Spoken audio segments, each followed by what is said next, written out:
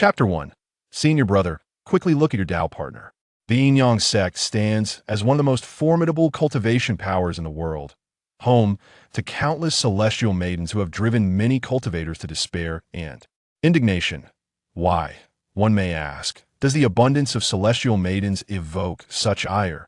The answer lies in the sect's cultivation philosophy. Harmony between yin and yang, mutual support, and collective advancement towards breakthroughs. They hold the belief that solitary yin cannot endure, nor can solitary yang flourish, thus encouraging disciples to seek out Tao partners for joint cultivation. While the practice of cultivating alongside a Tao partner is indeed a path among myriad avenues, it is not without its complications. It is rare to hear of a celestial maiden within the sect who remains devoted to a single Tao partner throughout her lifetime. This too is a pursuit along the cultivation path, a quest for authenticity and alignment with one's true self. When a Tao partner is unable to advance in tandem, or when a more appealing cultivator presents themselves, it is not uncommon for both parties to part ways and seek new companions. That it is often said that within the Yin-Yang sect, celestial maidens change partners with greater frequency than one changes attire. One cannot help but lament the fate of these ethereal beings, so often seen as untouchable and sacred, only to find themselves in such transient unions within the sect. Recently, the renowned Lin Qingyao, praised as the most beautiful maiden of the spirit transformation phase in Qingzhou, joined the Yin-Yang sect. The outcry was immediate, with countless cultivators' hearts shattered. She is a formidable being, capable of devastating cities with a mere thought. Yet now she finds herself within the sect. The thought is too painful to entertain. Utter nonsense. It is all nothing but sheer folly. Li Chuan exclaimed in frustration within the sect. He had been misled by rumors and had sacrificed all his treasures and elixirs to join the sect for one last attempt. Yet, nearly a year had passed, and he had yet to find a single Tao partner. Yet he had approached numerous senior and junior sisters, but their responses were heart-wrenching. Junior brother, it's not that I'm belittling you, but one must possess self-awareness to ask someone at the third layer of Qi refinement. How can you even think of seeking a dual cultivation with me? A sister of the fourth layer? Senior brother, while I am merely at the first layer, I am only 22 years old. You are 49 and still at the third layer. And look at you, so emaciated and withered. If you didn't say you were 49, I would have thought you were 79. Senior brother, it might be best if you refrain from appearing before the junior sisters. Every time they see your appearance, it unsettles their hearts. If you were to embrace a junior sister for dual cultivation, how could she possibly focus on her practice? Li Chuan had even contemplated seeking a partner among the junior sisters who had not yet entered the Qi refinement phase. Senior brother, it is not that junior sister is unwilling. The managing senior sister has already stated that your health is severely compromised, and your time is limited. If junior sister were to entrust her first time to you, it would be a mere waste. The managing senior sister also warned that if you continue to disturb us, she would have you apprehended. It would be wise for you to leave quickly. Even though celestial beings change partners more frequently than they do garments, it seems he is not to be among them, a thought that pierces his heart deeply.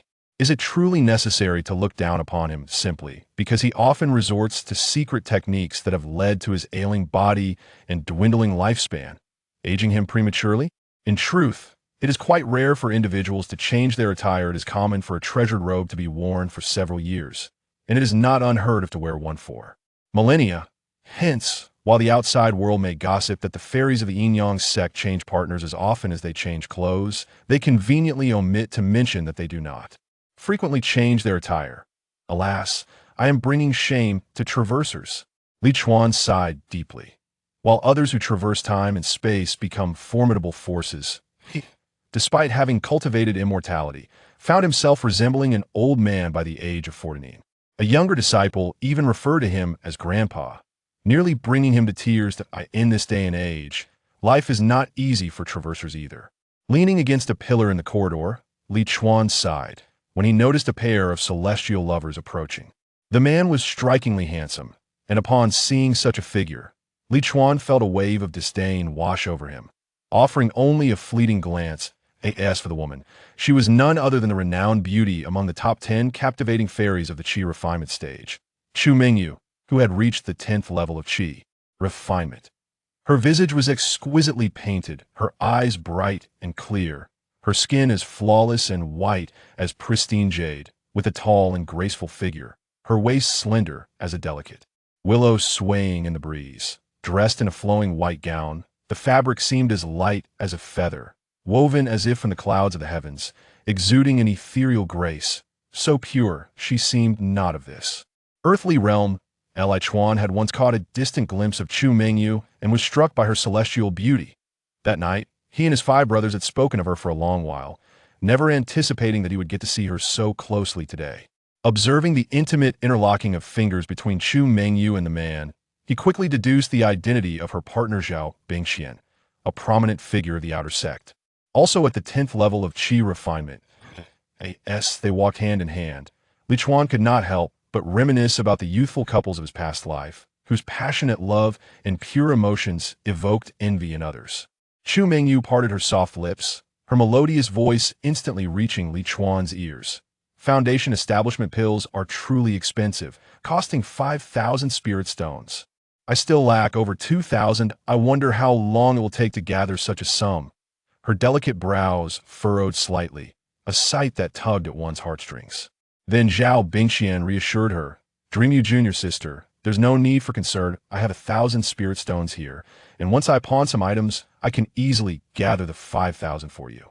But Chu Mingyu shook her head with a smile. Senior brother must know that the sect prohibits receiving favors, as it may lead to emotional entanglements that harm one's path. Such actions are expressly forbidden. If discovered, the consequences could range from reduced benefits to expulsion from the sect. Do you wish to bring harm upon me, senior brother? Zhao Bingxian hastily clarified. Junior sister, how can you say such a thing? How could an elder brother like me ever harm you? If necessary, I would gladly lend you my assistance. A gentle breeze caressed, lifting the 3,000 strands of Chu Mingyu's hair, enhancing her ethereal demeanor. She softly replied, to borrow, that too is a form of grace. The slight upward curve of her lips stirred something deep within, causing Li Chuan's heart to race in response. Humph! Lacking in decorum, Zhao Bingxian scoffed as he and Chu Mingyu approached Li Chuan, noticing his unwavering gaze upon Chu Mingyu. Unable to suppress his displeasure, he chastised, not only do you fail to pay respect to your seniors, but you also gaze at junior sister with such lascivious intent. How did someone like you manage to infiltrate our Yin-Yang sect? Within the Yin-Yang sect, status is determined not by the order of entrance, but by strength.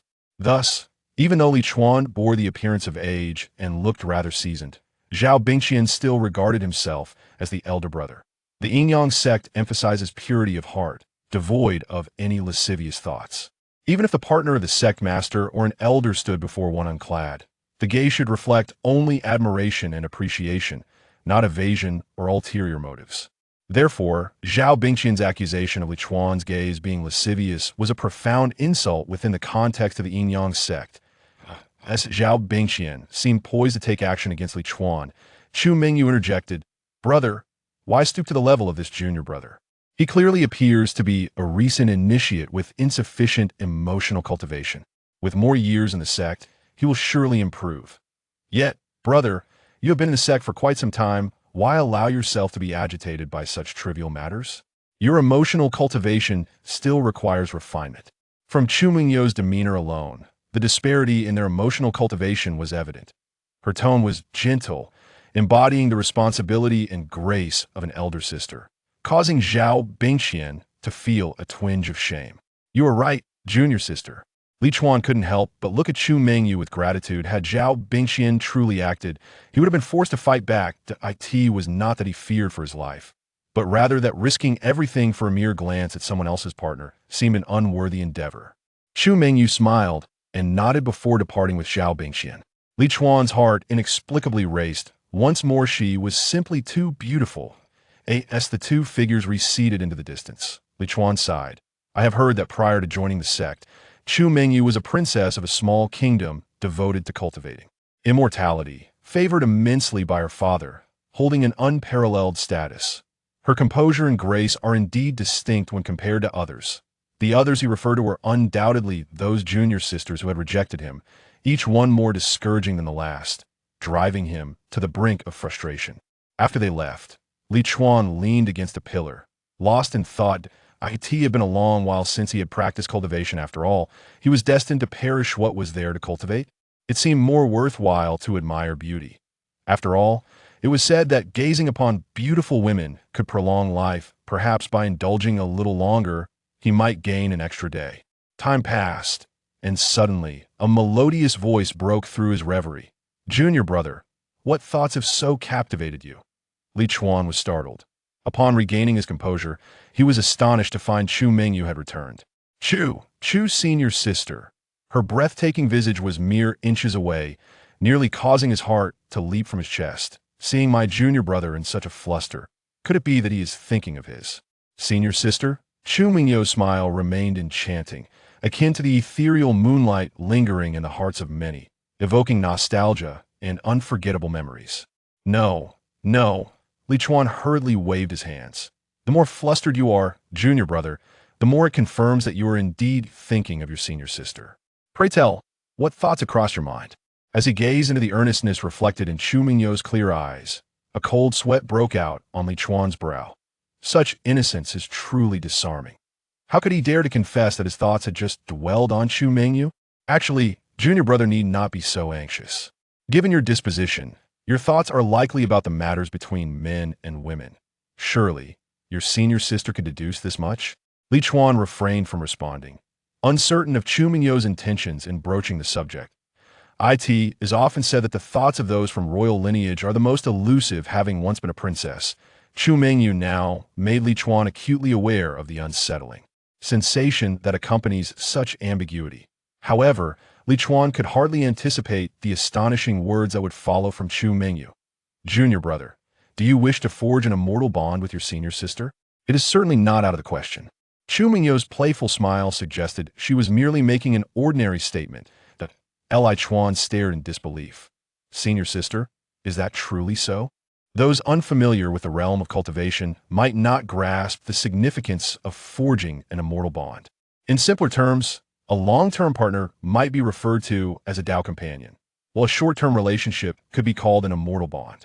Chapter 2. The senior sister truly lowers herself, of course. It is true. Do you think I, your senior sister, would jest about such matters? Chu Mingyu's cheeks flushed slightly, as if she were conversing with a lover. Yet, despite her demeanor, there was no trace of shyness or awkwardness. Observing her composure, Li Chuan remained perplexed. It was akin to an experience from his previous life, walking down the street when a popular star suddenly approached him and said, "Would you like to date me?" Good heavens, even if it meant selling everything he owned, he would leap at the chance. After regaining his composure, Li Chuan inquired, "Senior sister, what is it that you desire?" Had he possessed exceptional looks or talents, he would undoubtedly not have posed such a question. Yet, lacking those attributes, he pondered what Chu Mingyu could possibly seek. Surely, she was not merely there to perform good deeds and assist her single junior brother, was she? Or perhaps, she harbored an unusual inclination? Chu Mingyu did not immediately respond, but instead asked Li Chuan, "Junior brother, upon entering the sect, do you know how many spirit stones you contributed?" Li Chuan replied, "Magical artifacts, manuals, elixirs, spirit herbs, and spirit stones, all totaled to 53,200 spirit stones." Chu Mingyu's eyes sparkled with amazement. Over 50,000 spirit stones. You are indeed remarkable, junior brother. Anyone who joined the Yin Yang sect midway was required to contribute all their possessions, including the clothes they wore at the time. However, this was merely the most basic requirement and did not guarantee admission. If the contribution fell short of the standard, one would still lack eligibility. Furthermore, one's aptitude was also scrutinized. If the aptitude was too poor, even sufficient contributions would be of no avail. At his age, with only the third level of qi refinement, it was evident that Li Chuan's aptitude was lacking. Even his appearance did not conform to the sect's standards.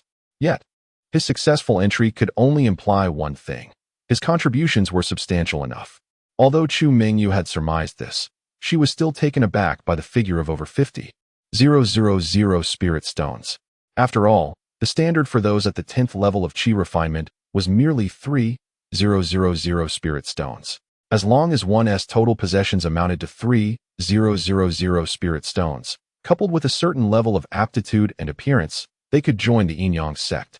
Of course, Li Chuan was not the only exception. For instance, Su Yaoyue, who was hailed as the #1 fairy of the qi refinement stage. had been pursued to the brink of desperation and possessed only a little over 1,000 spirit stones at the time. Yet she was admitted to the sect due to her stunning beauty. Li Chuan chuckled wryly. Having many spirit stones is of little use. They no longer belong to me. Yet, over the years, I have become quite a shadow of myself for their sake, a true loss. It was only now that he understood the adage from his past life. No amount of wealth compares to having a healthy body. He had worked himself to the bone, acquiring treasures and riches far exceeding those of his peers, yet in the end, he could not even trade them for a mere advancement in realm. Thus, his desperate struggles appeared to him as a farce. Chu Mingyu, however, praised him. Though your aptitude may be lacking, you have only reached the third level of qi refinement. Considering your age, you have amassed such wealth in just a few decades. That is indeed quite extraordinary. Li Chuan's face twitched slightly, and he weakly protested, "Senior sister. In truth, I am merely 49 years old. The reason for my apparent aging is solely due to the numerous perils I have encountered, each time forcing myself to exert power beyond my limits, resulting in this state." Chu Mingyu's clear eyes sparkled even brighter. "Then you must be even more remarkable, accumulating so much in just 20 or 30 years. She suddenly stepped closer, positioning herself beside Li Chuan, her exquisite beauty unexpectedly leaning toward his ear, her warm breath causing a stir in his heart. Li Chuan felt a soft hand grasp his, and then a slender finger slipped through his partially closed palm. An alluring voice whispered in his ear, "Junior brother, forging a bond with senior sister is quite simple. It merely requires 1,000 spirit stones for a day of companionship. You have come to the Yin Yang sect, presumably to advance, yet without guidance, your path is bound to be arduous. As a cultivator at the 10th level of qi refinement, I can easily provide you with the necessary instruction. Should you have any uncertainties, you may inquire of me." Li Chuan was taken aback. He had not anticipated such a straightforward request from Chu Mingyu, and it was merely spirit stones. Moreover, it included the added benefit of mentorship. This was the self-sufficiency of a celestial being. Just moments ago, he had racked his brain, fearing she would ask him to undertake some perilous task. However, reflecting upon it now, he realized that apart from the monthly stipend from the sect, he possessed no savings. To amass 1,000 spirit stones in a short time would indeed be a formidable challenge. Yet, despite the difficulty, he was determined to find a way. Not for any other reason than that Chu Mingyu was one of the 10 most stunning celestial maidens in the qi refinement stage. He could not resist, simply could not. "But senior sister, 1,000 spirit stones is rather excessive," Li Chuan suddenly remarked. Chu Mingyu's beautiful eyes widened in disbelief as she gazed at Li Chuan. "You actually hesitate." She could hardly believe that he was attempting to negotiate. However, regarding the frequency of instruction, Li Chuan was unambiguous, stating, "Senior sister, I am but a dullard. A single day's guidance may not suffice for enlightenment. Thus I naturally hope for a few more days of your instruction." With a mix of annoyance and amusement, Chu Mingyu regarded Li Chuan. "Then what do you propose?" Her smile remained pure and beautiful. Li Chuan replied, 1,000 spirit stones for 4 days. Instantly, Chu Mingyu's expression darkened. Though a few extra days were inconsequential, Li Chuan's offered price significantly diminished her worth. Fearing she might storm off in embarrassment and anger, he hastily added, "Senior sister must understand that for a cultivator at the 3rd level of qi refinement, accumulating 1,000 spirit stones would take several years. Those of lower realms cannot produce such an amount, while those of higher realms must prepare for foundation establishment. Surely, senior sister cannot wait several years. I will find a way to gather 1,000 spirit stones within 6 months to seek your guidance." After listening to Li Chuan's words, Chu Mingyu hesitated only briefly before stating, 1,000 spirit stones for 2 days. That is my bottom line. Li Chuan smiled. "The deal. As soon as I gather 500 spirit stones, I will come to you, ensuring you can utilize the spirit stones promptly." As Chu Mingyu's breath caught in her throat, she felt as though she had been outmaneuvered by Li Chuan. Her eyes widened slightly as she inquired, "Why not divide it into 100 spirit stones and seek me once?" Strangely enough, this was indeed Li Chuan's intention. However, he feared that voicing it might provoke Chu Mingyu's ire. Thus, he resolved to approach her directly once he had accumulated the requisite 100 spirit stones. "I shall await your visit, but remember, do not speak of this to anyone," Chu Mingyu remarked as she prepared to depart. Yet, she was halted by Li Chuan's call. "Wait, senior sister." What is it now? Chu Mingyu responded, crossing her arms and wearing an expression that suggested she anticipated another trick. Li Chuan articulated, what you just shared with me, senior sister, still lingers in my mind like a dream. I fear you may be jesting with me, merely seeking to amuse yourself. Oh, and what would you like then? You cannot possibly wish for me to demonstrate something with you at this moment? Chu Mingyu replied, her gaze a blend of amusement and intrigue. Li Chuan's eyelids fluttered, nearly betraying his thoughts as he considered the possibility. He stated, all I require is a mere kiss from you, senior sister, and then I shall be assured that you are not toying with my feelings. Chu Mingyu did not refuse. Rather, she raised her delicate hand, playfully gesturing to her fair face. Would you prefer to kiss here or here?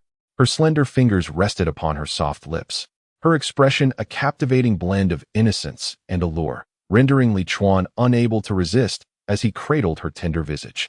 Of course, it is the lips. Li Chuan leaned in closer. Chapter 3. The arrival of the golden finger. Upon witnessing that Chu Mingyu neither recoiled nor resisted, but instead embraced the moment, Li Chuan felt a profound sense of assurance. This was no mere dream. He had truly kissed one of the 10 celestial maidens of the Qi refinement stage, Chu Mingyu. The simplicity of the encounter was astonishing, especially considering that she had approached him willingly. Time seemed to stretch indefinitely until Chu Mingyu gently pushed him away. After a considerable duration, had his junior brother truly expected to continue kissing until the end of time? Her expression was one of playful reproach. Gazing at the enchanting visage of Chu Mingyu, flushed with a rosy hue, Li Chuan found himself swallowing hard. He yearned for another kiss. Senior sister, he said, reaching into his robe to retrieve a small porcelain vial, his eyes gleaming with anticipation. This vial contains the remaining elixirs provided by the sect over the past 6 months, worth approximately 10 spirit stones. Calculating the value, it could allow us to forge a connection for about an incense stick's worth of time. Senior sister Li Chuan fell silent as he noticed the frost settling upon Chu Mingyu's countenance. Junior brother, have you come solely to undermine my resolve? She nearly spat the words through clenched teeth. After mustering the courage to take the initiative, she found herself perilously close to retreating into her old, introverted self. It was one thing to see her daily worth reduced from 1,000 spirit stones to 500. Now he sought to break that down into 50 segments, rendering her value a mere 10 spirit stones per incense stick. This audacious act diminished her worth from 500 spirit stones a day to a mere 10. And though the calculations might seem justifiable, the implications were disheartening. Come now, senior sister, let us speak of trade without anger. You see, your cultivation of temperament has room for improvement, Li Chuan remarked, sensing the once gentle demeanor of his radiant moonlight transforming into that of a furious dragoness. He promptly returned the porcelain vial, recognizing the shift in their dynamic since their kiss. The roles had reversed. Previously, he had feared her retracting her affections, but now, the fact that she had granted him a generous share of intimate time indicated her valuation of their exchange. Taking a deep breath, Chu Mingyu's expression softened once more, and her voice took on a gentler tone. Junior brother, you are right. It is my fault, and I apologize. Clearly, I have yet to attain the equanimity of being unaffected by external circumstances. Li Chuan was taken aback by her sincere apology, impressed by her attentive demeanor. He quickly rose to assist her, grasping her hand. There is no need for such formality, senior sister. I am not one to harbor grudges. His words, however, seemed to imply that she bore the brunt of the earlier misunderstanding. Chu Mingyu smiled, her lips curving in amusement. You truly differ from the other brothers. Being with you is quite the test. I fear my resolve may falter due to your influence, jeopardizing my foundational progress. Upon hearing her words, Li Chuan finally understood the motivation behind Chu Mingyu's attentive nature. It was a concession made in the interest of her foundational cultivation. Achieving the foundational stage was not merely a matter of reaching the perfection of the Qi refinement 10th layer and consuming a foundational elixir. It emphasizes the unity of spirit, energy, and essence. Thus, both the physical state and inner entanglements have significant influence. Since ancient times, it has been passed down that one should refrain from conflict and argument before establishing a foundation. Chu Mingyu is typically the type to avoid clashes with others, and even more so before her foundation is set, lest resentment arises within her heart. Although her foundation may be established in 6 months or a year, and even if she were to lose her temper now, it may not necessarily affect her later. However, it is better to be cautious than to regret. She lowered her head and gazed at Li Chuan, who was holding her hand, and could not help but smile sweetly, saying, "Junior brother, know when to stop." Her disposition is indeed remarkably steady. Suddenly, Li Chuan pulled her into an embrace, exclaiming, "I wish to borrow a bit more time from my senior sister." As he spoke, he leaned in to kiss her, intending to indulge in the pleasure of the moment. Yet, with a playful laugh, Chu Mingyu swiftly escaped his grasp, retreating as she flew backwards, teasingly saying, "Junior brother, I never realized you could be so cunning at your age. No wonder you've amassed such wealth at the third level of chi refinement. Aware that I am holding back my anger, you take full advantage of me. Let's meet again next time." Li Chuan feigned indignation. "Senior sister, I am but 49. To which she retorted, "In my eyes, there is no distinction." Indeed, they are all service, Li Chuan thought, subtly disparaging. Watching the enchanting figure of Chu Mingyu recede into the distance, he found himself in a reverie. Unable to suppress his admiration, this Yin-Yang sect is truly a paradise for men. One can glean the entirety from a single glimpse. If even a beauty of Chu Mingyu's caliber is so forthcoming, are not other fairies similarly inclined? After all, there is a saying in the sect's principles, "Do not confine yourself within a decaying vessel." At the time, Li Chuan paid little heed to it, as such phrases are ubiquitous. However, Chu Mingyu's recent behavior resonated profoundly with this sentiment. In discussions of forming connections, she exhibited no shame. Indeed, her countenance bore no trace of embarrassment. To her, it seemed an utterly normal affair. She genuinely regards her body as merely a vessel. Her sole concern lies in the possibility that her partner, Zhao Bingxian, might react adversely upon discovering this, potentially harming Li Chuan. Previously, Li Chuan had been perplexed as to why the Yin-Yang sect did not leave him with weapons or spatial bags upon his entry, but rather confiscated everything. Now, he begins to comprehend. Imagine if a fairy were to enter, stripped of all her possessions. How might she swiftly acquire resources for cultivation? Although the Yin-Yang sect distributes cultivation resources monthly, those resources merely suffice to maintain the normal flow of spiritual energy within the body, hardly enough to support genuine cultivation. Such a prestigious sect does not even dispense foundational elixirs, nor does it permit disciples to accept favors from others. Is this not an encouragement for everyone to earn spirit stones? As for the means to earn them, that remains an intriguing matter to explore. However, speaking of which, given the exorbitant price, those fortunate enough to possess spiritual stones are exceedingly rare. After all, everyone's cultivation resources are limited, and most individuals have their own partners. Thus, this service is ultimately reserved for a select few. How might one accumulate spiritual stones? Li Chuan pondered. Since joining the sect, he had devoted his days solely to the pursuit of finding a partner, neglecting his sect duties, and as a result, he currently lacked even a weapon. This world is replete with immortal estates and ruins. He was aware of at least a dozen, yet these places had always seemed perilous to him. Now, without any magical garments or treasures, venturing forth would be tantamount to courting death. Originally, he possessed a life-bound treasure, yet it was an obscure black book that he could not utilize. This was his own fault, back when he was merely at the first level of chi refinement. He stumbled upon this small black book, impervious to water and fire, indestructible by blade or sword.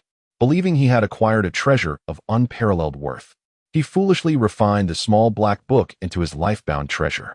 He thought that even if the book lacked any extraordinary capabilities, its indestructibility alone would shield him from countless lethal attacks.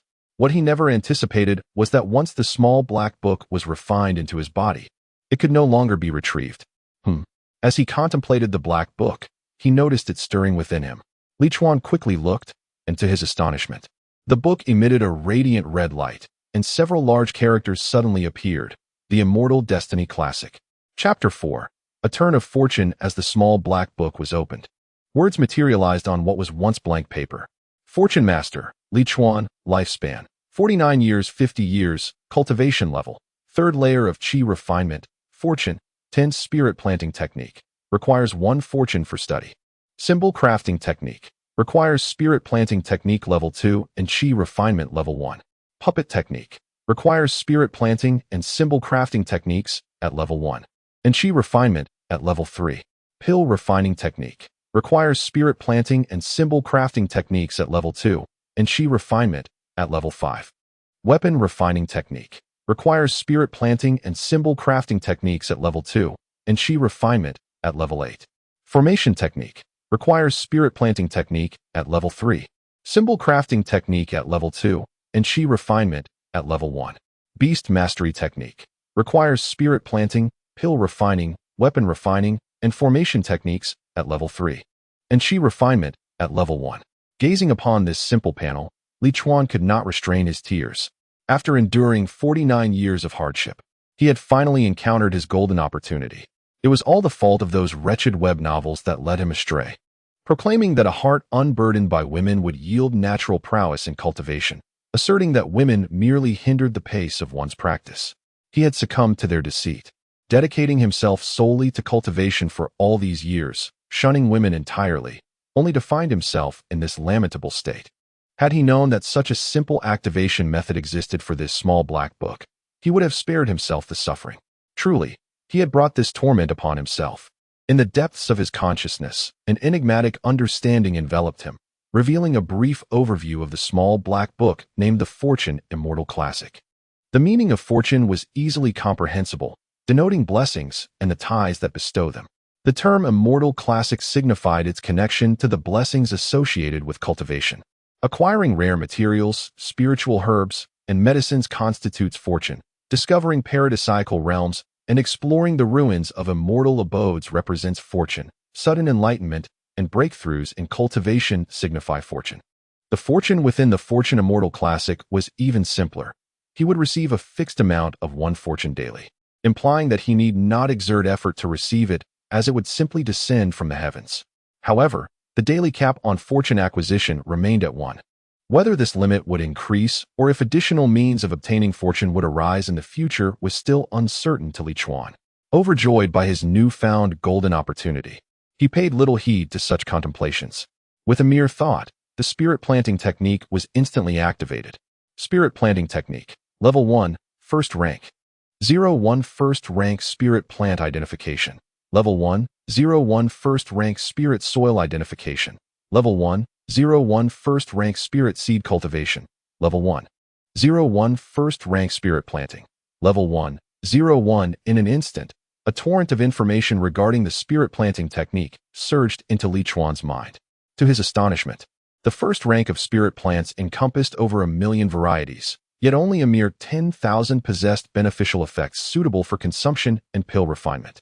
Furthermore, more than 100,000 of these first-rank spirit plants contained toxins detrimental to living beings, while the remaining plants either offered no benefits or conflicted with others, rendering them unsuitable for consumption or alchemical purposes.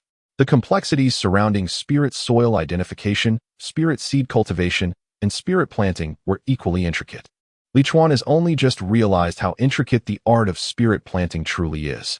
No wonder he often hears tales of cultivators whose spirit fields yield nothing, their spirit flowers and herbs withering away. In the past, whenever he encountered such news, he would mock those cultivators for their incompetence in cultivating mere plants, deeming them utterly useless in their pursuit of immortality. Indeed, it appears that those outside the field can only appreciate the spectacle. However, he has now become well-versed in the subject. The sole drawback of spirit planting lies in the lengthy time investment. Yet as long as the spirit plants thrive, they can be quite lucrative. In comparison to planting, Li Chuan finds himself more inclined towards the identification of spirit plants. As one of the most formidable sects of the present day, the Yin-Yang sect boasts numerous small worlds teeming with spirit flora. Even though he currently resides in the branch sect of the Yin-Yang sect at Mount Min in Qingzhou, the sect possesses a considerable number of such locales. If he were to venture in and seek out some uncommon first-tier spirit plants, he should be able to accrue fortune points. Moreover, selling the spirit plants would enable him to swiftly pursue a fateful encounter with Chu Mingyu. Prompted by his thoughts, Li Chuan focused his mind, and his spirit plant identification instantly upgraded to level 702. It cost him a total of 8 fortune points, leaving him with 1 remaining. The initial 5 levels required only 1 fortune point each for advancement, a modest expenditure indeed. With an initial grant of 10 points, it was quite a generous benefit. The transformation in Li Chuan's spirit and demeanor was profound. His face now bore no trace of despair, exuding a fervent determination. He mounted his small black book and swiftly made his way to the sect's task hall. Navigating through the skies on his innate magical treasure was quite taxing on his spiritual energy, but lacking a flying sword left him with little recourse.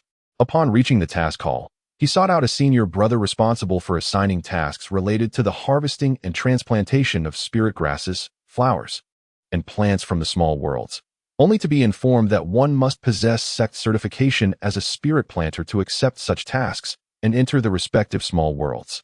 After all, the small worlds harbor many rare spirit plants that ordinary disciples might not recognize, risking their wastage. Li Chuan understood this rationale, yet found it somewhat difficult to accept, as the certification assessment required a month of advance application, a wait he was reluctant to endure. Fortunately, kindness still flourished in this world. Junior brother, if you wish to venture into the small worlds to seek spirit plants for spirit stones and sect contributions, there are ways, said a young man, his eyes brightening with anticipation as he looked at the speaker. I humbly request your guidance, senior brother. The young man, named Zhou Hanha, was at the 6th level of qi refinement. Though he did not possess the striking looks of Zhao Bingqian, he was certainly above average, far surpassing Li Chuan. He regarded Li Chuan with a friendly smile, yet did not immediately respond. Li Chuan quickly grasped the implication, and while silently cursing, skillfully reached into his robe to produce a small porcelain vial, offering it with a courteous gesture. A small token of my esteem, senior brother. Zhou Han's eyes lit up as he accepted the vial, believing he had encountered an unsuspecting novice. However, upon opening the vial and discovering a single lower-tier cultivating elixir within, the smile on his face evaporated, and he coolly remarked, a first-tier inferior cultivating elixir. I have no need for this. It was not that he had no use for it, but rather that it was worth at most a single spirit stone. Typically, a porcelain vial can contain between 10 to 20 medicinal pills. He thought that receiving 7 or 8 would suffice, but ultimately, Li Chuan only provided him with 1. This significantly heightened his expectations, and it would be remarkable if he could convey that to Li Chuan. Casually, he returned the porcelain vial. However, Li Chuan did not accept it, instead offering him another vial, which he pushed back towards him. Casting a glance at Li Chuan, Zhou Hanhai opened the vial. It contained a low-grade first-tier fatigue-relieving pill, which he, as a senior brother, had no need for. This time, he spoke more slowly, his refusal less resolute. Although there was only 1 pill in the vial, the fatigue-relieving pill was considerably more valuable than the vitality-enhancing pill, fetching 2 to 3 spirit stones. Senior brother, as a junior disciple new to the sect, all my belongings are provided by the sect. I kindly ask for your assistance, Li Chuan stated, extending another porcelain vial. It contained a low-grade first-tier heart-nurturing pill. Very well, senior brother shall assist you this once. Zhou Hanhai accepted all 3 vials, then turned to retrieve a wooden token from a compartment behind him, handing it to Li Chuan. Many fellow disciples are currently cultivating and planting in the first minor world. They are recruiting temporary workers. With this task token, you may enter as a responding worker. Li Chuan furrowed his brow. What could he possibly earn from menial labor? Furthermore, he specifically sought a task involving harvesting and transplantation. Yet, Zhou Hanhai continued, the first minor world was the first discovered by our branch, and much of it remains uninhabited.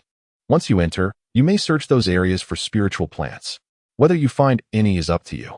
Li Chuan suddenly understood. It had been a misunderstanding on his part. It was no wonder that one could solicit spirit stones. Indeed, there were avenues to it. Thank you, senior brother. He happily accepted the wooden token, registered, and left in high spirits. After he departed, a young man approached Zhou Hanhai from a short distance. TSK, Zhou junior brother. You charged that junior disciple 5 spirit stones worth of items, and still sent him to the first minor world. The first minor world has existed for hundreds of years, and has been thoroughly explored by the sect's senior brothers and uncles. What spiritual plants could possibly remain? You're truly leading him astray. He should have been sent to the 43rd minor world instead. Zhou Hanhai dismissed this notion. Brother Zhao, you might be mistaken. The items he provided are hardly worth 5 spirit stones, at most 4.5. As for the 43rd minor world, it has only recently been opened, and we do not yet know how many rare spiritual plants it contains. It would be unwise to send him there. You've seen for yourself. He is clad in ordinary cloth, lacking even a single piece of treasured clothing, clearly a novice. Even if he possesses some knowledge of identifying spiritual plants, What he knows pales in comparison to what our yin-yang sect holds. An uncertified spiritual plant master entering would only risk destroying those rarities. Zhou Hanhai spoke with an air of strict adherence to sect rules, but Zhao Mingxian found it amusing. He had witnessed Zhou Hanhai allow others into the 43rd minor world, where they had only offered slightly more than Li Chuan.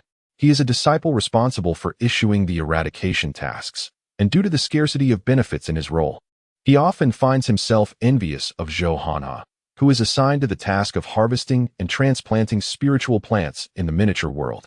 Chapter 5. Senior Sister. Is it not rather brazen of you to act in such an overt manner?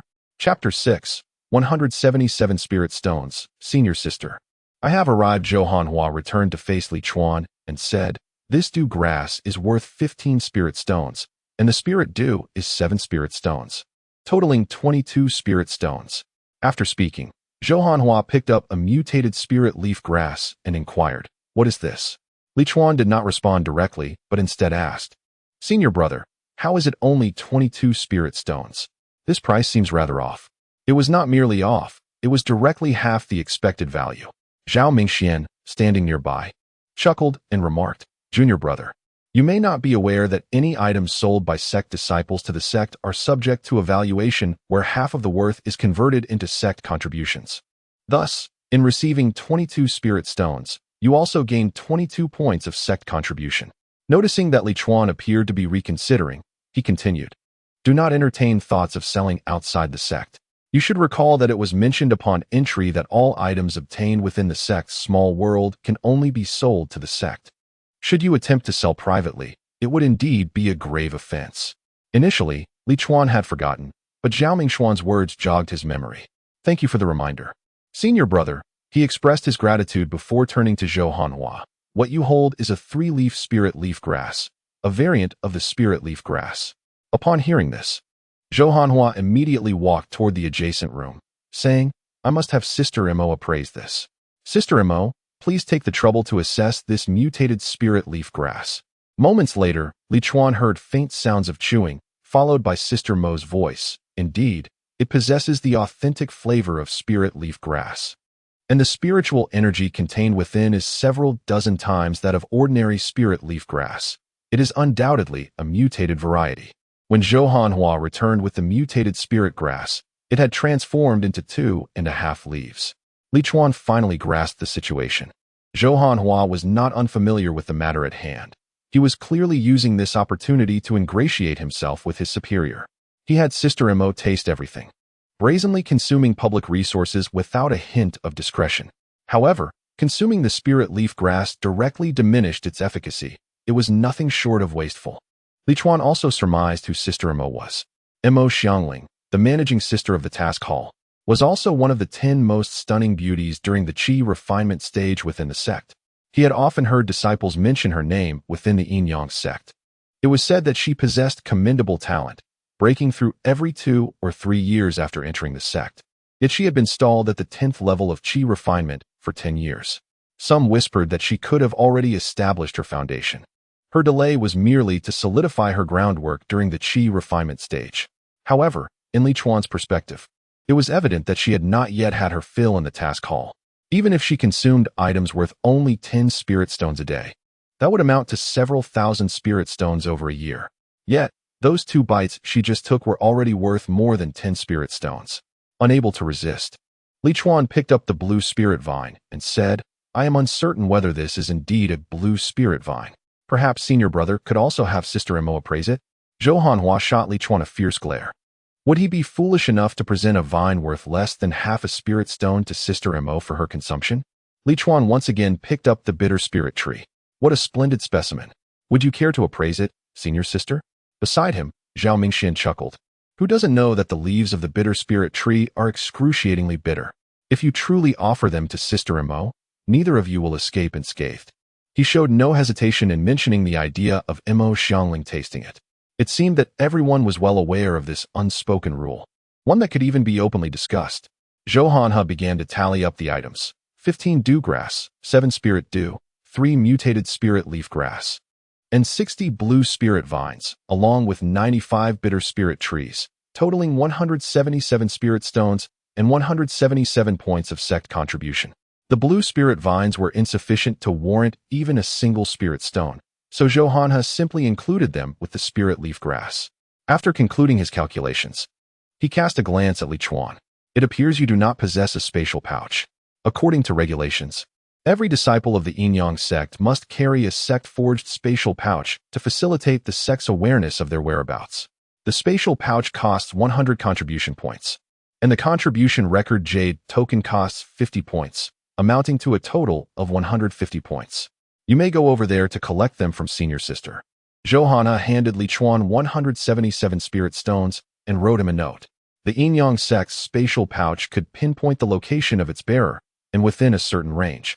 If the pouch's owner were to perish or if the restrictions were breached, it would automatically return to the Yin-Yang sect. Li Chuan was aware of this. Thank you, Senior Brother. I am yet to learn your names. Zhou Hanhe, came the simple reply from Zhou Hanhe, while Zhao Mingxian was considerably more affable. I am Zhao Mingxian. You may address me as Senior Brother Zhao. I primarily oversee hunting missions, so if you wish to stretch your limbs and gain practical experience, feel free to seek me out. He refrained from mentioning earning spirit stones, as hunting missions, while lucrative, did not compare to Li Chuan's recent haul. Little did he know, Li Chuan's combat experience was remarkably extensive, forged through life and death encounters during the Qi refinement period, a feat few could rival. Understood, Senior Brother Zhao. I shall certainly seek you out in the future. After bidding farewell to the two, Li Chuan proceeded to another area to exchange for the spatial pouch and contribution jade token.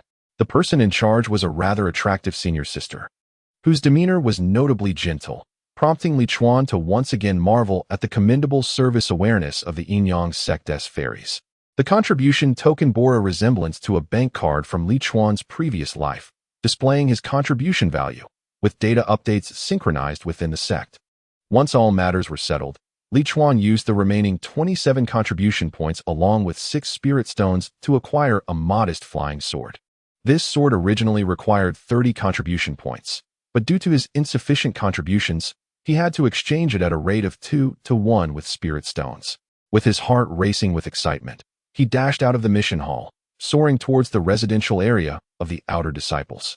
The thought of soon holding one of the top 10 breathtaking fairies of the Qi refinement period, Chu Mingyu, in his embrace sent waves of exhilaration through him, a fervor he could scarcely fathom after years of restraint. After some inquiries, Li Chuan finally arrived at the door of Chu Mingyu's room. He raised his hand and gently knocked on the door.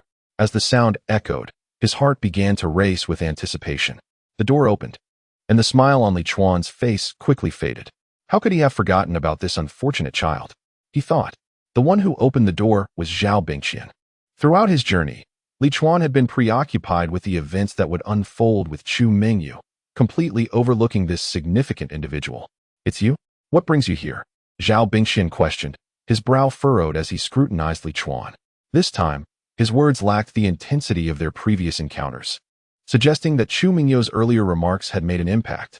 Senior Brother, I am looking for Senior Sister Chu, Li Chuan replied, yet a sudden thrill surged within him.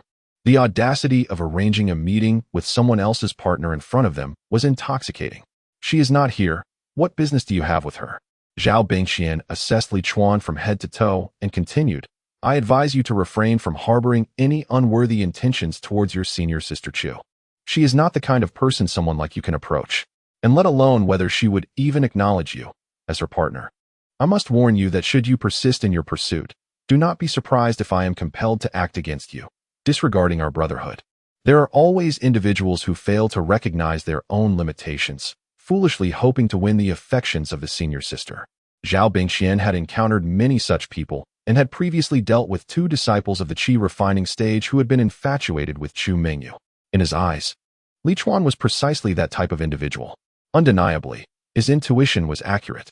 Chapter 7. Congratulations to Senior Sister on a daily increase of 50 spirit stones. Li Chuan remained unfazed by Zhao Bingxian's veiled threats. To him, Chu Mingyu was already a woman within arm's reach. The only barrier between them was their lack of an encounter. Once they met, their relationship would undoubtedly escalate to an intimate closeness. Senior Brother, you misunderstand. It is Sister Mo from the mission hall who is looking for Sister Chu. Li Chuan maintained a calm demeanor and even handed Zhao Bingxian 2 spirit stones. Upon receiving the spirit stones, Zhao Bingxian's expression softened, What does Sister Mo want with Sister Mingyu? Isn't Mingyu at the mission hall undertaking a hunting task? In terms of strength, Mo Xiangling and Chu Mingyu surpassed Zhao Bingqian, yet they had never competed against one another, and since he was the first to reach the 10th level of Qi refinement, he still referred to the two as junior sisters. Thank you for the information, senior brother. As for the specifics, I am not privy to them. Farewell. Having obtained the answer he sought, Li Chuan did not linger and turned to leave. Little did Zhao Bingqian realize that 2 spirit stones had inadvertently facilitated the departure of his own partner. Shortly thereafter, Li Chuan returned to the mission hall and sought out Zhao Mingqian. Surprised by his swift return, Zhao Mingqian exclaimed, "Li Chuan, are you here to accept a hunting task?" Without preamble, Li Chuan stated, "Senior brother Zhao, I have a familiar senior sister who seems to have come here for a hunting task, and I would like to inquire about it." Before he could finish, Zhao Mingqian interrupted with a smile. "You wish for me to investigate what task your senior sister has accepted, am I correct? I regret to inform you, junior brother, that we generally do not disclose the tasks undertaken by our disciples, as it pertains to their safety. Even if their partners inquire, we cannot divulge such information. Generally." Li Chuan was quick to grasp the crux of the matter. Sighing, he presented 2 spirit stones. "I kindly ask for your assistance. It is urgent that I find that senior sister." Zhao Mingqian accepted the spirit stones with ease, chuckling, "It appears you are quite anxious, which must indicate the importance of the matter. I shall make an exception to assist you, but do keep this to yourself. What is the name of the senior sister you seek?" "Chu Mingyu," Li Chuan replied. Zhao Mingqian, already holding a translucent jade tablet ready to record information, abruptly halted at the mention of her name. He regarded Li Chuan with a look of concern. "Junior brother, so you are looking for Sister Chu Mingyu. She is one of the 10 most enchanting fairies of our sect during the Qi refinement stage. Countless individuals wish to know her whereabouts daily. If every disciple were to come here seeking her, it would create quite the predicament." "What predicament? Wouldn't that be quite profitable for you?" Li Chuan silently scoffed, presenting 3 more spirit stones. Zhao Mingqian cheerfully accepted them and remarked, "There are reports of malevolent cultivators in Liyue town, using infants to forge sinister artifacts. The cultivator stationed in Liyue town from the first layer of Qi refinement has already been slain, and this exorcism task was accepted by our sect just an hour ago. Thank you, senior brother."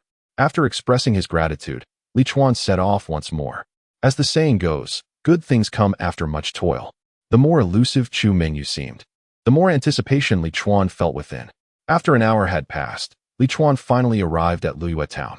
Although not large, the town boasted a population of over 20,000, making the search for a single individual quite challenging. Fortunately, upon his arrival, he noticed an area shrouded in dark mist to the west of the town, emanating a sinister aura accompanied by flashes of cold light. If he was not mistaken, Chu Mingyu had already engaged in combat with that malevolent cultivator. Li Chuan refrained from intervening immediately and instead sought refuge atop a rooftop to await developments. Without any sect insignia and possessing a somewhat dubious appearance, the townsfolk regarded him with wary glances, seemingly apprehensive that he might be an accomplice of the dark practitioner. However, aside from their fearful expressions, none dared to approach him. After a while, a chilling scream echoed from the depths of the mist, after which the darkness began to dissipate, revealing Chu Mingyu in a flowing white gown, her beauty striking. She stood resolutely, a long sword in her hand, its bloody blade adding an air of ferocity to her presence. Fine beads of sweat adorned her fair complexion, even glistening on her petite nose. A gentle breeze lifted her skirt and hair, enhancing her ethereal charm. The malevolent cultivator has been dealt with, and the matter of spirit refinement will no longer pose a concern. You may all rest easy now," Chu Mingyu proclaimed as she sheathed her sword. The townsfolk, captivated by her beauty, were momentarily entranced until she turned to face them, prompting them to hurriedly bow in gratitude. "Thank you, noble fairy, for your intervention. We are most grateful." Many, even while prostrating themselves, could not restrain their gazes from lingering on her delicate feet and exquisite gown. "Ah, junior brother, what brings you here?" When a villager looked up at the sound, they were met with the sight of Chu Mingyu soaring towards Li Chuan, her expression one of astonishment. "Junior brother?" The townsfolk were bewildered. Had they not heard that all disciples of the Yin-Yang sect were renowned for their striking beauty? How could this seemingly lecherous old man be the junior of such a breathtaking fairy? Then, the townsfolk witnessed a scene that shattered their expectations. To their dismay, The old man, whom they found somewhat unsightly, lifted his sleeve and began to wipe the sweat from the fairy's face. "Junior brother, are you trying to tease me?" Chu Mingyu chided as she pushed Li Chuan away with irritation. Setting aside their relationship, one might question the propriety of such intimacy, especially given that no upstanding individual would use a coarse sleeve to wipe someone's sweat. Li Chuan chuckled. "Why would I come to vex my senior sister? I am here to bring you good news." Chu Mingyu inquired. "What good news?" "Congratulations, senior sister. Today, you have earned an additional 50 spirit stones," Li Chuan declared, retrieving 50 spirit stones from his bag and placing them in her hand. Chu Mingyu's lovely eyes widened in astonishment as she gazed at Li Chuan. "You earned 50 spirit stones in just half a day? How did you manage that?" She had just slain the malevolent cultivator, earning a mere reward of 20 spirit stones. However, fortune favored her this time, as the contents within the malevolent cultivator's spatial pouch, combined with the magical robe, could fetch around 100 spirit stones. Yet, this victory nearly cost her dearly, as she almost succumbed to the corrupting energy of evil. Should the dark energy take root within her, her foundational cultivation would be delayed by a year or two, presenting a considerable risk. Such fortuitous encounters were rare. There were times when it would take 3 to 5 months to accomplish a single task. Most often, the hunting missions they undertook involved slaying beasts, with rewards of only 10 spirit stones, and the remains of the beasts yielding no more than 30 or 40 spirit stones. Furthermore, these tasks rarely concluded within a day or two. Thus, for Li Chuan to procure 50 spirit stones in just a few hours left her in disbelief. However, soon after, Chu Mingyu sensed something amiss. "What do you mean by giving me 50 spirit stones? What do you mean by my additional income of 50 spirit stones today?" she inquired of Li Chuan. Chapter 8. Senior sister, I still have spirit stones. Surprised? Li Chuan feigned a melancholic expression and sighed. "Senior sister, you must have guessed that my time is limited. I do not know when I will transcend and depart. I do not wish my departure to hinder your foundational cultivation. So as soon as I earned some spirit stones, I came to find you. After all, the spirit stones in your hands rightfully belong to you. If I were to wait until I gathered 500 spirit stones before seeking you out, I fear an unforeseen mishap might occur. For instance, if I were to accumulate 490 spirit stones, I could pass away, and you would receive none of them. Wouldn't that be a shame?" Upon hearing this, Chu Mingyu nearly erupted in laughter, her feigned anger only enhancing her allure. However, Li Chuan's words did stir something within her.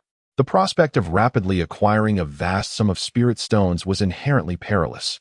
If, as Li Chuan suggested, an accident were to occur, she would indeed end up with nothing. Having the 50 spirit stones in her grasp made it difficult for her to part with them. Noticing her hesitation, Li Chuan seized the moment, saying, "Senior sister, let us find a place to discuss this further." As Li Chuan embraced Chu Mingyu and soared away on his sword, the townsfolk below erupted in a frenzy. Heavens! The fairy and the lecherous old man have departed. What lecherous old man? Can't you see that he can fly? He is also a celestial master. Beware, lest the celestial master hears and returns to take your head. Isn't it said that the celestial masters of the Yin-Yang sect are either handsome youths, refined middle-aged men, or elderly figures of ethereal grace?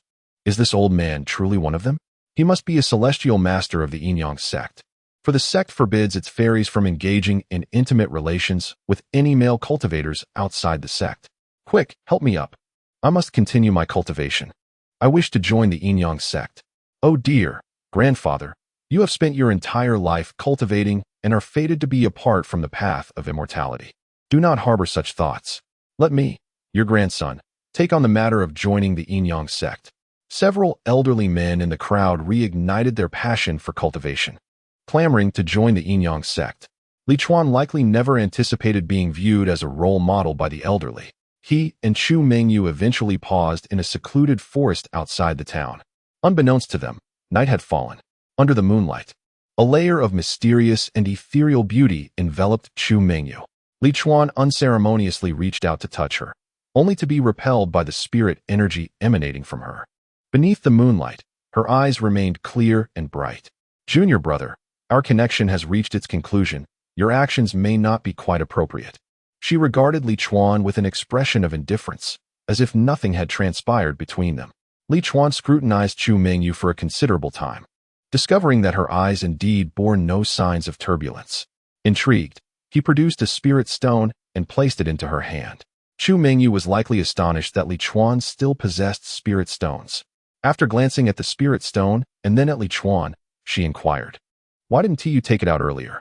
Li Chuan replied, "It is entirely my junior disciple's fault for having a poor memory." Humph.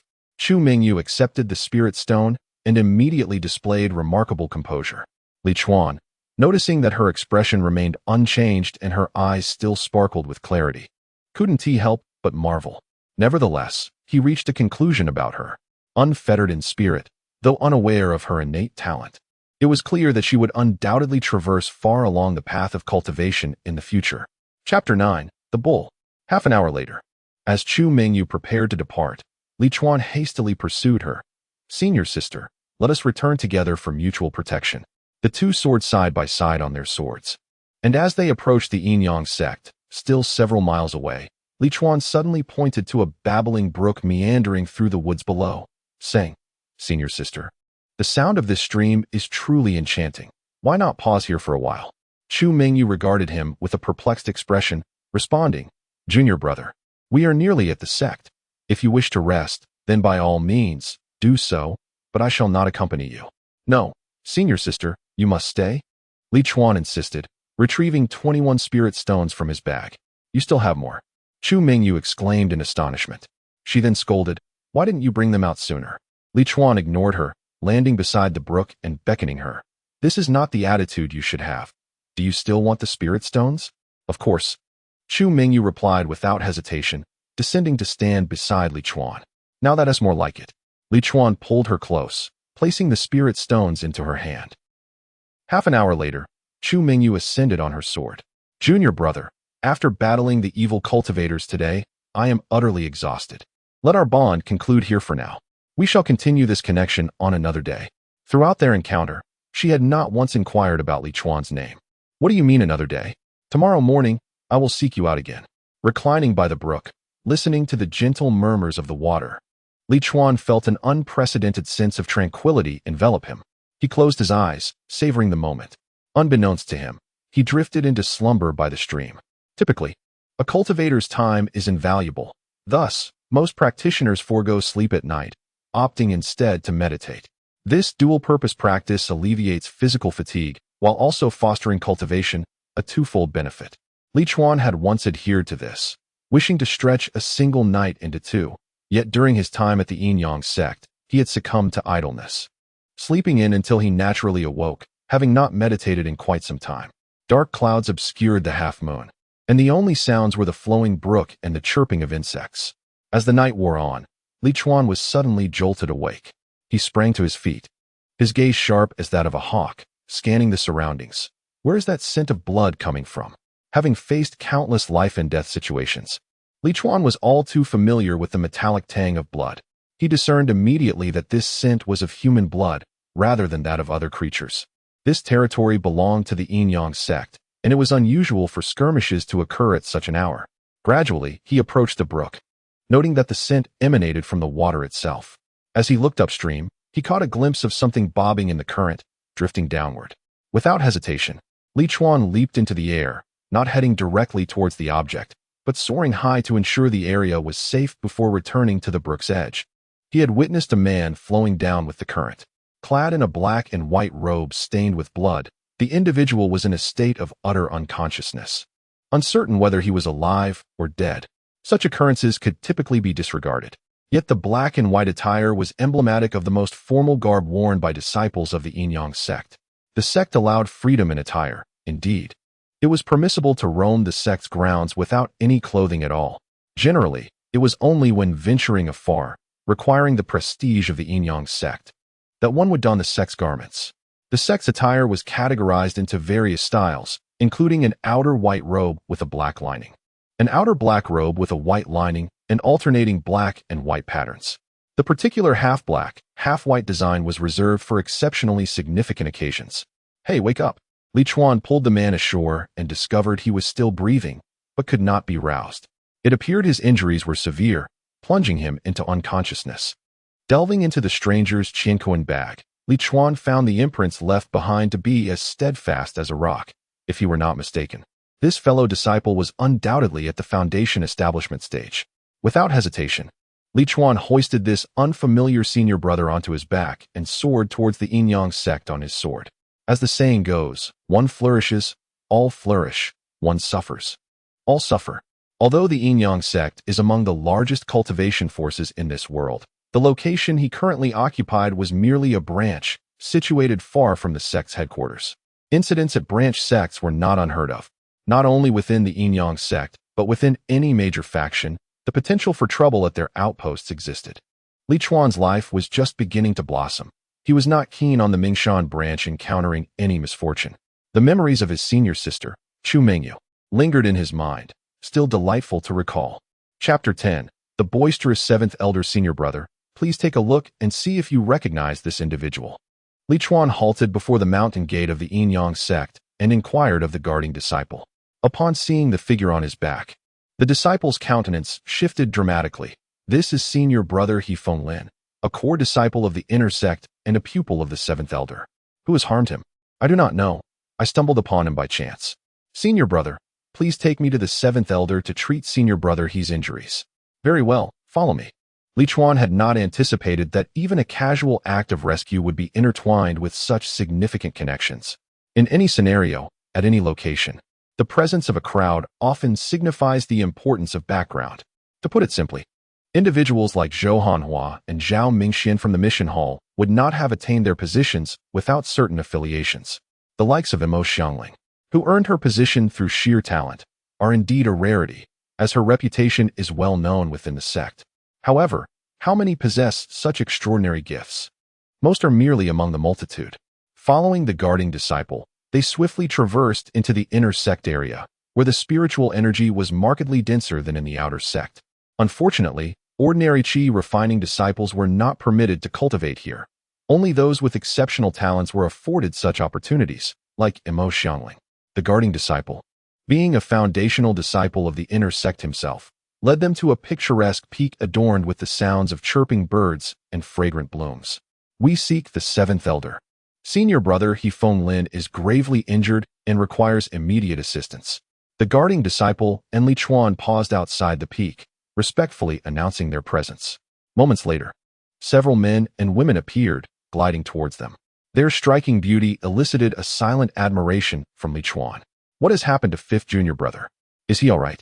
Their expressions were filled with concern, prompting the guarding disciple to usher Li Chuan into the peak. As they descended upon the summit with He Fenglin, Li Chuan seized the opportunity to discreetly observe his surroundings while the others attended to He Fenglin's injuries. It was his first visit to such a place.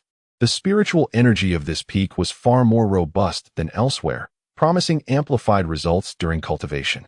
Moreover, the distinctions here extended beyond mere energy. The vibrant flora and foliage in the distance, all spirit plants, were worth tens of thousands, even with Li Chuan's limited knowledge of first-tier spirit plants.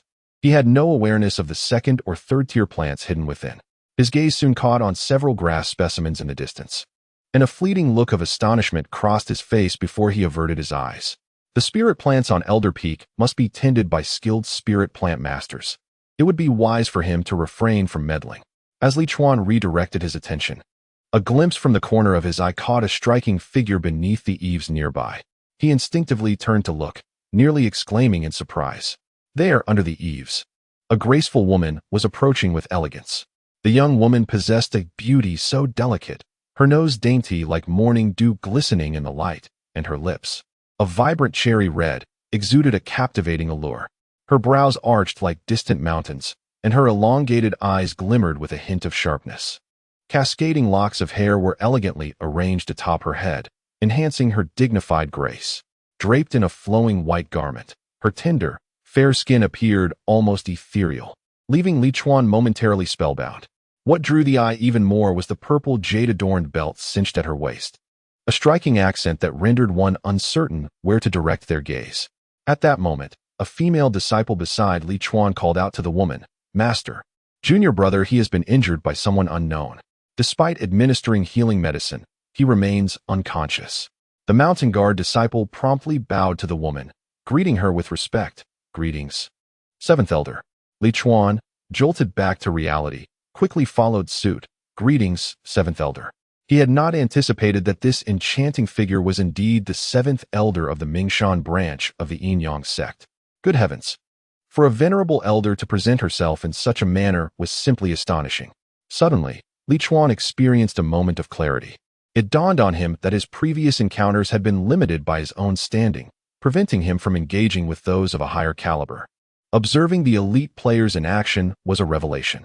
The female disciples at the Yin-Yang sect, though in the Qi refinement stage, had been slow in their cultivation for a reason.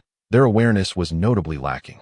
In contrast, the seventh elder possessed not only an exquisite figure and striking beauty, but also formidable strength, esteemed status, and a generous spirit. Her level of enlightenment was evident in her attire and demeanor. Noticing that the mountain guard disciples remained with their heads bowed, and that several male disciples of the seventh elder did the same, Li Chuan, despite his desire to gaze further, chose to conform to the decorum of the moment. He understood that the actions of his seniors often stemmed from hard-earned lessons. Before long, a pair of translucent jade-like feet graced Li Chuan's line of sight as the seventh elder halted before him. A voice, cool yet alluring, broke the silence. "There is no cause for concern. His injuries are under control. The reason for his unconsciousness is due to severe mental exhaustion. With some time to recuperate, he will recover." She then inquired, "Were you the one who brought Feng Lin back?" Feeling the weight of her gaze, Li Chuan responded promptly, "Yes, seventh elder. I was practicing by a stream 20 miles away when I saw junior brother he floating down the water, and I brought him back." "Did you see who harmed him?" She pressed. "Regrettably, no, seventh elder. At that time, I did not sense any presence nearby. If my memory serves me correctly, you are Li Chuan, am I right?" The seventh elder's sudden mention of his name left Li Chuan astonished, prompting him to raise his head and meet her graceful, composed visage. "Seventh elder, you know of me?" Inevitably, Li Chuan's gaze began to wander downward, though the crucial details remained obscured. Yet, there was a certain allure in that obscurity, a tantalizing charm that captivated the senses. "When you first entered our Yin-Yang sect, I had quite the debate with the fourth elder regarding your potential. You wonder if I know you?" Mu Yuling gazed at Li Chuan, her smile imbued with profound meaning. Li Chuan, taken aback by her words, found himself perplexed. This was indeed his first encounter with Mu Yuling, and the matters she referred to were entirely unknown to him. Was the seventh elder quarreling on my behalf? A look of confusion crossed his face. The other disciples present also regarded Li Chuan with astonishment, incredulous that Mu Yuling would engage in a dispute for him against the fourth elder. Chapter 11. Elder 7. You are quite amusing, to be honest. Li Chuan felt a twinge of delight within himself. After all, Mu Yuling held a prestigious position as the seventh elder of the Yin-Yang sect, a figure of significant authority among the thousands within the sect, ranking among the top 10 in power. Having such a person advocate for him filled him with a sense of pride. However, upon hearing Mu Yuling's reasoning, Li Chuan realized he had overestimated the situation. Mu Yuling stated, "Of course, it is for you. Although our Yin-Yang sect has always maintained a welcoming stance towards external cultivators, eager to invite elite practitioners from across the world into our ranks. Your ability to amass treasures valued at over 50,000 spirit stones with your foundation establishment level 3 strength marks you as an elite among your peers." The surrounding disciples, upon hearing the figure mentioned by Mu Yuling, turned to Li Chuan in astonishment. A sum exceeding 50,000 spirit stones was something they could hardly dream of accumulating in their lifetimes, let alone anyone among them who had achieved such a feat. It was worth noting that they were all foundation establishment cultivators themselves, considered elite in their own right, hence their status as disciples of Mu Yuling. However, Mu Yuling deliberately elongated her words, and seeing Li Chuan eagerly awaiting her next statement, she abruptly pointed to the unconscious He Feng Lin and said, "First, take Feng Lin to the spirit eye. I shall arrange a calming array for him shortly." The disciple supporting He Feng Lin, seeing no one respond, could only comply reluctantly. "Yes, master." In truth, he too harbored curiosity about the gossip, yet he was the one currently assisting Feng Lin. After this disciple departed with He Feng Lin, Mu Yuling addressed the mountain guarding disciple. "Your presence is no longer required here. You may attend to your own matters." "Yes, seventh elder," the disciple replied dryly before departing. Being dismissed midway through such tantalizing gossip was indeed disheartening. Li Chuan initially thought the conversation could resume, but to his surprise, Mu Yuling turned to another disciple. Qingzhou. It seems Feng Lin may not awaken for a day or two.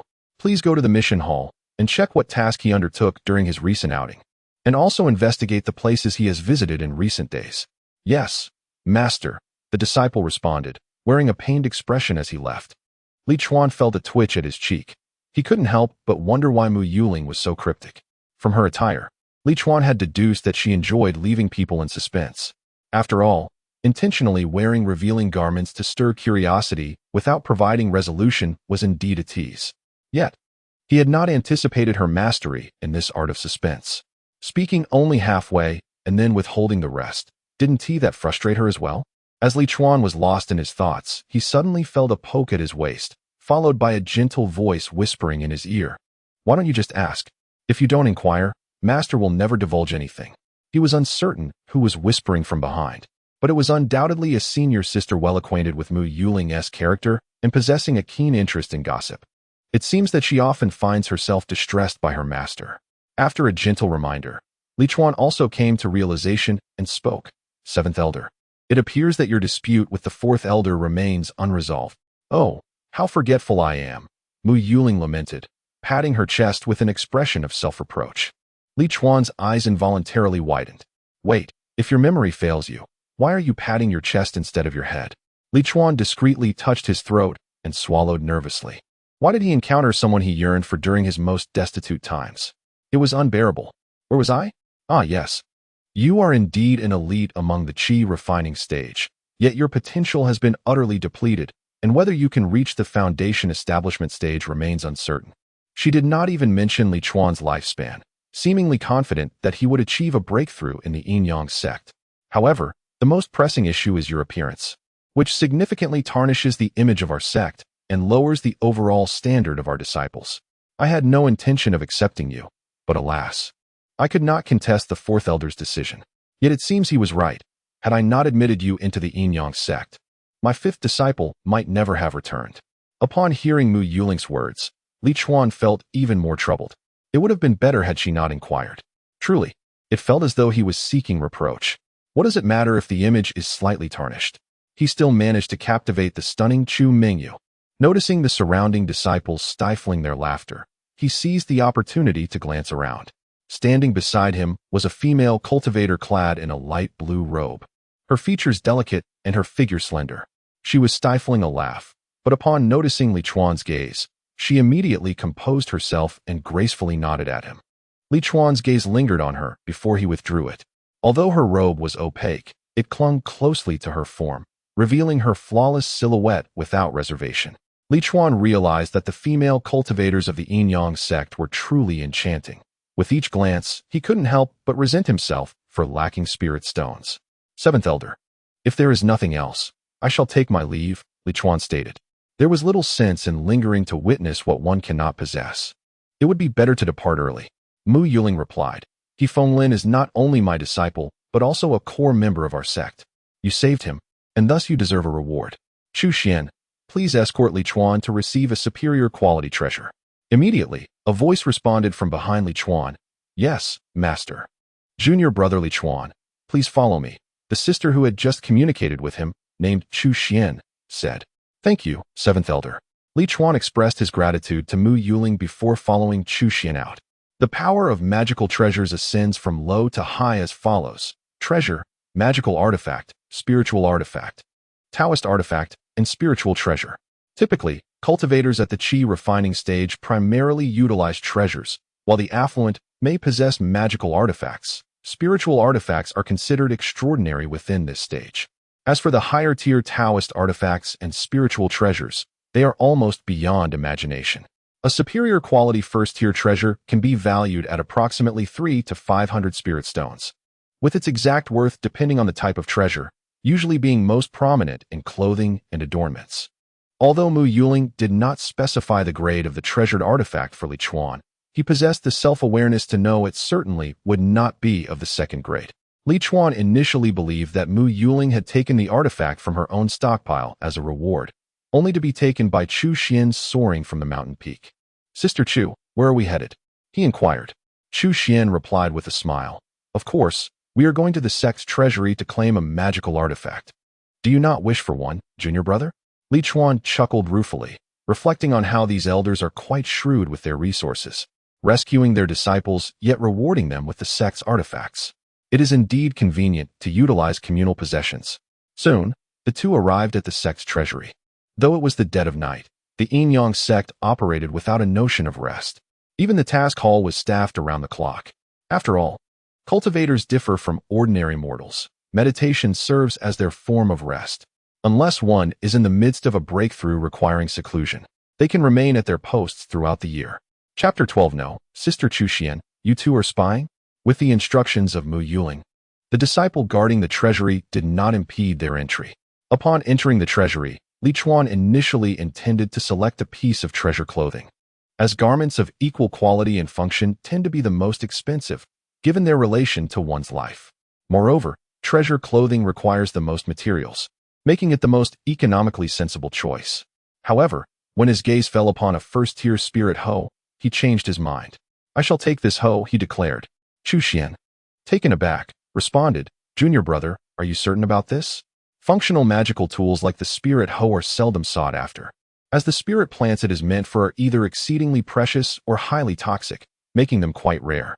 Primarily, the intricate refinement process of functional magical tools renders them rather costly, lacking in cost-effectiveness, and those who utilize them are often seen as Navi. Indeed, this is the one, Li Chuan insisted. Sister, you may not be aware, but I have recently become quite enamored with the study of spirit plants. I constantly worry that if I encounter a unique spirit plant without the appropriate tools for collection, it may suffer severe damage. With this hoe, I can alleviate that concern. Upon hearing Li Chuan's words, Chu Xian couldn't help but chuckle softly. When I first began my cultivation, I too entertained fanciful thoughts like you, junior brother. Yet to this day, I have never stumbled upon a windfall. Unique spirit plants are not so easily encountered, she remarked, shaking her head as they departed. Once outside the treasury, she addressed Li Chuan, Junior brother Li, should you face any challenges within the sect in the future, feel free to seek us out at Elder Number 7's peak. We will certainly not refuse any assistance we can provide. After this exchange, they were to part ways. But unexpectedly, Li Chuan interjected, Actually, I do have a small matter I would like to request your help with, sister. Oh, pray do tell. Please follow me. Dual cultivation among practitioners does not necessarily entail complete nudity and joint training. In fact, many find such arrangements cumbersome.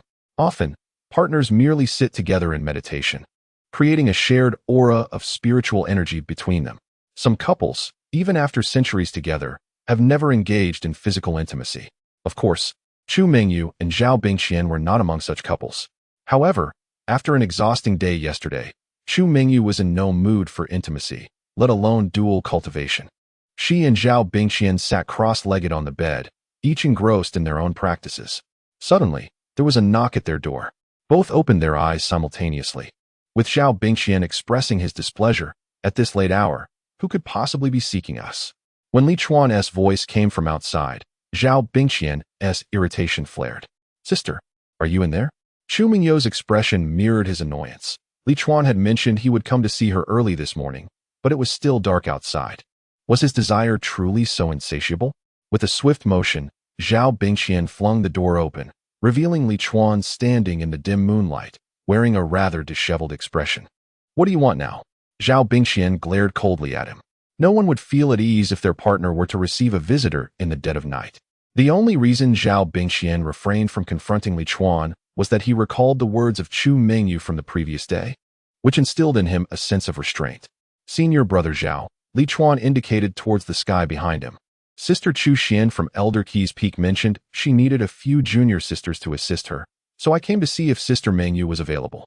Zhao Bingxian followed Li Chuan's gesture and spotted Chu Xian gracefully hovering in midair, her demeanor cold and aloof. He quickly bowed to her, and she responded with a slight nod. He initially assumed that Li Chuan was seeking Chu Mingyu, only to discover she was indeed a disciple of Elder Key. Turning back to his partner, Chu Mingyu, who had already risen from her bed and was approaching with measured steps, she gently spoke. Since Sister Chu Xian has requested my assistance, I naturally have the time. Then, please follow me, sister. Senior brother Zhao, I take my leave. Li Chuan succinctly stated before departing with Chu Mingyu.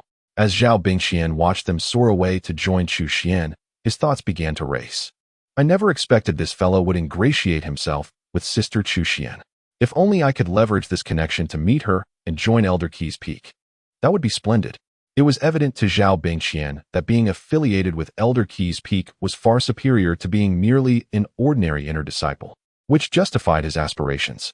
However, he was oblivious to the fact that it was not Chu Xian who sought Chu Mingyu's assistance, but rather Li Chuan himself.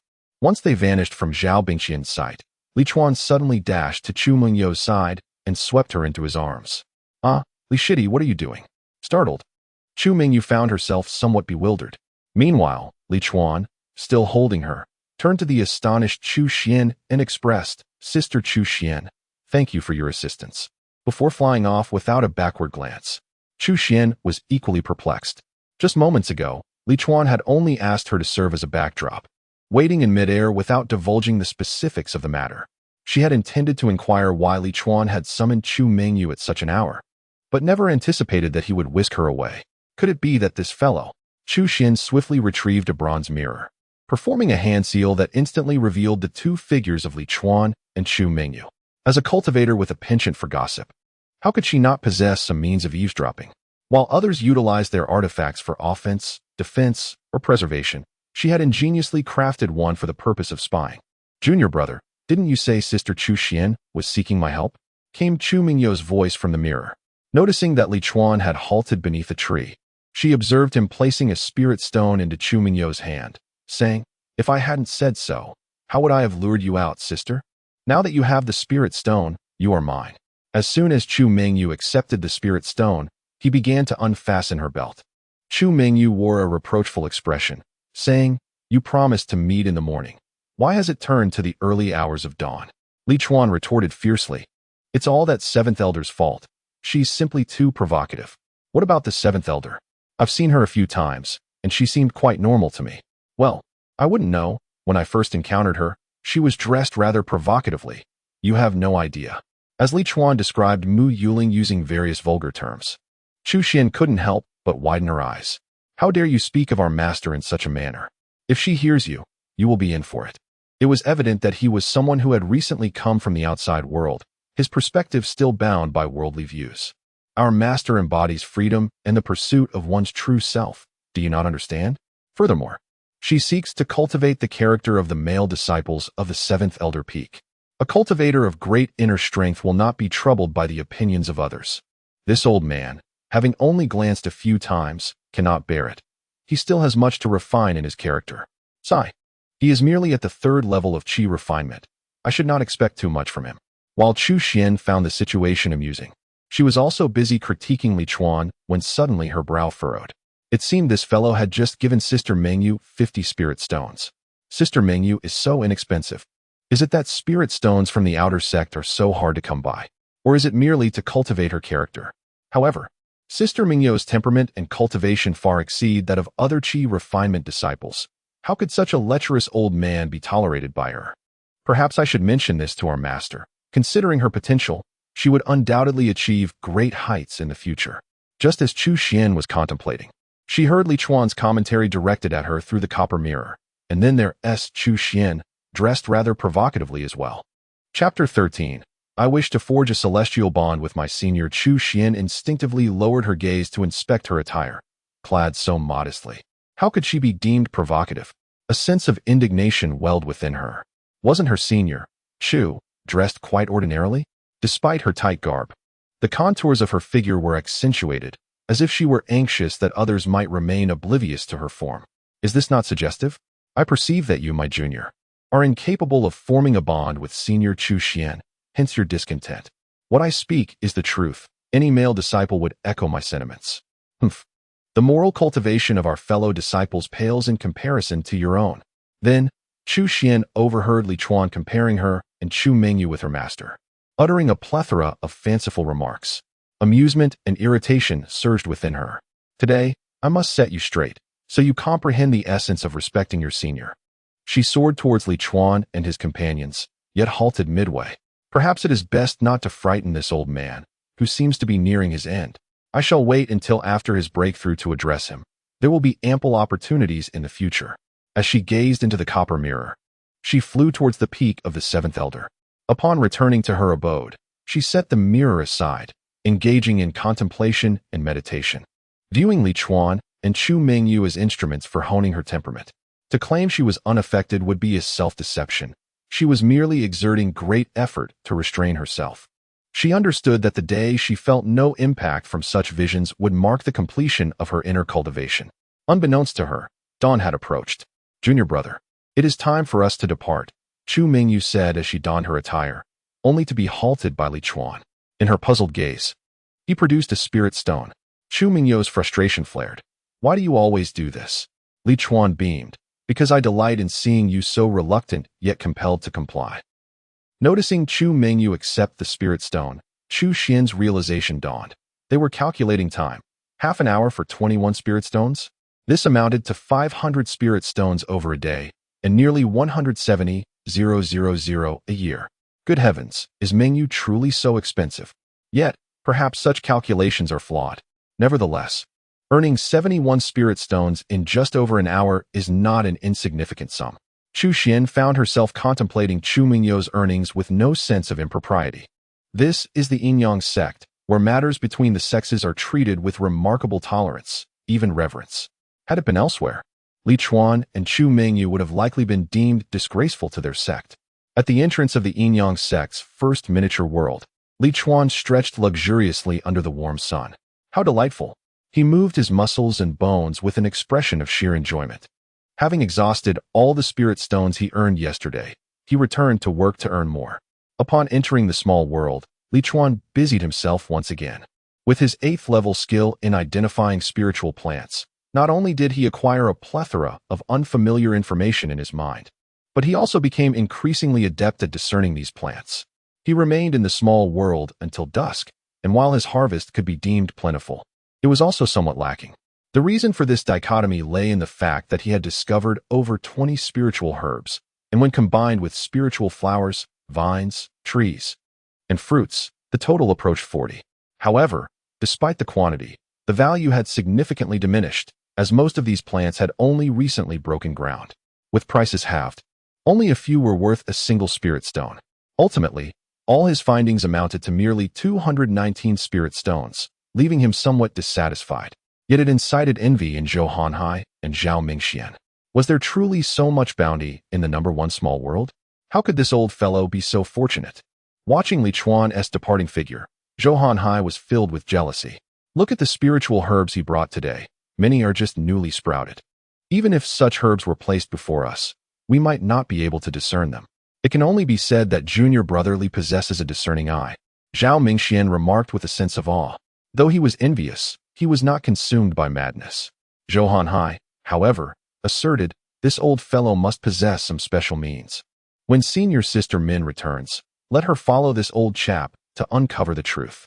Hu Min, his partner, often took advantage of his position to select a few disciples who returned from the small world each day, particularly those who brought back a wealth of spiritual plants, allowing her to secretly track them. When the opportunity arose to claim a valuable spiritual plant, she would step forward, asserting that she had seen it first, thus appropriating it for herself. Most disciples with a talent for spiritual plants had poor qualifications, often resorting to research on spiritual botany only after losing hope of breaking through, rendering them relatively weak and powerless to stop Hu Min from claiming the plants. Zhou Hanhai relished this arrangement, as Hu Min shared a portion of the spiritual plants, 3/10, making him a passive beneficiary. This time, he intended to employ the same tactics against Li Chuan.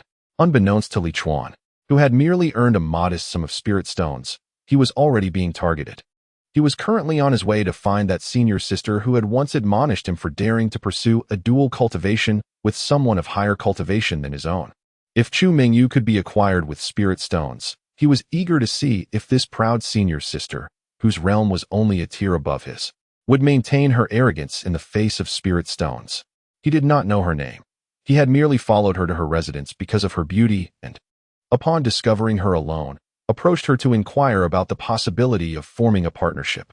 After all, he believed himself to be formidable, possessing ample experience in traversing small worlds and exploring the remnants of celestial abodes, and he considered himself, albeit marginally, an elite cultivator. However, He was taken aback when a single inquiry led to his humiliation. It dawned on him that the disparity between his self-perception and how others viewed him was starkly pronounced. Li Chuan rapped on the door, and when it swung open, a stunning female cultivator clad in white appeared before him.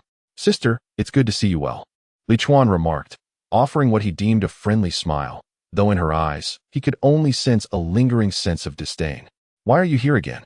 she retorted, her arms crossed and her demeanor exuding superiority.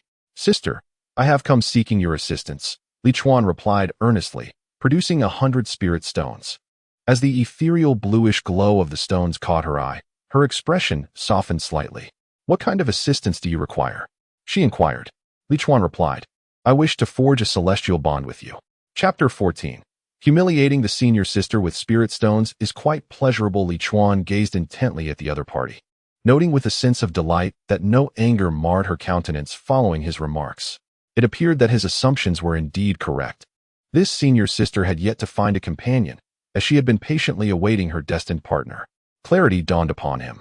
He had previously surmised that the solitary cultivation methods of the Yin-Yang sect would yield no results, hence the multitude of female disciples without partners.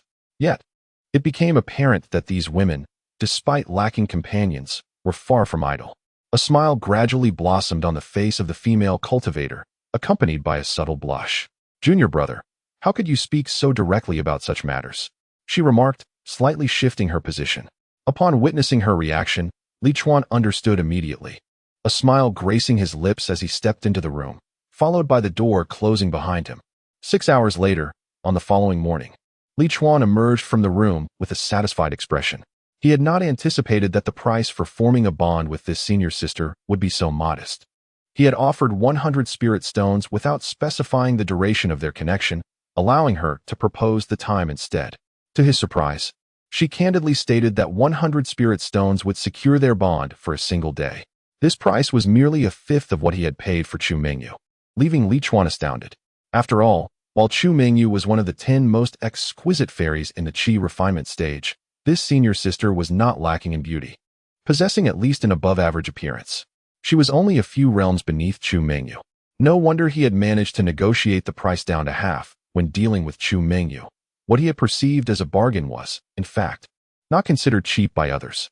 However, Li Chuan was unconcerned. Spirit stones could be earned again, and with his current capabilities, earning them would be remarkably effortless.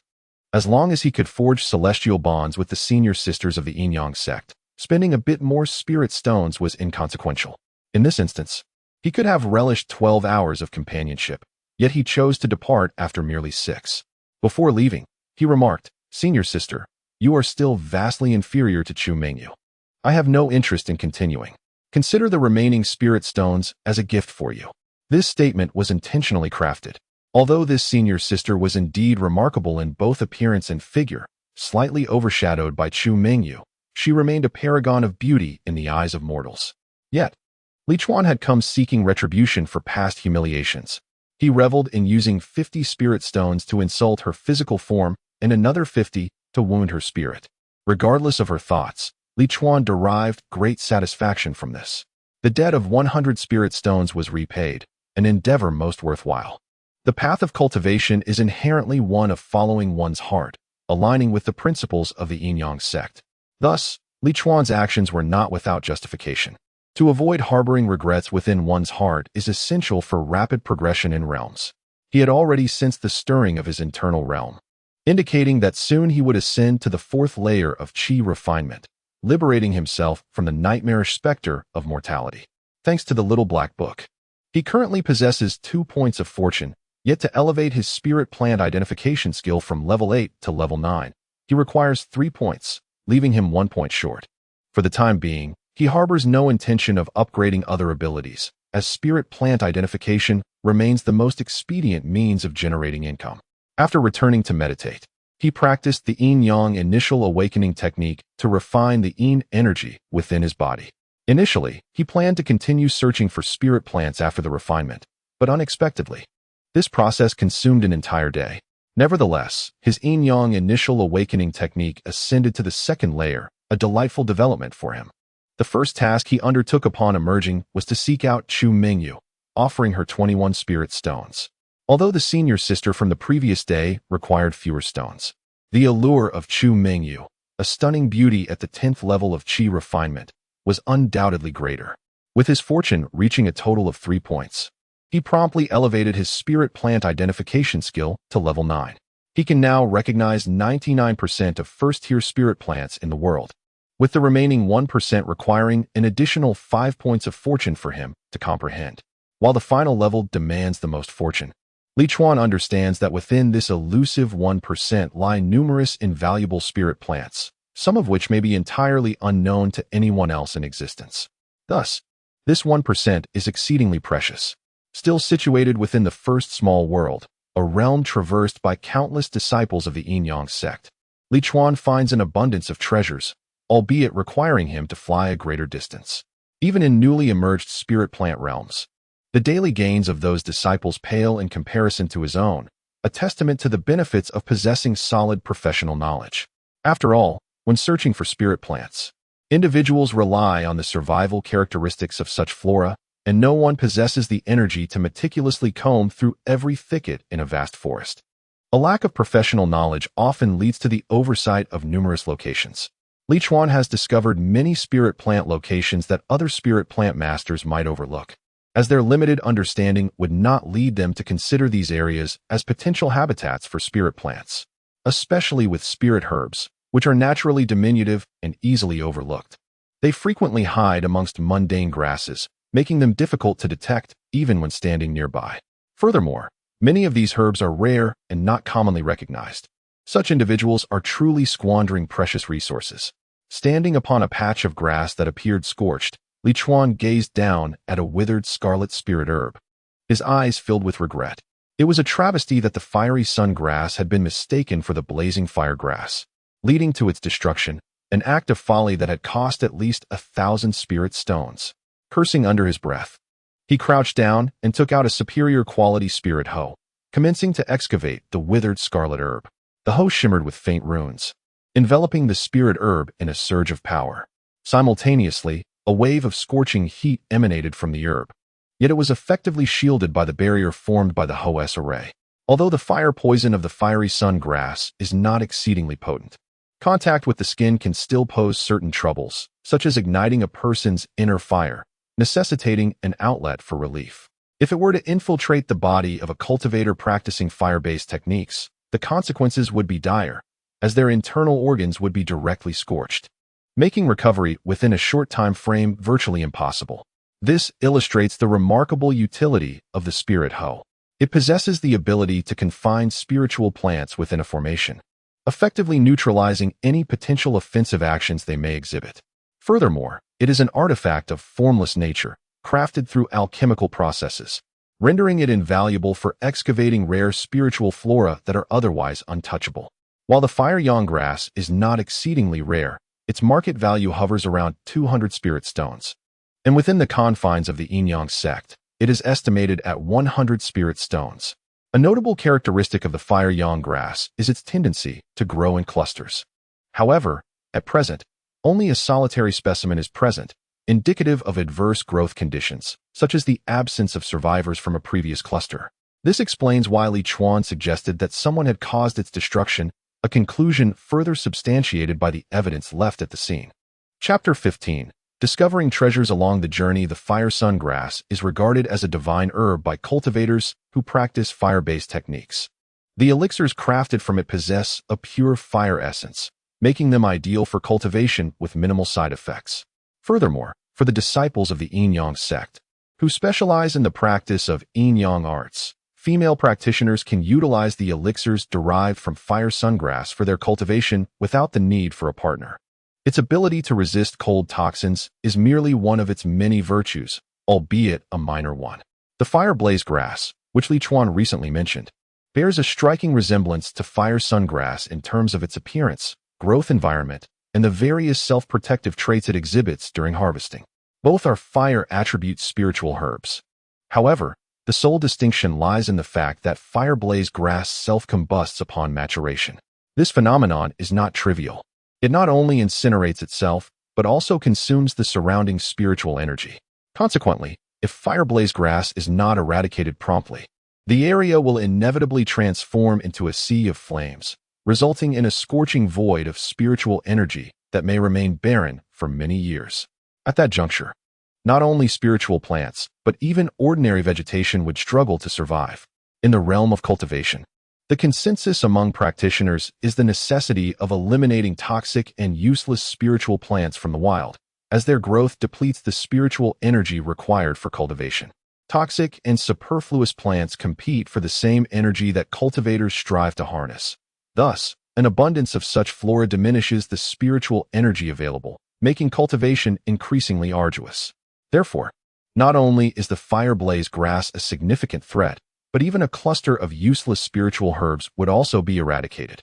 Fireblaze grass and fire sun grass are fundamentally of the same category, differing only in their evolutionary trajectory. Lichuan speculated that this location must have once harbored a considerable quantity of both fireblaze grass and fire sun grass. The cultivator who destroyed the fire sun grass lacked sufficient knowledge of spiritual botany and mistakenly eradicated both types, believing them to be fireblaze grass. Such occurrences are far too common in the world of cultivation, with those involved often unaware that they have squandered precious resources. Regardless, Lichuan experienced a significant boon, cheerfully extracting the fire sun grass and placing it into his cosmic bag before continuing his search. Sensing that a breakthrough was imminent, he chose not to linger too long in the pursuit of spiritual herbs, prioritizing his advancement instead. After discovering 2 more spiritual herbs worth only a few spirit stones, he began his journey back home, flying towards the entrance. Had it not been for the majority of the spiritual energy in this small world being absorbed by the spiritual plants within the fields, he could have easily meditated and cultivated amidst the forest. Suddenly, after flying for about half a stick of incense's duration, Lichuan came to an abrupt halt above a field, exclaiming in astonishment. His gaze fell upon a ridge within the intricate network of spiritual fields below. With a heart brimming with excitement, he descended slowly, for treasures often manifest in the most unexpected moments, and this was indeed one of those moments. Who could have anticipated that in this expansive and bustling field, there exists a remarkably precious spirit herb?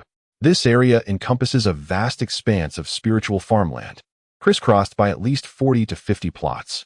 Nearly every plot is guarded, for the spirit grains within these fields have reached maturity, and the harvest is imminent. Should they be harvested by another at this critical juncture, it would result in significant loss. As Lichuan touched down, several owners of the adjacent spiritual fields immediately stood to attention. "Esteemed senior, may I inquire what brings you here?" a middle-aged disciple clad in black asked. Cupping his hands in a gesture of respect from a mere dozen paces away, his gaze laden with vigilance. Although it was implausible for Lichuan to brazenly attempt to seize their spirit grains, the sudden appearance of a stranger among their fields warranted their caution. Lichuan diverted his gaze from the heap of weeds at the edge of the field and surveyed the individuals around him. Among the weeds, one particular plant exhibited a slightly more vibrant green hue than its counterparts, almost imperceptible at first glance. However, even if others were to notice it, they would likely mistake it for an ordinary protective spirit herb, unaware of its true significance. Otherwise, it would not be so brazenly flourishing in this location. Protective spirit herbs, in fact, serve to preserve the spiritual energy of the land, preventing its dissipation. The spiritual energy emanates from underground, continuously rising, without any barriers. This energy would ultimately ascend into the heavens. Thus, the protective herbs emerged, characterized by their ability to contain the spiritual energy within the land, ensuring its steady nourishment. In truth, the wild herbs thriving in untamed spiritual lands are all protective herbs, safeguarding the spiritual energy from loss. Consequently, the edges of the spiritual fields are dotted with clusters of weeds, not due to negligence, but rather necessity. They can be considered a naturally formed array. To clear them would lead to the escape of spiritual energy, adversely affecting the growth of the spirit grains and, by extension, the longevity of the fields themselves. Confronted by the wary gazes of those present, Lichuan maintained a calm demeanor, feigning curiosity as he remarked, "I observe that these first-tier fields possess at least above-average quality. However, it appears the growth of the spirit grains is not particularly promising, seemingly yielding only inferior quality grains. This piqued my curiosity, prompting my visit." His words darkened the expressions of those around him, for he spoke the truth. The neighboring plots were, in fact, not merely above average, but rather of exceptional quality. The prospect of these superior fields producing inferior grains raised concerns regarding the efficacy of the eventual harvest, a source of distress for the local field owners over recent times. They had consulted spiritual cultivators, yet no answers had been forthcoming. Li Chuan's observation struck a nerve, leaving them anything but pleased. "This matter need not trouble you, esteemed senior," the middle-aged disciple in black replied with a hint of detachment. "If you are merely curious and wish to delve deeper, it would be best for you to depart. As we have already consulted the spirit plant masters, and they were unable to ascertain the cause. Thus, it is even less likely that you could uncover anything." A gray-clad middle-aged man to the left of Li Chuan spoke. Although these individuals were merely at the first level of qi refinement, they considered themselves more than capable of overcoming Li Chuan and his companions. Therefore, they did not extend much courtesy to someone who was merely passing by to observe. Li Chuan, however, responded with a smile, saying, "I have conducted my own research on spirit plants. If I were to reveal to you the reasons behind the decline of the spirit millet in your spirit fields, how would you express your gratitude?" He continued, "If the issues with your spirit fields remain unresolved, even when the spirit millet matures, it will be challenging to yield complete spirit rice. Not even the most inferior quality of spirit rice will be attainable." These words caused the expressions of the group to shift once more, as this was precisely their concern. A spirit plant master had also alluded to this possibility. "Is what you say true? Can you genuinely assist us in resolving the problems with our spirit fields?" The middle-aged man in black hurried over with a smile, unsure of what Li Chuan desired. "We are indeed constrained in resources, and we hope that, as fellow disciples, you might consider making some concessions." Chapter 16. Is it excessive to perform a little play for treasures? The cultivators of the spirit planting valley, particularly those who have merely attained the first layer of qi refinement, are indeed lacking in spirit stones. After all, if they possessed even a modicum of strength, they would not find themselves in the spirit planting valley. Unless one were to engage in large-scale cultivation, such as contracting an entire small world, the spirit stones earned would barely suffice for daily cultivation. In comparison, cultivating spirit herbs, spirit trees, and spirit flowers proves to be more lucrative. However, the knowledge required for such endeavors is significantly greater, and a moment's inattention could lead to the demise of the spirit plants, a risk most cultivators are ill-equipped to take. Upon hearing the words of the middle-aged man in black, Li Chuan smoothly interjected, "In truth, I have little interest in your meager spirit stones. It is merely that upon my arrival, you regarded me as a thief, which has left me rather displeased." The group, upon hearing this, hurried to apologize. "Esteemed senior brother, we were in the wrong. Please forgive us. Senior brother, I spoke too loudly just now. Senior brother, our entire fortunes are tied to this. We humbly request your assistance."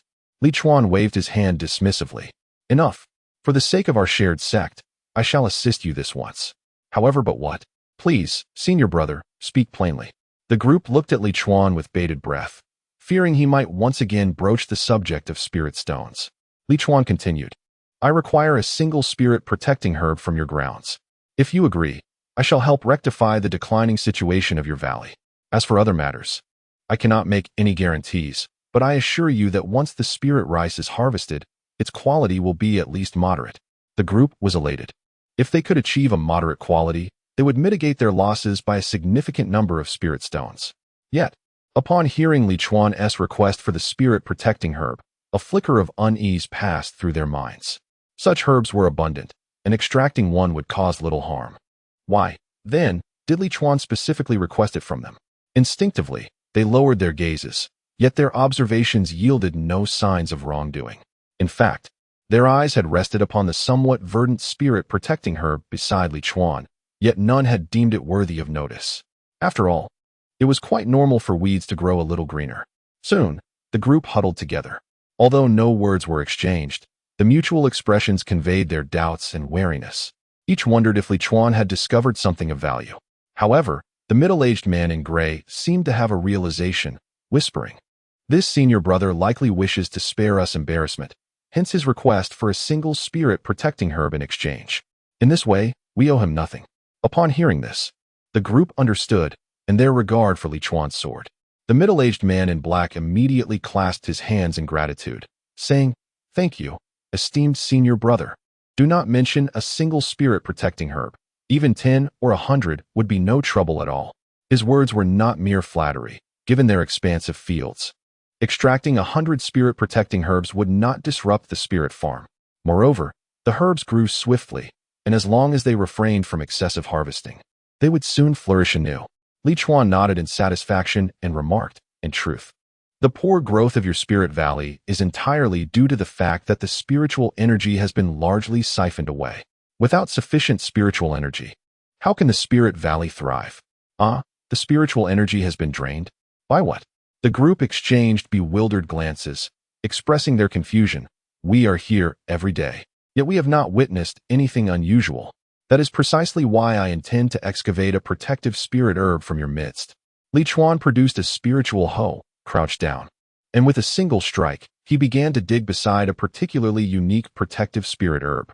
Instantly, the formation of the spiritual hoe enveloped the herb. Are you suggesting that this protective spirit herb is the source of the problem? Questioned the middle-aged man in black, his face a mask of skepticism. Another individual interjected. But that protective spirit herb is situated so far from our spiritual fields. Can it truly have an impact? This statement caused the middle-aged man in gray to change color. Just moments ago, he had claimed that Li Chuan's excavation was merely to reassure them. But now he began to suspect that Li Chuan had come specifically for this protective spirit herb. Indeed, he had pondered this the most, and it turned out he was correct. However, it was too late. Li Chuan was swift in his actions, already tugging at the protective spirit herb. As the earth surged, the herb, accompanied by extraordinarily long roots, soared into the air alongside Li Chuan. The roots were as fine as strands of hair, eerily resembling locks, and though sparse, they still sent shivers down the spines of those present. Li Chuan ascended to a height of over 10 meters, yet portions of the roots remained buried in the soil. What on earth is this monstrous root? The spiritual field masters were left dumbfounded. They had never encountered roots so thin and bizarre. In general, the more peculiar the growth of a spiritual plant or beast, the more perilous it tended to be, prompting them to instinctively retreat, fearing that these strange roots might suddenly ensnare them and demand, "Return my life." Suspended in midair, Li Chuan was equally startled by the length of the roots. After all, theory is one thing, but practice is another. This was his first encounter with such a phenomenon. He swiftly formed a hand seal. Channeling the binding technique he envisioned in his mind towards the roots. Gradually, the roots began to retract, coiling into a compact mass. The roots on the ground continued to surge forth from the earth, ultimately extending nearly 100 meters before they ceased their movement. Upon inspection, a mass of roots the size of a human head had formed beneath the leaves of the protective spirit herb in Li Chuan's grasp. Do you know what this is? The middle-aged man in gray inquired of those nearby. They shook their heads in unison. No, we have never seen anything like this before. I have never even heard of such a thing. Those roots are as thin as worms and utterly terrifying to behold. Thankfully, it does not ensnare people. Otherwise, we would have been in grave peril walking above it every day. The thought of treading upon such a bizarre entity sent a chill down their spines. Li Chuan's voice resonated from above. This creature specifically feeds on the spiritual energy of plants. With its presence, no matter what you cultivate, you shall not reap a substantial harvest. Now that I have unearthed it, you shall no longer be unable to cultivate superior spirit grains. Most importantly, the quality of the surrounding spirit fields will enhance, reaching the second tier. This declaration brought immense joy to several spirit field owners. Is your statement sincere, brother? They inquired. They had leased these spirit fields for a decade, and if the quality could indeed ascend to the second tier, their fortunes would flourish. Why would I deceive you? In no more than a year, the results will be evident, he replied. Well, since the matter is resolved, I shall take my leave. Li Chuan spoke no further and departed. The others expressed their gratitude hurriedly. Thank you for your assistance, brother. Safe travels. However, although the middle-aged man in gray uttered words of thanks, once Li Chuan had left, he could not refrain from saying to the others, "What do you think that item truly is? Could it possibly be a highly valuable spirit herb? It appears to be a harmful spirit herb. How much could it possibly be worth?" Retorted the man in black dismissively. None of us have ever heard of it, and regardless of its worth, our spirit grains can now yield rice smoothly while the spirit fields improve in quality. A tremendous profit. Indeed, I was previously searching for someone to sublease my spirit field. Fortunately, no one took it over. Yet the man in gray remained uncertain, saying, "No, I must inquire further. I have a feeling that this brother was initially drawn to that peculiar protective spirit herb." Chapter 17, Senior Brother. Senior Sister is your Tao companion. Li Chuanfei soared through the skies, reaching his utmost speed, fearful that slowing down might allow someone to catch up. He was not concerned about those few spiritual field masters. After all, they were unfamiliar with the guardian spirit grass. His apprehension lay in the possibility of the news spreading and being exposed by someone who recognized it. The smile at the corner of his mouth was impossible to suppress. The recently encountered guardian spirit grass was known as the soul-absorbing grass. To be precise, it is the root that defines any grass as the soul-absorbing grass. The grass and its roots can indeed be separated, without the spiritual hoe promptly identifying the entire root system of the spiritual grass. Li Chuanfei would never be able to unearth those fine roots in his lifetime. The primary reason many are unaware of this entity is that its roots instinctively detach from the grass body when sensing excavation attempts, retreating into the soil to secretly absorb the spiritual energy from other spiritual plants, while the grass itself remains exposed to the air, drawing in atmospheric energy. In essence, its physical state is not fixed. Today it may appear as an ordinary guardian spirit grass beside a spiritual field, while tomorrow, nestled in the mountains, it could become part of a spiritual tree, then referred to as the soul-absorbing tree. Li Chuanfei's knowledge of this peculiar grass was undoubtedly a result of his proficiency in identifying ninth-level spiritual plants. He had recorded the subtle changes generated by the soul-absorbing roots when they attached to various spiritual plants, allowing him to recognize it at a glance. The value of the soul-absorbing roots can be considered the pinnacle of first-tier, non-special spiritual plants, easily fetching several thousand spiritual stones without issue. Its function is straightforward. The roots store a considerable amount of pure spiritual energy, making it exceptionally suitable for alchemy. Potions crafted from it exhibit enhanced success rates and superior quality. It can be said that no alchemist would disdain such a treasure, even if many remain oblivious to its existence. In the outer sex task hall, a stunningly beautiful woman, dressed in a long gown of dark silk adorned with embroidered beast patterns, adorned with exquisite bracelets and delicate earrings, approached the long table where Zhou Hanhua was issuing tasks. Upon seeing her, Zhou Hanhua's face lit up with joy, exclaiming, "Sister Minner, you have returned." Zhao Mingxian and others nearby also greeted her warmly. Zhao Mingxian stepped forward, observing the woman's slightly pale complexion, and inquired, "Sister Minner, was this mission successful?" The woman in question was none other than Zhou Hanhua's Tao companion, Hu Min, who was at the 7th level of Qi refinement. Hu Min nodded affirmatively. "Rest assured, I have completed it." Seeing her confirmation, Zhao Mingxian finally felt a weight lift from his heart. As he and Zhou Hanhua worked in adjacent positions, it was inevitable that he would grow close to Zhou Hanhua. Often, tasks he was reluctant to undertake were ultimately carried out due to Zhou Hanhua's persistent persuasion and the allure of benefits. For instance, this hunting task was originally not meant for Hu Min. There were many more suitable candidates. However, upon learning of the assignment, Zhou Hanhua insisted that Zhao Mingxian intercept it and assign it to Hu Min. Fortunately, although Hu Min appeared somewhat strained, she managed to fulfill the task. Having completed the task, Zhao Mingxian returned to his workstation to settle the accounts for his senior sister. Hu Min, who spoke little, followed him. Zhao Mingxian retrieved 30 spirit stones and a translucent jade tablet from the cabinet, informing Hu Min, "This task rewards 30 spirit stones and 30 contribution points." He placed the spirit stones on the table, and Hu Min presented her contribution token in return. Zhao Mingxian took the token and placed it on the jade tablet to augment her contributions. This jade tablet resembled a device from Li Chuan's past life.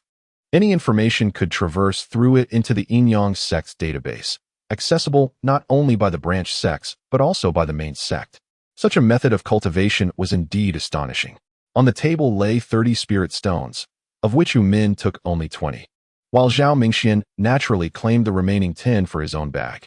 Although the rewards for the task were modest, he understood that the target of their mission would surely possess more than just a few stones, so he felt no guilt in appropriating the 10 spirit stones. He observed Hu Min being called over by Zhou Hanhua, and they engaged in hushed conversation, stirring a pang of envy within him. His envy did not stem from their camaraderie. In the Yin-Yang sect, the bond between partners only flourished while they were still together, and once that bond dissolved, so too did the affection. Rather, he envied Zhou Hanhe, a 6th-level Qi refinement practitioner, for being able to keep Hu Min, a 7th-level practitioner, by his side. In the Yin-Yang sect, when a partner's strength failed to match the other's, the more powerful individual would swiftly seek a more suitable companion, regardless of gender. Thus, situations like Zhou Hanhe's were quite rare. With such a disparity in cultivation levels, the one at a lower tier naturally benefited during their training. Yet, there was nothing he could do about it. Zhao Mingxian recognized that he lacked Zhou Hanhe's ruthlessness. He was aware of the potential for greater income through unscrupulous means, such as the Duo's scheme to seize spirit plants from junior disciples, and he knew he could persuade his own partner to follow suit. However, he simply could not muster the heart to do so. Hu Min's association with Zhou Hanhe was largely due to the latter's advantageous position, enabling her to secure additional income. Zhao Mingxian noticed that both of their gazes abruptly shifted towards the entrance of the task hall, where Zhou Hanhe gestured toward it, and Hu Min seemed to nod, inquiring, "Is that the lecherous old man?" He followed their gaze and saw Li Chuan approaching briskly. A thought struck Zhao Mingxian. He surmised that the two had set their sights on Li Chuan this time. Each visit, Li Chuan sold several hundred spirit stones worth of spirit plants, sourced from the number one small world, which indicated his adeptness in locating such valuable resources. Following him would undoubtedly yield fruitful rewards. This realization left Zhao Mingxian feeling somewhat bitter. As they all performed the same tasks, he believed they should earn equally, yet Zhou Hanhe's earnings far exceeded his own, causing discomfort. His gaze trailed Li Chuan's movements, curious about what treasures he had unearthed this time. Li Chuan approached the counter where Zhou Hanhe stood, his gaze lingering momentarily on Hu Min, who was positioned beside him. Unlike the other female cultivators, Hu Min's attire exuded an air of sophistication reminiscent of a wealthy heiress, adorned with an array of exquisite accessories, earrings, bracelets, necklaces, all meticulously chosen. Her expression, however, bore a hint of coldness and malice, presenting her as a lady of the house who had ascended to power through the blood of her kin. Venomous, heartless, and ruthless, Li Chuan couldn't help but ponder what expression she might wear were he to pin her to the ground. "Junior Li Chuan, I wonder what treasures you have gathered today?" Before Zhou Hanhe, the principal authority on spiritual plants, could speak, Zhao Mingxian had already leaned in. Li Chuan revealed the fiery sun grass. The moment they laid eyes on it, both Zhao Mingxian and Zhou Hanhe felt a jolt of recognition. They understood that today marked yet another bountiful day for Li Chuan. Chapter 18. 20,000 spiritual stones per pound. Meeting with Mo Xiangling, is this the fire sun herb? Only one, Zhou Hanhe inquired. He nearly suggested taking it to Sister Mo for a trial, but fortunately, he quickly realized that such a thing should not be consumed carelessly. However, distinguishing between the fire sun herb and the fire blaze herb with the naked eye is indeed a formidable task, requiring the expertise of a seasoned spiritual botanist or alchemist. With only one specimen remaining, the others had been mistakenly burnt as fire blaze herbs. Upon hearing Li Chuan's words, Zhou Hanhe, who initially believed it to be the fire sun herb, found himself uncertain. Simultaneously, he felt somewhat relieved. Had Li Chuan produced a plethora of fire sun herbs, he would have been consumed by jealousy. Let's settle this for now. After verification in the alchemy chamber, if it turns out not to be the fire sun herb, I shall seek you out again. This exemplifies the advantage of large sects. Smaller sects typically conduct verification before settling accounts, while the Yin-Yang sect remains unconcerned with such matters. Much like hunting missions, as long as disciples claim completion of a task, they can immediately receive their rewards. Should it later be discovered that the task was not completed and rewards were deceitfully obtained, the consequences would be severe. Hence no one would be foolish enough to attempt such a trick. Are there any more? 100 spiritual stones for 100 contributions? Zhou Hanhe asked. Yes, Li Chuan replied, producing a lump of spirit-absorbing grass. What is this? Zhao Mingxian glanced at it, finding it unfamiliar, and turned his gaze toward Zhou Hanhe. Yet, Zhou Hanhe was equally unacquainted with it. What is it? Zhou Hanhe asked directly. Li Chuan responded, it is spirit-absorbing grass. He refrained from mentioning that it was the spirit-absorbing root, as that was an exceedingly rare item, and its characteristics were likely unknown to many. He did not wish to disseminate such knowledge.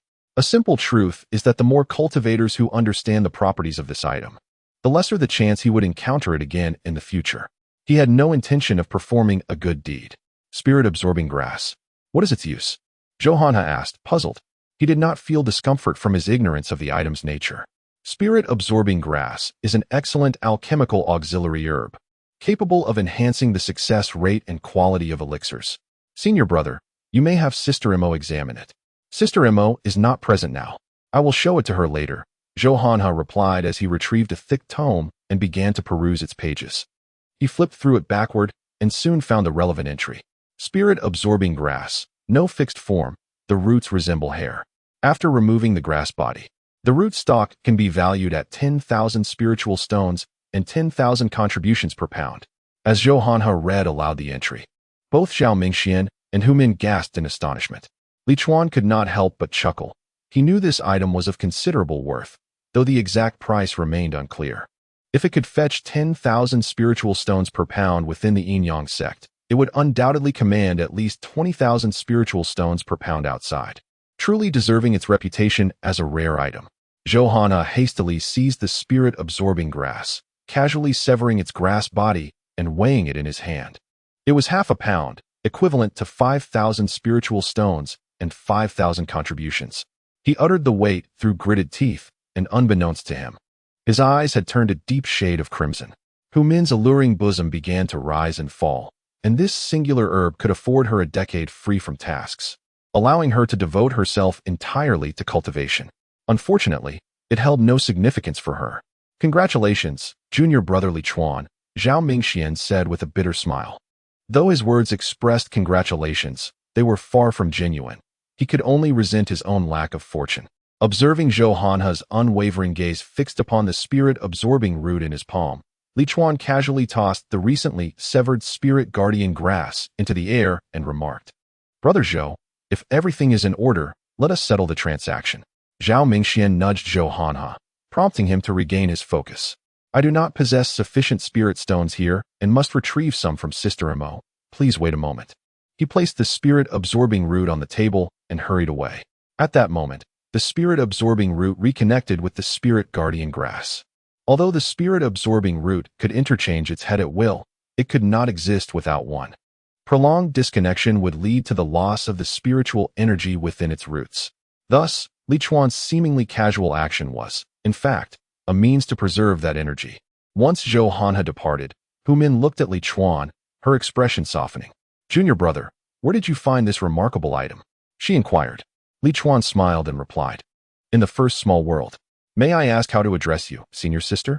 Ever since forging a fateful connection with Chu Mingyu and the sister who had mocked him, Li Chuan now found himself contemplating whether he could also establish a bond with any enchanting fairy he encountered. Regardless of the outcome, it never hurt to inquire during a lull in conversation. Before Hu Min could respond, Zhao Mingxian interjected, This esteemed sister Hu Min is the companion of your brother Zhou. Junior brother Li Chuan, your knowledge of spirit flora has truly opened my eyes. This spirit-absorbing root, even if placed before me, would be unrecognizable. You deserve every spirit stone you earn. Hu Min expressed her astonishment. I can't believe such a precious item exists in the first small world. If other spirit cultivators were to learn of this, they would surely be filled with regret. However, I wonder how many are truly familiar with it. It seems you are relatively new to our Yin-Yang sect and unaware of where you cultivated previously, she continued, seizing the opportunity to engage in conversation with Li Chuan. He did not conceal his past, as his experiences had been shared upon joining the sect, and the records within the sect were meticulous. Moreover, he found it quite pleasurable to engage in light-hearted banter with someone else's companion, relishing the attention and curiosity directed towards him. The two conversed jovially, much to the distress of Zhao Mingxian, who felt as though his own spouse was being whisked away. In reality, he feared that if Hu Min grew too close to Li Chuan, she would profit immensely at his expense, making his own lack of gains all the more painful to bear. Sister Imo. Sister Imo. Soon, the hall was filled with greetings as Sister Imo Xiangling, the overseer of the task hall, finally made her entrance. Zhao Mingxian hastily reminded Li Chuan, Sister Imo has arrived. In truth, without any prompting, when the greeting echoed, Li Chuan had already turned his gaze towards the sound. At the entrance of the grand hall, Zhou Hanhe approached alongside a woman of striking composure.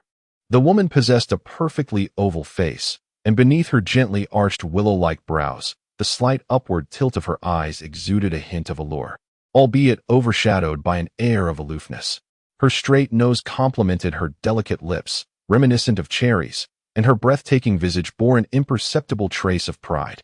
Clad in a form-fitting black robe, simple yet elegant, she accentuated her slender figure flawlessly. The black belt cinching her waist was adorned with several prominent jade stones, seemingly arranged in a formation that captured the eye. Indeed, she was worthy of the title among the top 10 enchanting fairies of the Qi refinement stage. In terms of figure, demeanor, and beauty, she was in no way inferior to Chu Mingyu, rendering onlookers utterly captivated. Chapter 19. Sister. Grant me an opportunity. It is said that before Su Yaoyue joined the Yin Yang sect, the foremost among the 10 fairies was actually Mo Xiangling. As for this, Li Chuan was not particularly certain. He was unsure whether he had already experienced Chu Mingyu or if Mo Xiangling was truly more enchanting than her. Regardless, if presented with both Chu Mingyu and Mo Xiangling, he would undoubtedly choose Mo Xiangling without hesitation. In Li Chuan's heart, it was inevitable that he compared Mo Xiangling with Chu Mingyu. The price for Chu Mingyu was 21 spirit stones for half an hour. He wondered if this price could also secure Mo Xiangling. You are indeed remarkable. You consistently find exquisite items in the first small world. This time, you have discovered such a rare treasure, Mo Xiangling remarked, picking up the spirit-absorbing grass from the table. Although she had never met Li Chuan before, she was aware of who he was from her previous visit to the inner chamber. She often checked the records in the task hall and noted that Li Chuan ranked first in contributions when selling spirit herbs, leaving her with a profound impression of him. However, she did not anticipate that Li Chuan would appear as somewhat of a lecherous old man.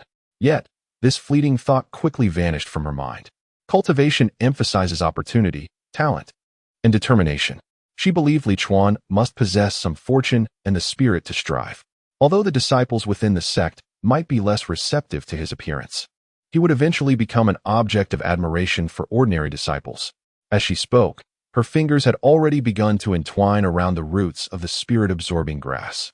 I have met Sister Mo, but it's merely luck on my part, Li Chuan replied politely. As he spoke, Mo Xiangling's fingers had wrapped around the roots numerous times, and she brazenly began to eat it, unabashedly indulging in the sect's possessions. Li Chuan glanced at Zhao Mingxian and Zhou Hanhe beside him, noticing that both were simultaneously swallowing their saliva and turning their heads away. To his surprise, after chewing a few times, Mo Xiangling wrapped her fingers around the spirit-absorbing grass once more and earnestly stated, "This is my first time encountering this. I am unsure, so I shall taste it again." Li Chuan's face twitched. He thought to himself, why not just take it home to make soup? This sister was rather blatant. Did she not fear the sect would seek trouble for consuming such an expensive item? However, seeing her composed demeanor made Li Chuan recall Chu Mingyu, who had also maintained her composure when she sought to discuss a celestial bond with him. This ignited a fervent desire within him to engage Mo Xiangling in a celestial bond on the spot. Li Chuan felt that every gesture of Mo Xiangling was irresistibly alluring to him. Indeed, the roots of this spirit-absorbing grass are as described in the books, imbued with remarkably pure spiritual energy. I shall fetch you some spirit stones. Mo Xiangling finally finished tasting and turned to enter the inner chamber. Soon, she emerged with a Qinkuan bag, and with a mere thought, a pile of spirit stones appeared on the table. In total, it amounts to 5,100 spirit stones. Please count them, she instructed. Almost instantaneously, all eyes in the hall converged upon them. In the realm of Qi refinement, few have encountered such a plethora of spirit stones amassed together. In an instant, Li Chuan swiftly stored the stones into his Qinkuan bag, denying his fellow disciples the opportunity to expand their horizons. Only after securing them did he take his time to count. In truth, there was no need for manual counting. With a mere thought, the quantity revealed itself. Thank you, Senior Sister Mo, and I would appreciate it if you could also add my contributions, Li Chuan said as he presented his contribution token. Normally, he would seek out Zhou Hanhe for such matters, but with such a captivating beauty before him, who would take the trouble to engage a man? Yet, upon receiving Li Chuan's contribution token, Mo Xiangling promptly handed it over to Zhou Hanhe. As the steward, she had little interest in attending to trivial matters. I understand that you have not undergone the sect's spirit plant cultivator certification, and thus cannot enter the specialized spirit plant realm. I will contact the examiner to ensure you obtain your certification swiftly, Imo Xiangling unexpectedly informed Li Chuan. This was a delightful surprise, and he quickly expressed his gratitude. Thank you, Senior Sister Imo, for your concern. Such a significant favor leaves me at a loss for how to repay you. Though he spoke courteous words, his mind was set on earning more spirit stones to lavish Imo Xiangling with gifts in the future. Li Chuan comprehended Imo Xiangling's motivation for assisting him. It was rather simple. Each time he uncovered a valuable spirit herb, she would sample its essence. The more precious spirit plants Li Chuan discovered, the more she could savor. Thus aiding him was also a benefit to herself. After receiving the contribution token from Zhou Hanhe, Li Chuan did not take his leave, but instead lingered to converse with Imo Xiangling and the others. He had initially intended to seize the opportunity to inquire about Imo Xiangling's celestial affinity. For now, with over 5,000 spirit stones, he could afford to pursue such a connection despite her high status. However, it wasn't long before several disciples from the task hall approached Imo Xiangling for guidance. It was unclear whether they were deliberately seeking conversation or if they genuinely required her authority to resolve their matters. Realizing the opportunity was fleeting, Li Chuan reluctantly decided to postpone his inquiry, comforted by the fact that he still had the option of pursuing Chu Mingyu, another of the 10 unparalleled beauties. As he turned to leave, he abruptly retraced his steps upon reaching the entrance of the Grand Hall, for he spotted a familiar figure, the middle-aged man in gray who had been present during the excavation of the spirit grass. Had it been merely the gray-clad man, it would have been manageable. After all, a mere cultivator at the first level of qi refinement was no match for him even without artifacts. However, the gray-clad man was not alone. He was accompanied by a group of individuals unknown to Li Chuan. Among them was someone he recognized from the first small world, seemingly a steward from that realm. Casting a glance at the back door of the hall, Li Chuan advanced without hesitation. For this was not his first foray through the back entrance. Just as he departed, the gray-clad man and his entourage entered the task hall. As they stepped inside, many instinctively turned their gazes towards them. It was a rare occurrence to witness a throng of cultivators congregating within the task hall. Upon noticing a group of individuals approaching her, Imo Xiangling gazed at a middle-aged man with a horse-like face and inquired, "Brother Chao, do you have a task to announce?" The middle-aged man, named Chao Tianyong, was the overseer of the first small world. His expression was far from pleasant as he stepped before Imo Xiangling and stated, "Sister Imo, someone has taken the spirit-absorbing grass that I cultivated in the spiritual field. I wonder if he has come to you in search of contributions. For those who have spent a significant amount of time in the Yin-Yang sect, contributions hold more value than spirit stones. However, for someone like Li Chuan, who has yet to experience the benefits of contributions, spirit stones are far more appealing." "Oh, you cultivated the spirit-absorbing grass," Imo Xiangling exclaimed in surprise. "From your words, it seems that fellow has indeed visited. Where might he be?"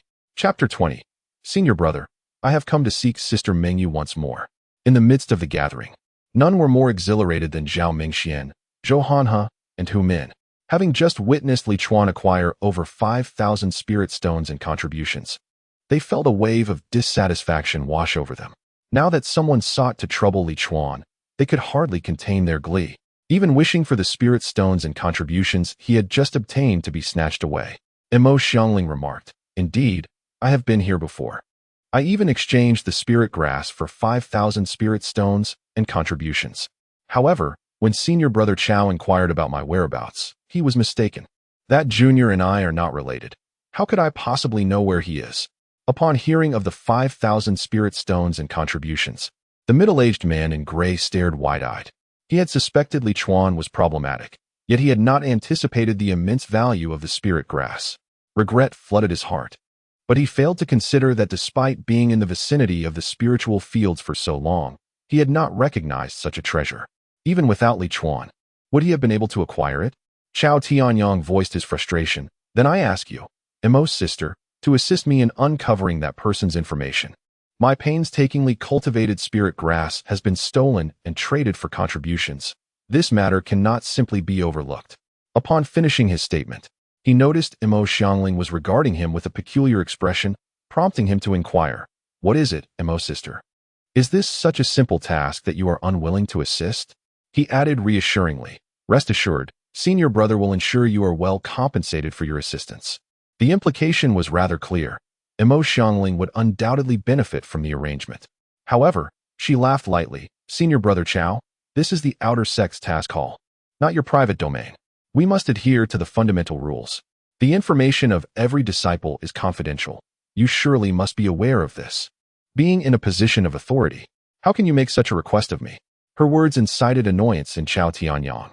Having just come from the task hall, he was well aware of the confidentiality protocols. After all, many things were understood implicitly among peers. Mo Xiangling's response was evidently a refusal to assist him. He retorted, Mo sister, my precious possession has been stolen and brought to your task hall for disposal. You have a responsibility to help me identify the thief. Mo Xiangling's expression turned frosty. Senior brother, I do not appreciate your words. If you were incompetent enough to allow your belongings to be taken, why do you come to me? Should you not be seeking assistance at the law enforcement hall? Furthermore, if you are indeed so capable as to cultivate spirit grass, capturing a disciple who has stolen it should be a trivial task for you, she said with a mocking tone. Spirit grass is a rare sight. Having been in the task hall for over a decade, this was her first encounter with it, and she was naturally skeptical of Chao Tianyang's claims of cultivation. She even suspected he had merely read about spirit grass in books and had never seen it in person. Chao Tianyang discerned her sarcasm and replied, displeased, so, you have decided to turn a blind eye, Mo sister?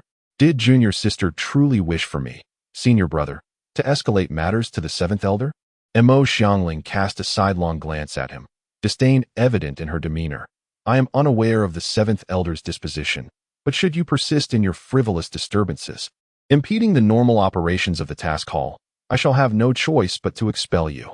At that juncture, do not say I lacked consideration for our camaraderie. Although Chao Tianyang held the title of senior brother, he and Mo Xiangling shared a mere cultivation level of the 10th layer of qi refinement. Yet, in terms of prowess, he could hardly compare to her. Over a decade ago, Mo Xiangling had already claimed the title of the foremost disciple of the outer sect, a veritable genius with boundless potential. In contrast, Chao Tianyang had exhausted his innate gifts, rendering him virtually hopeless of achieving foundation establishment in this lifetime. Much like the first small world, he had long since lost all potential and could only serve as a place for retirement. While both held managerial roles, the disparity between them was profound.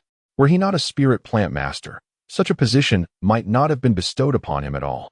Should Mo Xiangling truly decide to take action, he would find himself in a most dismal predicament, especially with the multitude of individuals from the task hall already converging. Should a conflict arise, Chao Tianyang and his companions would scarcely have an opportunity to flee. Very well, I shall have to seek the seventh elder's intervention. Ultimately, Chao Tianyang had no choice but to leave in disgrace. In truth, Mo Xiangling had little desire to involve herself in such matters. Her sense of justice was not particularly strong, nor did she have the inclination to engage in trivial disputes. Yet, given Li Chuan's formidable abilities, she found herself indirectly allied with him, naturally inclined to support him as long as it did not jeopardize her own interests. After departing the task hall, the middle-aged man in gray expressed his concerns. Senior brother Chao, are we truly to seek the seventh elder? The spirit-absorbing herb had not even been cultivated by Chao Tianyang, and he feared that approaching the seventh elder would reveal the truth. He was taken aback to discover that the usually authoritative Chao Tianyang held little sway within the task hall, as others scarcely acknowledged him.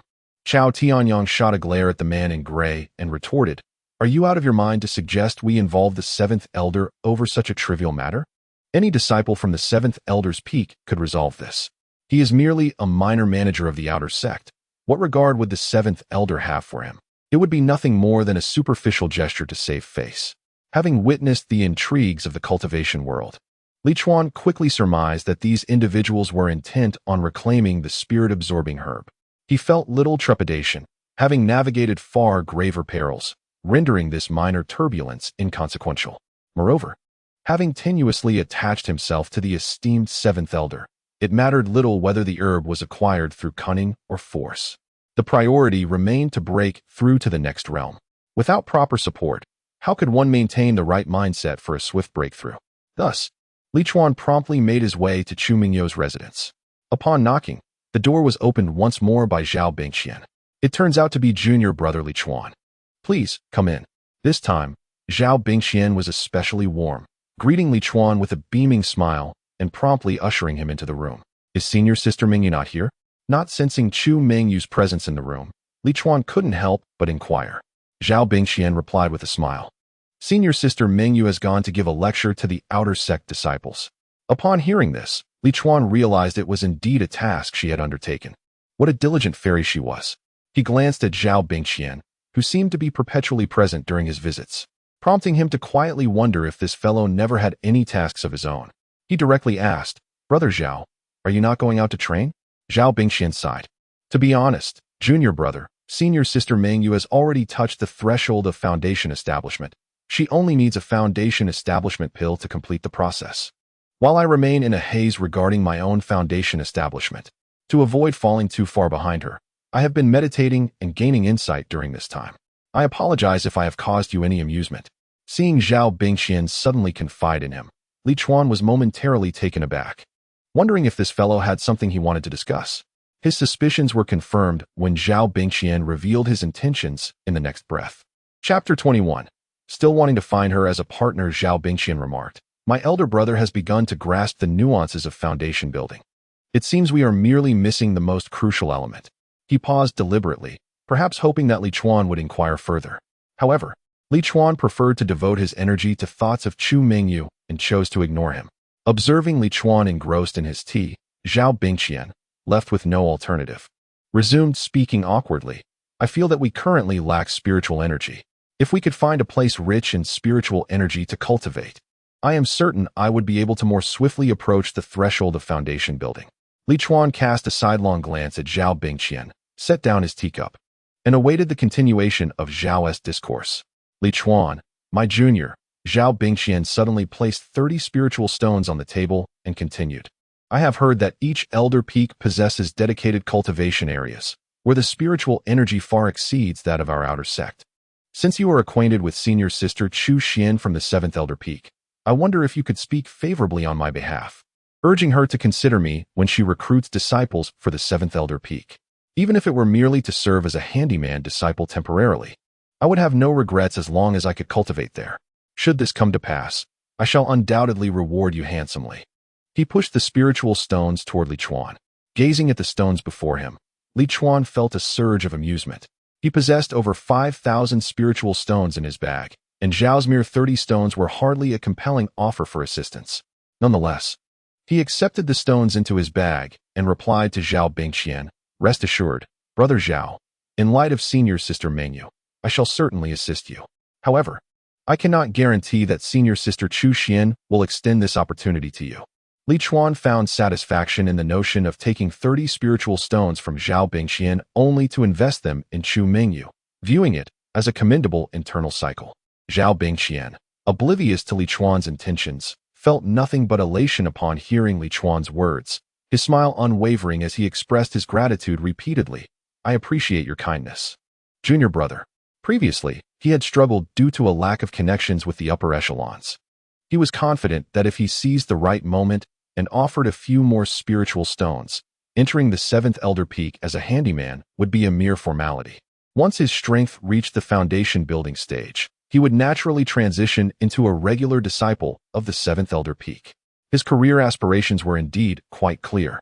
By the way, junior brother, have you come to see senior sister Mingyu for a specific reason? Oh, I have some uncertainties regarding my cultivation and wish to seek her guidance. Uncertainties in cultivation? Then you have indeed come to the right person. I may not be able to claim expertise in all matters, but I possess considerable insight into the qi refinement stage. Since junior sister Mingyu is currently absent, feel free to ask me any questions you may have. Li Chuan smiled warmly at Zhao Bingxian, accepting his goodwill. After all, Zhao Bingxian was at the 10th level of qi refinement and held a certain reputation within the outer sect as one of its few skilled practitioners. His insights into cultivation would surely be of value. It is fortuitous that he could acquire some insights from Zhao Bingxian, which he could later validate through Chu Mingyu. Senior brother, my yin-yang initial enlightenment technique has now reached the 2nd level. I wonder how I might expedite my cultivation further, Li Chuan inquired humbly. Zhao Bingxian responded. When did you embark on your journey, junior brother, that you have only reached the 2nd level? I observe that your foundation is solid. and the spiritual energy within you is well refined. Your progress in the initial enlightenment technique should have been swifter. Have you yet to find a partner on the path of cultivation? It would be prudent to seek a companion, ideally. Someone even more formidable than yourself would be most beneficial. Zhao Bingqian was forthcoming, sharing everything with Li Chuan, even delving into the nuances of dual cultivation, which greatly benefited Li Chuan. Their discussion extended for more than an hour. Upon leaving, Li Chuan said to Zhao Bingqian, "Senior brother Zhao, when Sister Mengyu returns, please ask her to visit me. I wish to hear her insights on cultivation as well, for mutual corroboration will surely hasten our progress." "Certainly, when Sister Mengyu returns, I shall ensure she visits you," Zhao Bingqian replied, though inwardly he scolded himself. He believed Li Chuan was overreaching, seeking advice on cultivation and requesting others to visit him, as if he considered himself someone of significance. However, recalling that Li Chuan was backed by the disciple of Elder Qi, he suppressed his discontent. Little did he know that Li Chuan's invitation for Chu Mengyu was not merely for the sake of inquiry. Coincidentally, shortly after Li Chuan departed, Chu Mengyu returned. Zhao Bingqian informed her, "Sister Mengyu, junior brother Li Chuan visited and requested you seek him out upon your return." He refrained from mentioning that Li Chuan desired to consult her about cultivation, fearing that she might refuse, given her usual indifference toward such relationships, and would not be inclined to ingratiate herself simply because of Li Chuan's association with Elder Qi's disciple. Unbeknownst to him, his concerns were unfounded. Chu Mengyu would not ingratiate herself because of that connection, but rather due to the spiritual stones Li Chuan had given her. "Oh, what does he wish for me to do?" Chu Mengyu pretended to inquire, fully aware of Li Chuan's intentions, yet maintaining a facade. Zhao Bingqian replied, "I am not certain. He did not disclose his purpose, but he appeared quite eager. You should hasten to him to avoid any delays in important matters." He was anxious that Li Chuan might become impatient, urging her to go. Chu Mengyu regarded him with curiosity, remarking, "Senior brother, you seem somewhat different today. I recall you were not particularly fond of junior brother Li Chuan." Zhao Bingqian quickly smiled, saying, "That was in the past. Following your enlightening words, I have come to a realization. Since we are all fellow disciples, there is no need for unwarranted animosity. We should assist one another." Chu Mengyu remained noncommittal, stating, "Your newfound understanding indicates that your cultivation of character has progressed further. I wish you success in attaining the foundation-building path soon." Zhao Bingqian solemnly assured, "Rest assured, junior sister. I shall certainly follow you in establishing my foundation. I will not lag behind." "Then I shall await you," replied Chu Mengyu, as she turned to leave, leaving behind a trail of enchanting fragrance. Seizing the opportunity, Zhao Bingqian immediately resumed his cultivation. His eagerness to establish his foundation was unparalleled, for Chu Mengyu, one of the 10 most enchanting figures in the outer sect, had garnered the admiration of countless suitors wishing to become her partner. Zhao Bingqian aspired to maintain this partnership with Chu Mengyu. Thus, he understood the necessity of hastening his foundation establishment. Otherwise, once she established hers, his current cultivation at the 10th level of qi refinement would seem rather inadequate. Upon returning to his residence, Li Chuan had scarcely begun to organize the insights on cultivation he had acquired from Zhao Bingqian when Chu Mengyu arrived. "Junior brother, your speed in earning spirit stones is astonishingly swift. Even I cannot compare." Chapter 22.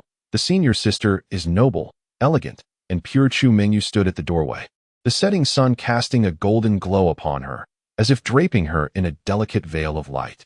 Li Chuan gazed at this enchanting figure, and a sudden thought crossed his mind.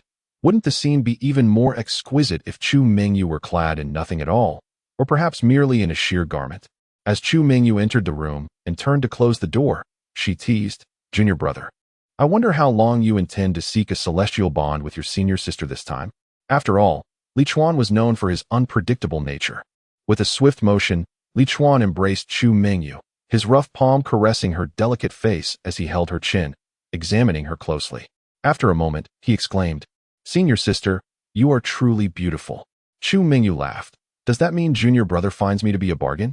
Li Chuan certainly believed she was worth every bit. Yet he would never admit it, fearing that Chu Mengyu might take the opportunity to increase her price. Although he possessed spirit stones, he was reluctant to spend them frivolously. With a meaningful glance, he replied, "Whether it is a bargain or not depends on senior sister's performance." Just moments ago, while touching Chu Mingyu's face. He had been secretly comparing her to Mo Xiangling. Ultimately, he concluded that both women were stunning, their nearly flawless faces lacking any discernible blemishes. He produced the 30 spirit stones he had recently acquired, placing them in Chu Mingyu's hands. Chu Mingyu looked at the spirit stones in astonishment. Junior brother, why is it 30 spirit stones this time? Previously, Li Chuan either requested 50 or 21 spirit stones, making it easy to calculate the duration, at most. They would extend the bond afterward. But 30 spirit stones? How was that to be measured? Li Chuan smiled. These were just given to me by senior brother Zhao Bingqian. Senior brother Zhao gave you these? Chu Mingyu's lovely eyes widened in disbelief. What did he give you spirit stones for? Li Chuan chuckled. Senior brother Zhao noticed I lack a partner, and he offered me some spirit stones to encourage me to find a junior sister to forge a connection. Lest my body be tainted by the sect's teachings, I immediately thought of sharing this with you, senior sister. I do care for you. Chu Mingyu found his words utterly unconvincing. She doubted Zhao Bingqian would be so generous to Li Chuan. However, knowing that Li Chuan's spirit stones came from Zhao Bingqian left her feeling oddly unsettled. Instead of exposing him, she remarked, then I shall express my gratitude to senior brother Zhao when I return for allowing me to earn an extra 30 spirit stones today. Upon hearing this, Li Chuan felt a surge of excitement, exclaiming how audacious she was. Chu Mingyu seemed to embody a reserved allure, outwardly pure and noble, yet, before they realized it, night had fallen, and Li Chuan, unsurprisingly, extended the duration by another 20 spirit stones. Originally, Chu Mingyu intended to leave, but when Li Chuan insisted she return at midnight, she decided against departing, finding the back and forth too cumbersome. She decided to reside at Li Chuan's place, making it convenient for him to contemplate whenever he wished. After all, her singular aim in the near term was to establish her foundation. If she could earn over 50 spirit stones daily while staying with Li Chuan, she would be able to achieve her goal in just over a month, significantly faster than she had initially anticipated. As for Zhao Bingqian, despite their bond as partners, he provided her no spirit stones. Thus it was only prudent for her to prioritize the one who did, Li Chuan. In the path of cultivation, the greatest taboo is to be ensnared by emotions. This was, for both her and Zhao Bingqian, a test of their character. One must be able to grasp as well as to release. Otherwise, they would remain mere low-tier cultivators forever. The following afternoon, Li Chuan, feeling invigorated, made his way to the 7th Elder Peak. It must be noted that Zhao Bingqian's insights into cultivation, along with the support of his partner, had proven immensely beneficial.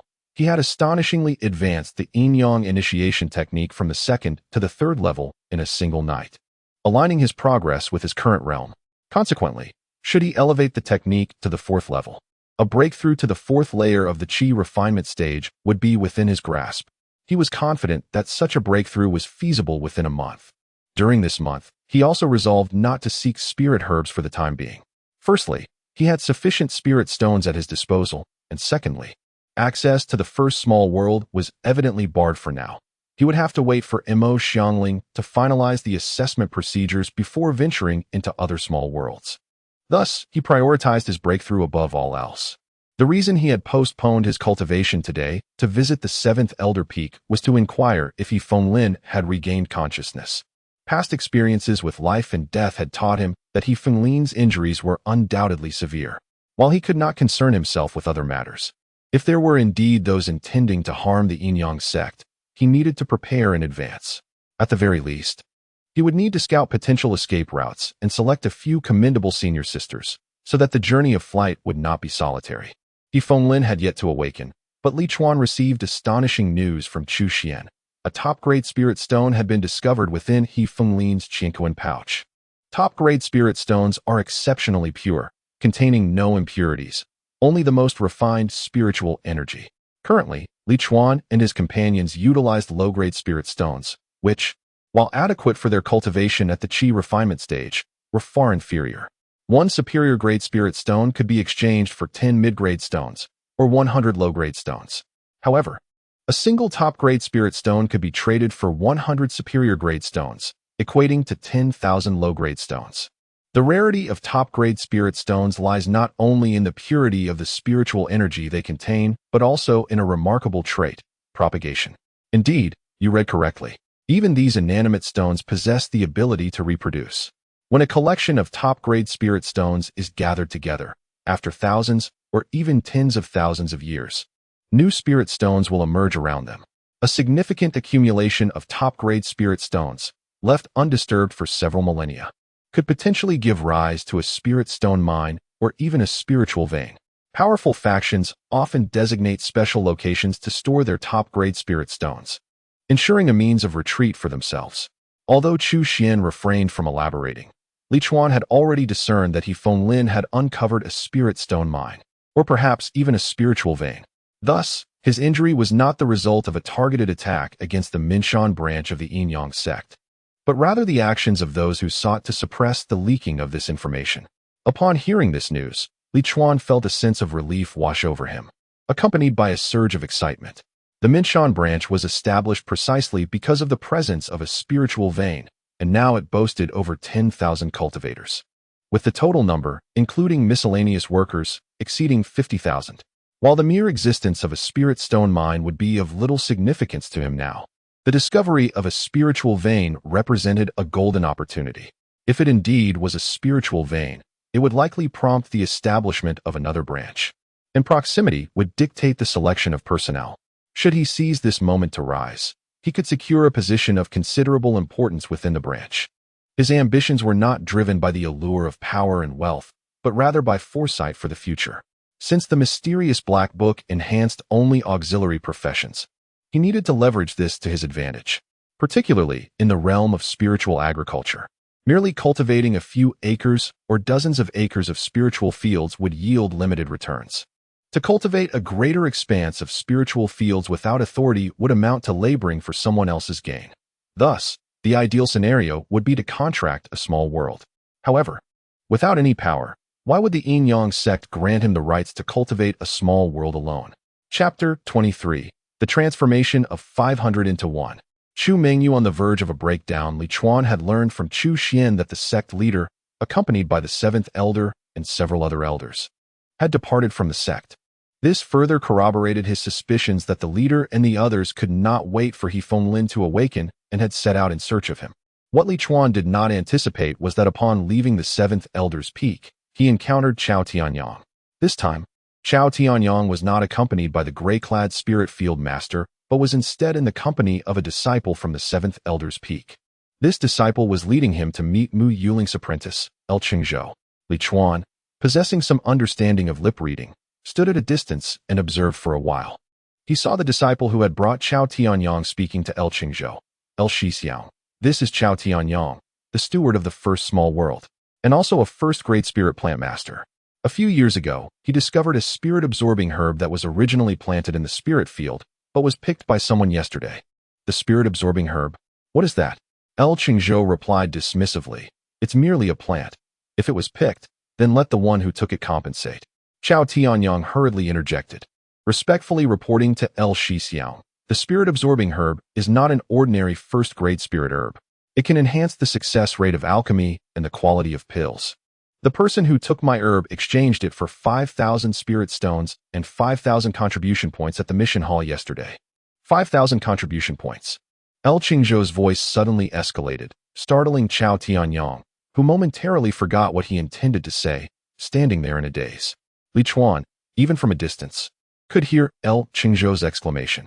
Is 5,000 contribution points really worthy of such excitement? He murmured dismissively. This affluent individual, oblivious to the struggles of cultivators at various levels, failed to comprehend that although El Qingzhou and his peers were favored disciples of the elders, enjoying numerous benefits and hidden income, their expenditures were similarly substantial. After all, rapid enhancement of power is unattainable without adequate resources. Thus, despite having been in the foundation establishment stage for quite some time, their savings might not necessarily exceed those of individuals still in the qi refinement stage. It was akin to Li Chuan's previous life, where those residing in bustling cities, owning properties worth tens of millions, earned a monthly salary of 20,000, yet their savings might not surpass those of someone from a small county, possessing a property valued at a few $100,000, earning 8,000 monthly. Li Chuan, who was not adorned in opulent clothing and had scarcely utilized his contribution points, certainly did not perceive 5,000 as a significant amount. He would gradually come to realize, well, given his current rate of income, he might never encounter a shortage of contribution points. Discussing the abundance or scarcity of contributions with him was rather premature. El Qingzhou inquired of Chao Tianyang, "Please continue. Who was the disciple that took your item? Is there someone protecting him?" Chao Tianyang hastily replied, "All I know is that the one who took my spirit herb was a rather unscrupulous old man. I initially intended to have junior sister Imo from the mission hall look into that person's information, but she refused to investigate and even expelled me from the mission hall.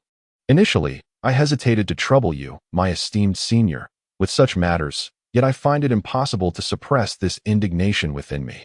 El Qingzhou, is the Mo Shimi you speak of Mo Xiangling? She is the appointed steward of the outer sect's task hall, selected by the sect leader, which renders her indifference to you quite understandable. As for the lecherous old man who plucked your spiritual herbs, he should not be difficult to identify. Considering the scarcity of elders in our Yin-Yang sect during the Qi refinement stage, particularly those of a dubious character, when I find the time, I shall investigate this matter for you. I am intrigued to discover who dares to meddle with the possessions of someone from our 7th Elder Peak." Upon hearing El Qingzhou's remark about Mo Xiangling being chosen by the sect leader, Li Chuan comprehended the source of her audacity in brazenly testing the spiritual herbs. As long as the sect leader remains in power, who would dare to challenge her? Observing from a distance, Li Chuan even nodded at Chao Tianyang when the latter glanced in his direction, leaving Chao Tianyang quite astonished, believing him to be a disciple of the 7th Elder Peak. And he promptly responded with a smile. As the rumors circulated, Li Chuan mused that it would be futile for the lecherous old man to seek him out. The moment Chao Tianyang mentioned the old man, Li Chuan felt a sense of security, for in his mind, he envisioned himself as an imposing figure of virtue and grace, a celestial being. Thus, how could they possibly find him by their criteria? It is evident that the disparity between Li Chuan's self-perception and how others perceive him is vast. Upon returning to his residence, he encountered Chu Mingyu and, in a moment of playful mischief, tossed a spirit stone to her, claiming it was to help her cultivate her temperament. Transforming 500 into 1 nearly provoked her to wrath, threatening to retaliate. However, Li Chuan eloquently justified his actions as a means of aiding Chu Mingyu in fortifying her resolve, lest she be tormented by inner demons in the future. Surprisingly, Chu Mingyu accepted this rationale, believing her temper to be the result of insufficient cultivation. Consequently, in the days that followed, whenever Li Chuan felt inclined, he would toss several spirit stones to Chu Mingyu, assisting her in tempering her character. Over the next several days, Li Chuan began to delve into the study of martial arts techniques. In addition to consulting Chu Mingyu, he even attended specialized lectures on cultivation. Originally intended for novices of the Yin-Yang sect, Li Chuan had practiced for decades. While his foundation was not lacking, his knowledge of the sect's techniques was limited, prompting him to seek insights from others. Although many of the instructors were not as formidable as Chu Mingyu, acquiring knowledge from diverse sources could only be beneficial. Indeed, his decision proved wise, as he ultimately gained profound insights and ascended to the 4th layer of Qi refinement.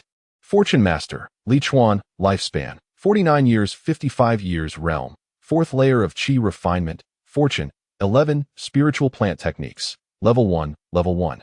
01 Level 1 Spiritual Plant Identification. Level 10 Level 1 Spiritual Land Identification. Level 1, 01 Level 1 Spiritual Seed Cultivation. Level 1. 01 Level 1 Spiritual Planting. Level 1. 01 He has gained an additional 5 years of life, and the shadow of death has finally receded. The first level Spirit Plant Identification has reached its zenith, leaving no room for further advancement. As for the next course of action, he remains uncertain for the time being. After all, the ability to identify a single spirit plant is sufficient for him to amass wealth. Thus, he has decided to reserve his fortune for future endeavors. Regarding the first level of spirit plant technique, it is currently impossible to elevate. He estimates that he must wait until all 4 subcategories are maximized before he can progress. Senior sister, how many spirit stones do you still need to exchange for a foundation establishment pill? Li Chuan inquired of Chu Mingyu. Chu Mingyu's mind delved into her Chinquan bag, and she replied, I am still short by over 1,800. Junior brother, you must strive harder. My foundation establishment pill relies entirely on you. She presumed that Li Chuan had exhausted his spirit stones and was preparing to venture out to earn more. Thus she encouraged him. To her astonishment, Li Chuan waved his hand, revealing a multitude of spirit stones upon the bed. A look of surprise filled Chu Mingyu's beautiful eyes. After scanning the stones with her spirit sense, she turned to Li Chuan with a puzzled expression and asked, "A total of 3,000 spirit stones. What is your intention, junior brother?" Chapter 24. Junior brother, you truly excel at frugality. Previously, if Chu Mingyu had witnessed Li Chuan producing such a plethora of spirit stones, she might have chided him for his miserly nature, always counting every single spirit stone.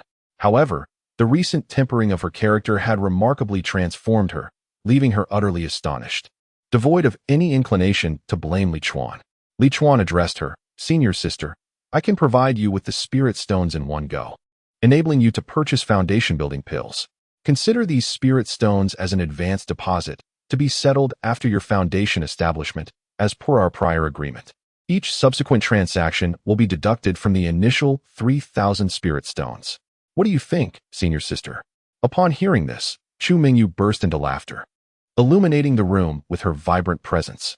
"Junior brother, you truly are a master of frugality, even seeking to benefit from senior sister's situation."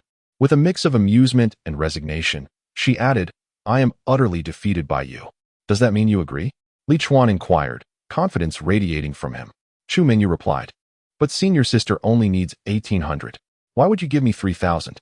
Li Chuan explained, "This serves as an additional condition. You may either accept the 3,000, or we can proceed as before, but you must consider that I won't have the luxury of time to seek you out daily. After all, there are many other junior sisters and senior sisters in the outer sect.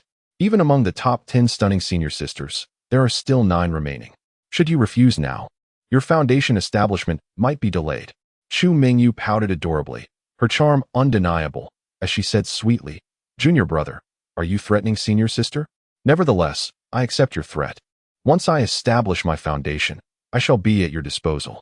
She threw him a flirtatious glance before stowing away the spirit stones. Witnessing her demeanor, Li Chuan could not help but exclaim, "Senior sister, you truly are captivating."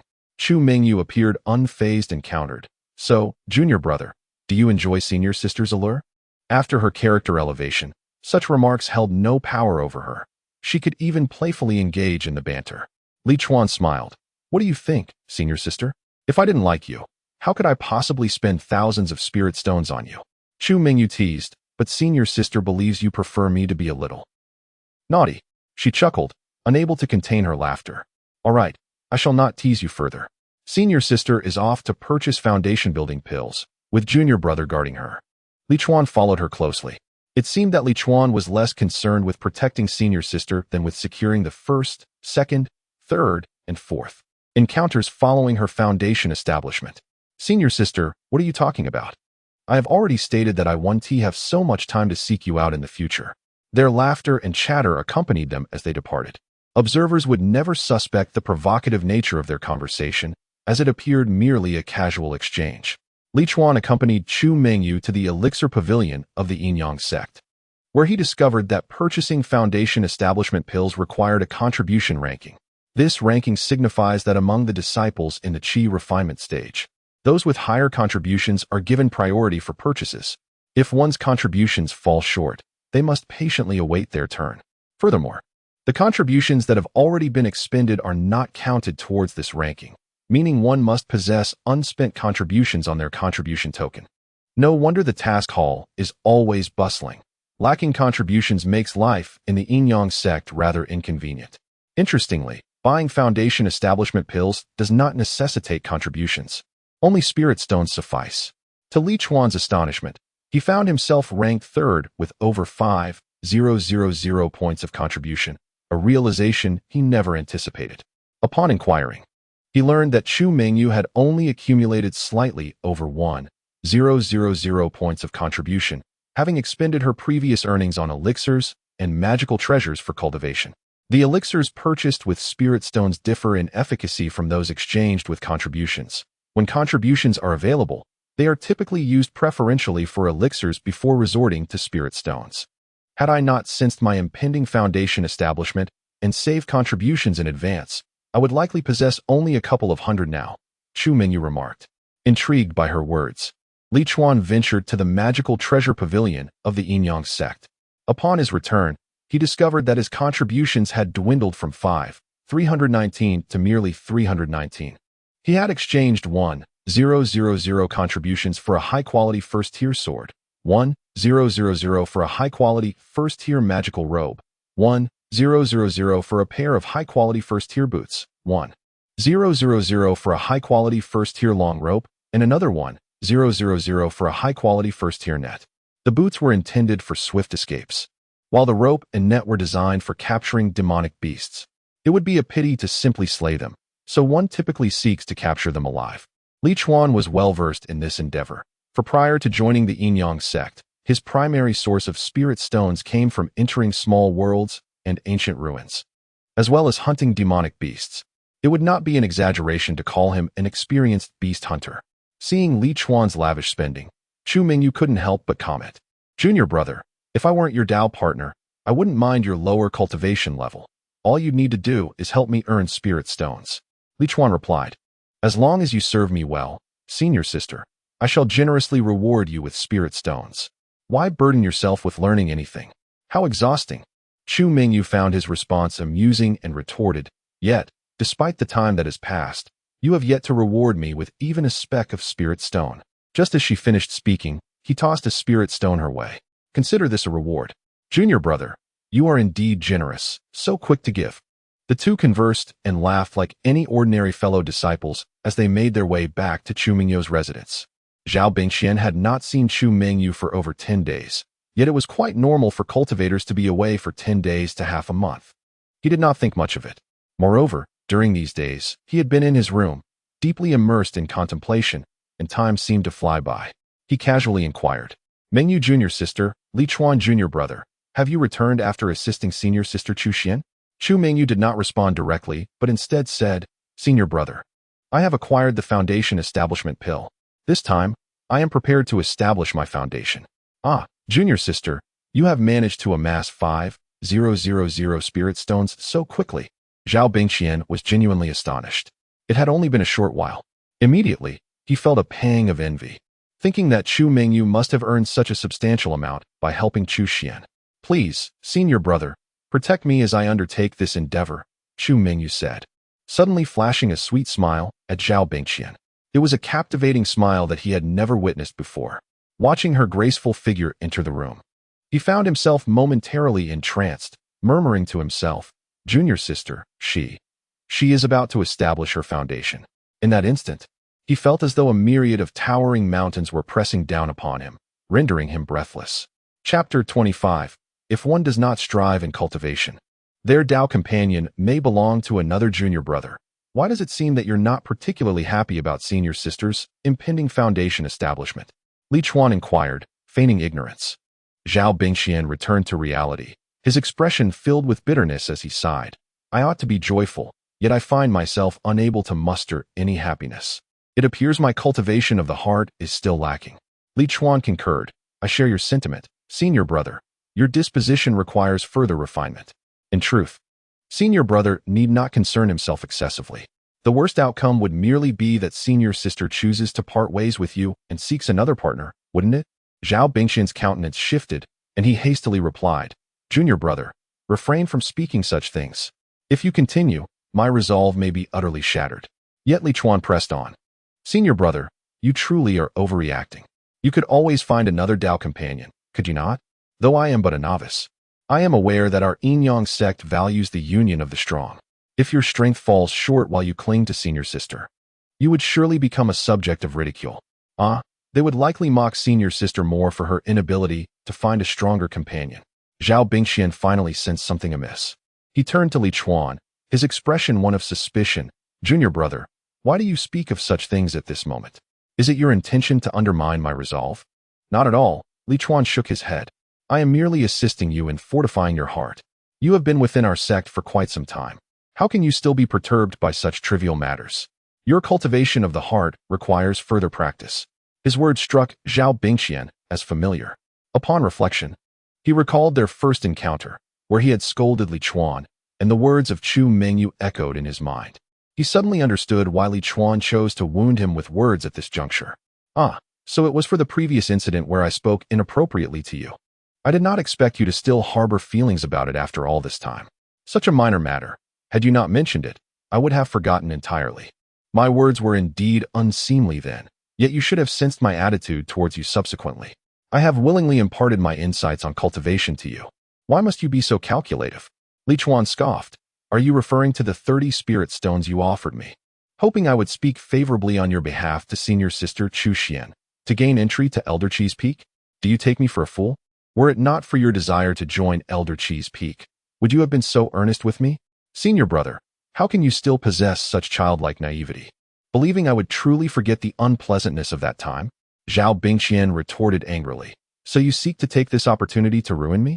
Li Chuan countered. How can you accuse me of destruction? If you crumble so easily, it merely indicates that your resolve is not steadfast. You still require practice. By the way, senior brother, do you know how I utilized the 30 spirit stones you gave me? I spent them on senior sister Mengyu. What do you mean? Zhao Bingqian initially hesitated to ask, but his mouth raced ahead of his thoughts. What could it mean? Judging by my senior's expression, he must have realized something. Indeed, it was about spending a considerable time with senior sister Mengyu. You might not inquire how we spent that time, but I, being of a kind heart, take pleasure in doing good deeds. Your silence will not stop me from sharing. In truth, it was nothing remarkable, merely a conversation with the senior sister. Li Chuan recounted the events of his time with Chu Mingyu with remarkable fluency. Were it to be pinned into a tome, it would undoubtedly be deemed forbidden literature. No, that cannot be. Zhao Bingqian's eyes blazed with crimson, shaking his head vehemently. Even if senior sister Mengyu had to choose, she would never select you. Just look at yourself. Which junior sister would choose you? Your lifespan is limited, and you are but at the third, no, fourth layer of qi refinement? His words suddenly faltered. It seemed he had just now realized that Li Chuan was not only at the fourth layer of qi refinement, but his entire demeanor had undergone a transformation. Clad in a white robe and white boots, he no longer appeared as repugnant, while he did not exude an ethereal presence. He certainly possessed the aura of a cultivator. Of course, the signs of aging still lingered. Why do you believe that the senior sister would not choose me? Li Chuan asked, his face alight with pride, having forgotten to mention to his senior that after he spoke ill of me, I sought out the senior sister. By the way, it was you who informed me of her hunting mission. I am grateful for your guidance, for without it, I would not have found her so swiftly. And during these days, you truly do not believe that the senior sister and I went to assist senior sister Chu Xian, do you? In fact, the senior sister has been residing with me. Do you know why she chose to stay with me? It is all for my convenience. What is meant by killing the heart? Li Chuan embodies that notion now. To thwart a cultivator, one need not necessarily harm their body. Shattering their resolve is far more detrimental. The body may heal in time, but if the heart is broken, that ruin lasts a lifetime. In truth, Li Chuan harbored no deep enmity towards Zhao Bingqian, having even shared a bed with his partner. He was not a petty individual, yet neither was he magnanimous. Since he had the opportunity to take a measure of revenge, why not relish it? Fool, you have successfully provoked me. Zhao Bingqian suddenly struck out at Li Chuan. As a 10th layer qi refiner, he had no need to endure the indignities from someone at the 4th layer. However, a delicate hand suddenly emerged, intercepting his strike. Junior sister. Zhao Bingqian's countenance darkened as he glanced at Chu Mingyu. You have successfully established your foundation. His expression grew even more grim. Zhao Shidi, you should now refer to me as senior sister, Chu Mingyu replied with a smile. That smile was remarkably familiar. Yet, in Zhao Bingqian's eyes, it pierced his heart, instilling an unsettling fear within him. At that moment, Li Chuan reached out, wrapping his arm around Chu Mingyu's slender waist. Scoundrel, let go. Zhao Bingqian, exasperated, struck out at Li Chuan once more. To embrace his partner in front of him without a response would render him an inadequate partner. Yet, Chu Mingyu intervened once more, blocking his path.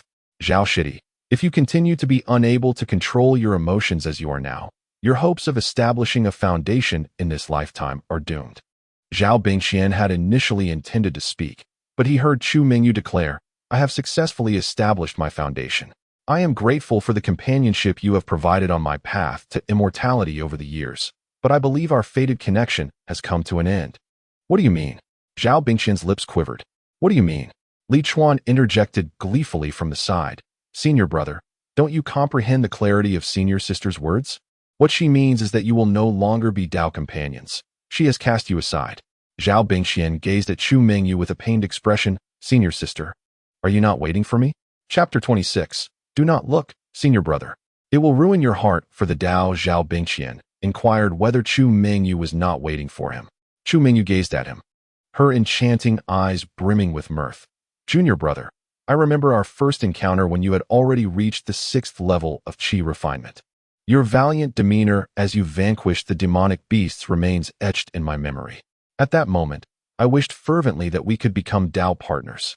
I have worked diligently and have finally caught up to you at the 9th level of Qi refinement, and we are now bound as Dao partners. Junior brother, I have achieved my goal. What about you? Zhao Bingxian proclaimed earnestly. My goal is to establish my foundation and to once again become your Dao partner, senior sister. You must wait for me. I can already sense the threshold of foundation establishment. Chu Mingyu shook her head gently. Your cultivation is progressing too slowly. You are destined to be merely a fleeting passerby in the long journey of my immortal path. But senior sister, you need not choose him, right? Zhao Bingxian pointed at Li Chuan, bewildered. Chu Mingyu replied, when did I say I intended to choose him? Li Chuan interjected, senior brother has misunderstood. I am merely the fated one for senior sister, not her Dao partner. Upon hearing this, Zhao Bingxian nearly spat blood. Generally speaking, those who form a celestial bond are referred to as fated friends. If one party continuously provides the other with spirit stones, they become the fated benefactor. It can be said that occasionally forming a celestial bond is akin to both parties exploring the Dao, but if one seeks a celestial bond solely for spirit stones, they are labeled as a fated slave, a term that carries a negative connotation. Senior sister, it appears that senior brother Zhao has developed feelings for you. Li Chuan exclaimed in astonishment. Isn't it said that Dao partners from the Yin-Yang sect part ways amicably? He suddenly turned to Zhao Bingxian and remarked, senior brother Zhao, does not the junior brother say that actors are heartless and courtesans are ungrateful? How can you harbor feelings for senior sister Mingyu? This is a grave taboo. No wonder senior sister Mingyu has cast you aside. You have been justly rejected. At this, Chu Mingyu turned her head and said softly, junior brother, are you implying that I am a courtesan? Li Chuan chuckled. I believe that with senior sister's temperament, she should be able to withstand the term courtesan.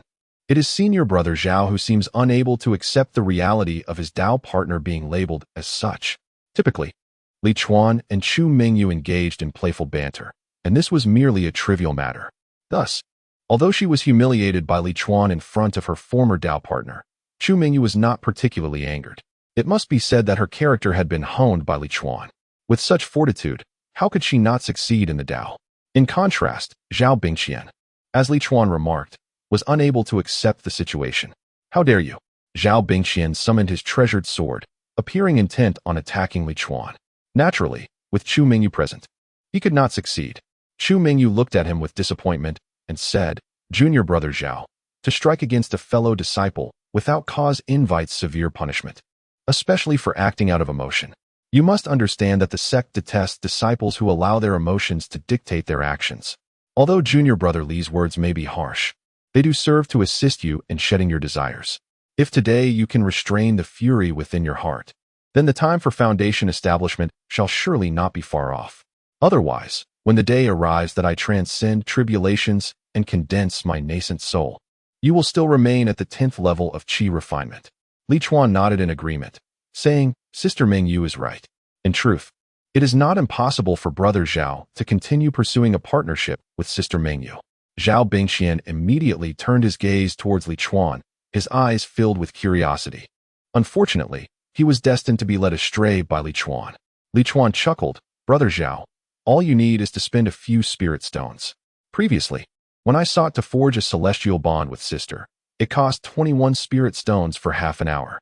Now that sister has established her foundation, the price will surely be a bit higher. He turned to ask Chu Mingyu, by the way, sister, what is your current rate?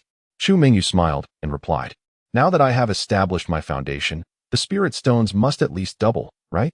Li Chuan nodded, so it would be 1,000 spirit stones to have sister as a partner for a day. Brother Zhao, strive to earn those spirit stones. Seeing Chu Mingyu casually state the price for their celestial bond, Zhao Bingxian felt as though the heavens had collapsed. Was this still his pure, elegant, and otherworldly junior sister? Insanity. He pointed at Li Chuan and exclaimed, 1,000 spirit stones for a day. With those spirit stones, couldn't I cultivate better? It's far too expensive. Li Chuan responded, brother, do you find the price of 1,000 spirit stones to be excessive? Zhao Bingxian retorted, isn't it? Li Chuan countered. How could 1,000 spirit stones be considered high? Sister is a foundational fairy, with her beauty. There are hardly any others in the entire Yin-Yang sect who could compare. He reached out to gently lift Chu Mingyu's chin, sighing, if brother finds 1,000 spirit stones too much, perhaps you should reflect on your own efforts over the years. Have you diligently completed tasks, and has your annual spirit stone earnings increased? Zhao Bingxian felt a sense of frustration, yet found himself at a loss for words, for he truly possessed very few spirit stones. However, what was even more disheartening was witnessing Li Chuan kiss Chu Mingyu right before his eyes. Chu Mingyu, without any sign of resistance, cooperated fully. He had never seen her so proactive, even when they were together. He stood there, sword in hand, like a fool, foolishly watching Li Chuan untie Chu Mingyu's belt. Suddenly, amidst the playful interaction, Chu Mingyu waved her hand, sending Zhao Bingxian outside. In the instant the door closed, he seemed to catch a glimpse of her garments slipping away. This is my room, Zhao Bingxian murmured to himself. His room, his partner, his bed, his resolve shattered and reformed, only to shatter again in an endless cycle. After an indeterminate amount of time, the door opened. Oh, brother, you're still here. Seeing Zhao Bingxian still lingering, Li Chuan appeared somewhat surprised. This was his room. Chu Mingyu emerged from behind Li Chuan, still as pure and beautiful as ever, at least. She appeared so. Sister, you too? Why didn't you say something earlier? You've kept brother Zhao waiting out here for so long. Li Chuan reproached him, and then he tossed a spirit stone towards Zhao Bingxian.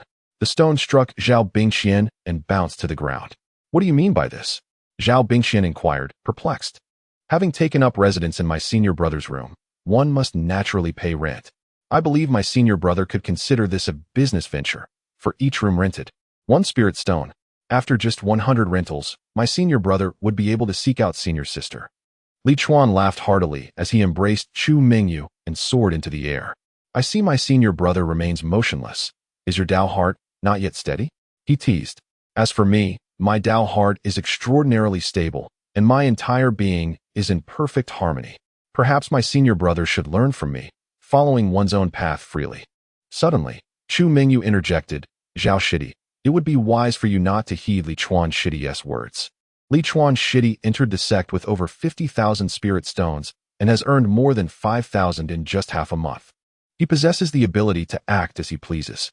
You, my junior brother, should instead pursue the path of selflessness, recognizing one's limitations is paramount. When lacking in capacity, one must sacrifice oneself to achieve the great way. Chapter 27. Enough with the scolding. I am aware of the filth, but this is the realm of cultivation. The harshness of the cultivation world is omnipresent, yet the outside world is predominantly about killing for treasures, risking one's life for advancement. Indeed, what Li Chuan had previously encountered online was accurate. Women merely influence the pace of cultivation. Of course, this refers to the emotional entanglement with women. In the Yin-Yang sect, one cannot detach from women, yet one must never allow a woman to occupy a place in one's heart. Zhao Bingxian may not truly love Chu Mingyu. Rather, as a prominent figure among the external disciples, he cannot accept that his partner engages as a servant to others during their relationship. He finds himself plagued by doubts regarding his own allure, as if an inner voice is whispering that he is not exceptional enough. Though it may not align with his initial thoughts, it can indeed be distilled to his lack of distinction. Had he established his foundation before Chu Mingyu, it would have been he who abandoned her. Zhou Hanlin, a disciple at the 6th level of Qi refinement, possesses the remarkable Hu Min, who is at the 7th level, precisely due to his exceptional qualities. Were it not for his ability to garner more spirit stones for Hu Min, she would not continue to accompany him. This is the stark reality of the Yin-Yang sect. Weakness is a fundamental sin. Weakness is a fault. They say a day as husband and wife is worth 100 days of affection. Sister, you seem to show no compassion for brother Zhao.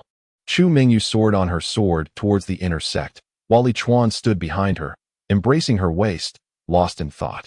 A woman like Chu Mingyu, in his previous life, would surely have faced scorn from countless individuals. Naturally, Those who covet another's partner would also be met with disdain. Fortunately, this is the world of cultivation. Such is the nature of this realm, and since he has arrived, he cannot afford to be an outcast. With a smile, Chu Mingyu replied, Junior brother, you have reached the 4th level of qi refinement. How can you still speak such words? Where in our Yin-Yang sect is there talk of spouses? Brother Zhao and I are merely tools on each other's paths of cultivation. When tools become unsuitable, they are naturally replaced. Even you, junior brother Li Chuan, if one day you can no longer provide sister with spirit stones, I would not let you take advantage of me. Of course, with your capabilities, I am confident you will never lack spirit stones. So I shall ensure you are well taken care of, lest you become displeased and cease to seek me out. As she spoke, she turned and wrapped her arms around Li Chuan's neck, bestowing upon him a sweet kiss. When they parted, Li Chuan could not help but exclaim, Sister, you are truly bold. Chu Mingyu laughed. If sister were not bold, how could junior brother ever gain an advantage? Then I wonder if sister knows any other bold women like yourself to introduce to junior brother. Huh, junior brother, you've asked the wrong person. How could I possibly invite competition? In Chu Mingyu, Li Chuan beheld the epitome of allure. Was she not the embodiment of those enchanting, nation-destroying women from literature? She was unpretentious, willing to lower herself, and knew precisely how to charm others. Li Chuan was truly grateful for his ability to earn spirit stones. Manager Chow. It is him, that old man.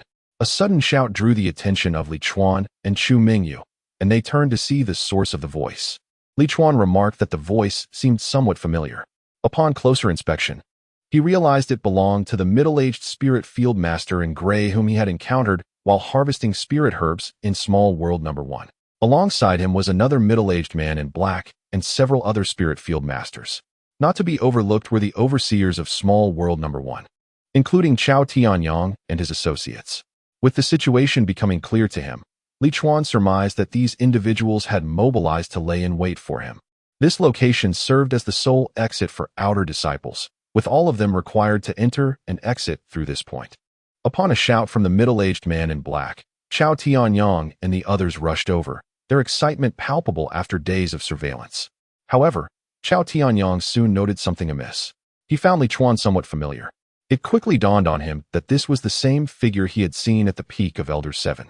The elderly man who had been conversing merrily with his esteemed disciple, Chu Xian. Although Li Chuan had not donned the ethereal white robe during their last encounter, the distinct aura he exuded remained etched in Chao Tianyang's memory. After some contemplation, he finally categorized Li Chuan as the lecherous old man he had perceived him to be. Frankly speaking, regardless of whether it was the Yin-Yang sect or any other sect, elder cultivators typically bore an air of ethereal grace. Thus, while Chao Tianyang understood the concept of a lecherous old man, he had never before encountered one who fit the description quite like Li Chuan. Previously, he had only sensed Li Chuan's unique essence, unable to articulate what set him apart until now when the term lecherous old man crystallized in his mind. Suddenly, an unsettling realization struck him. Li Chuan's connection with Chu Xian clearly indicated that he was no ordinary disciple. When he noticed the person Li Chuan was embracing, his astonishment grew. How could he not recognize Chu Mingyu? Everyone was aware that her partner was the prominent figure Zhao Bingqian from the outer sect. Though both were at the 10th level of qi refinement, Chao Tianyang knew he would undoubtedly be outmatched in a contest against Zhao Bingqian. Sensing the extraordinary aura emanating from Chu Mingyu only heightened his astonishment. Here was Li Chuan, a mere 4th-level qi refinement disciple, holding the enchanting Chu Mingyu. Before he could reach Li Chuan, Chao Tianyang pivoted and struck the gray-clad middle-aged man across the face, scolding him. How dare you be so disrespectful? Do you not know to address your senior brother? It seems the fields have dulled your wits. Chow, Manager Chow. The gray-clad middle-aged man was momentarily dazed by the slap, clutching his bleeding mouth in confusion. It was he who dug up your spirit herbs. The others halted, with the astute among them realizing the situation had shifted. The once menacing group now wore friendly smiles as they faced Li Chuan. With another resounding slap, Chao Tianyang struck the gray-clad man again, declaring, I can't comprehend your nonsensical babble. You have disrespected your senior brother and violated sect regulations. Punishment is warranted. Turning to a few junior disciples, he commanded, take him to the discipline hall. Instantly, several rushed forward, swiftly covering the gray-clad man's mouth and dragging him away. The middle-aged man in black and the other spirit field masters were only now beginning to grasp the altered circumstances. In truth, they were summoned to identify someone.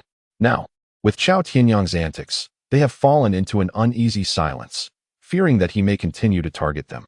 Fortunately, after striking the middle-aged man in gray, Chao Tianyang smiled and bowed to Chu Mingyu, saying, "Thanks to your guidance, senior sister, this individual is a tenant of the spiritual fields in my managed realm number 1. I had initially brought them here to learn the art of cultivating spiritual fields. However, I did not anticipate his lack of decorum. A mere first level of chi refinement daring to show disrespect to a fellow disciple at the 4th level. As his senior, I shall ensure he receives a proper reprimand upon my return. By the way, I must congratulate you on your successful foundation establishment, senior sister. You truly are a genius of our outer sect. If I recall correctly, when you entered the sect, I was already at the 10th level of chi refinement. From the very first moment I laid eyes on you, I recognized your exceptional nature, yet I did not foresee your rapid advancement in cultivation, which truly humbles us all. You're too kind, junior brother," Chu Mingyu replied with a smile, turning her gaze toward Li Chuan. This group had come with the intention of assessing Li Chuan's demeanor, naturally focusing on his response. Chao Tianyang, wearing a broad grin, looked intently at Li Chuan, fully aware of the underlying tensions. He felt a hint of anxiety. While he could compete in terms of strength, he was uncertain when it came to the weight of backgrounds. Chapter 28. My senior brother recommended a partner to serve as my guardian. Thank you. Li Chuan wore a beaming smile, choosing not to elaborate further, merely stating, "I did not realize you had already reached the 10th level of chi refinement. From the way you dealt those 2 slaps, I assumed you had yet to enter the chi refinement realm." He then patted Chu Mingyu on the shoulder. "Let us be off, senior sister. I must seek out senior sister Chu Xian at Elder Seven's Peak, and we should not squander time here." As the two departed, Chao Tianyang's expression fluctuated between light and dark. Li Chuan's comment implied that he found Chao's earlier strikes too gentle. Yet, as he was not a member of the discipline hall, he did not dare to use excessive force.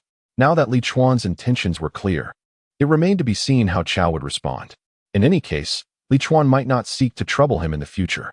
After flying for a while, Li Chuan and Chu Mingyu parted ways.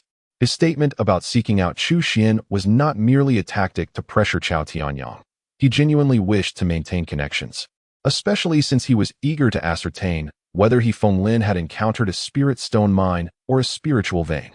He had contemplated the situation with Chao Tianyang, but had not anticipated his eagerness to back down. Initially, he thought confrontation would be necessary, but Chao's early concessions spared him the trouble. After all, why did he exchange contributions for precious robes and swords if not to prepare for a potential conflict? Upon arriving at Elder Seven's Peak, Li Chuan was surprised to find that all of Mu Yuling's disciples were absent. Inquiring further, he learned that not only Elder Seven's disciples, but all the elders and their disciples, as well as the sect leader's disciples, and a significant portion of the inner disciples had mobilized to eradicate a sect known as Xianlin sect. This action was prompted by the harm inflicted upon He Fenglin by the Xianlin sect, and they were seeking retribution on his behalf. Of course, this was the official narrative provided to the disciples. Li Chuan surmised that the spirit stone mine or spiritual vein must lie within the Xianlin sect's domain. Given the scale of the Yin-Yang sect's mobilization, he believed the likelihood of a spiritual vein was quite high. After leaving Elder Seven's Peak, Li Chuan promptly made his way to the outer sect's task hall, holding 500 spirit stones reserved for Mo Xiangling. To his astonishment, he discovered that Mo Xiangling was also absent. Senior sister Mo has been called to inventory first-tier items. She is likely to be away for some time, Zhou Hanhai informed him. Li Chuan then realized that many first-tier spirit plant masters had accompanied the expedition to the Xianlin sect. Although Mo Xiangling was not a spirit plant master, she was in a managerial role, overseeing the organization of personnel. Senior brother, senior sister Mo has already arranged for your examination as a spirit plant master. I shall notify the examining senior brother immediately, Zhou Hanhai stated earnestly. During this period, he and Hu Min had been anxiously awaiting Li Chuan's return. They initially intended to follow him closely to seize any opportunities, but they had not anticipated that he would vanish for over half a month. This left Hu Min in a state of indecision, torn between pursuing other tasks and the hope that Li Chuan might suddenly return. Consequently, she had spent a considerable amount of time idling in the task hall. Occasionally feeling restless, She took on menial tasks in the inventory, which were not only scarce in spirit stones but also exhausting. She nearly abandoned her weight for Li Chuan. Today, she once again ventured to the warehouse. After Zhou Hanha's departure, he did not immediately summon the assessment personnel for Li Chuan. Instead, he first informed her of Li Chuan's presence. When Hu Min arrived at the task hall, she noticed Zhao Mingxian and Li Chuan engaged in hushed conversation, and she feigned nonchalance as she approached Zhou Hanha's workstation. Unbeknownst to her, Zhao Mingxian had begun to speak ill of her the moment she appeared. Junior brother Li, there is a matter of great significance I must share with you, but please keep it confidential, Zhao Mingxian whispered. Please, go ahead, Li Chuan responded. Yet his gaze followed Zhao Mingxuan's line of sight, toward Hu Min, angled toward them, leaned slightly over the table. Resting her elbow on its surface and her palm against her face, her posture creating an aesthetically pleasing curve that was quite captivating.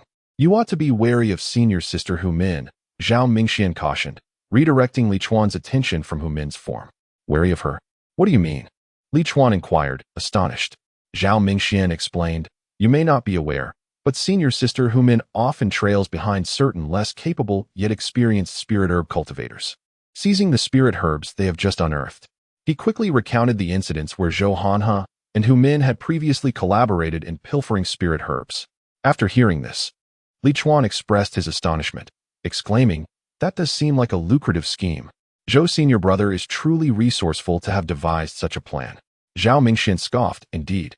Zhou junior brother and senior sister Hu Min have accrued quite a fortune using this method. Otherwise, Hu Min might still be at the initial stage of Qi refinement level 6.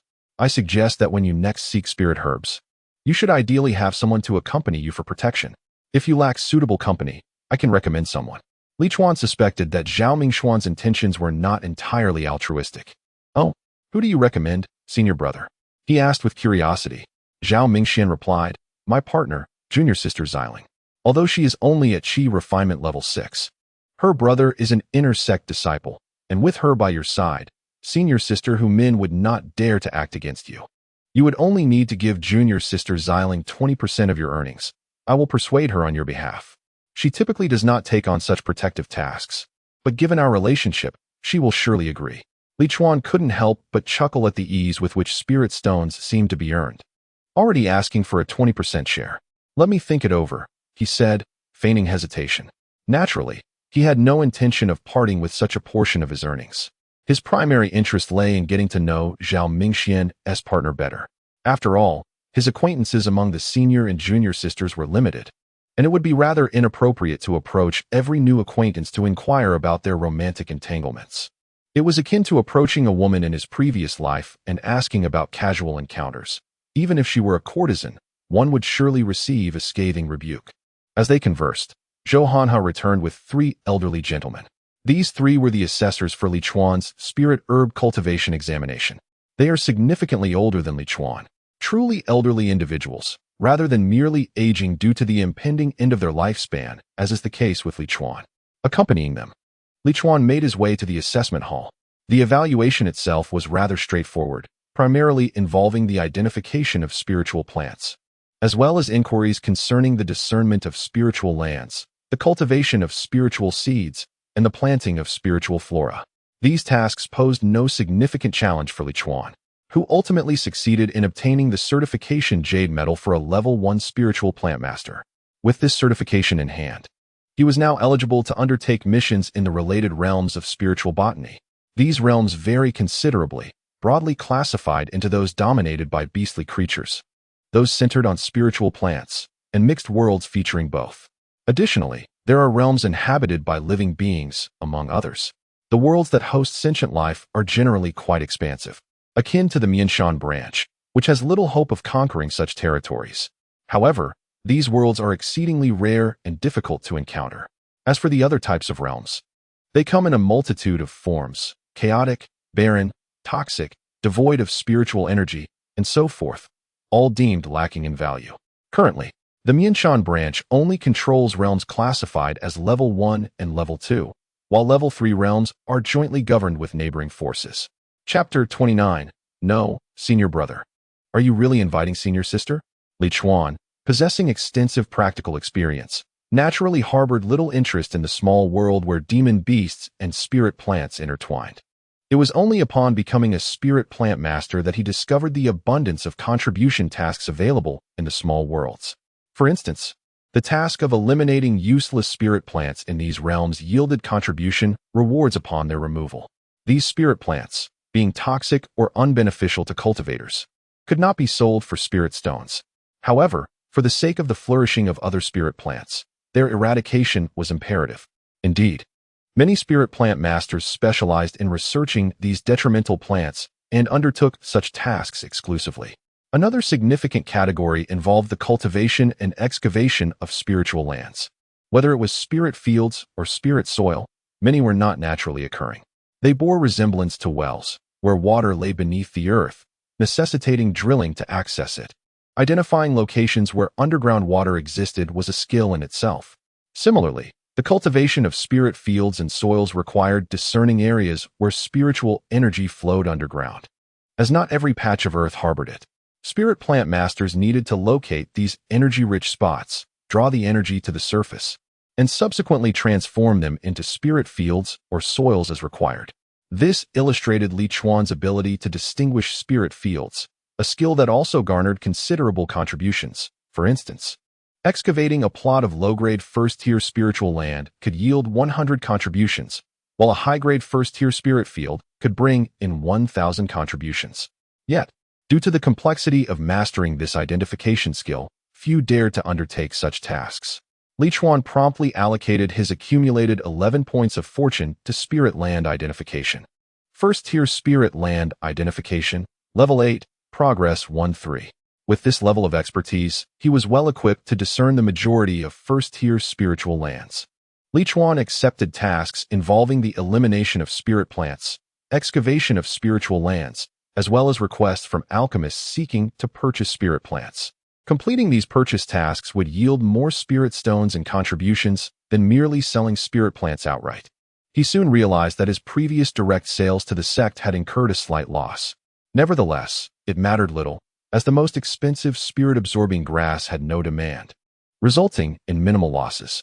Both the elimination of spirit plants and the excavation of spiritual lands necessitated specialized tools. Fortunately, Li Chuan had retained some spirit stones in anticipation of forging a celestial bond with Mo Xiangling. Once all preparations were complete, he set forth towards the 43rd small world. The 43rd small world, a first-tier spirit plant realm newly opened by the Yin-Yang sect this year, teemed with spirit plants, but equally, it harbored numerous dangers. Besides toxic spirit plants, many also exhibited aggressive traits. This was one of the reasons why entry required certification from a spirit plant master. These aggressive spirit plants were adept at camouflage. Without prior knowledge, one might not even realize the peril until it was too late. Located a few dozen miles from the Yin-Yang sect's main gate, the 43rd small world was somewhat farther than the first small world. This distance exemplified the characteristics of small worlds. Untapped small worlds drift in the void as independent entities, yet they necessitate spiritual energy for sustenance, thus gravitating towards areas abundant in such energy. In other words, within the void surrounding the spiritual stone mines and spiritual veins, there must exist small worlds. This explains why over 40 small worlds have been discovered in proximity to the Yin-Yang sect, as this area is rich in spiritual veins. There are no direct passages between small worlds and this realm, yet once cultivators uncover them, they can forcibly establish a connection through special means. Moreover, small worlds possess an innate ability to avoid one another. They seem to instinctively recognize that they cannot coexist in close proximity. Thus, when one small world is unable to roam freely due to the opening of a passage, it is generally devoid of nearby small worlds. This is the reason why small world number 43 is situated over 20 miles away from the Yin-Yang sect. Due to this distance, there are a dozen disciples stationed at small world number 43, though their abilities are modest, all being in the Qi refinement stage. Destroying a passage to a small world is no simple task, and the experts within the Yin-Yang sect would not allow such opportunities for destruction. The stationed disciples primarily serve to fend off the occasional incursions of demonic beasts. In the face of formidable foes, they must rely on the esteemed seniors of the sect. For those seniors, a distance of over 20 miles is hardly insurmountable.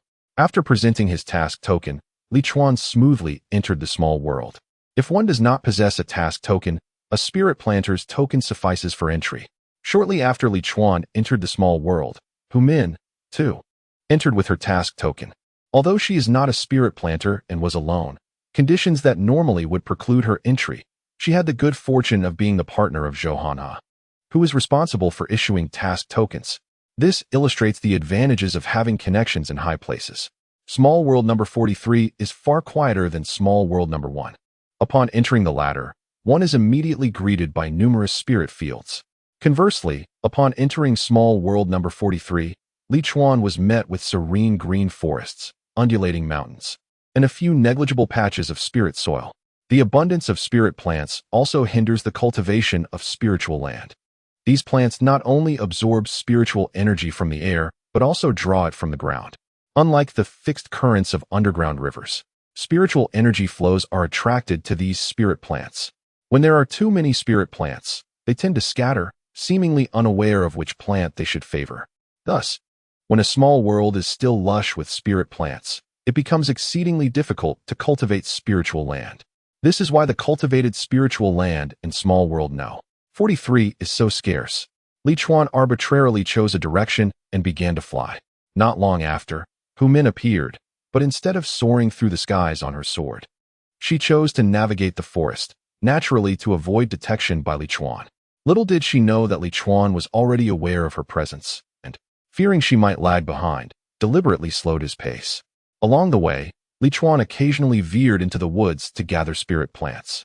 Hu Min was somewhat astonished to see that even while flying high above, Li Chuan could discern the spirit plants within the forest.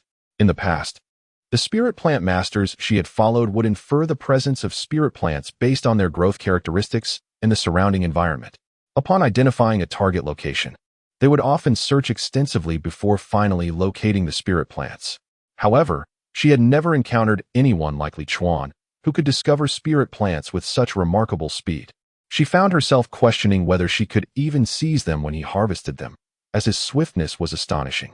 The fleeting thought of waiting until Li Chuan had finished collecting and then snatching all his spirit plants away was quickly dismissed. The risks associated with betraying a fellow disciple for treasure were far too great. If discovered, it would lead to irreparable consequences with no chance for redemption. On the other hand, following closely behind during his excavation and claiming the plants on the basis of having seen them first was a far less consequential act, even if it were to be reported to the sect. After all, the sect would not blindly favor the weak. Rather, those who reported her might find themselves receiving admonishments, being told that their own carelessness led to their misfortune, serving as a lesson to grow wiser. Chapter 30, Senior Sister. Impulsiveness is unwise in addition to his remarkable speed in excavating spiritual plants. Li Chuan possessed an unexpected trait that Hu Min had not anticipated. There were certain specimens he unearthed that she simply could not identify. At times, when Li Chuan squatted down to dig, she would realize he was extracting a common weed. Even if he meticulously unearthed it, she could not ascertain its worth. This was a classic case of providing her an opportunity, yet her ineptitude thwarted her. Hu Min soon discovered that attempting to glean a profit from Li Chuan was far more challenging than she had envisioned. On one occasion, she witnessed him digging up a Tier 1 moonlight flower, which could be exchanged for 300 spirit stones and 300 contribution points. She rushed out, only to find Li Chuan had taken flight. For a moment, she was taken aback, mistakenly believing he had sensed danger from behind and abandoned his excavation. Just as she was reveling in her good fortune, she realized the flower had vanished. In the blink of an eye, Li Chuan had already extracted the half-man-high moonlight flower. She was nearly consumed by the urge to rush out and snatch it from him, had it not been for the rational voice within her, reminding her of the differing nature of theft. She might have acted impulsively. Accompanying Li Chuan, Hu Min remained perpetually on edge. Yet, despite her unwavering vigilance, she had failed to secure even a single spiritual plant. Unbeknownst to her, she stumbled upon a chilling realization.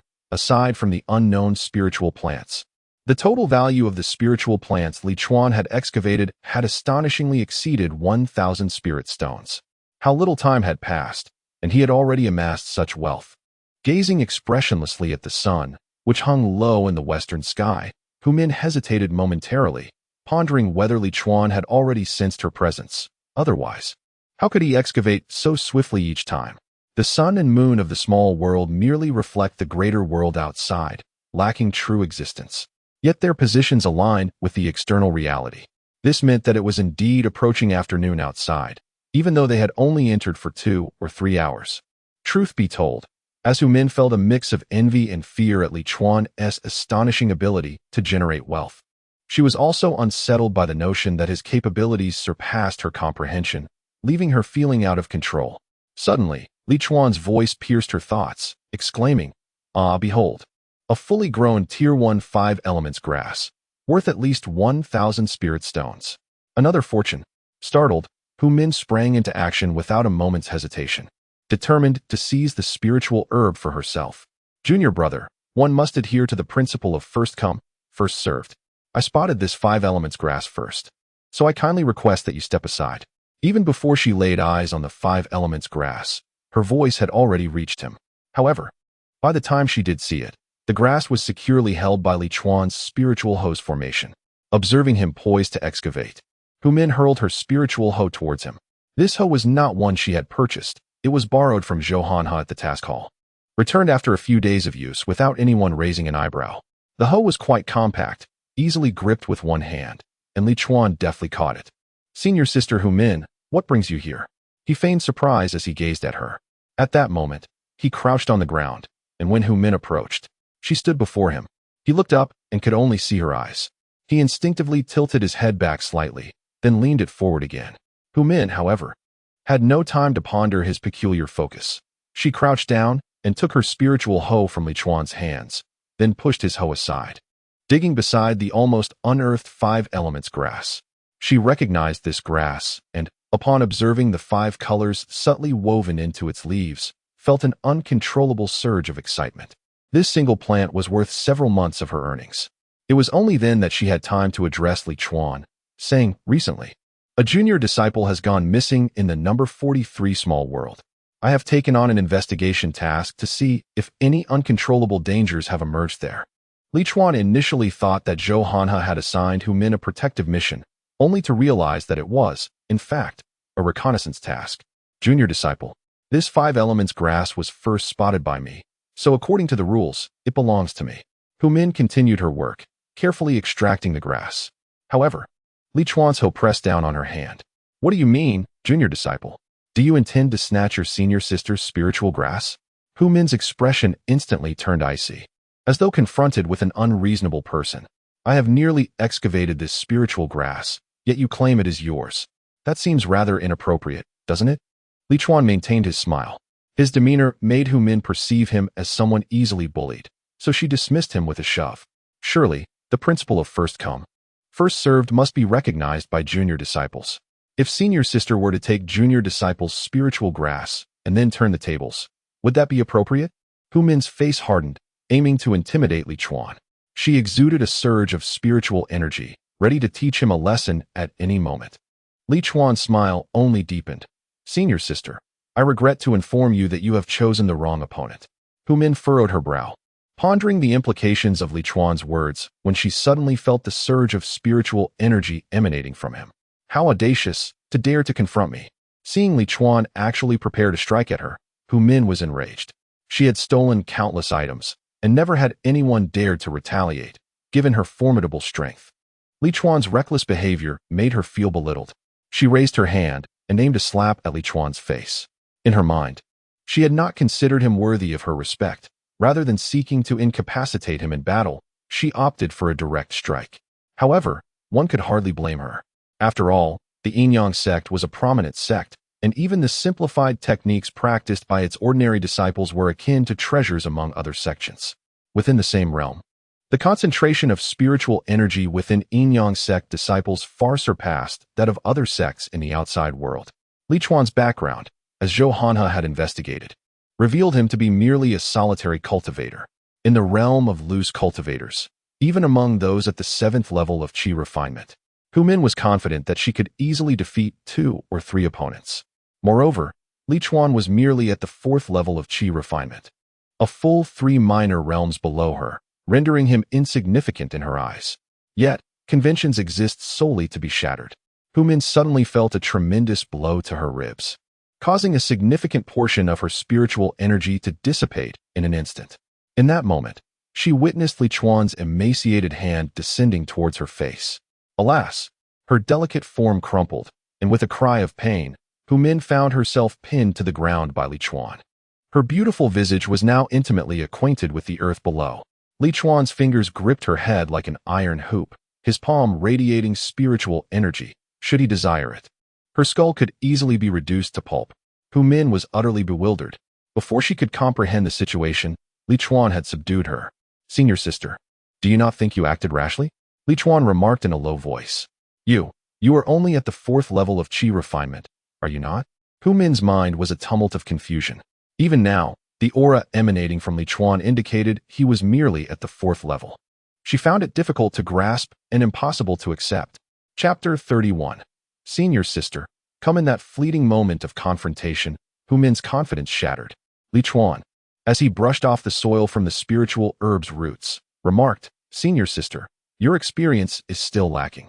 Although I possess little talent, my journey to this point has been forged through sheer perseverance. Despite being at the 4th level of qi refinement, the resilience I have gained contrasts starkly with your 7th level, which you have cultivated through more conventional means." Li Chuan had observed the hunting missions undertaken by the disciples of the Yin-Yang sect. The majority of these tasks involved targets whose cultivation was inferior to their own, leading to an inevitable advantage for the sect's disciples. However, when faced with adversaries possessing even slightly unique abilities at the same cultivation level, they often found themselves at a loss. For instance, during the last mission that Chu Mingyu undertook against a malevolent cultivator, she narrowly avoided being corrupted by the sinister energy of her foe. Though the villain was not particularly formidable, their insidious methods were difficult to counter, and one could hardly fault Chu Mingyu for her wealth of combat experience in such a harrowing encounter. Some might claim that the combat prowess of the Yin-Yang sect's disciples is overstated. Yet, it is essential to recognize that cultivators like Li Chuan are truly exceptional, a rarity among millions. Not everyone can endure hundreds of life-and-death trials and emerge unscathed, particularly those who walk the path of solitary cultivation, who are the most susceptible to demise in such trials. And Li Chuan happens to be one of them. Moreover, one cannot overlook the extraordinary pace of cultivation within the Yin-Yang sect. It took Li Chuan over 30 years to reach the 3rd level of qi refinement, a feat that, among ordinary disciples of the sect, would have likely equated to the late stages of foundation establishment. Disciples like Chu Mingyu, while perhaps lacking Li Chuan's depth of experience and skill, could easily overpower him through sheer strength. Remarkably, Chu Mingyu is only 22 years old. Given her another 30 years, she would have undoubtedly achieved the golden core stage. Even Hu Min, this sister, is merely 24. Mo Xiangling, being slightly older at 28, entered the sect at 16 and reached the 10th level of qi refinement by 18, a testament to her prodigious talent. The reasons for her stagnation at the 10th level for the past decade remain a mystery. Their remarkable strength at such tender ages is not solely attributed to their individual efforts. A significant portion of their prowess is derived from the sect's cultivation techniques. After all, what sets the Yin-Yang sect apart as a premier force in the realm of cultivation? Is it merely the presence of handsome men and beautiful women? Junior brother, the 5 elements herb is yours. Do allow senior sister to rise. Hu Min conceded, her demeanor softening. Yours to give to me? Li Chuan chuckled, senior sister. Who bestowed upon you the audacity to speak to me in such a manner? You dare to suggest that what belongs to me is to be relinquished? Do you truly believe I am unaware of your presence here? Suddenly, Hu Min felt an added weight on her back and quickly exclaimed, Junior brother, I was wrong. I failed to recognize your strength. I apologize and implore you to spare me. The once cold senior sister became unexpectedly gentle, her tone softening. Yet, her hands remained restless, her fingers subtly forming secretive gestures. Junior brother, what do you think of these long boots? They cost me 1,000 contribution points. Li Chuan had taken the 5 elements grass, and without any warning, he inadvertently stepped upon Hu Min's elongated hand, abruptly interrupting her incantation. Initially, he had both feet firmly planted on the ground, but now, one foot was firmly pressing down on Hu Min's hand, which meant that a significant portion of his weight was now borne by her back and hand. Hu Min let out a painful cry, nearly cursing aloud. However, having been discovered in her stealthy attempt, Her heart sank into despair, and she felt utterly devoid of any chance to resist. "Junior brother, my senior sister is struggling to breathe. Please get off her," she implored. It was truly a misunderstanding. "Let your senior sister rise, and we can discuss this calmly. Shall we?" The tenderness that even Zhou Hanhe had never received was fully bestowed upon Li Chuan by Hu Min. Yet, Li Chuan merely replied, "If you can't breathe, then just hold it." He slightly leaned forward, plucked a wild grass from the ground, examined it, and then turned his head towards Hu Min. Upon noticing his gaze, Hu Min immediately adopted a pitiful expression. Her situation was indeed dire. Li Chuan sat upon her with the weight of an iron mass, nearly suffocating her, and he was moving restlessly on her back. Suddenly, a piece of wild grass appeared before her delicate lips. Observing Li Chuan offering the grass, Hu Min wore a look of perplexity. "Eat," Li Chuan instructed her. "Eat grass." A subtle shift crossed Hu Min's face, a manifestation of her struggle to suppress her anger. How dare he suggest she consume grass? Does my senior sister not like it? Li Chuan seemed taken aback by her reaction. Hu Min replied, "Junior brother, this is grass. How could I possibly like it?" With a swift motion, a resounding slap descended upon Hu Min's face. "How does it taste, senior sister?" Li Chuan inquired. For a moment, Hu Min was at a loss for words. After a brief hesitation, she decided to speak the truth. "It's a bit bitter." "So, does that mean my senior sister finds it unpalatable?" "I believe it's merely that you haven't eaten enough. Consume a few more stalks, and you'll become accustomed to the flavor and find it delicious." Li Chuan stuffed the grass into her mouth and went to fetch another handful. The bitterness was overwhelming for Hu Min, not just in her mouth, but in her heart as well.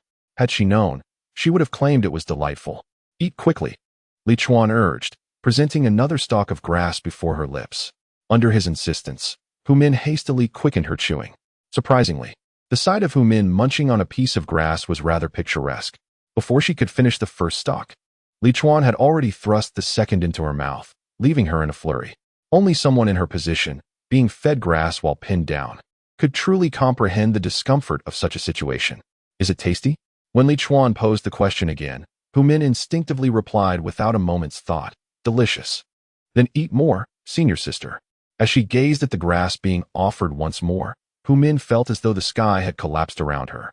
It seemed that whether it was tasty or not, she was fated to consume it anyway, leaving her to wonder if she had mistakenly answered incorrectly just moments before. Chapter 32. Obedient. Upon hearing these words, tears of grievance streamed down Hu Min's face once more. Was it her fault for feeling faint after eating? Yet, she heard Li Chuan remark, "This newly discovered little world is splendid, filled with spiritual herbs and stones." The revelation of more spiritual herbs brought a sigh of relief to Hu Min, noticing that Li Chuan had his back turned to her. She was momentarily stunned before hastily rising to her feet. Without hesitation, she summoned her flying sword and fled. A hastily inscribed talisman shattered in her hand. She was confident that with the talisman's acceleration, Li Chuan could not catch up to her. However, just as she activated the talisman, Li Chuan's voice rang out, "Senior sister, who permitted your departure?" In that instant, Hu Min felt her feet ensnared by something, and the flying sword wavered, sending her tumbling from the air. Panic-stricken, Hu Min glanced down to see a rope binding her feet. Although it appeared ordinary, she could not break free despite exerting all her strength. She quickly drew her treasured sword and struck at the rope, but it remained steadfast, restricting much of her spiritual energy. Hu Min crashed through the trees, collapsing in the dense forest. As Li Chuan approached from the sky, she disregarded her pain and hastily explained, "Junior brother, I did not intend to leave. I merely wished to see where we are. Please do not misunderstand." She was almost frightened enough to declare her innocence. After taking a few sips, she lifted her head, only to hear Li Chuan say, "Who told you to stop?" Terrified, she resumed drinking. After a while, she paused again, weakly telling Li Chuan, "Junior brother, I have had enough.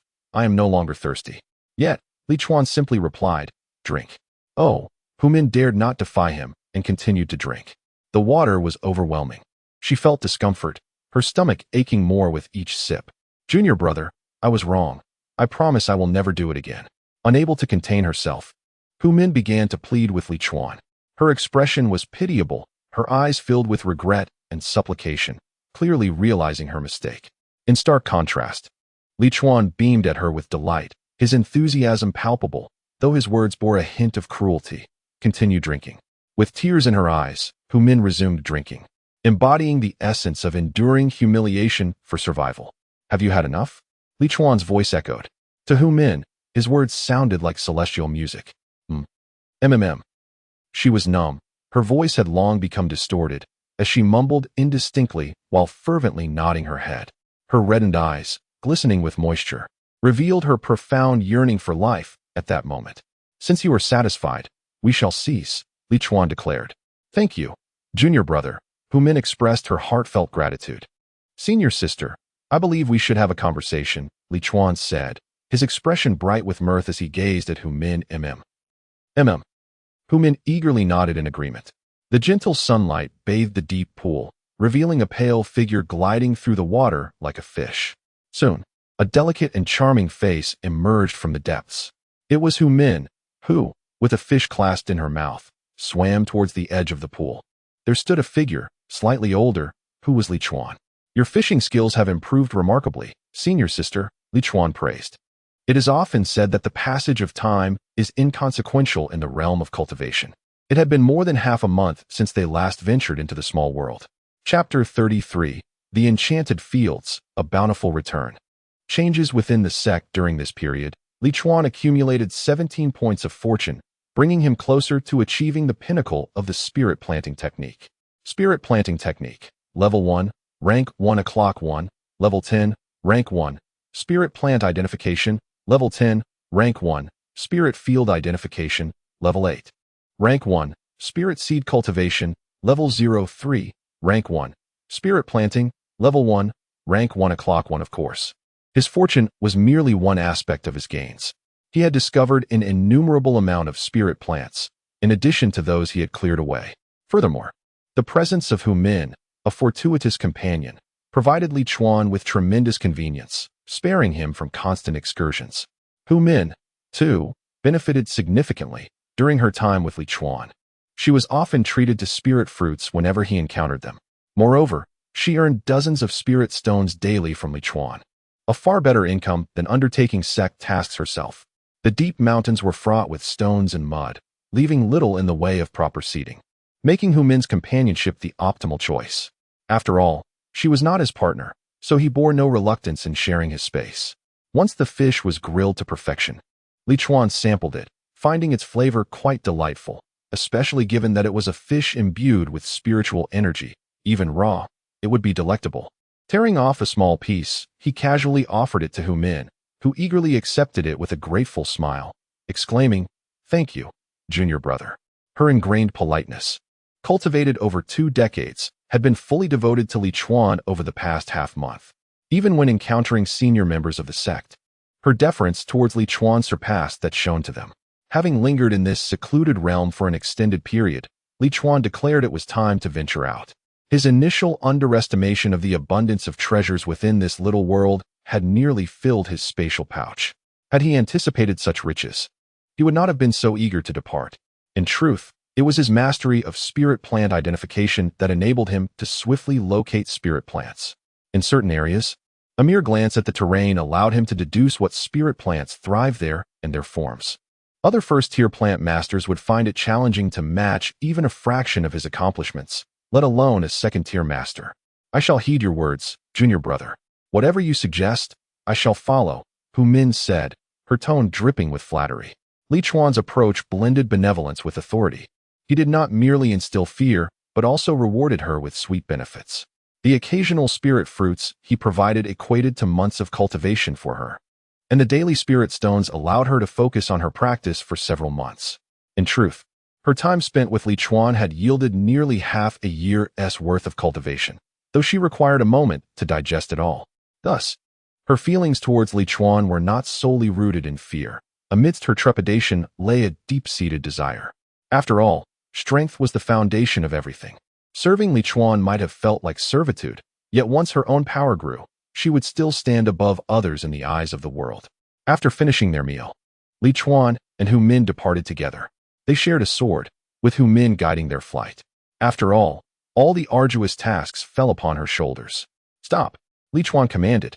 After flying for a considerable duration, Li Chuan suddenly spoke, prompting Hu Min to halt immediately. Turning back, She noticed Li Chuan gazing towards the west, and without waiting for his command, she swiftly flew over on her sword. Having accompanied Li Chuan for so long, she had become adept at reading his intentions. To her astonishment, they had stumbled upon a first-tier fire attribute spiritual land of exceptional quality. Li Chuan's eyes gleamed with joy as he surveyed the forest below. Oh, a spiritual land with attributes.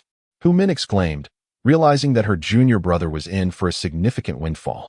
Typically, spiritual lands lack attributes, and those that possess them are exceedingly rare. According to Hu Min's knowledge, only a third-tier spiritual planter in the Yin-Yang sect's Min Mountain branch could discover a first-tier spiritual land with attributes. Among first-tier spiritual planters, those capable of identifying such lands are a rarity. She was aware that Li Chuan had the ability to survey spiritual lands in the past half-month. He had already found two, one inferior and one of mediocre quality. However, she had not anticipated that he would be able to uncover a spiritual land with attributes. The superior quality fire attribute spiritual land was valued at 3,000 contribution points per acre. In comparison to Li Chuan's remarkable earning potential, her modest daily income felt like the vast chasm between a humble farmer and a wealthy merchant.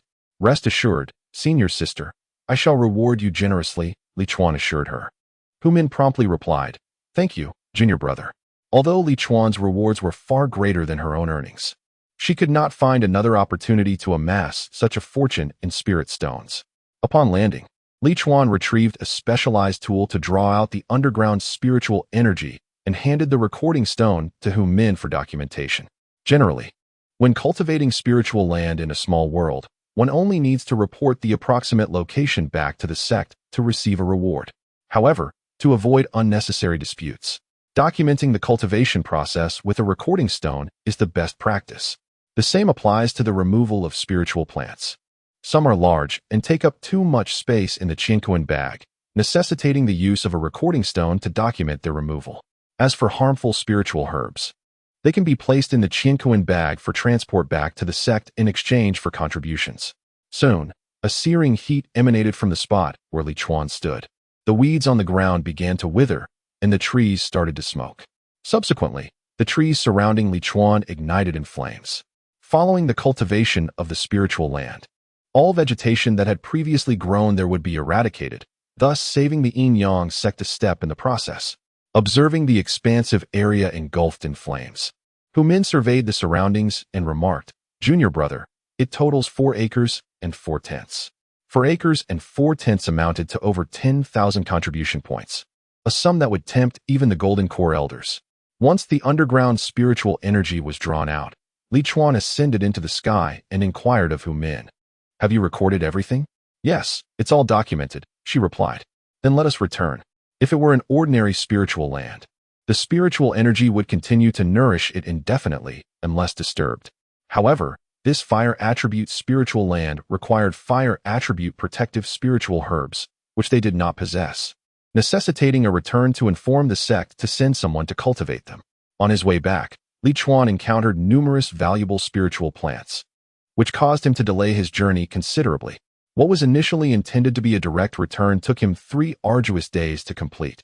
Upon arriving at the sect, Li Chuan discovered that the atmosphere within the sect had undergone a significant transformation.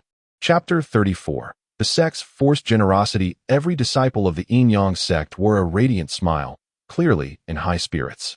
Could it be that a joyous occasion had transpired within the sect? Hu Min pondered aloud. Li Chuan suggested, why not inquire with senior brother Zhou at the mission hall? Indeed, you are right, junior brother. Upon hearing Li Chuan mention Zhou Hanha, Hu Min's expression turned somewhat peculiar. Surely, Zhou Hanha was still awaiting her return with the spiritual herbs. Junior brother, you may go to the mission hall first. I shall follow shortly, if that is acceptable. Hu Min cautiously proposed to Li Chuan. She feared that accompanying him back would complicate her explanation. Yet, if Li Chuan opposed her departure, she would dare not leave. Fortunately, Li Chuan did not insist on her staying. After all, he had no desire for Hu Min to become his Dao partner. Thus there was no need to jeopardize her relationship with Zhou Hanha. Do as you wish, he replied. Hu Min promptly expressed her gratitude. Thank you, junior brother. The two then parted ways. Li Chuan soared toward the mission hall, while Hu Min sought a quiet place to rest. To Li Chuan's surprise, There were noticeably fewer disciples at the mission hall than usual. Perhaps the joyful mood led everyone to take a few days of respite. Senior brother Zhou. Why are there so few people in the mission hall today? Li Chuan inquired upon reaching Zhou Hanha's counter. Zhou Hanha, initially absorbed in some task, lifted his head at the sound of Li Chuan's voice. A gleam of excitement flashed in his eyes as he exclaimed, "Ah, it is junior brother Li Chuan. I wonder how your recent expedition to the lesser world fared?" Nearby, Zhao Mingxian, who had also been engrossed in his work, immediately looked up upon hearing Li Chuan's voice and approached him. His first words were, "Junior brother Li Chuan, did you encounter any dangers in the 43rd lesser world? I have heard that it is rather tumultuous there." He had been harboring lingering feelings regarding Li Chuan's decision not to enlist his Dao partner as a bodyguard. In his heart, he wished for Li Chuan to face some hardship, hoping it would serve as a valuable lesson. Yet he also did not wish for Hu Min to gain any advantage from it, creating a profound inner conflict. In response to the varied intentions conveyed in their expectant gazes, Li Chuan smiled and replied, "It was manageable. I made a decent harvest and did not encounter any major incidents." He then inquired, "It seems the sect has undergone some changes. What has transpired?" He speculated that the matter concerning He Fenglin had reached a conclusion. As anticipated, Zhao Mingxian exclaimed with enthusiasm, "You may not be aware, but the sect has discovered a vein of spiritual energy and successfully claimed it. Just a few days ago, the sect master announced that all disciples would receive a 20% increase in their monthly stipend, along with a one-time distribution of spiritual stones as a reward. Disciples in the Qi refinement stage can receive between 200 to 2,000 spiritual stones based on their cultivation and contributions. And even those who have yet to enter the Qi refinement stage will be granted rewards ranging from 10 to 50 spiritual stones. I received 700 spiritual stones. You should hurry and claim yours. It's over there." Zhao Mingxian gestured eagerly toward the center of the hall. The sect is formidable, and as a disciple, one feels a sense of pride, particularly for someone like Li Chuan, who has recently joined the sect. The generosity of the organization fills him with a deep sense of honor. However, Li Chuan finds himself less than elated. While the acquisition of the spirit vein is commendable, the distribution of spirit stones seems excessive. An increase in monthly stipends by 20%? With an abundance of spirit stones, one can hardly find a purpose for them. And those senior sisters whom he has yet to encounter will undoubtedly raise their prices. Just as his journey of forging celestial bonds begins, he is already confronted with the first wave of price hikes. Thankfully, his ability to earn spirit stones is commendable, otherwise, he would be quite distressed. Presently, the only one suffering losses might be Chu Mingyu, for Li Chuan has deposited 3,000 spirit stones with her. Now that she has established her foundation, she will likely receive 3,000 to 4,000 spirit stones. Logically, she ought to raise her prices, yet with Li Chuan, she cannot. She must wait until he exhausts the spirit stones he has stored. Truly, life is full of unpredictability. However, as Li Chuan regained his composure, he felt a twinge of relief. Had the spirit vein been discovered a month earlier, Chu Mingyu would not have needed to seek him out for celestial bonds, as she could have easily gathered the spirit stones required for her foundation pill. Thus, he remains uncertain as to how long it would take for him to realize he could seek celestial bonds with the sect's senior sisters. In fact, he might never know until the end of his days. Life is indeed unpredictable. Oh, by the way, how forgetful of me. Senior sister Mo is looking for you. I don't know what it's about, but you should seek her out immediately. Zhao Mingxian suddenly slapped his forehead. He glanced around before turning to Zhou Hanha. "Junior brother Zhou, have you seen senior sister Mo? I've been busy tallying last month's task total and haven't paid attention," Zhou Hanha replied, shaking his head. He looked at Li Chuan, hesitating to speak. He wanted to inquire if Li Chuan had encountered Hu Min, but feared that asking might seem too deliberate. Ordinarily, if Hu Min had swiftly seized the spirit plants before Li Chuan arrived, the first thing he would do would be to report to him. Those spirit plant masters who had previously been deprived by Hu Min had always behaved this way. Yet, Li Chuan displayed no signs of grievance. Instead, he appeared completely unperturbed, making Zhou Hanha uncertain whether he had indeed not met Hu Min or whether he was simply being discreet. "Junior brother Li Chuan, please wait a moment.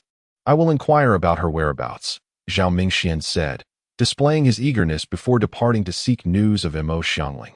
Only Zhou Hanha and Li Chuan remained in the area.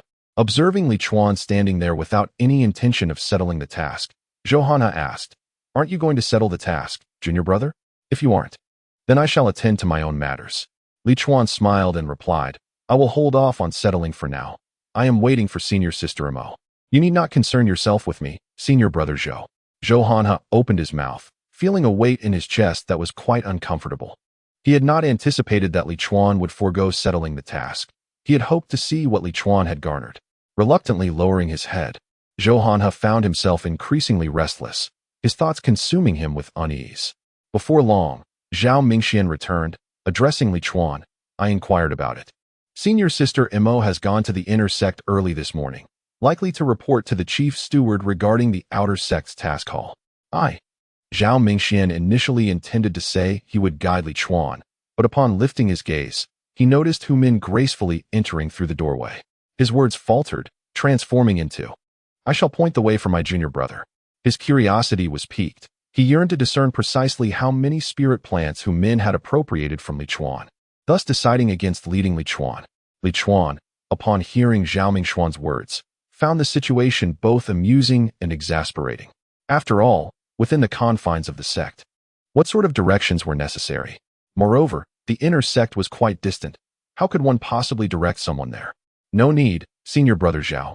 I can inquire myself, he replied. The chief steward's office was situated within the inner sect's task hall. He merely needed to ask for directions.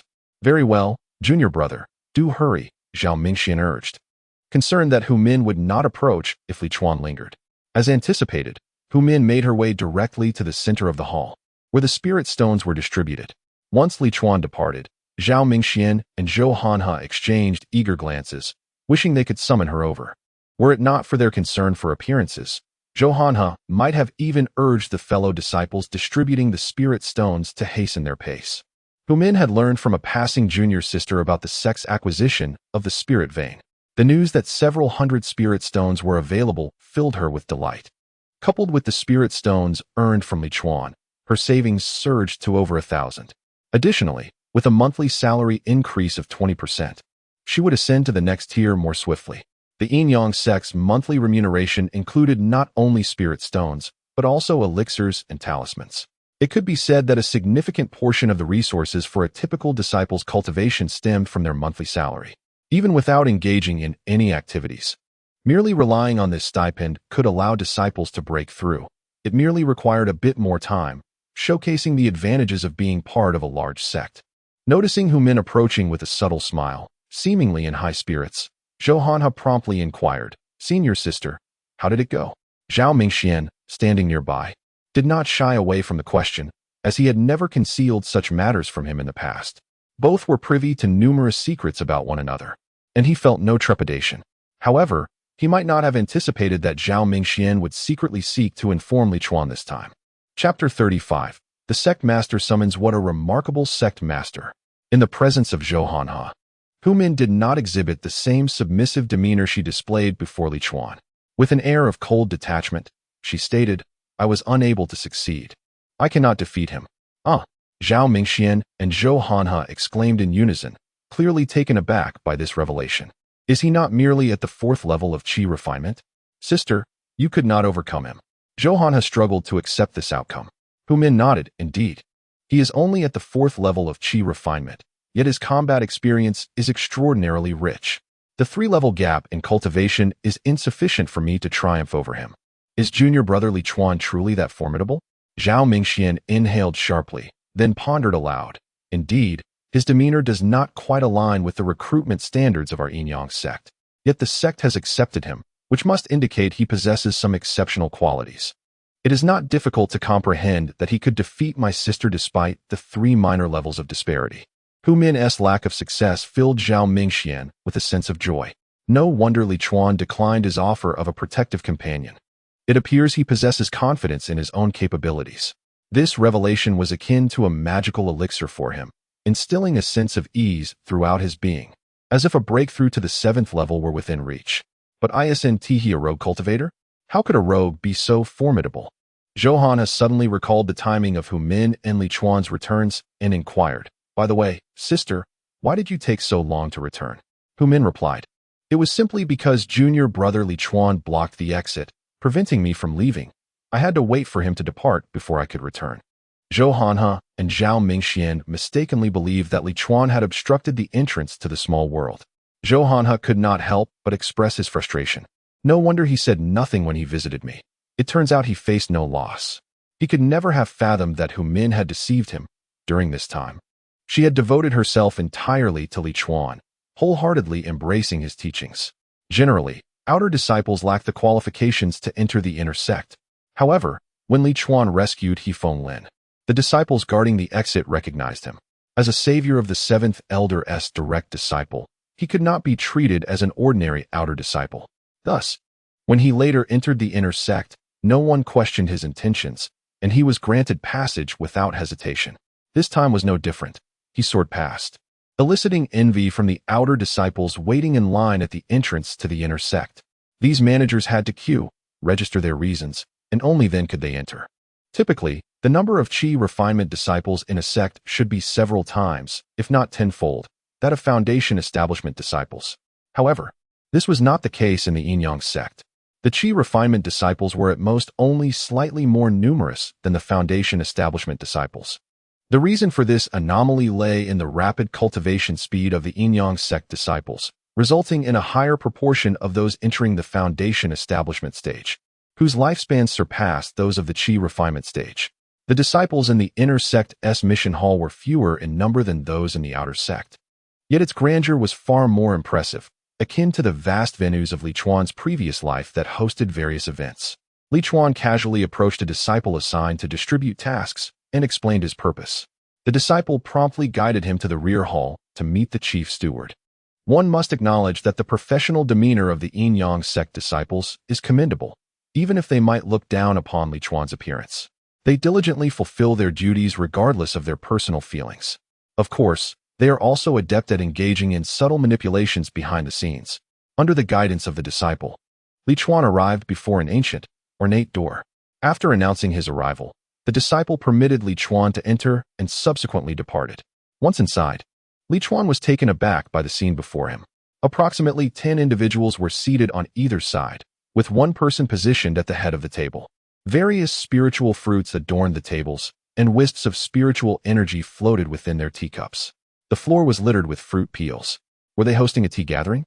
Mo Xiangling occupied the seat on the left. Upon entering, Li Chuan respectfully greeted her, "Senior Sister Mo." He then turned to acknowledge the others present, including the chief steward at the head of the table, saying, "Outer sect disciple Li Chuan pays respects to the chief steward and esteemed brothers and sisters." The other attendees were strikingly handsome men and beautiful women, all possessing remarkable looks, save for the chief steward, who was rather unremarkable in appearance. In a sect where appearance holds significant weight, he was indeed an anomaly. Li Chuan recognized him as Zhao Deshang, though his name was quite ordinary.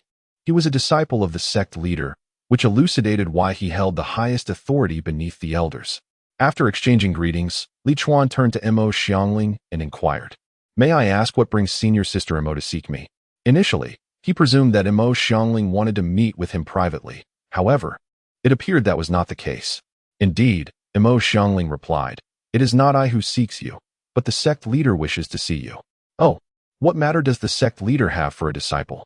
Li Chuan asked, already suspecting the nature of the request. Chief Steward Zhao Deshang interjected, "Disciple Li Chuan, your heroic act of saving Brother He from the Seven Elders' Peak is nothing short of monumental. Were it not for your intervention, Brother He might have perished, and we would have been unable to locate the spiritual vein. Such a significant contribution merits a reward from our master. Please accompany me to meet him." As he spoke, Zhao Deshang rose with an air of decisiveness. "Yes, Chief Steward," Li Chuan responded, momentarily stunned before quickly following suit. As Zhao Deshang exited, he addressed those remaining in the room, "Make sure to clean up the mess after you finish eating." Li Chuan couldn't help but think that these individuals were brazenly indulging in the sect's spiritual delicacies under the guise of a meeting. One must admit, managing affairs within the Yin-Yang sect seems quite delightful. Upon entering the grand hall of the sect leader with Zhao Deshang, Li Chuan felt a fresh wave of astonishment. The spiritual energy within the hall was overwhelmingly dense. What astonished him further was the sight of a spirit-gathering array positioned at the center of the hall. The energy within the array had condensed into a mist, from which the spiritual essence permeated throughout the hall.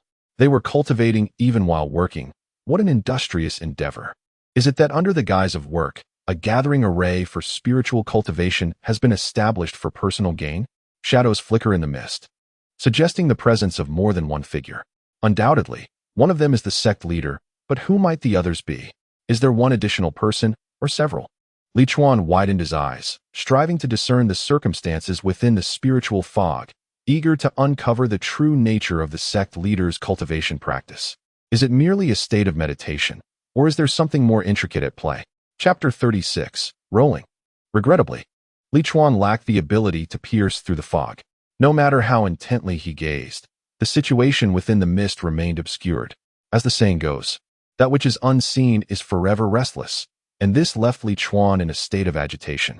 Wishing fervently to shatter a few spirit stones to compel the sect leader to disperse the fog, he yearned to glean the cultivation experiences of the master. Observing Li Chuan's intense focus on the spirit-gathering array, Zhao Deshang, who had brought him there, remarked, "Within every branch hall of the Yin-Yang sect, there exists a spirit-gathering array. The one before you is a top-tier fourth-grade array. Unless there is a matter of great importance, the master generally does not leave this array." The fourth grade corresponds to the nascent soul stage. Although the Minshan branch boasts hundreds of core formation cultivators, both the sect leader and the elders are at the core formation stage, as those at the nascent soul stage can ascend to branches with superior spirit veins or even to the main sect. Thus, this top-tier fourth-grade spirit-gathering array is regarded as a miraculous artifact within the Minshan branch. From the fervor in Zhao Deshang's eyes, it was evident that he too coveted this array. Li Chuan was tempted to suggest he speak to his master about joining him. After all, there was ample space for more than one person within. The area of the spirit-gathering array was roughly the size of a four-person bed, and Li Chuan felt that squeezing in a dozen individuals would pose no issue. "Master, I bring the outer disciple Li Chuan to pay my respects," Zhao Deshang announced as he came to a halt in the hall, bowing towards the spirit-gathering array. Li Chuan mimicked him, stating, "Outer disciple Li Chuan pays his respects to the sect leader." Although they stood within the hall, they were still several dozen meters away from the spirit-gathering array, illustrating the vastness of the space. A resounding voice emanated from the array. "Li Chuan, your contributions to the sect's discovery of the spirit vein are significant. Our Yin-Yang sect is known for its clarity in reward and punishment. Therefore, I bestow upon you a top-tier first-grade spirit weapon, a first-grade superior nourishing essence pill. Spirit-gathering pills, replenishing energy pills, strengthening bones pills, invigorating blood pills, vision-enhancing pills, lightness pills, body-strengthening pills, spirit scent pills, fatigue-relieving pills, heart-nurturing pills, vein-nourishing pills, channel-opening pills, organ-refining pills, and spirit sun pills, each in a quantity of 100. As Li Chuan listened, he silently calculated in his mind. Although 100 of each type of pill seemed modest, the sheer volume added up to at least several tens of thousands of spirit stones. The reason he was not granted higher-tier pills was likely a precaution, fearing his body might not withstand them. After all, in cultivation, it is not merely the quality of the pills that matters. One must select those suitable for their realm. Consuming high-quality pills without sufficient strength could lead to the accumulation of pill toxins within the body, ultimately resulting in an uncontrollable manifestation of their properties and a tragic demise. The quantity of these pills also illuminated the staggering resources consumed by cultivators. While some pills, such as those for strengthening bones, enhancing vision, and invigorating the body, might be deemed unnecessary, even slight discrepancies can be magnified in the heat of battle. Furthermore, during the tribulation of breaking through from pill to infant, lacking the foundational strength provided by such preparations could lead to an inability to withstand the forces of the calamity. Even when one's cultivation realm is low and resources are scarce, in pursuit of rapid breakthroughs, one must consume these elixirs to compensate later.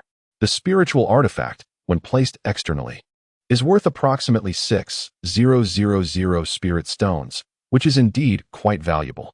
The rewards bestowed upon Li Chuan by the Yin-Yang sect can be deemed exceedingly generous. However, in comparison to the spiritual veins, they are merely a drop in the ocean.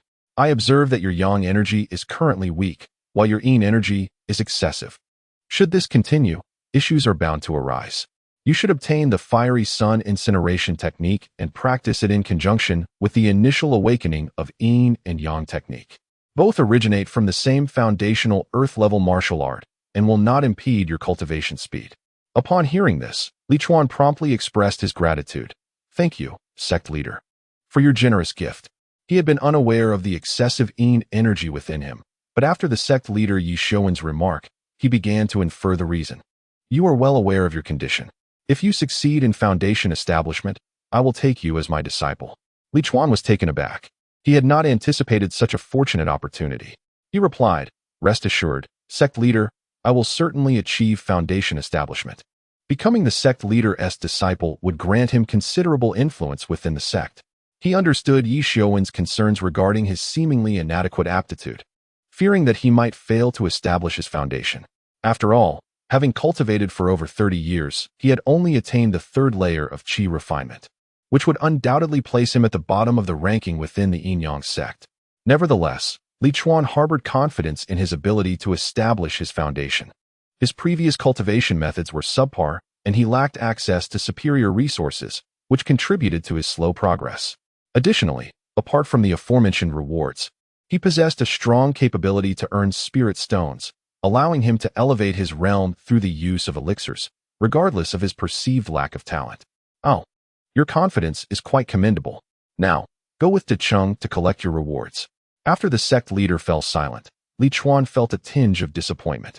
He was not particularly eager to see the sect leader. Rather, he was curious about who resided within the spirit gathering formation. Such insatiable curiosity. Once outside the sect leader's hall with Zhao Desheng, Li Chuan could not help but inquire, Senior brother, the spirit gathering formation in the sect leader's hall, does it not restrict usage to only the sect leader? How delicately he posed the question. Zhao Desheng chuckled, of course. There are no restrictions. The formation is controlled by the sect leader, who can allow anyone he wishes to enter. However, the more individuals that enter, the less effective the formation becomes. Oh, so that means the sect leader and his partner are cultivating inside? Not necessarily. Sometimes, elders and other disciples in the core formation stage also practice within the formation. Li Chuan's eyes instantly brightened. Senior brother, how do the sect leader and the others cultivate in the spirit gathering formation? Is it dual cultivation? To be honest, I have yet to experience the spirit gathering formation myself. Zhao Desheng laughed. It seems that you are not merely curious about the spirit gathering formation, but rather about how the sect leader and others cultivate within it. Given the excessive yin energy in your body, I can guess what is on your mind. But let me caution you, be wary of the desires that may arise, for they could lead you astray, causing your heart of Tao to falter, and ultimately, you might fall into the path of demonic cultivation. Thus, he found himself enlightened. Yet Li Chuan remained undeterred. So, senior brother, how do the sect leader and the others cultivate within the spirit gathering array? Zhao Desheng smirked. How would I know? I have never been inside. Every time I meet Master, the array is shrouded in spiritual mist, rendering it impossible to discern what transpires within. Even if the scenes inside align with your imagination, what of it? At the level of Master and the elders, their minds are solely devoted to cultivation, unlike you, who still views matters through the lens of mundane perception. Junior brother, this is the yin-yang sect. Now that you have entered, you must cast aside your previous notions. Look at the abundant cultivation resources provided by our sect. Yet, many junior brothers and sisters in the outer sect still struggle to establish their foundations, all because they remain ensnared by worldly thoughts. The moment they see through and let go, that will be their breakthrough. Upon hearing Zhao Desheng's words, Li Chuan could not help but inquire. Then, if I may be so bold, has senior brother come to terms with this? Of course, if my state of mind were unstable, Master would not have entrusted me with the role of steward. Wonderful. Senior brother, unbeknownst to you, I have recently taken a keen interest in forging celestial bonds, yet I am troubled by my inability to find a suitable partner. Might I inquire about your esteemed companion, senior sister? I wish to. Get lost. Chapter 37. What task does the hall manager handle? Ever since Li Chuan and Zhao Desheng broached the subject of forging celestial ties, the once cheerful visage of Zhao Desheng fell into a deep frown. Li Chuan, feigning ignorance, continued his incessant chatter. Senior brother, it's not as if junior brother is withholding spirit stones. Get lost. Zhao Desheng's face contorted with fury. Li Chuan secretly reveled in his mischief. How satisfying it was to see his facade crumble. Here was a man who prided himself on his composure, now exposed. Feigning innocence. Li Chuan inquired. What has caused senior brother to suddenly lose his temper? Has junior brother offended you in some way? I merely wished for senior brother's partner to introduce me to a few suitable candidates for celestial ties. Surely, you do not think I desire to form such a bond with your partner, do you? That would be a misunderstanding, senior brother. I am not of that ilk. With a stern countenance, Zhao Deshang retorted, regardless of your thoughts, should you dare to act on such intentions, I advise you to tread carefully. Should I catch wind of it, do not expect leniency from me. Oh, understood, senior brother. I shall ensure I am not caught.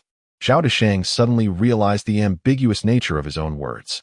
He pointed an accusatory finger at Li Chuan, snorting, You, young man, possess quite the audacity. It is the first time someone has spoken of forging celestial ties with my partner in my presence. Though his resolve was steadfast, he was not unperturbed by the thought. Even knowing such occurrences were inevitable within the Yangyin sect, as a partner, he could not entirely suppress his feelings. Actually, junior brother is merely assisting senior brother in honing his resolve, Li Chuan shamelessly proclaimed. Zhao Deshang replied, Then you best keep a close watch over your partner, otherwise. Senior brother might also take the opportunity to help you strengthen your resolve. Li Chuan chuckled, refraining from mentioning his lack of intent to seek a partner. In the Yangyin sect, pursuing a partner seemed nothing short of inviting unnecessary complications. If fortitude was cultivated through such endeavors, then perhaps it was best to forego it entirely. After receiving his reward alongside Zhao Deshang, Li Chuan felt a swift kick to his rear, the lingering annoyance of Zhao Deshang evident. Initially, Li Chuan had mentioned the idea of forming celestial ties with Zhao Deshang as partner to gauge the sentiments of the inner disciples on the matter. He had not harbored any serious intentions, particularly since he had no knowledge of Zhao Deshang as partner's appearance. However, that kick ignited thoughts of Zhao Deshang as partner in Li Chuan's mind, and once he established his foundation, he was determined to pursue this new possibility. As Mo Xiangling had already returned to the outer sect, Li Chuan, having received his reward, did not return to his dwelling but instead made his way directly to the outer sect's task hall. The sect leader, Yi Xiuwen, had remarked on the excessive energy within him, and he did not mind accumulating a bit more. Senior Sister Mo, I wish to speak with you privately. As soon as Li Chuan approached Mo Xiangling, he eagerly stated. Mo Xiangling was busy organizing the tasks for the upcoming month, casting a glance at Li Chuan. She waved her hand dismissively at a few subordinates nearby. You may attend to your duties. Return to me should any issues arise. Come with me. She led Li Chuan to the back hall. The rear hall contains numerous rooms, most of which are interconnected. Compared to the inner sanctum, it naturally falls somewhat short. Mo Xiangling casually led Li Chuan into one of the chambers, which featured a round table and square chairs, presumably intended for dining. What would you like to discuss with me? Mo Xiangling inquired, standing face to face with Li Chuan, her exquisite visage merely half a meter away. As he gazed upon her flawless countenance, Li Chuan could not help but swallow hard. Previously unnoticed, he had just realized during their journey that Mo Xiangling had changed her belt. The former belt had likely been a defensive artifact. Thus, the new one must be even more formidable. If Li Chuan's intuition served him right, this belt was probably pilfered during her inventory check at the Xianlin sect. With a boldness that surprised even himself, he reached out and touched Mo Xiangling's belt, effectively her waist. This belt is truly beautiful. Is it from the Xianlin sect? Li Chuan remarked with a grin. Mo Xiangling glanced down at his hand resting on her waist, then back at him, seemingly astonished that he dared to touch her. After scrutinizing him for a moment and seeing no intention of withdrawal on his part, she said, Junior brother, you are growing bolder. I wonder where your confidence stems from. Yet your intellect is commendable, for you've deduced that the belt belongs to the Xianlin sect. Why not claim it was a reward from our sect for your sister? Li Chuan replied, It's merely intuition. It tells me that you are the type of person who would possess such a belt. His intuition proved correct. Mo Xiangling smiled and remarked, My intuition tells me that you wish to undo this belt. I wonder if my intuition is accurate. No sooner had she spoken than Li Chuan made his move, which confirmed her intuition as well. However, his hand was swiftly restrained by Mo Xiangling, and he could not succeed. She narrowed her enchanting phoenix eyes and stated coolly, Junior brother, you ought to understand that overstepping boundaries could lead to dire consequences. Even if I were to end your life, it would be in vain. Li Chuan retorted, I merely wish to forge a celestial bond with you. How could that be deemed as overstepping? A celestial bond? Mo Xiangling scoffed. Junior brother, let me remind you. You have only reached the 4th layer of qi refinement while I stand at the 10th, with the capability to establish my foundation at any moment. Why would I seek a celestial bond with you? These words echoed in Li Chuan's mind, reminiscent of a previous conversation with another sister who had been humiliated by him with spiritual stones. Yet, Mo Xiangling's playful demeanor suggested she had no intention of letting him off easily. A person like Junior brother, in the realm of mortals, would struggle to find a spouse, let alone someone as stunning as herself. Her words were laden with pride. You may not realize, but before I took on this administrative role, I was considered the most beautiful among thousands of qi refinement sisters in the Yin-Yang sect. Even if we are overlooked by others, my grace still surpasses that of the outer sect. Many have sought to forge a celestial bond with me, yet it is not your turn, Junior brother. The celestial maiden of the Yin-Yang sect spoke with unyielding candor, yet Li Chuan listened with exhilarating anticipation. At this moment, you have cast me into the mire, yet soon I shall plunge you into the depths. With a grand gesture, he revealed all the treasures he had amassed over the past 10 days from his spatial pouch. Suddenly, a plethora of spiritual herbs, flowers, saplings, and trees appeared before them. Mo Xiangling raised an eyebrow, her face adorned with astonishment. Are these the spiritual plants you discovered in the small world number 43, Junior brother? I had thought I had already come to regard you with newfound respect, yet it seems I underestimated you. Li Chuan, unceremoniously, let his hand glide over Mo Xiangling's face, his tone condescending. Sister, may I take my turn now? Surely, cutting in line is permissible? Such was the confidence bestowed upon him by his possessions. Mo Xiangling allowed his rough hand to linger upon her face, her enchanting eyes sparkling as she teased. Are these spiritual plants meant for me, Junior brother? Li Chuan's hand momentarily halted, nearly pulling at Mo Xiangling's face in disbelief, muttering, You truly have thick skin. He replied, These are merely for sister to admire. Mo Xiangling cast him a sidelong glance, languidly stating, In that case, perhaps you should refrain from cutting in line. Li Chuan retorted, Sister, do not raise the price arbitrarily. These spiritual plants are worth at least 20,000 spirit stones and contributions. I am merely seeking to forge a celestial bond with you, not purchasing you. There is no need for such excess, unless you are willing to sell yourself to me. Having previously spoken rather brusquely, Mo Xiangling found herself reciprocated in kind by Li Chuan. She chuckled, Junior brother, you certainly possess a vivid imagination. Li Chuan asserted, These spiritual plants I will account for at the outer sect, and that is my condition. Mo Xiangling inquired curiously, What sort of condition is that? You expect sister to forge a celestial bond merely because you account for them at the outer sect? If every disciple were to act thus, would sister ever accomplish any tasks? To her surprise, Li Chuan's spiritual plants were indeed only for her viewing pleasure. Yet, Li Chuan maintained an air of assuredness, stating, Sister, you are aware that I saved brother He from the 7th Elder's Peak. If I were to present these spiritual plants at the inner sect's task hall, what do you think would happen? Mo Xiangling paused, realizing this was a perspective she had not considered. Her junior brother certainly knew how to exploit opportunities. She remarked to Li Chuan that if he were to settle at the inner sect's task hall, then she would be left out. It must be said, he had indeed grasped her predicament deftly. Li Chuan continued, Sister, I can decline all the tasks at the outer sect's task hall seeking to purchase spiritual plants, and sell all these spiritual plants to the sect. His strategy was remarkably astute, given that Mo Xiangling could not also partake in the tasks seeking spiritual plants, as those who issued the tasks would surely not wish to receive incomplete spiritual plants. With this assertion, it implied that no matter how precious the spiritual plants he discovered, Mo Xiangling would always have a share.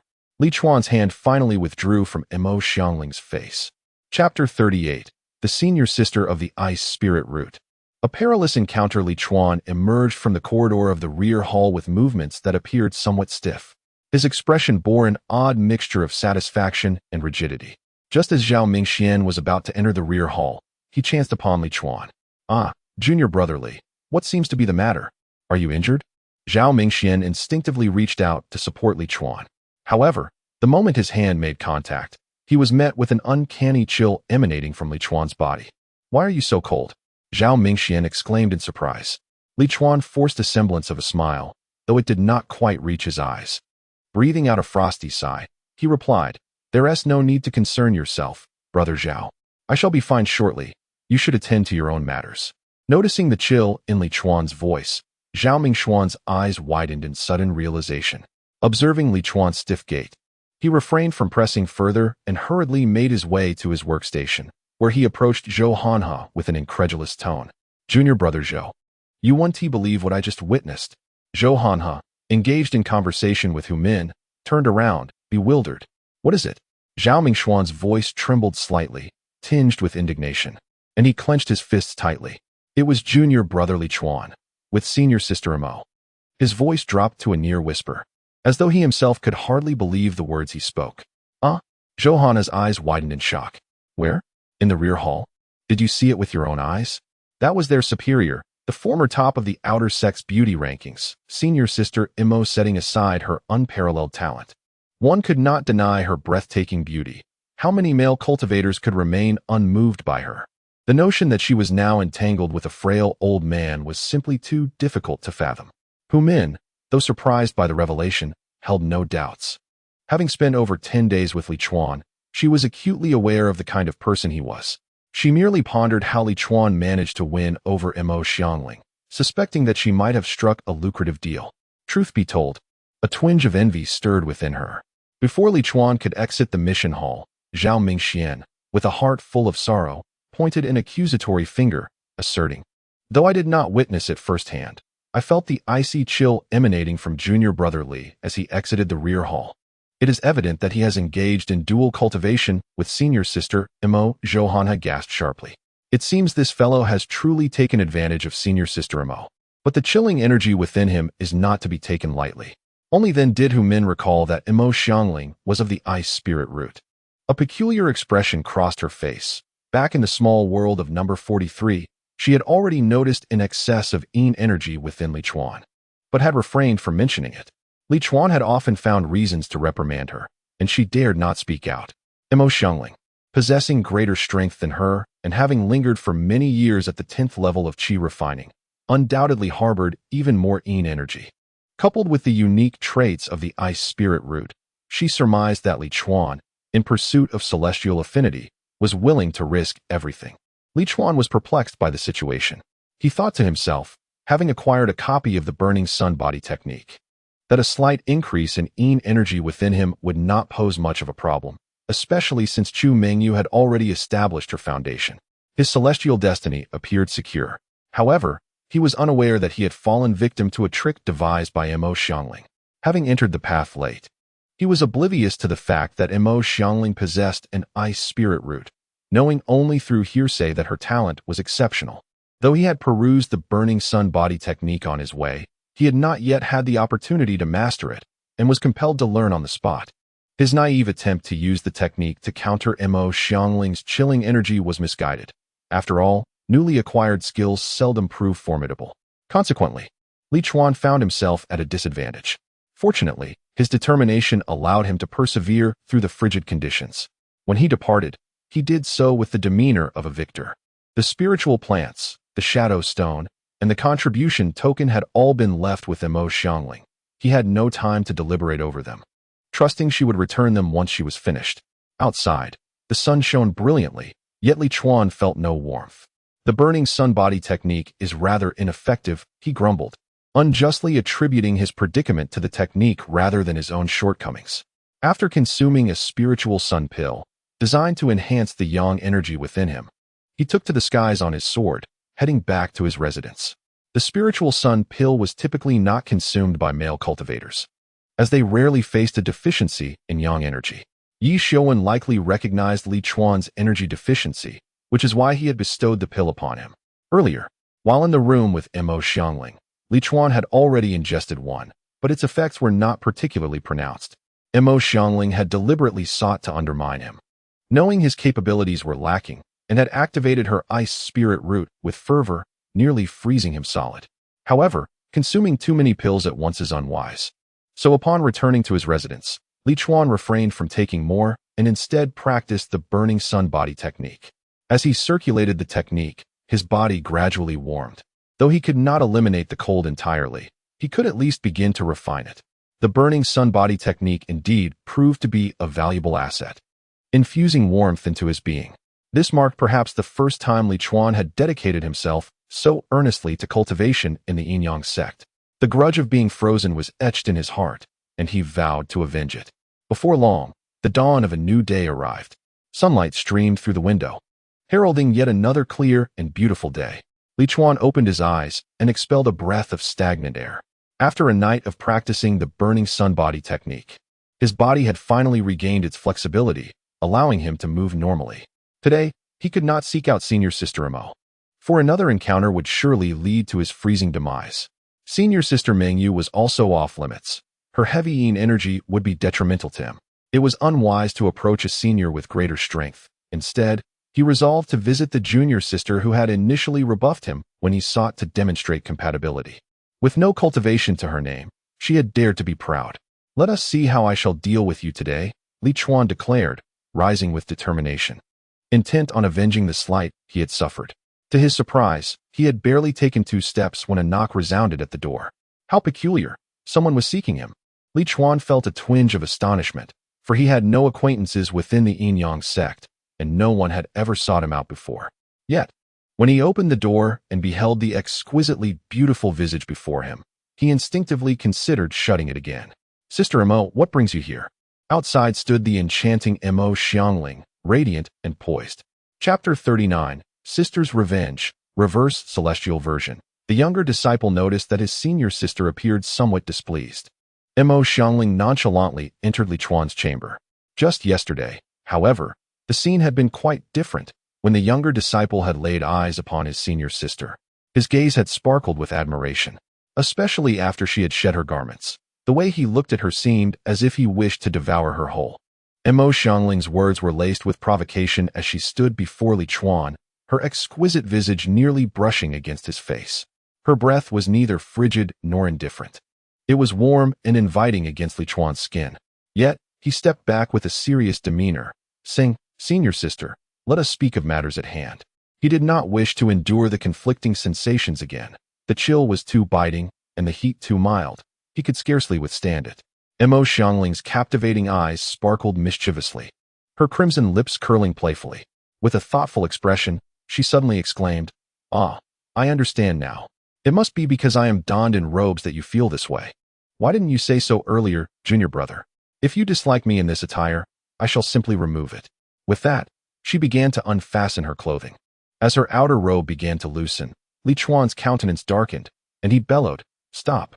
His expression was one of exasperation as he admonished, "Senior sister," in broad daylight. "How can you be so shameless? I feel embarrassed for you." "Ah, has my junior brother turned red?" Mo Xiangling teased, her disheveled attire revealing her porcelain hands as she cupped Li Chuan's face. "No blush at all. You are deceiving me," she concluded with a playful pout. Despite her charming demeanor, Li Chuan felt as if he were in the presence of a viper. He recognized her deliberate intent to provoke him. Frustrated, he thought, "Is it truly necessary for you to harbor such resentment simply because a transaction granted you a celestial bond?" Mo Xiangling looked down from her elevated position, observing the younger disciple, who was wrapped in a thick quilt, his brows and hair adorned with frost, trembling in the cold. A teasing smile graced her features. Li Chuan, his jaw clenched, cast a glance at her but remained silent. What could he possibly say? Threaten her? "You will regret this tomorrow?" he mused. But who could tell who would be the one to face consequences? At that moment, Mo Xiangling tossed a bag onto the table and declared, a total of 14,252 spirit stones and 35,771 points of contribution. "As per your request, junior brother, I exchanged 10,000 spirit stones for a rather large bag." Upon hearing this, Li Chuan's expression darkened. It became evident that she had come to deliver goods. If she was merely delivering items, why the theatrics? It was infuriating. After placing the bag down, Mo Xiangling turned toward the door. As she departed, Li Chuan exhaled a sigh of relief, having feared she would linger indefinitely. However, just as she reached the threshold, she turned back, her smile radiant as she addressed him. "Junior brother, do not neglect your training. I shall return tomorrow." With a sudden jolt, Li Chuan lost his balance and fell to the ground. As the radiant sun illuminated the sky, Missouri Xiangling soared into the heavens, disappearing from view. Li Chuan exclaimed, You might as well turn me into a popsicle. Today, he felt even more frigid than the day before. Fortunately, he had barely grasped the fundamentals of the fiery sun incantation, and by evening, he finally dispelled the frost clinging to his body, returning to a semblance of normalcy. However, the chill and within him had intensified. This existence had become unbearable. It was time to seek refuge elsewhere. As soon as he regained mobility, Li Chuan promptly ventured outside, heading towards the 43rd small world. Upon entering this realm, Li Chuan chose not to continue his search for spiritual plants. Instead, he sought a secluded spot to resume his cultivation. After all, he lacked neither spiritual stones nor contributions, and the medicinal pills bestowed by the sect would last him for years. Thus, there was no pressing need to toil for wealth. Had the fire element spiritual land not been so distant, his current state would have been ideal for cultivation there. Before long, another day had slipped away. As darkness enveloped the sky, Li Chuan departed from the 43rd small world, intent on finding his junior sister, who had yet to enter the ranks of cultivation. The once indifferent junior sister now warranted his effort to rise above her. With a fierce determination, Li Chuan set off under the moonlight toward the area inhabited by the unrefined disciples. The disciples accepted by the Yin-Yang sect typically possessed commendable talents. Once they were admitted, the likelihood of failing to cultivate was nearly non-existent, merely a matter of time. Even those with poor spiritual roots among the servant disciples often found their way onto the path of immortality and entered the realm of qi refinement. Given that only 100 or 200 disciples were accepted each year, the vicinity inhabited by the unrefined disciples was adjacent to the sect's primary residential area, where the servant disciples resided.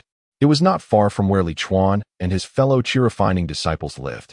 However, before he could reach his destination, a sense of unease washed over him. His keen intuition alerted him to the presence of someone observing him. Gazing about, he discerned the difference between mere attention and covert scrutiny. He was accustomed to being watched due to his striking appearance.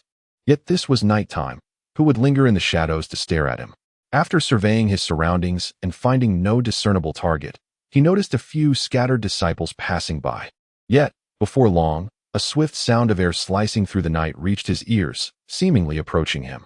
His expression shifted as he turned to the distance, where, under the moonlight, a breathtaking fairy descended on her sword, her belt adorned with resplendent gems gleaming brilliantly.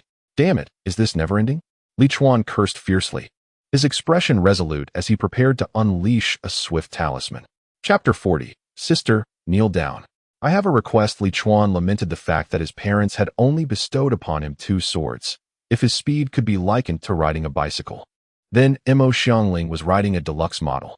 Once a prodigy of the outer sect, her prowess at the 10th level of qi refinement rendered her a formidable opponent compared to Hu Min, who was merely at the 7th level. Despite employing a speed talisman, Li Chuan found himself rapidly closing the distance between them. Regret washed over him. Had he foreseen this, he would not have squandered such a precious talisman. He came to a halt. Why, Li Chuan, have you already reached your limit? Mo Xiangling taunted him as she approached, her mockery palpable. Under the ethereal moonlight, she appeared almost otherworldly, a beauty that transcended the realm of mortals. He refrained from countering her remarks. What was the point? If he provoked her, she would undoubtedly insist on attending to him for the entirety of the night, and he would be left in a precarious predicament. With a hint of indignation, he retorted, Sister, are you a dog? The moment I appear, you come chasing after me. After all, he was a benefactor of sorts, albeit one with a rather ascetic disposition. Is it so difficult to grant each other a modicum of personal space? Mo Xiangling smirked, her lips curving delicately as she replied, You are still too young. Dear junior brother, have you forgotten your sister's esteemed status? I merely issued a trivial task for a shard of spirit stone, and your fellow disciples were eager to inform me of your whereabouts. Spirit stone shards. 1 spirit stone could typically be divided into 10 fragments. It seemed his movements were not as valuable as he had hoped. It would be best if he remained unaware of who had betrayed his location. Otherwise, he would surely seek retribution. I'm young, Li Chuan exclaimed, pointing at his face, which bore the marks of maturity. How can you, sister, claim I am youthful? Though he was unaware of Mo Xiangling's exact age, such prodigies were rarely advanced in years. Even if she had reached the 10th level of qi refinement a decade prior, he doubted she was significantly older than him. Thus, while he addressed her as sister, he felt entitled to consider himself her elder. Mo Xiangling gazed at him in astonishment, playfully chiding, "You don't know how old I am? Have you not paid attention these past few days?" Li Chuan, bewildered, thought, "What nonsense is this?" He raised his eyes and was met with her teasing smile. "Junior brother, remember this lesson well," she said, her tone light yet teasing. Li Chuan felt a surge of irritation. Could she refrain from twisting his words? "Wait, sister, come here," he demanded with a serious expression. "Very well, junior brother. I shall come," she replied cheerfully, approaching him. However, she did not pause. Instead, she casually placed her belt into his hands. His mouth twitched in disbelief as he darkly stated, "Sister, kneel down. I have a matter to discuss with you." What a bold display of submission. Mo Xiangling burst into laughter, her beautiful eyes widening in surprise. "How audacious you are, junior brother, to demand that your sister kneel. It seems I must teach you a proper lesson." With that, she began to remove her clothing. As the familiar scene was about to unfold once more, Li Chuan waved his hand, causing 500 spirit stones to materialize upon the ground. Mo Xiangling cast a gentle glance, her beautiful eyes shimmering, and remarked softly, "A man's knee rests upon gold."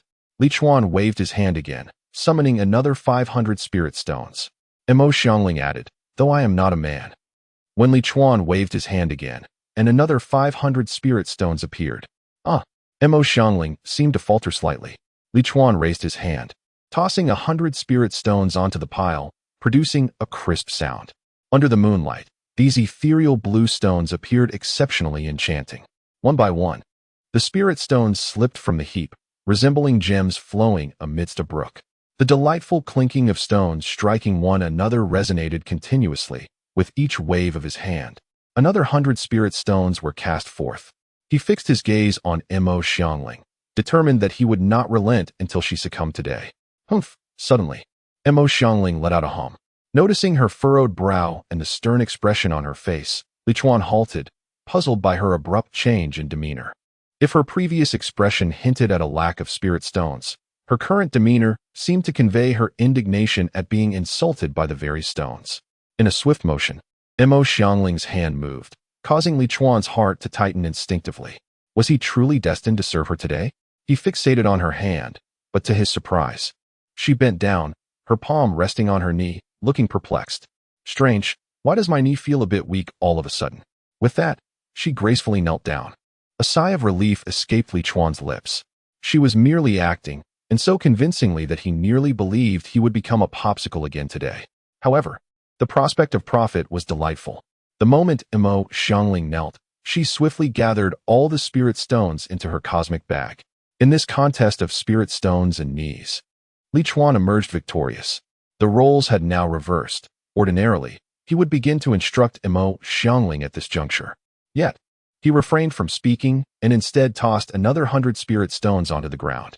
The sudden appearance of the glowing stones momentarily stunned Mo Xiangling, who lifted her bright eyes to gaze at Li Chuan, unceremoniously collecting the 100 spirit stones into her cosmic bag. However, scarcely had she gathered the 100 when Li Chuan cast another 100 onto the ground. Naturally, Mo Xiangling did not hesitate to claim them, and Li Chuan continued to throw another 100. She would collect, and he would toss. He looked down upon her from his elevated position, filled with immense satisfaction. Initially, when there were 2,100 spirit stones, Mo Xiangling had already knelt, yet Li Chuan stubbornly continued to throw an additional 900 spirit stones, rounding the total to 3,000 before concluding. The reason for this was simple. It was exhilarating to toss them, especially as he observed the mixture of confusion and subtle delight on Mo Xiangling's face while she knelt before him. It made the act of throwing all the more pleasurable. The funds of the impoverished are often stretched to the extent that every coin seems to multiply in value, while the affluent, possessing abundant wealth, remain indifferent to the notion of one coin equating to 2 or 10 coins diminishing to 1.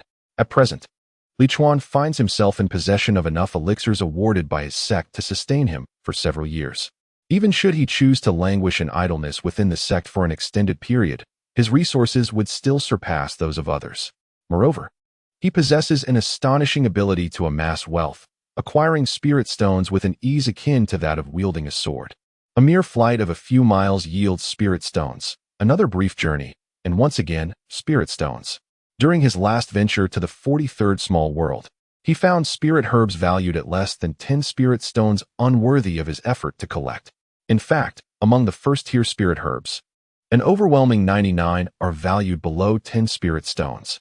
Should he decide to harvest every spirit herb he encounters, his bounty would amount to no less than several 100,000 spirit stones. However, this endeavor would demand considerable time, likely consuming at least a couple of years, and would require him to bend down far more frequently, by a factor of hundreds, at the very least. Chapter 41. With spirit stones as my father kneeled down. 1 stone at a time, 10 stones at once.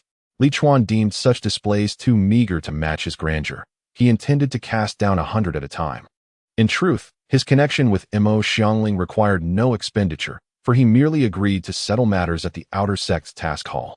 Mo Xiangling feasted upon the sect's spirit plants, not his own. There were no costs involved. It was all about reaping benefits without expense.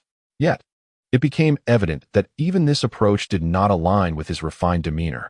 Having already spent 3,000 to 4,000 spirit stones on Chu Mingyu, it would be unreasonable not to invest in Mo Xiangling as well. Instinctively, Mo Xiangling reached out for the spirit stones again, casting a puzzled glance at Li Chuan, as if bewildered by the absence of falling stones from the heavens. Observing this, Li Chuan felt an immense sense of joy. In his elation, he tossed down another 100 spirit stones, devoid of any ulterior motive, merely a celebration of his happiness. As the saying goes, good fortune multiplies. With this throw, it counted as 5. Are you convinced? Li Chuan approached Mo Xiangling, running his fingers through her silky hair. I am, Mo Xiangling replied obediently, transforming from a wildcat into a docile kitten, her gaze clearer than before. Wherein lies your conviction? He inquired. Everywhere, she answered. After all, kneeling once earned her 500 spirit stones. There was not a single part of her that did not comply. Not to mention, she was the top talent of the outer sect. This role suited her perfectly, and she could undoubtedly kneel faster, longer, and more gracefully than anyone else. Let us start with 100 years. I can certainly endure. Li Chuan's hand glided through her soft hair, grasping her stunningly beautiful face. Ah! Mo Xiangling gasped in pain, looking at Li Chuan with a pitiful expression. Such a precious face should be tenderly cherished, yet Li Chuan had the audacity to seize it. Will you still pursue me next time? Li Chuan asked menacingly. Mo Xiangling immediately replied, if junior brother allows it, I shall pursue. If not, I shall refrain. How refreshing her response was, as if she were at his beck and call. I shall have you as my icy spirit root. Li Chuan continued to grip Mo Xiangling's face without any restraint. She permitted him to do so, allowing him to declare that the spirit stones were indeed well spent. What was supposed to be a negotiation had not involved any discussion at all. The spirit stones had already spoken for him, conveying all that needed to be said to Mo Xiangling. He merely needed to relish the outcome. Begone. He kicked her lightly, stating without pretense. With spirit stones in hand, such arrogance was warranted. Mo Xiangling, with her charming eyes, playfully accepted his blunt words, showing no trace of displeasure. Regardless of her status as the outer sect's task hall manager or the foremost genius, even if Li Chuan requested her to call out, she would comply graciously. The celestial maiden of the Yin-Yang sect possessed an uncanny ability to assess situations and to humble herself accordingly. With no lingering ties in his heart, one might question the steadfastness of his resolve and whether their breakthroughs would proceed smoothly. The essence of one's resolve must undergo rigorous refinement. Hence, within the Yin-Yang sect, female cultivators often surpass their male counterparts in strength. Their methods of honing their resolve are rather straightforward. Were the roles reversed, how many male cultivators would be acknowledged, even if they were to demean themselves? Li Chuan departed with a light heart, soaring on his sword. For him, as long as he possessed spiritual stones, his resolve would remain unshakable, with no possibility of being compromised. Naturally, this is contingent upon not seeking a partner. Otherwise, Zhao Bingxian serves as a cautionary tale. Even cultivators like Zhao Deshang, who have reached the 10th layer of foundation building, proclaim their resolve is strong, yet the moment the topic of a celestial bond arises, they become irate. In reality, their resolve sometimes resembles mere paper. A mention of their partner can easily shatter it. The path of cultivation is fraught with challenges, and Li Chuan truly empathizes with his male peers. Upon arriving at the residence of his junior sisters, he was halted by the managing sister. However, he was no longer the same as before and tossed 10 spiritual stones to her. This managing sister was quite beautiful, and if Li Chuan's intuition served him right, she was the one who had spoken ill of him behind his back, leading to a poor impression with the junior sister. He bore this grudge in mind, intending to settle it tomorrow. Today, however, his focus was resolutely set. Upon receiving the spiritual stones, the managing sister not only allowed him passage, but also personally escorted him to the junior sister's door.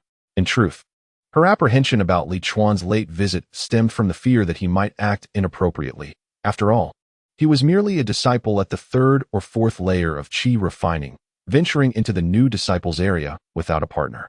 They often laughed at him in private, unsure of what he might do next, thus necessitating her vigilance. Chapter 42. The First Beauty of the Outer Sect. Su Yaoyue Li Chuan had spent several days in the newcomer area and noticed that his spirit stones were almost depleted. Given his rate of consumption, it was indeed true that one only regrets the scarcity of spirit stones when they are needed. However, he relished the expenditure, spending lavishly without hesitation. Unlike other cultivators who treated a single spirit stone as if it were 10, fearing they might not fully absorb the spiritual energy contained within, Li Chuan once again ventured into the small world number 43 in search of spiritual plants, this time accompanied by several junior female disciples. Although these novices had yet to refine their qi and were relatively young, they would be considered martial arts experts in the mundane world. The small world of spiritual plants was already sparse in magical beasts, and after so long since the opening of number 43, the beasts had been nearly eradicated. The dangerous first-tier spiritual plants rarely moved, and the only threats were ordinary wild animals, posing little danger to them. Since they could not fly, Li Chuan would take them to a designated spot and instruct them to wait while he ventured out alone to gather spiritual plants. He provided them with some protective talismans as a precaution against unforeseen events.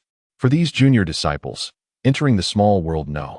43 was an opportunity to broaden their horizons ahead of time. Most importantly, after undergoing Li Chuan's guidance, they had already distinguished themselves from their fellow sect members. Their path to cultivation would be significantly smoother. Not to mention that they had already amassed a substantial number of spirit stones, far surpassing their peers in resources. This mental fortitude alone placed them ahead. After nearly half a month, Li Chuan finally elevated all 4 categories of the spiritual planting technique to level 10. Spiritual planting technique. First tier, level 1, 01 first tier spiritual plant identification, level 10 first tier spiritual land identification, level 10 first tier spiritual seed cultivation, level 10 first tier spiritual planting. Level 10. Upon reaching level 10, he could finally begin to advance the overall level of the spiritual planting technique. Once he attained the second tier, he would be able to learn talisman crafting. This progression had indeed been swift. The levels of the spiritual planting technique were not merely for upgrading. They enhanced Li Chuan's ability to identify spiritual plants and lands. For someone at Li Chuan's level, it would significantly improve both his success rate and speed of identification. To illustrate, if previously Li Chuan could ascertain the result of a 4-digit calculation at a glance, after the enhancement, he could simultaneously discern the results of dozens of such calculations. Furthermore, there would be additional benefits to spiritual seed cultivation and spiritual planting. There was a chance that the quality of the spiritual seeds he cultivated would improve, directly increasing the yield of the spiritual plants he planted, reducing the time required, and even causing mutations. Regarding spiritual planting, Li Chuan had inquired about it as well. The Yin-Yang sect currently had several spiritual fields and lands available for rent. However, after calculating, he realized that even if he contracted all the first-tier spiritual fields he could manage, he would only earn a few thousand spirit stones in a year. To be frank, he found it unworthy of his time and attention. With his current capabilities, cultivating spiritual grasses, flowers, and trees was certainly within his reach, and he could earn much more. However, the growth cycle of these spiritual plants is lengthy. Even the shortest spiritual herb requires 1 to 2 years. Furthermore, even if he were to secure all the spiritual land that the Yin-Yang sect could possibly offer, the total yield would amount to merely a few tens of thousands of spiritual stones annually, which he finds unworthy of his interest. The primary issue lies in the insufficiency of spiritual land. Typically, such lands are leased for durations of 20 to 50 years, and he cannot afford to wait until others' leases expire to seek rental opportunities. Thus, his current strategy remains focused on the small world of spiritual plants. Once the newly acquired spiritual vein is operational and new small worlds are opened, he shall gradually commence the cultivation of spiritual plants. Consequently, there is no urgency for him at present. It is an ideal opportunity to elevate his first-tier spiritual planting technique to level 10. Regarding the new spiritual vein, he had inquired a couple of days prior with Mo Xiangling. Mo Xiangling is exceedingly beautiful, and unlike Chu Mingyu, who frequently indulges in leisure, he found himself unable to resist seeking her out again. To return to the topic of the new spiritual vein, Mo Xiangling mentioned that the seniors of the Qingzhou branch are currently excavating premium spiritual stones. Once these premium stones are fully extracted, the spiritual vein will become accessible. It is noteworthy that the Qingzhou branch is significantly superior to the Minshan branch, overseeing all branches within Qingzhou, and stands as the most powerful branch of the Yin-Yang sect in that region. The extraction of premium spiritual stones is a standard practice among major sects due to their unparalleled value in forming spiritual stone mines and veins. The premium stones within a spiritual vein are beyond the protection capabilities of a sect like Minshan, making their removal imperative. Once the spiritual vein has formed, the extraction of premium stones merely halts further elevation in quality without affecting anything else. These stones will continue to shine and radiate vitality in another location. Consequently, Li Chuan's aspirations to develop within the branch cannot be rushed. Moreover, his abilities are not yet formidable. He must at least establish his foundation and gain a background through the sect leader before acquiring such privileges. Otherwise, despite the strict regulations of the Yin-Yang sect against disciples harming one another, one cannot guarantee that envy over his earnings of spiritual stones will not incite malice.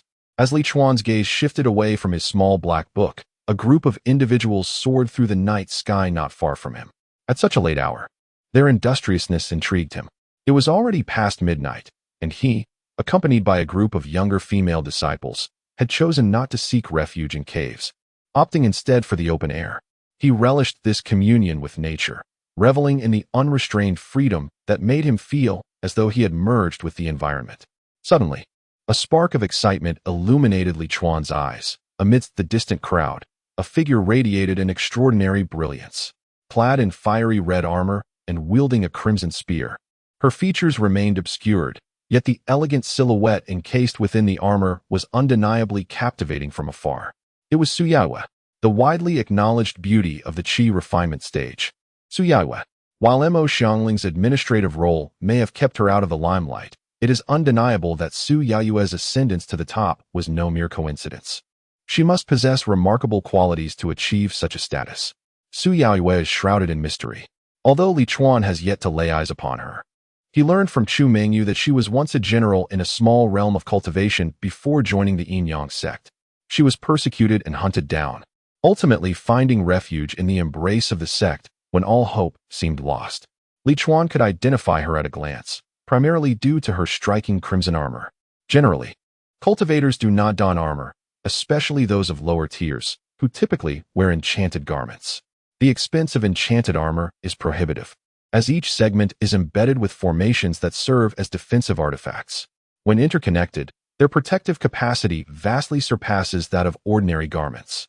Most lower-tier cultivators can scarcely afford their own resources, leading them to prioritize the acquisition of medicinal pills to elevate their cultivation levels rather than invest in armor. Are the beasts too formidable? Then surely one could seek out weaker foes to combat. Is the mission target overly powerful? Simply accept a task to eliminate a cultivator at the Qi refinement stage instead. Chapter 43. Matters known to all, yet unbeknownst to Li Chuan in the realm of cultivation. Circumstances differ significantly, particularly for someone like Su Yaiyue, a general who must confront the enemy on the battlefield. Adversaries will not spare one simply due to a lack of funds for armor. Rather, the more inadequate one's equipment, the more one becomes a target. Survival on the battlefield is of paramount importance. Without life, what means are there for cultivation? Su Yaiyue, having previously held the rank of general, had grown accustomed to wearing armor, and upon joining the Yin-Yang sect, she procured a set for herself. Her fiery red armor has since become her emblem. Moreover, among the Qi refinement disciples of the Yin-Yang sect, one would be hard-pressed to find another such unfortunate soul. Li Chuan overheard some junior sisters gossiping about Su Yaiyue. labeling her as a fool for not exchanging her contributions for resources to quickly establish a foundation, opting instead for armor.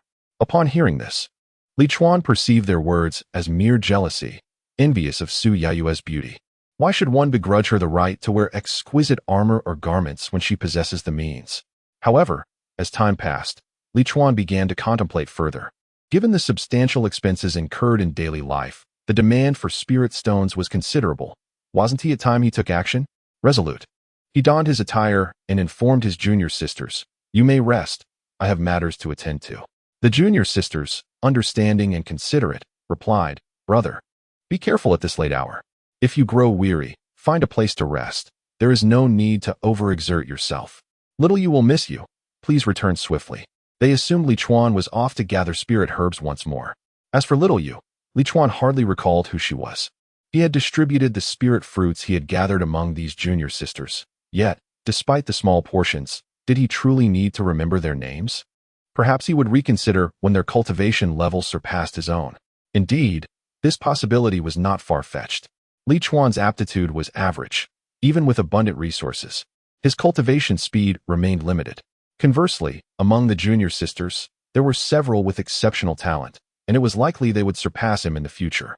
Nevertheless, it was still premature to dwell on such thoughts. As Li Chuan ascended on his sword, he pursued Su Yaoyue and her companions, a group numbering 7 or 8.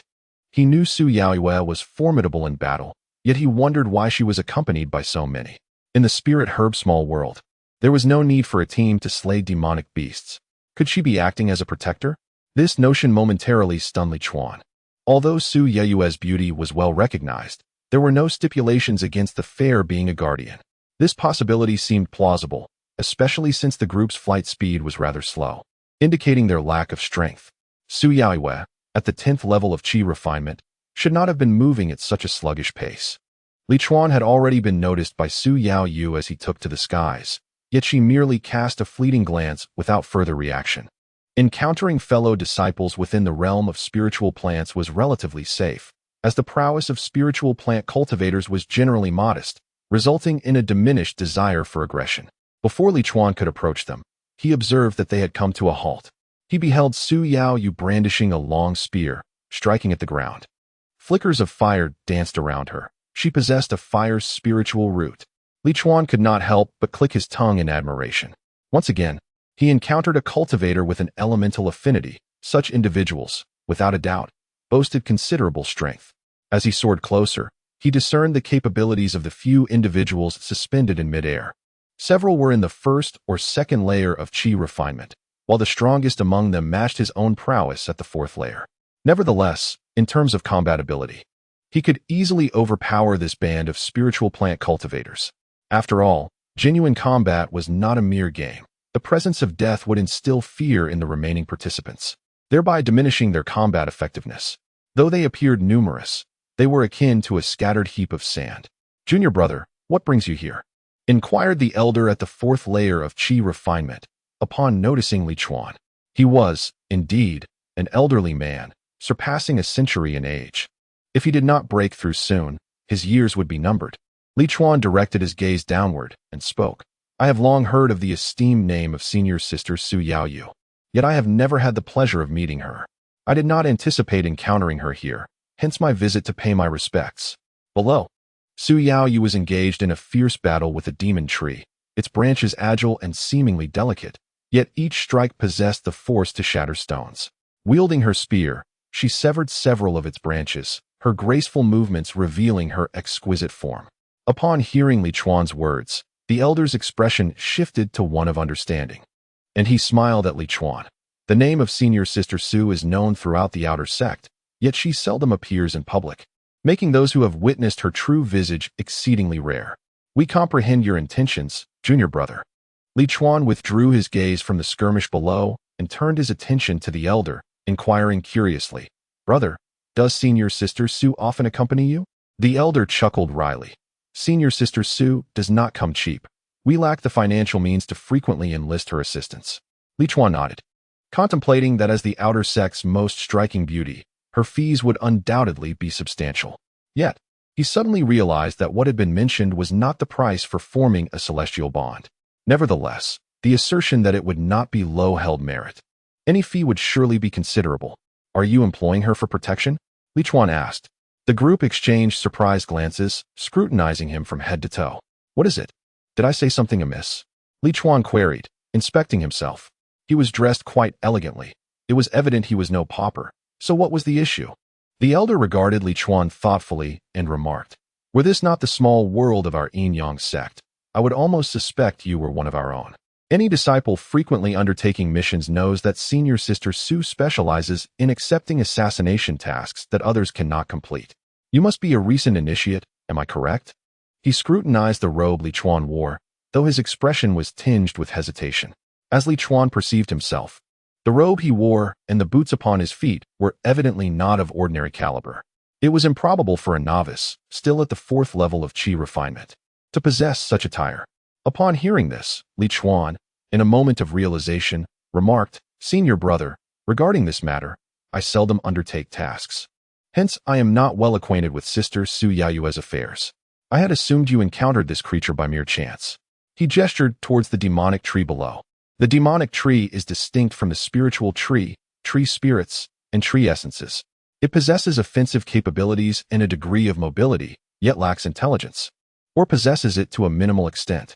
Conversely, the spiritual tree is merely a botanical entity that absorbs spiritual energy for growth. Most possess no offensive power and are devoid of intellect.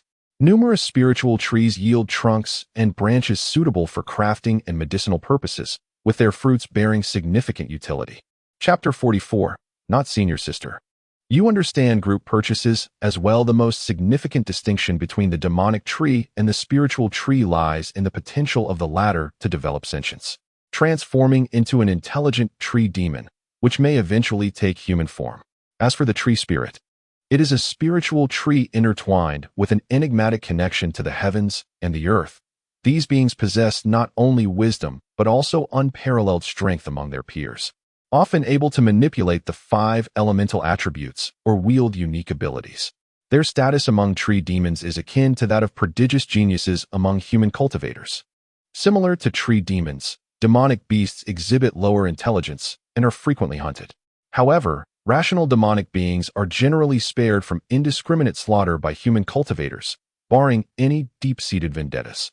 The elder spoke to Li Chuan, saying, We have specifically invited Senior Sister Su to assist us in dealing with these formidable entities. The power of this demonic tree is nearing the foundation establishment stage, and there are but a few capable of contending with it within the outer sect.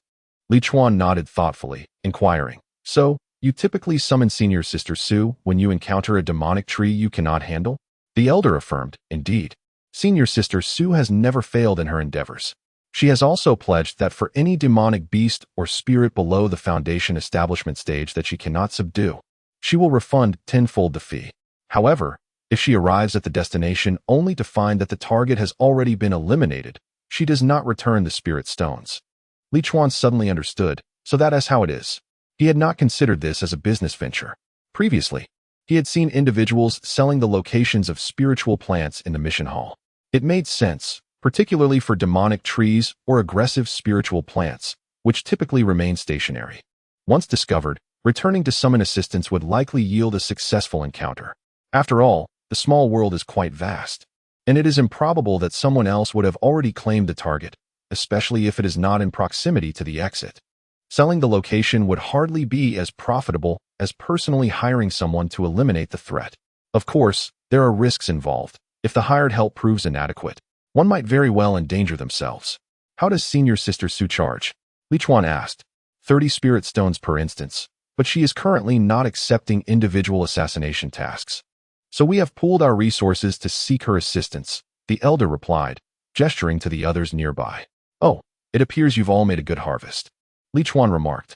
He stated this because the demonic tree that Su Yaoyue was currently battling was assigned a cleanup contribution of around 200 by the sect. Even if the other demonic trees or spiritual plants summoned by others were not as formidable, their cleanup contributions should exceed 100. Su Yaoyue's fee of 30 spirit stones ensured that they were all profiting handsomely. For Su Yaoyue, this also constituted a lucrative venture, with 7 individuals present. Even if each required her assistance just once, She would receive 210 spirit stones without the need for her to search. She merely needed to engage in combat. Naturally, all of this was contingent upon Su Yaoyue's absolute prowess. As they conversed, Su Yaoyue had already vanquished the demonic tree and ascended. A fellow disciple, who was recording the event with a recording stone, subsequently stored it away. Li Chuan finally beheld the beauty of Su Yaoyue, and indeed, she was a vision of unparalleled grace. Her exquisite features seemed meticulously crafted by the heavens, complemented by the fiery afterglow she had just left behind, rendering her breathtakingly beautiful. Beneath her elongated, alluring eyes lay a pair that sparkled with a chilling, austere light. Her fiery spirit did not exude warmth, but rather an air of authority and deadly resolve. Her gaze was laden with menace, and those who fell under her scrutiny appeared as if they had already met their demise. Her raven hair was elegantly tied up, presenting her with an aura of remarkable poise, which only accentuated the perfection of her facial contours. She was a stunning beauty from every angle, regardless of the hairstyle she donned. Rather than being clad in full armor, she wore protective gear only at critical points, allowing her slender waist to peek through, inviting curiosity about its delicate form. In stark contrast to the usual demeanor of female cultivators, who often exude warmth, tranquility, and allure, her exquisite visage was imbued with an unmistakable ferocity. No wonder she was hailed as the foremost among the outer sect. It was rare to encounter a female cultivator within the Yin-Yang sect who bore such an intense aura of lethal intent. This distinctive quality bestowed upon her a significant advantage. While her beauty might not eclipse that of Mo Xiangling, her uniqueness was palpable, likely instilling fear in most junior disciples of lesser prowess upon their first encounter with her. That's enough. Next, Su Yaoyue ascended gracefully and remarked with an air of indifference. Even her tone exuded a sense of lethal intent. One could only speculate how many lives she had claimed. Observing the several individuals nodding fervently, some trembling slightly, Li Chuan refrained from mocking them. Su Yaoyue's aura was overwhelmingly intimidating. Had he not also emerged from countless life-and-death confrontations, he would not have fared much better than these fellow disciples. "Greetings, Senior Sister Su," Li Chuan ventured, noting that Su Yaoyue did not acknowledge him. "Are you also here to seek my assistance in clearing the spirit plants?" Su Yaoyue turned to him, her voice sharp yet melodious. Just as Li Chuan was about to respond, Su Yaoyue interjected, 60 spirit stones per task, placed after them. "What?" Li Chuan's brow furrowed in discontent. "Senior Sister Su, they are paying 30 per task. Why must I pay 60? Is it because of my affluent attire that you intend to take advantage of me?" Though his wealth could be squandered or gifted away, he vehemently opposed being exploited. Su Yaoyue clarified, "Since you sought me out midway, naturally, the price increases. Besides, they are not merely placing one order. While I charge them 30 spirit stones per task, I can earn 200 to 300 spirit stones by taking on a single task from them.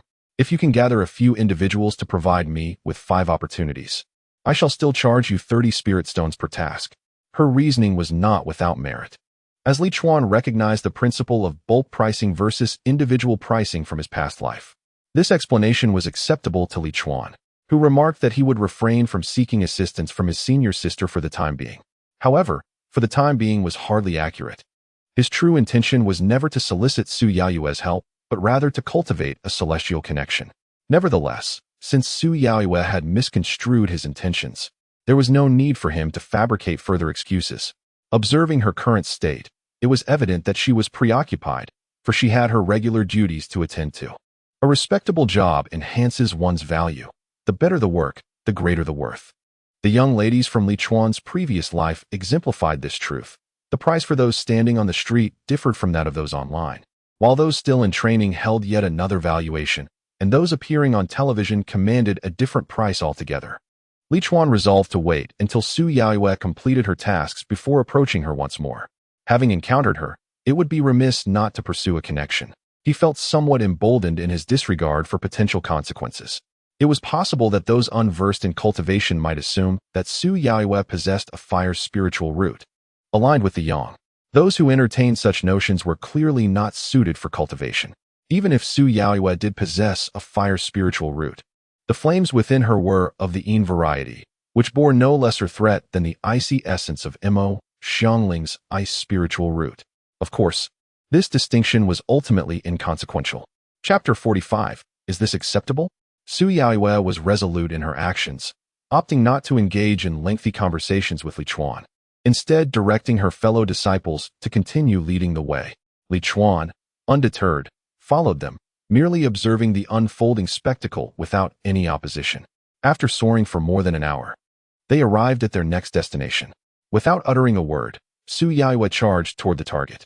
This time, the objective was a demonic flower, possessing a cultivation level of the 8th layer of qi refinement, presenting a challenge for those present.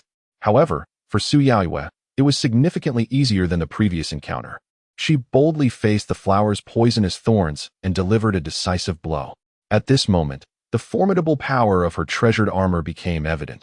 The thorns struck her protective array, woven from the armor, without even causing a ripple. The strength of the armor was astonishing. It was the first time Li Chuan witnessed such might, leaving him somewhat astonished. Do not blame him for his lack of experience. As a mere loose cultivator, his exposure was limited. In truth, few disciples within the Yin-Yang sect had genuinely witnessed the prowess of such armor. In other sects, it might be different, as they equipped their outstanding disciples with treasured armor. Yet, the Yin-Yang sect was notoriously stingy with rewards. One could hardly expect the provision of treasured armor. Li Chuan's contributions could be deemed significant, yet he had received no such armor. The Yin-Yang sect advocated for its disciples to strive independently, believing that if rewards were too plentiful, the exchange among disciples would diminish. While the income of the Yin-Yang sect disciples was not insubstantial, the plethora of valuable cultivation resources available for exchange made them prioritize those over treasured artifacts or armor. Although Li Chuan currently donned a high-grade first-tier artifact armor, it would not withstand the flower demon's poisonous thorns. Even if the thorns could not pierce the armor, they would undoubtedly inflict pain. One of his fellow disciples remarked, "Many in the sect claim that Sister Su wasted a fortune on this set of armor, but they fail to comprehend its true power, displaying a narrow-mindedness. Even a demonic spirit plant at the pinnacle of qi refinement could be resisted by Sister Su's armor. What level of quality must the armor possess to achieve such a feat? Coincidentally, I have recently found myself relatively well off and am considering purchasing a set of treasured armor." As Li Chuan observed his companion's smug demeanor, it was as though he were the one adorned in the armor, prompting a sense of disdain within him. If you lack the funds, there's no need to boast, he thought. I plan to buy a set tomorrow. Junior brother, I shall invite you along, and we can mutually consider our choices, shall we? He said deliberately. His intention was not to belittle his fellow disciple. A decent first-tier treasured armor would cost at least 10,000 contribution points, a sum few in the qi refinement stage could afford. As expected, his companion's expression shifted to one of discomfort, especially upon witnessing Li Chuan suddenly produce the high-grade first-tier spiritual sword rewarded by the sect leader. The ethereal glow surrounding the sword made his heart race, and he hastily replied, "No need, senior brother. I have matters to attend to tomorrow. You may go alone." Honestly, I was merely boasting. There was no need to reveal such treasures. The others were equally astonished. Pray tell, senior brother, is this indeed a spiritual artifact? The senior brother is indeed a person of hidden talents, possessing such a remarkable artifact, undoubtedly a renowned figure among the outer sect. It is regrettable that we did not inquire about his name. We have truly displayed a lack of propriety. My apologies, senior brother. The value of this spiritual weapon in Li Chuan's possession is certainly on par with Su Yaoyue's treasured armor. Once he revealed it, no one dared to question his capability to purchase the armor. Everyone promptly sought to ingratiate themselves with him. Not only them, but even Su Yaoyue cast her gaze in his direction. A subtle smile graced Li Chuan's lips. Indeed, when one possesses a flying sword worth 30 contributions, others would not dare to ask questions, but brandishing a spiritual weapon worth thousands would speak volumes on his behalf. You may simply refer to me as Senior Brother Li Chuan. He retracted the spiritual sword, as if he had never been ostentatious in the first place. The group resumed their journey, though this time, there were those who occasionally engaged Li Chuan in conversation. Before long, the elder from the 4th level of qi refinement pointed to a tree approximately 100 meters away, standing around 10 meters tall, and said, "Sister Su, it is this copper-skinned demon tree. I witnessed it drag a brother of the 8th level of qi refinement into the ground. You must be cautious." This elder was rather amusing. Initially, he referred to Li Chuan as junior brother, but upon seeing the spiritual sword, he quickly switched to calling him senior brother. No matter. Su Yaoyu did not spare him a glance and soared towards the demon tree. Wait. Li Chuan suddenly interjected. Su Yaoyu surprisingly halted and turned her gaze toward him. Under the watchful eyes of the crowd, Li Chuan executed a rather audacious maneuver. He manipulated the flying sword to retreat. The elder and others were left bewildered, unsure of his intentions. A flicker of confusion also passed through Su Yaoyu's beautiful eyes. After retreating several hundred meters, Li Chuan stopped and beckoned to Su Yaoyu, saying, "Sister Su, please come over here. This is no ordinary copper-skinned demon tree.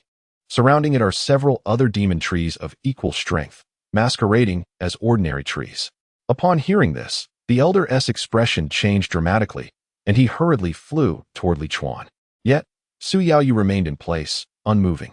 "Senior brother, are your words to be taken seriously? Why do we not see any other demon trees?" After flying to Li Chuan's side, the elder asked, uncertainty etched on his face. Li Chuan replied with a smile, "If you do not believe me, you are welcome to fly back and see for yourself." The elder dared not return. The image of the 8th-level brother being dragged underground by the demon tree was still vivid in his mind. However, he pondered why he had not noticed the other demon trees Li Chuan spoke of, especially since it is unusual for demon trees, being of lower intelligence, to coexist. Yet, he also considered that with Li Chuan's background, particularly with the presence of the esteemed Su Yaoyu, he would not resort to trivial jesting. Look at that. Who said money does not matter? He merely showcased a spiritual weapon, and they blindly trusted him without truly understanding Li Chuan. It was as if those who wielded spiritual weapons could not possibly speak falsehoods. "Senior brother Li Chuan, why did you not mention this when you were over there?" The elder could not help but ask. "Wouldn't it be better if we all ran together?" Li Chuan said with a smile. "Oh, there is a demon tree nearby, and I fear that speaking of it might provoke an attack, so I prefer to find a safer location first." His words darkened the expressions of the old man and others present. Truly, as a senior with a spiritual artifact, his decisiveness is commendable. When his fellow disciples say they wish to sell, he readily agrees. "Raise the price," Su Yaoyu unexpectedly interjected. "Certainly, senior sister Su," the old man immediately acquiesced. Though he hesitated further, respectfully inquiring of Li Chuan, "Brother Li Chuan, may I ask how many copper-skinned demon trees there are in total?" Li Chuan extended a hand. Fingers splayed. 5. The crowd gasped in astonishment. "Why are there so many? If I may ask, Brother Li Chuan, are all 5 copper-skinned demon trees at the 10th level of Qi refinement?" Li Chuan replied, "I have already stated that they possess the same strength. If they are not at the 10th level, then what level are they?"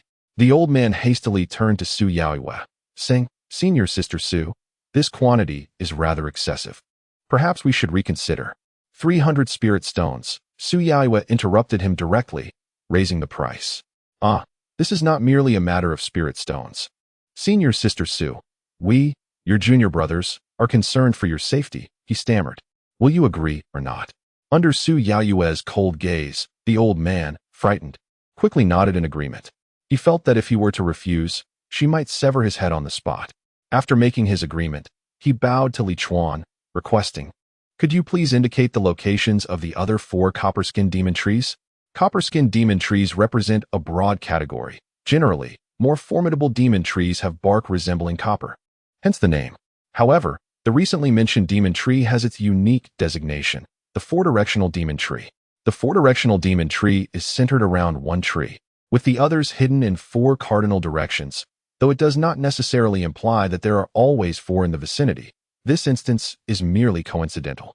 Before Li Chuan could respond, Su Yaoyu's voice rang out, "No need. They will reveal themselves." As she spoke, she charged forward with her spear. "Goodness, this senior sister is fierce and captivating," Li Chuan mused, his eyes sparkling, lost in his thoughts. Chapter 46. Su Yaoyu's challenge in the realm of equal cultivation. The audacity to confront 5 opponents simultaneously within the Yin-Yang sect is a claim few would dare to make, particularly when it involves 5 elite practitioners of the same realm. The ordinary Qi refining 10th layer demon trees, commonly referred to as wood-skin demon trees, are surpassed only by the copper-skin variety. The demon tree Su Yaoyu initially vanquished was indeed one of the wood-skin. At that time, she was unable to deliver a killing blow, which speaks volumes of their resilience. Yet now, she audaciously chooses to face 5 at once. Truthfully, Li Chuan finds himself concerned for her well-being. After all, the copper-skin demon trees are nearly at the pinnacle of first-tier demon trees, and facing 5 of them poses a significant threat. What Li Chuan has withheld is the critical detail that these demon trees can form formations amongst themselves. One might wonder why they are positioned in the cardinal directions. Firstly, Su Yaoyue is disinclined to share such insights, and secondly, he prefers not to engage in explanations. These 4 demon trees belong to an exceptionally rare category of spiritual trees. Knowledge he only acquired after reaching level 10 in spiritual plant identification. Such invaluable information is not something he wishes to disseminate freely. He relishes in keeping certain knowledge to himself. Su Yaoyue's initial strike is straightforward, a direct thrust of her spear. The demon trees respond with an equally simplistic counterattack, their roots sweeping across. The exchanges between one person and one tree are direct and unembellished, yet each harbors lethal intent. Li Chuan has indeed assisted Su Yaoyue, as his ability to discern the number of demon trees constitutes his greatest contribution. Thus, what seems to be a simple attack from Su Yaoyue requires 80% of her strength. She must eliminate the 4 demon trees in one decisive blow, lest they surround her and challenge her perceived invincibility. Although the demon trees possess low intelligence and sparse roots, each root conceals immense power, and their instinct for combat is not to be underestimated. They sense a threat emanating from Su Yaoyue, prompting what appears to be a simple sweep to be executed with full force. The demon trees do not comprehend the notion of conserving energy for defense. With a thunderous clash, flames erupt from the spear, colliding fiercely with the roots of the demon trees. In an instant, a raging inferno envelopes the demon trees, causing their roots to shatter beneath Su Yaoyue's spear. It is a well-known fact that trees fear fire. Thus, the likelihood of survival for a demon tree engulfed in flames is virtually non-existent. Consequently, after successfully landing her blow, Su Yaoyue swiftly retreats to evade potential ambushes from the remaining trees. Her decisiveness proves prudent, as the other demon trees indeed launch a surprise attack, their roots suddenly converging from all directions. However, as the 4 roots intersect in midair, she has already soared into the sky. Su Yaoyue casts a sweeping gaze downward, observing the positions of the 4 demon trees. Even as they reveal themselves, she still fails to discern any characteristics indicative of spiritual trees. They appear as mere ordinary trees. Typically, practitioners encountering them would find it nearly impossible to escape. It is no wonder that these beings have seldom been mentioned. She tightens her grip on the spear. It is now 4 against 1, and she still harbors a chance of victory. 5 chi-refining 10th-layer demon trees congregated together pose a formidable challenge. And even the elite disciples of the outer sect, who pride themselves as the top 10, would seldom manage to escape unscathed. Moreover, these demon trees are the most formidable copper-skinned demon trees, rendering the chances of escape for others nearly non-existent. Recently, there have been numerous reports of missing disciples in the small world number 43, and it is likely that these creatures are responsible for such misdeeds. Su Yaoyue's thoughts raced, and she quickly discerned the recent rumors circulating within small world number 43. It is now widely believed that someone is slaying fellow disciples and seizing treasures within this realm, with whispers suggesting that the perpetrator may even be Su Yaoyue herself. Naturally, she dismissed such claims with indifference. Upon observing these demon trees, she contemplated the most plausible truth behind her fellow disciples' demise. Her gaze fixated on the rightmost square demon tree, which she perceived to be the weakest among the quartet. She resolved to exploit its vulnerabilities first. If she could destroy one more, the odds would shift to a favorable 1 against 3, enhancing her chances of victory to perfection. As for the demon tree engulfed in flames, it no longer required her attention. Demon trees possess the capacity for pain. Enveloped in fire, it lacked the strength to retaliate. Her focus now shifted to the uppermost demon tree, as her instincts suggested it bore greater strength. However, just as Su Yaoyue prepared to move, an inexplicable mist enveloped the fiery demon tree. In an instant, the mist transformed into water, extinguishing the flames that had consumed the demon tree. What? Who is casting spells? The onlookers gasped in astonishment, and Su Yaoyue halted, her expression filled with uncertainty.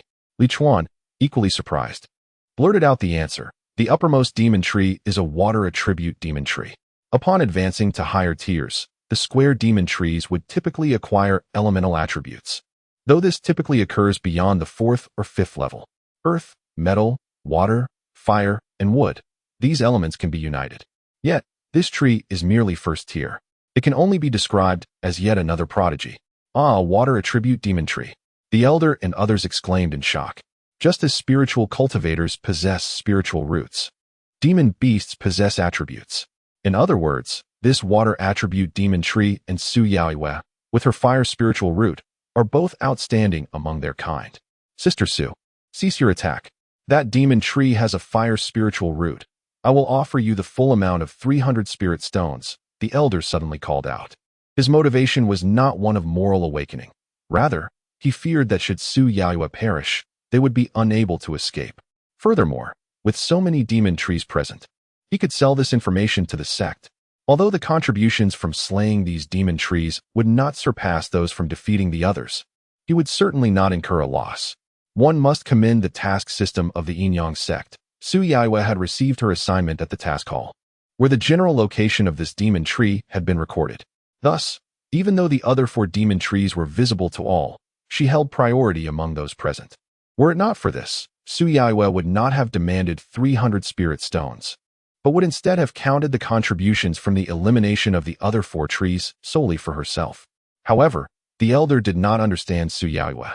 His exclamation prompted her to charge directly at the water attribute demon tree. Perfectly timed, fire counters water. She would deal with it first. But wait, isn't it water that extinguishes fire? That's what our senior brothers and sisters have always taught us. The elderly man's eyes, filled with wisdom, cast a puzzled glance around his fellow disciples before finally resting upon Li Chuan. In his heart, Li Chuan had become a figure of authority.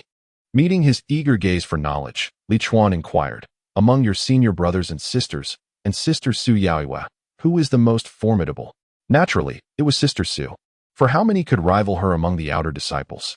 Precisely, Li Chuan affirmed, they're teaching nonsense. Ah, does this imply that fire overcomes water? The elder was bewildered, realizing that for decades, he had been studying from flawed materials. His gaze drifted back to the scene before him, and he couldn't suppress his concern. But there are 5 copper-skinned demon trees before us. Li Chuan reassured him, fear not. Sister Su possesses immense strength and is clad in precious armor. Those mere demon trees are nothing to her.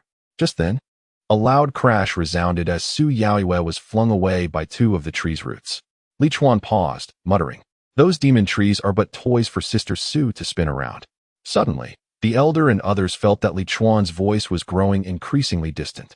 Turning to look, they saw him retreating swiftly on his flying sword, his demeanor remarkably calm. Chapter 47. Brother, step on the brakes. As Su Yaoyue charged towards the water elemental 4 directions demon tree, Li Chuan anticipated her intention. The water elemental tree was indestructible. She could never hope to defeat these 5 demon trees. The significance of elemental affinity could not be overstated. He found himself in agreement with Su Yaoyue's decision. However, he had overestimated her capabilities. Before she could even reach her target, she was flung away. Truly, she was obstinate. If she could not win, she ought to retreat. He was almost deceived by the fierce expression on her face. Brother, are we just going to run away and abandon Sister Su? The old man, catching up with Li Chuan, glanced back with concern. Indeed, we cannot leave Sister Su behind. Li Chuan abruptly halted, drew forth his spiritual device, and shouted, you all go save Sister Su. We absolutely cannot let her come to harm. The old man and the others were moved by his fervor and quickly retrieved their treasures, rushing back. Yet, after a while, they felt something was amiss. Glancing around, they realized someone was missing. Turning back, they found Li Chuan still standing in place with his spiritual device. Brother, why aren't you coming? The old man was bewildered. I cannot defeat them. You all go ahead. Do not worry. I will collect your remains if necessary, Li Chuan replied. The group's expression soured. The few who were merely at the chi refinement stage hastily retreated. Honestly, what is the point of this reckless enthusiasm? One must assess their own strength, the old man mumbled as he withdrew. What should we do now, brother? The group flew back to Li Chuan, viewing him as their pillar of strength. Let us observe for now, Li Chuan suggested, watching the battle unfold. The others stood beside him, their gazes fixed on the scene. Although Su Yaoyue occasionally struck the demon tree, she was more often on the receiving end of its assaults, thanks in no small part to the protective armor she donned. Had she been clad in ordinary garments, she would likely have perished long ago. As they watched, a sense of unease grew within the group. It seemed one among them was missing. A sideways glance revealed a gap where Li Chuan had previously stood. Turning back, they found him intently observing the battle between Su Yaoyue and the demon tree, while beneath his feet, his flying sword was moving backward. "Brother, you are retreating. Quickly, halt your sword," the old man exclaimed, exasperated. Each time they fled, he never included them. Surely, more company would make for a livelier escape? They quickly followed suit, retreating alongside Li Chuan. This time, having learned from past experiences, they positioned themselves behind Li Chuan, remaining vigilant of his movements. In the distance, Su Yaoyue had shrunk to a mere speck. Suddenly, she let out a mighty roar, her spear transforming into a dragon of flames, stretching over 10 meters in length. The fire dragon soared, radiating tremendous heat, igniting the night sky in a brilliant red. Enveloped in flames, Su Yaoyue became a fiery figure. She was unleashing her ultimate move. Li Chuan narrowed his eyes, suddenly charging forward. "Quickly, go save Sister Su." There was no time for pretense. Action was imperative. The old man and the others remained still, attempting to deceive them again. "Wait, that is not right." Observing Li Chuan's astounding speed, the flying sword with a contribution of 30 was almost smoking under his relentless assault, leaving the old man and his companions utterly dumbfounded. "No, are you truly going?" "Fear not, senior sister, for your junior brother shall assist you. He has discerned their weaknesses. Behold, as he wields the spiritual weapon to strike them down." The term spiritual weapon seems indispensable here. Suddenly, the sword in Li Chuan's hand soared forth, transforming instantaneously into a colossal sword radiating golden light. The golden giant sword swept downwards. Yet it struck emptiness. Why do I say it struck emptiness? Quite simply, by the time Li Chuan's colossal sword descended, the 5 square demon trees had already exploded under Su Yaoyue's formidable onslaught. Li Chuan, a survivor of countless near-death experiences, possessed an abundance of combat experience. Even a practitioner like Su Yaoyue, exuding a palpable murderous aura and having undoubtedly taken many lives, could not outmatch him. Su Yaoyue's battles predominantly relied on sheer power. Thus, upon witnessing her unleash a grand attack, he understood that the confrontation was nearing its conclusion. If Su Yaoyue's ultimate strike could not vanquish the square demon trees, he was prepared to supplement her assault. Should that prove futile, he would ensure their escape. Conversely, if Su Yaoyue succeeded in overcoming the square demon trees. "Thank you, junior brother." As her spear fell to the ground, Su Yaoyue's complexion turned ashen, yet when she gazed at Li Chuan, she unexpectedly uttered her gratitude. Her tone devoid of the earlier chill. Proud and self-reliant, she seldom accepted favors from others. Nevertheless, Li Chuan's audacity to rush forth and protect her amidst such peril commanded her respect. After all, if her strike had been ineffective, Li Chuan would have faced peril as well. She only knew Li Chuan was at the 4th level of qi refinement, oblivious to his formidable combat prowess. Practitioners of cultivation often prioritized self-interest, and her gaze shifted towards the tardy old man and his companions. Such was the reality. They only arrived after the battle had concluded. "Senior sister, there is no need for formalities. My spiritual weapon did not prove particularly helpful," Li Chuan humbly remarked as he retracted his sword, suddenly adopting a modest demeanor. This was the outcome he desired. There was no need for Su Yaoyue to express overwhelming gratitude.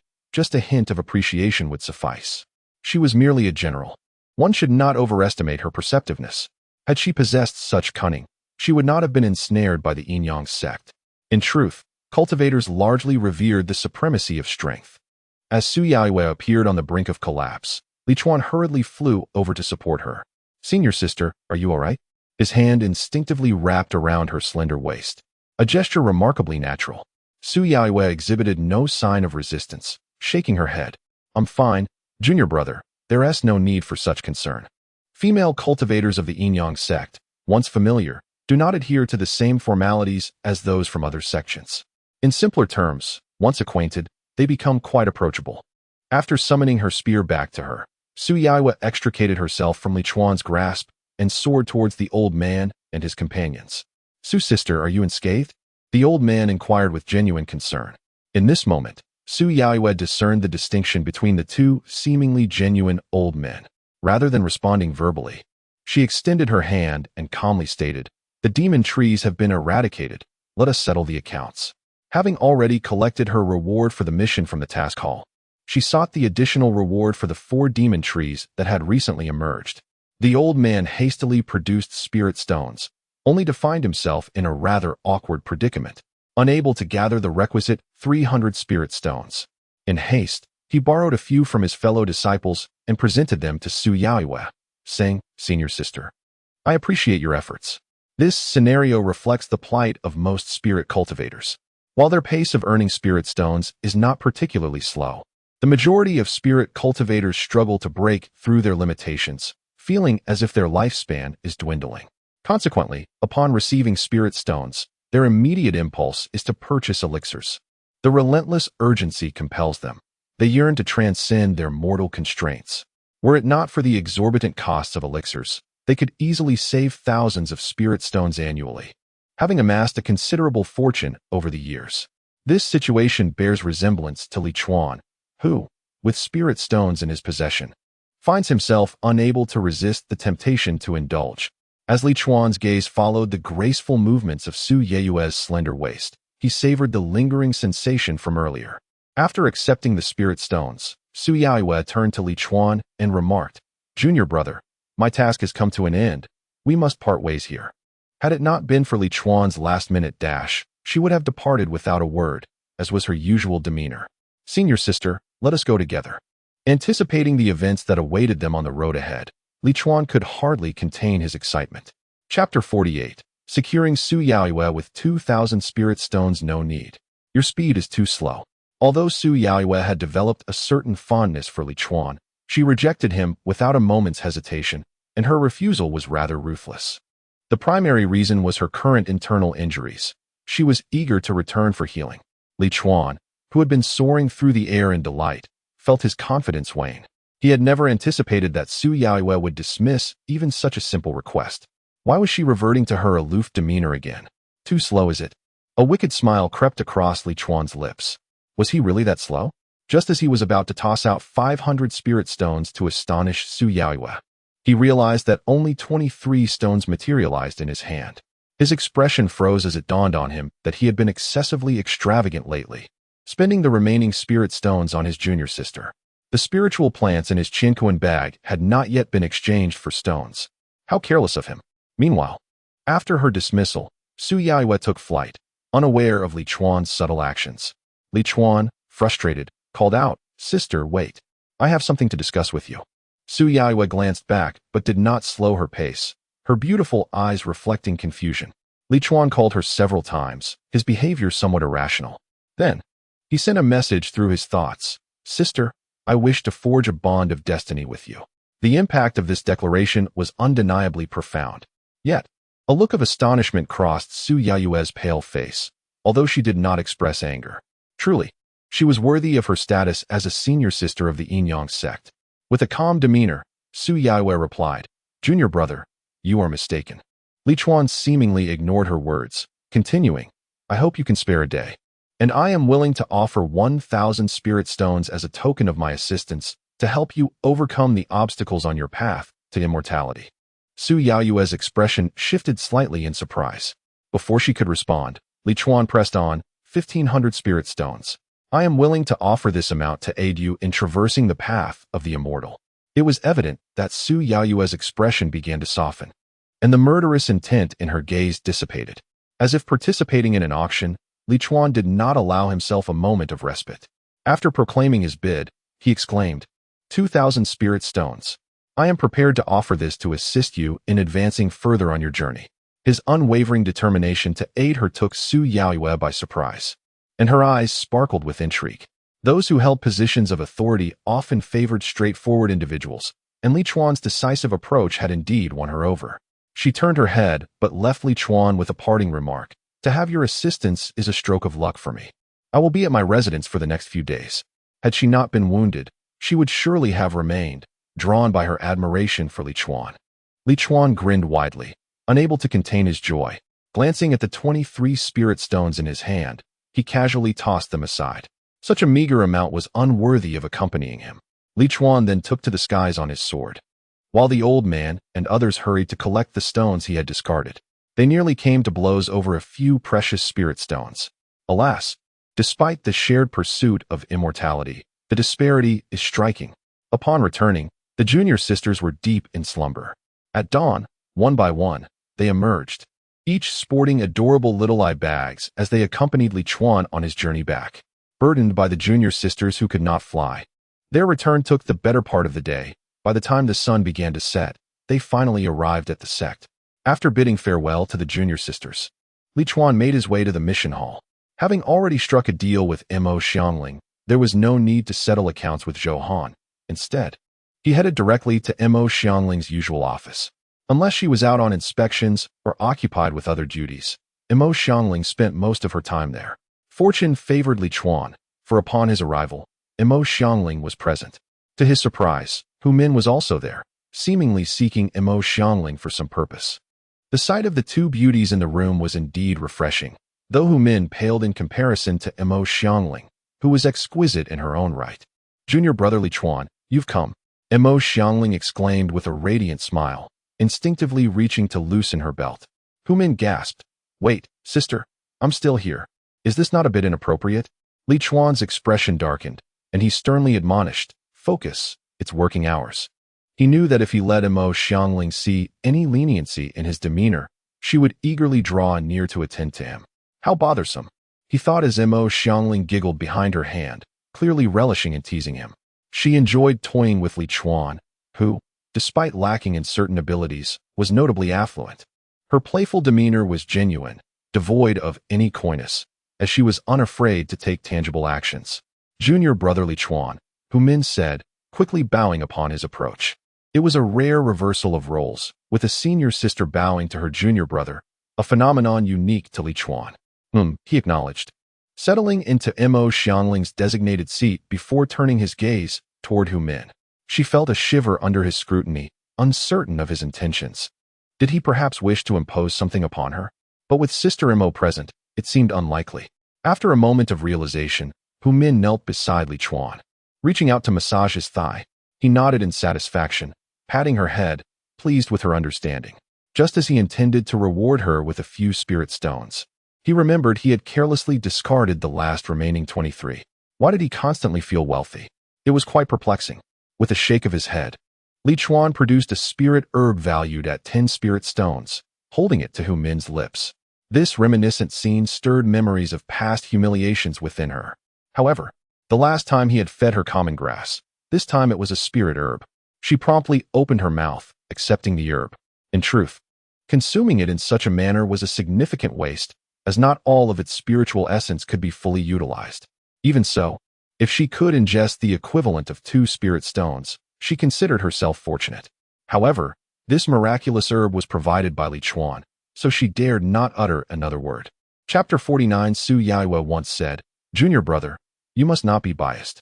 Suddenly, the voice of Mo Xiangling echoed in the air, and Li Chuan turned to find that she too had knelt down, though he couldn't recall when she had done so. How overly eager she was. Watching Mo Xiangling mimic Hu Min by offering him a massage, he chuckled and presented her with a spirit herb. However, upon seeing the herb in his hand, Mo Xiangling turned her head away with a huff. "Oh, not eating it," Li Chuan teased. The herb he held was the same one he had just fed Hu Min, valued at 10 spirit stones. Given Mo Xiangling's stature, it would be quite peculiar for her to accept such a humble offering. She certainly wouldn't kneel for the sake of mere 10 spirit stones. Her submission was worth far more. Li Chuan was deliberately provoking her, after all.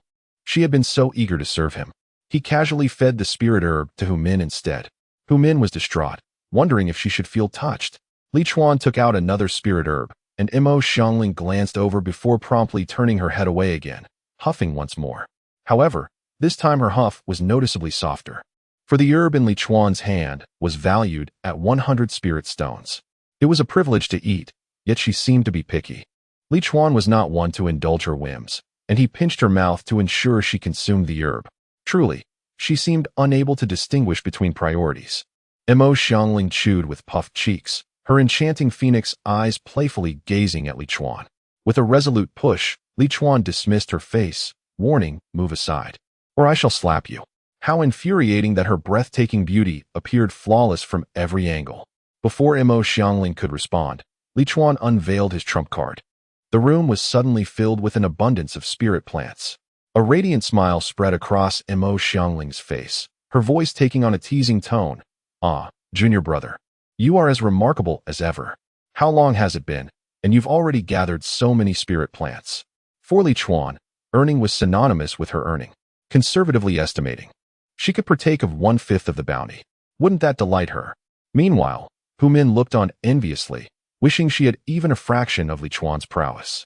If she did, she wouldn't have to settle for a spirit herb worth merely 10 spirit stones, but could indulge in one valued at 100. Enough chatter. Let's settle this, Li Chuan urged, his heart ablaze with desire, eager to seek out Su Yaoyue. Yes, as you command, junior brother. How could I dare to delay? Mo Xiangling replied, rising while munching on the spirit herb, her enthusiasm palpable. While others might waste spirit plants due to their inability to absorb the spirit energy within, she was different. She could utilize it to its fullest extent. 762 spirit stones and 811 contribution points, Mo Xiangling declared, her words sounding like celestial music to Li Chuan's ears. Hu Min felt the same apprehension, fearing that a familiar face might unexpectedly enter and witness her kneeling before Li Chuan. She is, after all, the Tao partner of Zhou Han, and everyone in the Hall of Tasks is acquainted with her. The Yin-Yang sect encourages its disciples to refine their Tao hearts, yet such fortitude is not easily cultivated. She has her pride to uphold. Should we set up a match? Mo Xiangling inquired of Li Chuan. Enough, I trust my senior sister. Li Chuan replied with a wave of his hand. He hardly had the leisure to engage in such matters. Although Mo Xiangling had no qualms when it came to spirit stones, he believed she would maintain her integrity in this regard. After all, such affairs are easily exposed, and those with steadfast Tao hearts disdain deception. If she were to earn spirit stones, she would do so honorably. Even if the sect leader were to appear, she would not shy away from selling spirit plants to her fellow disciples. The essence lies in being unrestrained and candid. To be frank, he had a rough idea of the value of beneficial spirit plants, but he was largely unaware of the contribution worth of those deemed useless. If he were to compare them one by one, he would be stuck there for the entire day. After receiving the spirit stones, he generously handed over 62 to Hu Min and swiftly departed. As for why he did not bestow a little something upon Mo Xiangling, truth be told, even a couple of hundred would not necessarily delight her. Although Li Chuan was somewhat extravagant, he was not a fool. He had no intention of using spirit stones to insult Mo Xiangling. Thus he refrained from giving her anything. However, as he left, her melancholic gaze was truly heart-wrenching, nearly compelling him to stay. What a beguiling allure spirit stones possess. How could a lofty steward, a paragon of the outer sect, so effectively entice the heart? Alas, spirit stones are indeed a double-edged sword, prompting Li Chuan to hasten their expenditure. Su Yaoyue was granted special admission to the sect due to her formidable abilities, beauty, and her prior standing as the top contributor in the outer sect. Consequently, her quarters were distinctively assigned. Oh, I almost forgot. The title of top contributor in the outer sect had long since been claimed by Li Chuan. Nevertheless, this did not diminish the quality of Su Yaoyue's residence, which was slightly more favorable than that of her peers in the outer sect. Most disciples at the Qi refining stage possess unstable Tao hearts. They are, in essence, akin to mortals, often gathering to discuss matters of beauty and wealth. Did you hear? That old fellow was inquiring about senior sister Su's residence. Surely, he must lack self-awareness. Thinking he could become her Tao partner? In an open area, a few disciples sat cross-legged, observing Li Chuan as he sought Su Yaoyue's whereabouts and began to converse amongst themselves. That reminds me of the last time when that senior brother at the 10th layer of Qi refining was beaten to a pulp by senior sister Su. He should have considered his own appearance. Why would someone like senior sister Su ever take notice of a decrepit old man? Indeed, with such captivating beauty, even I, who rank in the top 50 of the outer sect, would not dare to disturb her. You're only at the 9th layer of Qi refining. What right do you have to seek a partnership with senior sister Su? Wait, that old man is merely at the 4th layer of Qi refining. He is a junior brother. Surely, He wouldn't be foolish enough to pursue Senior Sister Su, whose fire spirit root would incinerate him. Indeed, he has reached the 4th level of chi refinement. However, observe the expression upon his face. His eyes brim with desire. His intentions towards Senior Sister Su are undoubtedly unwholesome. He may well be in a state of confusion, hoping to take a chance. Just last time, there was a fellow who brandished 1,000 spirit stones in the hope of becoming a month-long companion to Senior Sister Su, only to be met with a most dismal fate at her hands. Humph, such an old fool. Senior Sister Su would scarcely deign to acknowledge his existence. The sect ought to expel those who languish at these low levels of chi refinement. Only individuals as refined and distinguished as ourselves deserve to remain within the sect. As they conversed, Li Chuan had already arrived at the doorstep of Su Yaoyue. Look, that junior disciple is knocking on the door. If he truly dares to seek a partnership with Senior Sister Su, it will be amusing to see how she sends him flying. Chapter 50. How could this not evoke jealousy? The beauty of women has eternally been an inescapable topic for men. Within the Yin-Yang sect, the number of men capable of disregarding a woman's appearance is exceedingly rare, particularly among those in the chi refinement stage. These are merely novices in the realm of cultivation. One cannot expect them to possess profound composure or fortitude. Even those male cultivators who rank highly among the outer disciples often feign indifference towards the alluring female practitioners.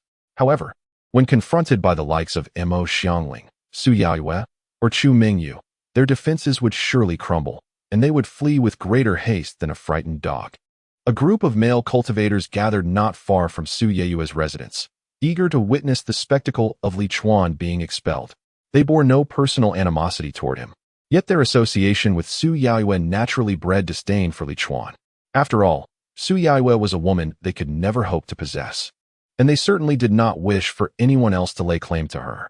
Particularly vexing was the thought of a mere 4th-layer chi refinement junior brother, a fellow lacking in talent, daring to dream of their goddess. They considered such aspirations nothing short of sacrilegious. The age-old adage of haters abound, while admirers are scarce, proved true here as well. Yet, when the door swung open and Su Yaoyue's unparalleled beauty graced the threshold, rather than the spectacle they had anticipated, an unforeseen occurrence unfolded, one they least desired to witness. What is this? Today, Sister Su appears markedly different. I sense her murderous aura has lessened. Su Yaoyue's aura of menace was palpable. Only those who had stood before her could fathom its terror. Even among those at the 10th layer of chi refinement, some had been so intimidated as to retreat before her presence.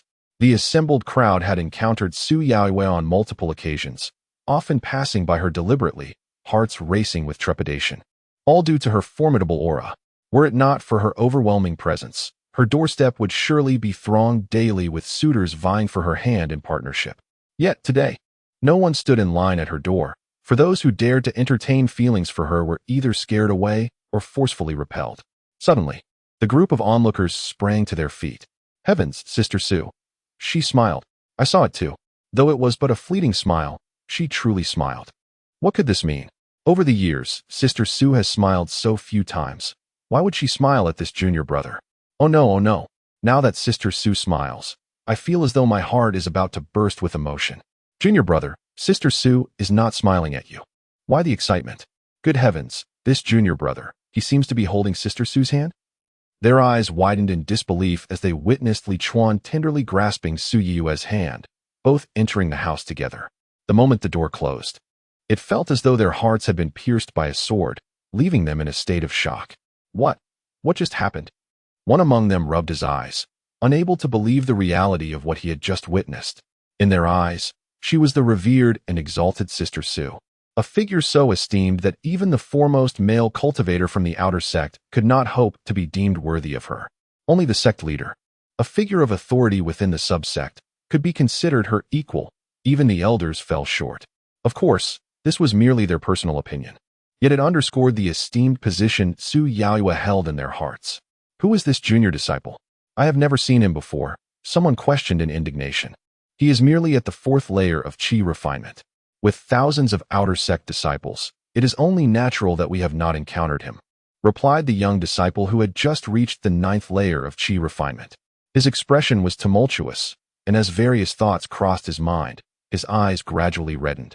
reflecting an overwhelming sense of envy and discontent. No, we cannot allow Sister Sue to be deceived. We must intervene, he declared suddenly. The notion that someone else might seize an opportunity that he could not filled him with profound discomfort. How do we intervene? The others looked at him with peculiar expressions. Though they too felt an intense jealousy, they had not contemplated any intervention. After all, such actions could lead to enmity and would not be well received. Let us go find Sister Sue. The youth, clearly unconcerned with the consequences, began to walk towards Su Yaoyue's abode. After a few steps, he noticed that no one had followed him. "Why are you not coming?" he asked, his dissatisfaction palpable. The others merely smiled awkwardly, avoiding his gaze, which only fueled his irritation. The goddess was not solely his. She belonged to everyone. At such a moment, unity should prevail. With a huff, he dismissed the group and turned away. The truth was that he could not remain still for another reason. He had previously approached Su Yaoyue with 2,000 spirit stones in hand. He had deemed it extravagant to offer 2,000 spirit stones for a month as her companion, especially considering that a single foundation establishment pill cost 5,000 spirit stones. Thus, 2,000 spirit stones for a month equated to 24,000 spirit stones annually. A substantial sum that would not only alleviate his cultivation worries, but also provide a surplus. Yet, when he stood before Su Yaoyue, under her unassuming yet lethal gaze, he could only respectfully call out to her, daring not to mention his proposition. Indeed, he did not dare. Overwhelmed with trepidation, he felt as though he could hardly breathe, let alone bring up the matter. Upon witnessing Su Yaoyue's demeanor towards Li Chuan, her previously concealed killing intent softened, revealing a hint of a smile. He could not help but think that had she exhibited such a demeanor towards him, he would have broached the subject long ago. Thus, he was filled with resentment.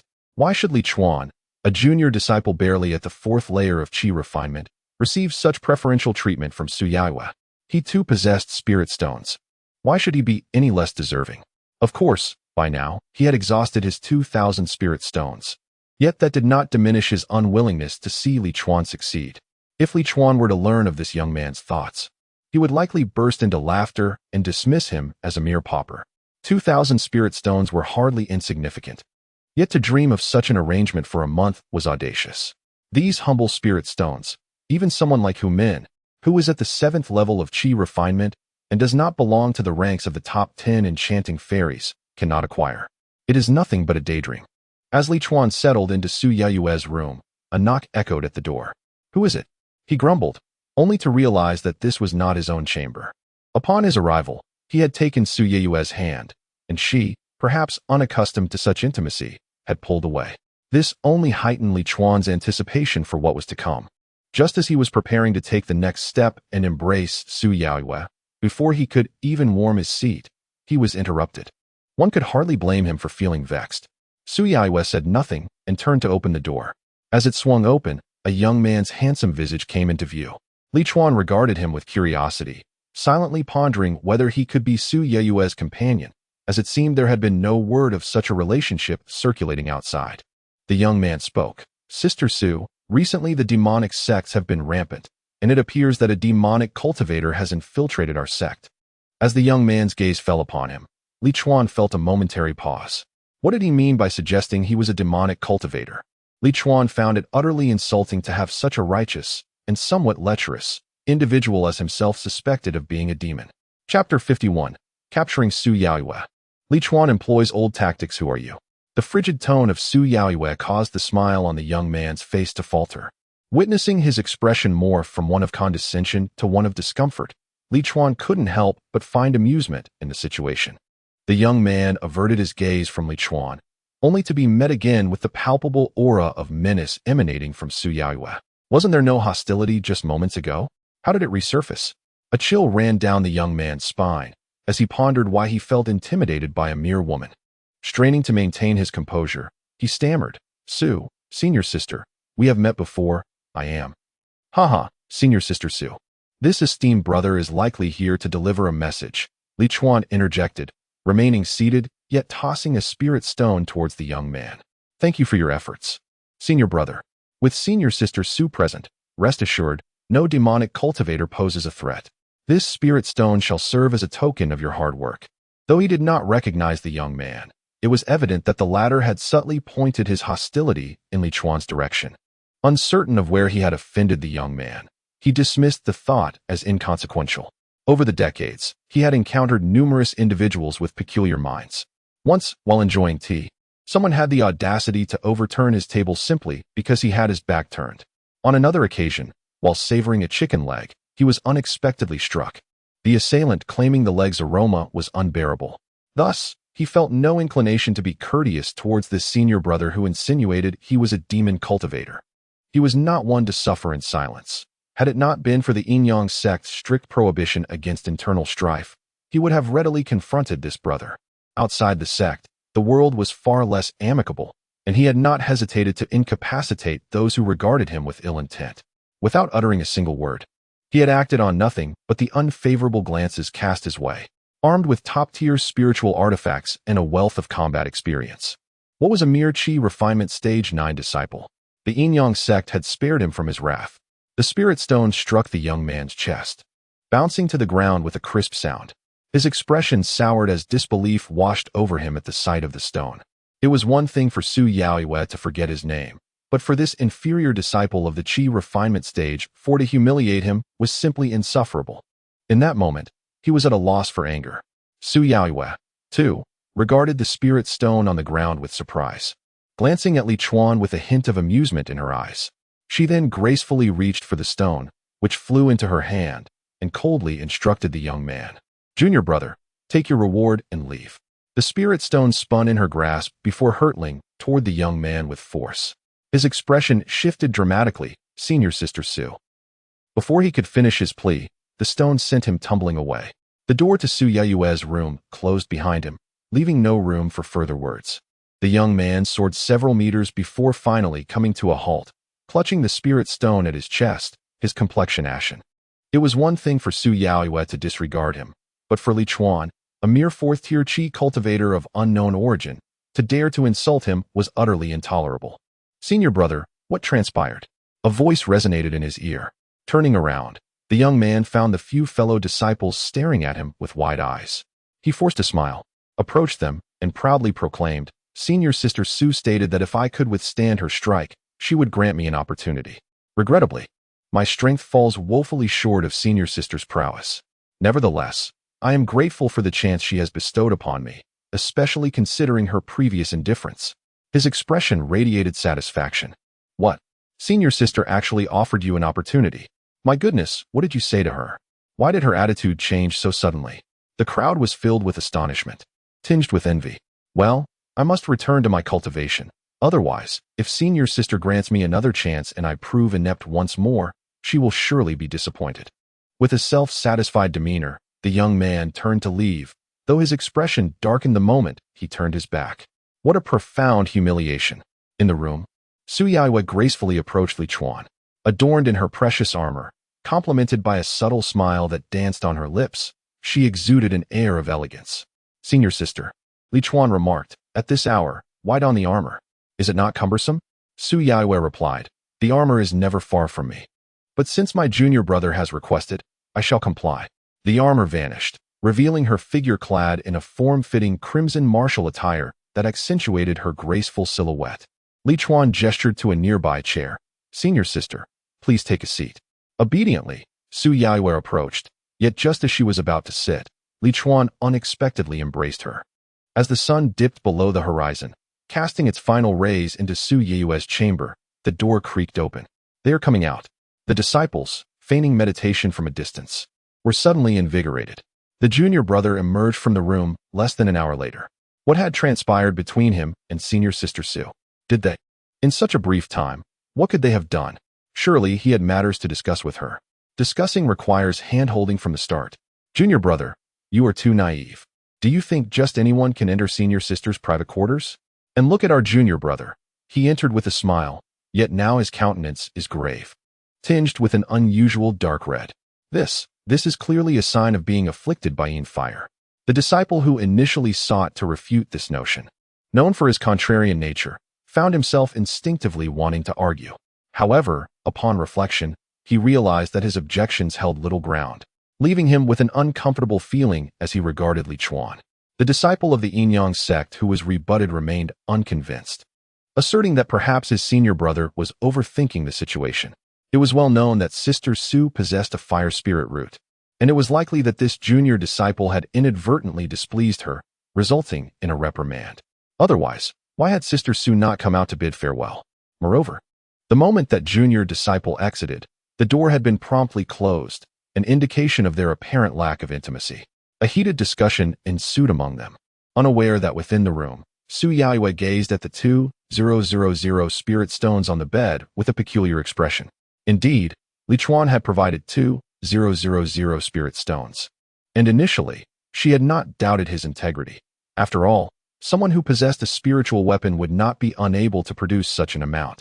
However, what she had never anticipated was Li Chuan's parting words, stating that the time spent today would be deducted from the 2,000 spirit stones, and he would only provide the remaining amount once it was fully accounted for. To be honest, when Li Chuan made that remark, Su Yaoyue was taken aback. It was her first encounter with such a circumstance. She felt as though she had been outwitted by Li Chuan, yet upon reflection, this arrangement seemed rather reasonable. Chapter 52. Self-reflection. Not long after Li Chuan departed, Su Yaoyu discerned faint voices emanating from outside. With a slight furrow of her brow, she reached for the martial attire beside her. Soon, a knock resounded upon her door, followed by a resonant male voice. Sister Su. I am Sun Huaijin from the Outer Sect's Enforcement Hall. As Su Yaoyu descended from her bed, the fiery red armor enveloped her once more. Upon opening the door, she was greeted by a lively scene. In addition to the youth she had previously sent flying with her spirit stone, several disciples clad in Enforcement Hall garb stood before her. Leading them was a tall young man, exuding an imposing presence. It was none other than Sun Huaijin, the one who had knocked. Su Yaoyu recognized Sun Huaijin, not only a member of the Enforcement Hall, but also the fourth strongest among the male disciples of the Outer Sect. He had previously sought her out, expressing a desire to become her Dao partner. What brings you here? Su Yaoyu inquired coldly, a palpable aura of menace emanating from her, causing an involuntary chill to sweep through the hearts of those before her. Particularly, the youth under her scrutiny nearly faltered and fled. Sun Huaijin, gazing upon Su Yaoyu's captivating yet perilous visage, recalled the words of the earlier youth. Cursing her under his breath, he wrestled with a mix of despair and longing. Steeling himself, he surveyed Su Yaoyu's chamber and addressed her. Sister, just now, junior brother Meng, Yin mentioned discovering a fellow disciple in your room who appears to have been possessed by a demonic cultivator. We are uncertain of his whereabouts. Su Yaoyu's gaze remained fixed on Meng Yan, who was now sweating profusely under her intense scrutiny. Sun Huaijin positioned himself protectively in front of Meng Yan, shielding him from Su Yaoyu's almost tangible hostility. Su Yaoyu regarded him coolly and queried, "What makes you assert that this disciple is a demonic cultivator?" Truth be told, even though Sun Huaijin was formidable in strength, he found himself somewhat daunted under Su Yaoyu's gaze. However, bolstered by the presence of his fellow disciples, he could not afford to show weakness.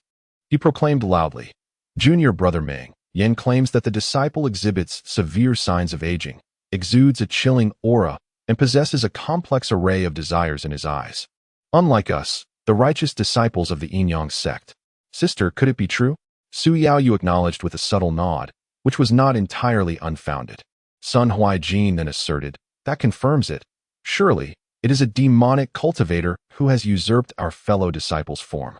Otherwise, with the nature of our Yin sect disciples, such behavior would be unthinkable." Su Yaoyu countered, "Is it not possible that he is merely a new disciple? Whether or not he is a new disciple can be ascertained by summoning him." "Where is he?" Sun Huaijin inquired once more. Su Yaoyu glanced toward the screen beside her and remarked indifferently, "He is bathing." "What? He is bathing here with you?" Upon hearing this, Sun Huaijin and the others lost their composure. Although Meng Yan had spun numerous tales of disparagement regarding Su Yaoyu and Li Chuan during their journey, a sliver of hope still lingered in Sun Huaijin's heart. He could tolerate Su Yaoyu not choosing him, and he could also accept her selecting other senior brothers. However, he could not endure her choosing a junior disciple. That was an affront to his dignity. What did it imply? Was he truly inferior to a junior disciple? With lesser talent, lower cultivation, weaker strength, and an unappealing appearance, what aspect of him fell short compared to that individual? as Su Yaoyue turned and walked towards the screen. Sun Huaijin, consumed by jealousy, instinctively followed her lead. The members of the law enforcement hall accompanying him hurried to keep pace. As the others departed, Meng Yan also trailed behind. The Yinyang sect disciples who had just arrived and had been watching from a distance outside Su Yaoyue's room exchanged peculiar glances. They had clearly seen Li Chuan leave moments ago. How could he still be inside? However, despite their initial impulse to shout a warning, they refrained. For the one inside was Su Yaoyue, and no one in the outer sect could rival her prowess. It was said that only the manager, Mo Xiangling, could possibly challenge her authority. As they pondered what Su Yaoyue meant by stating that Li Chuan was in the room, a series of anguished cries erupted. Startled, they fled without a second thought. Meng Yan and the other disciples swiftly exited the room, while Sun Huaijin, caught off guard, was sent flying by Su Yaoyue's strike. Her cold voice rang out. As disciples of the law enforcement hall, how dare you invade my bathing area without my consent? Do you not regard the rules of the Yinyang sect? Just as Sun Huaijin steadied himself, he was nearly overwhelmed by the blood surging within him at her accusations. Sister Su, do not slander me unjustly, he retorted angrily. You dare to level such accusations against our law enforcement hall? Your audacity is astounding. They were indeed members of the law enforcement hall, tasked with apprehending those who violated sect rules, and to be unjustly accused was a humiliation they had never experienced before. Slander? Su Yaoyue replied. Then let us seek out the sect master and see what he has to say. Sun Huaijin's expression changed instantly. It was well known that Su Yaoyue had received special permission from the sect master to enter the sect, as her background had initially rendered her ineligible. Yet, as a fire spirit root, she was a prodigy wherever she went. To escalate such a trivial matter to the sect master would undoubtedly favor her. It was a foregone conclusion. Although he was competent in the outer sect, he was not qualified to meet the sect master. Su Yaoyue, on the other hand, enjoyed certain privileges. The other law enforcement members who had accompanied Sun Huaijin turned pale at her words, disregarding their wounds as they hurriedly apologized. Sister Su, we were in the wrong. Please forgive us. Sun Huaijin's expression shifted, and he could only begrudgingly apologize. I am sorry, Sister Su. Today was indeed our oversight. Leave, Su Yaoyue commanded. Thank you, Sister, Sun Huaijin replied, feeling the bitterness of being wrongfully accused, yet still forced to express gratitude. After everyone had departed, he gritted his teeth and said to Meng Yan, Today, I vow to track down that demonic cultivator. Meng Yan, meeting his ferocious gaze, hurriedly replied, Yes, yes. Senior brother Sun, I shall inquire at once. He understood that if Li Chuan could not be found by nightfall, the wrath of Sun Huaijin would inevitably shift toward him. After leaving Su Yaoyue's chamber, Li Chuan returned to his own quarters. Filled with anticipation for the journey ahead, he fervently engaged in meditation, sitting cross-legged on his bed. However, it was not long before he heard a knock at the door. Who could it be at this late hour? He thought, eyeing the outside warily, his mind immediately conjuring the delicate figure of Mo Xiangling. He wondered if it was that persistent individual seeking him out again. Yet, he quickly recalled that he had subdued Mo Xiangling with spirit stones, and she should not be coming back. How absurd! He was frightening himself. He rose from his bed and approached the door. Chapter 53. There are two types of worlds as Li Chuan gazed upon the tall figure, standing quietly under the moonlight. His lips twitched in surprise. The good news was that it was not Mo Xiangling. The bad news was that it was Su Yaoyue. Was it truly the case that the foremost beauty among the outer sect would instinctively find her way to his door? Just moments ago, she had pursued him with remarkable speed. Who had taught her such audacity? Could it be a bad habit inherited from Mo Xiangling? Seeing Su Yaoyue poised to enter without uttering a word, Li Chuan hastily interjected, Sister, I find myself in a rather inconvenient situation today. Perhaps another time? Remarkably, he had resorted to using inconvenient as an excuse. Su Yaoyue regarded him with curiosity and replied, The law enforcement hall may be looking for you. I fear for your safety, which is why I came to protect you. What a heartwarming excuse it was, albeit somewhat clumsy, revealing her naivety in lying. Much like his own innocent nature, he responded, Sister, I am a person of integrity and have never erred. How could the law enforcement hall possibly seek me? Surely, there has been some mistake on your part. Su Yaoyue examined him closely and remarked, I see no integrity in you. Then she recounted the incident involving Sun Huaijin and others visiting her residence after he had left. Li Chuan was taken aback. It seems Su Yaoyue was not fabricating a reason to confiscate his spirit stones after all. How foolish he was to doubt his sister's intentions. He felt a pang of embarrassment and said, "Sister, you are truly noble." Su Yaoyue replied, "This matter likely arose because of me. Do not worry. I shall ensure your safety." She added, "And I will not confiscate your spirit stones." Such reassuring words. How considerate of her. Li Chuan could not help but feel touched by her loyalty. In gratitude, he decided to express his appreciation by offering more spirit stones. "I will deposit an additional 2,000 spirit stones with you." Upon seeing the pile of spirit stones on the ground, Su Yaoyue's demeanor shifted slightly. She shot him a disapproving glance before accepting the stones. Was this considered a gesture of goodwill? She was somewhat perplexed. Yet she had indeed gained an additional 2,000 spirit stones. Once Su Yaoyue entered the room, Li Chuan closed the door and they took their seats at the round table. To be candid, were it not for his currently limited strength, he would have preferred to share the bed with Su Yaoyue rather than merely sitting on chairs. Su Yaoyue, being of few words, fell silent after taking her seat. Her gaze drifted around Li Chuan's room before settling on his face. And she continued to stare at him without a word. Though her eyes lacked any murderous intent, Li Chuan felt a chill run down his spine. In fact, he wished she would gaze at him with hostility, as it would be less unsettling. "Sister, could you perhaps look elsewhere?" Li Chuan reached out and gently turned her face away, playfully pinching her cheek in the process. Just admit his foolishness, despite knowing he should restrain himself. He deliberately plays with fire. "You are the only one alive here. Where else can I look?" Su Yaoyue turned her face and glanced at Li Chuan, saying, "Honestly, I would not have looked at you in this way before."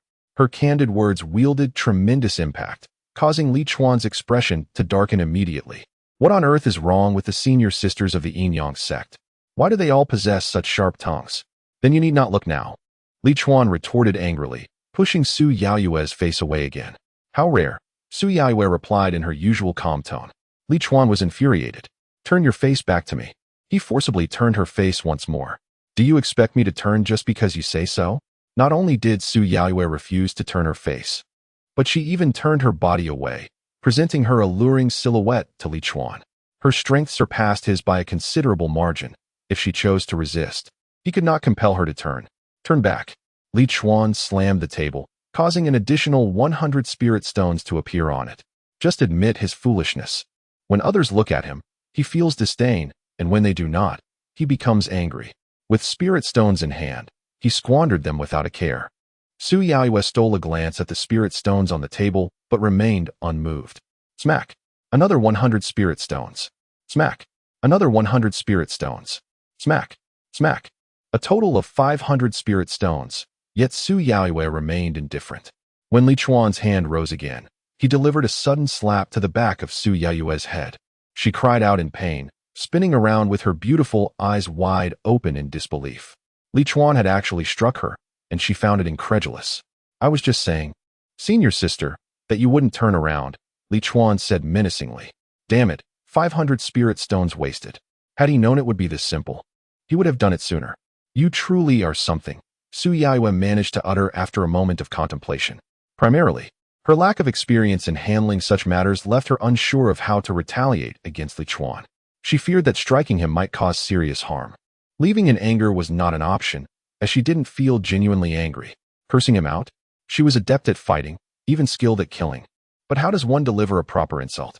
"You little beggar," she attempted to curse. After saying it, she frowned, feeling it was inappropriate. Li Chuan stared at Su Yaoyue, his mind faltering. Wait, has she gone daft? How did such a trivial phrase escape her lips? It doesn't suit the demeanor of a general like her. Suddenly, a spark ignited in Su Yaoyue's eyes. She recalled the banter from her time in the barracks, where soldiers frequently hurled insults. "You bastard."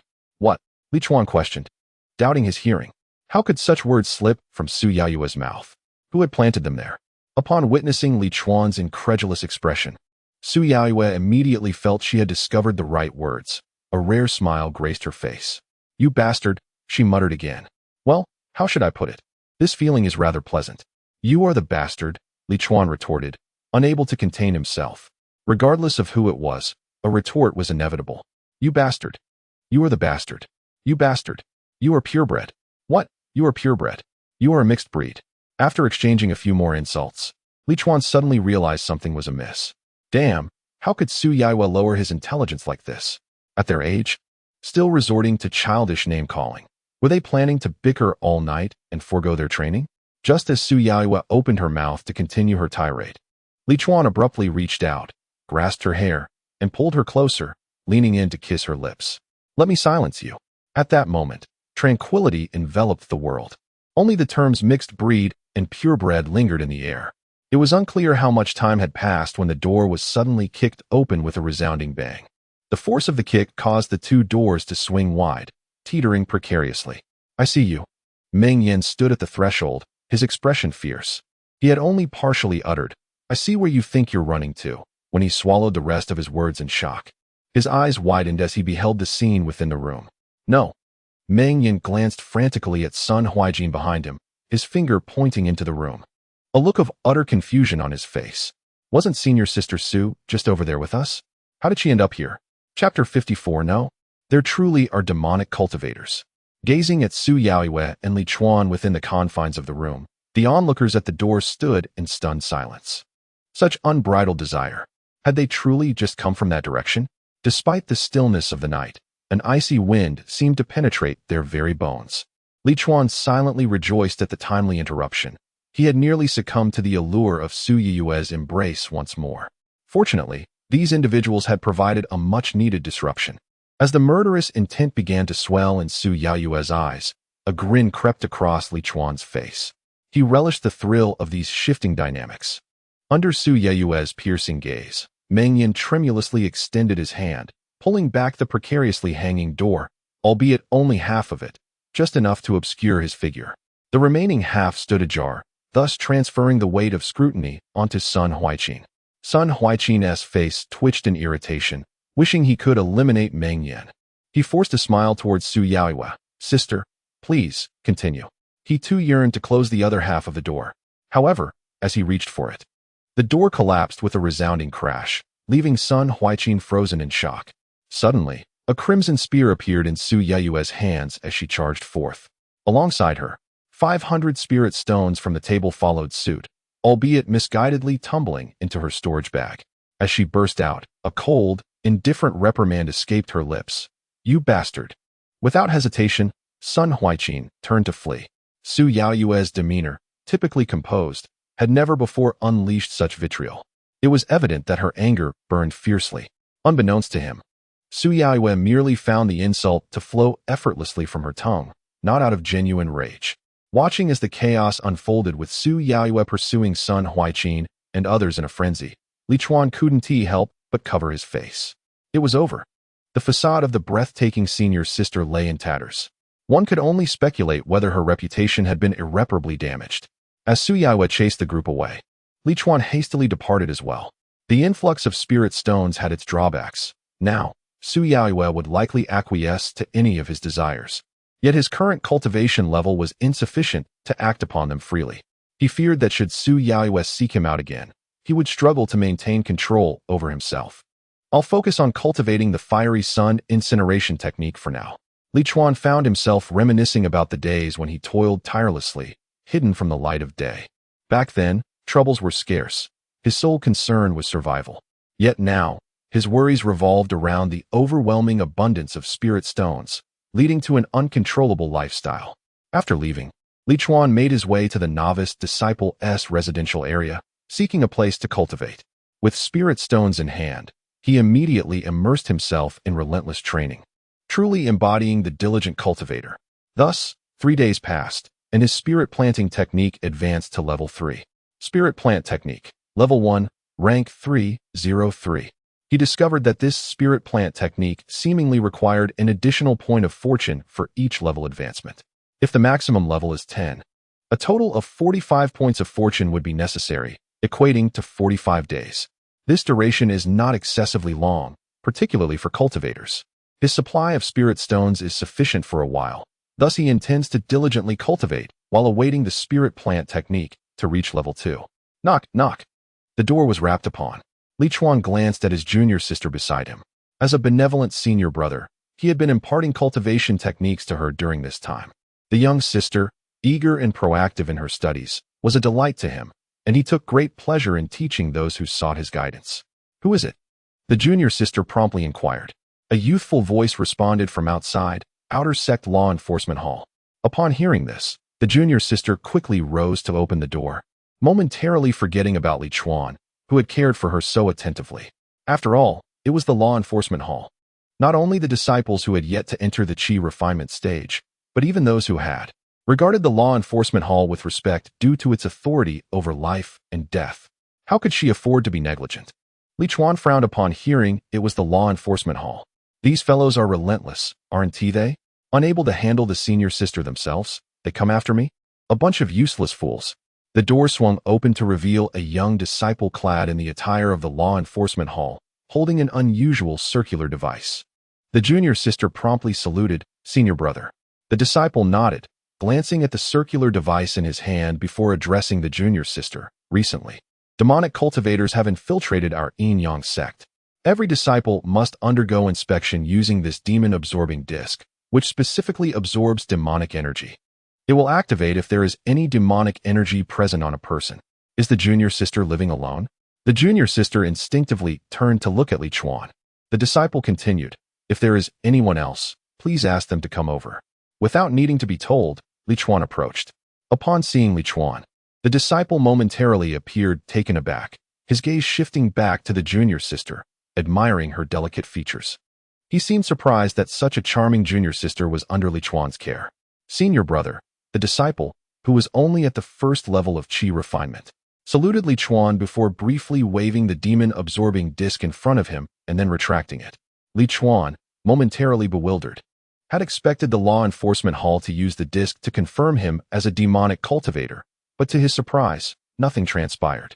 Suddenly, the disciple remarked to the junior sister, "You are truly fortunate, junior sister." Li Chuan couldn't help but smile. In the past, his peers had invariably looked down upon him, insisting that at 49, he was actually 79. Even the junior sister had held such views previously. Their attitudes had only shifted when he showered them with spirit stones. However, he had yet to produce any spirit stones, and surprisingly, the disciple from the law enforcement hall began to praise him. That seemed just right. After all, he was a senior brother at the 4th level of Qi refinement. For those junior sisters who had not yet reached that level, encountering him was indeed a stroke of good fortune.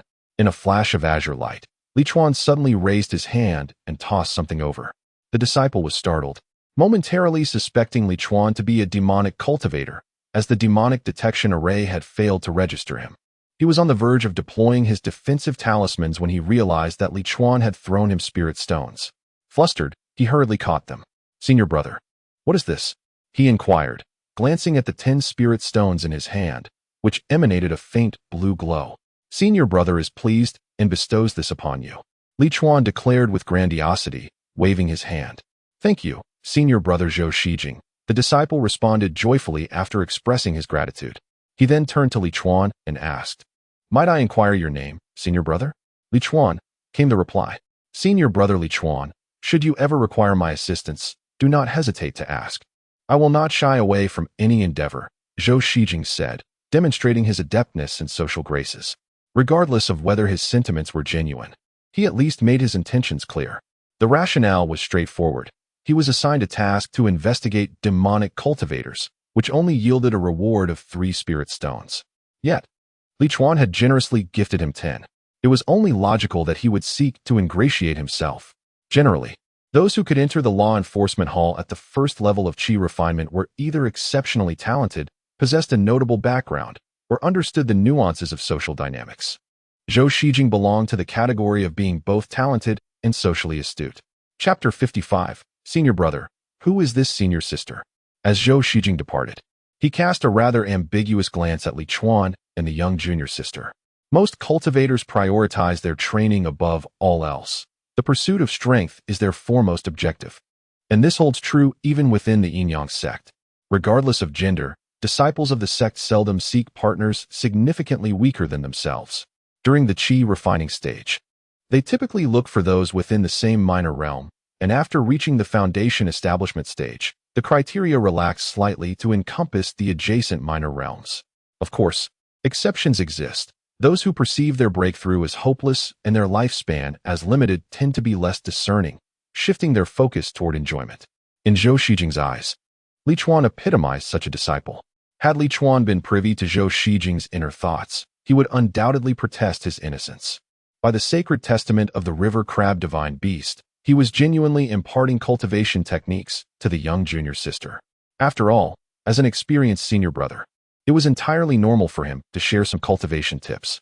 Indeed, a demonic cultivator had infiltrated. Watching Zhou Shijing leave, Li Chuan shook his head, realizing that he had fallen behind on the latest news. Upon reflection, he recognized that he lacked reliable sources of information. Even if Imo Xiangling were aware of such matters, she would not share them with him. As for Su Yaoyue, her reticence rendered her an even less likely informant. The other junior sisters here likely received such news only slightly earlier than the servant disciples. As he prepared to close the door, a sudden cacophony erupted from a distance, accompanied by shouts and shrieks. "Senior brother, what is happening?" The delicate young junior sister, startled, instinctively sought refuge beside Li Chuan. He, however, swiftly darted outside, taking to the skies on his sword. "You should return inside for now. I shall be back shortly." "All right, senior brother, return quickly." The young junior sister obediently complied, fully aware of her lack of strength, and promptly shut the door behind her. In truth, such individuals tend to survive the longest in the world of cultivation, while those like Li Chuan, driven by curiosity, often meet peculiar fates. "Stay back, or I shall kill him." A frenzied shout echoed through the junior sister's residential area. Unable to contain her curiosity, the young junior sister leaned against the door to sneak a glance. Her eyes widened in shock. "Ah, senior brother." The door she had just closed was yanked open as she gazed in disbelief at the figure suspended in midair, surrounded by a swirling aura of demonic energy. Who else could it be but Li Chuan? The young junior sister was bewildered. The image of her senior brother soaring through the air lingered in her mind. How was it that in the brief moment she turned to shut the door, he had ended up in someone else's grasp? In truth, Li Chuan felt equally helpless. He had merely come to witness the commotion when a disciple enveloped in demonic energy charged toward him, clearly possessed by a demonic cultivator. The adversary was at the 6th level of Qi refinement, while Li Chuan was at the 4th. He was confident of his victory. He first executed a spell to deflect the incoming sword strike, then delivered a powerful palm strike, infused with turbulent spiritual energy, directly to the opponent's chest. As he prepared to revel in the sight of his opponent spewing blood and flying away, a sudden realization struck him. He had inadvertently struck the dense demonic energy emanating from his adversary's body. Such a potent aura indicated that this individual was far from a mere novice in demonic cultivation. It was a grave oversight on his part. With the opponent's long sword once again descending toward him, he found himself unable to evade.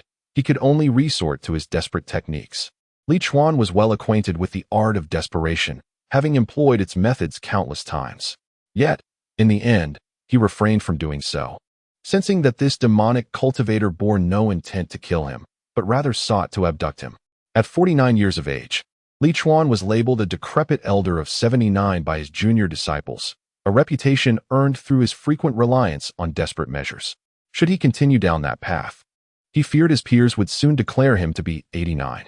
Thus, he resolved to bide his time. This was the domain of the Yin-Yang sect. How long could a mere demonic cultivator maintain their arrogance here? Glancing down at the sword poised against his throat, an artifact of middling quality, he deduced that the wielder's talent must be equally unimpressive. It was no wonder that, even at the 6th level of Qi refinement, he had succumbed to such an inferior opponent.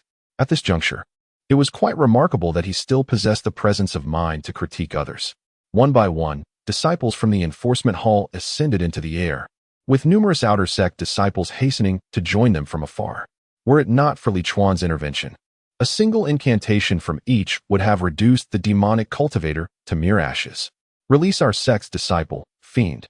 This is the Yin-Yang sect, not a playground for your misdeeds. Surrender now, and we may grant you a complete corpse. Otherwise, your soul shall be tormented in our soul refinement banner, doomed to eternal suffering. You are encircled, relinquish your weapons and submit. If you do not, when our elders arrive, your soul will be reduced to cinders, and you shall have no chance of reincarnation. The surrounding voices echoed with authority, and as Li Chuan listened intently, he noted that no one spoke of sparing the demonic cultivator's life upon release. The consensus was clear. Even if released, death would be inevitable, with perhaps only a complete corpse as a consolation. Is this how you negotiate with a robber? Can't you at least attempt a bit of flattery? He mused silently. Silence. The demonic cultivator bellowed, his voice reverberating and betraying his agitation. Clear the way. Let me pass, or I shall slay him and self-destruct. Indeed, he was a true demonic cultivator, speaking of self-detonation with such conviction. You cannot escape. You demonic cultivators have dared to stir trouble within our Yin-Yang sect. If you are allowed to leave, where shall we find our honor? A throng of individuals approached, and among them stood an old acquaintance of Li Chuan, Sun Huaiqin. A bruise marred Sun Huaiqin's face, and upon a mere glance, Li Chuan knew its origin, none other than a blow from Su Yaoyue. Well done. It was evident that Sun Huaiqin sought to exploit the chaos brought by the demonic cultivator to settle personal scores. Ultimately, he would have to rely on his own wits for salvation. As he discreetly gathered his strength, his gaze was drawn to a stunning woman standing beside Sun Huaiqin. Clad in the same enforcement hall attire, she still managed to stand out among the throng of disciples. Due to her striking visage, she eclipsed all the other senior and junior sisters surrounding her. Each woman here possessed beauty that could be deemed exceptional, yet still, she surpassed them all. Her fair and luminous skin radiated an enchanting glow under the sunlight, resembling a delicate gem. The exquisite contours of her features were unforgettable.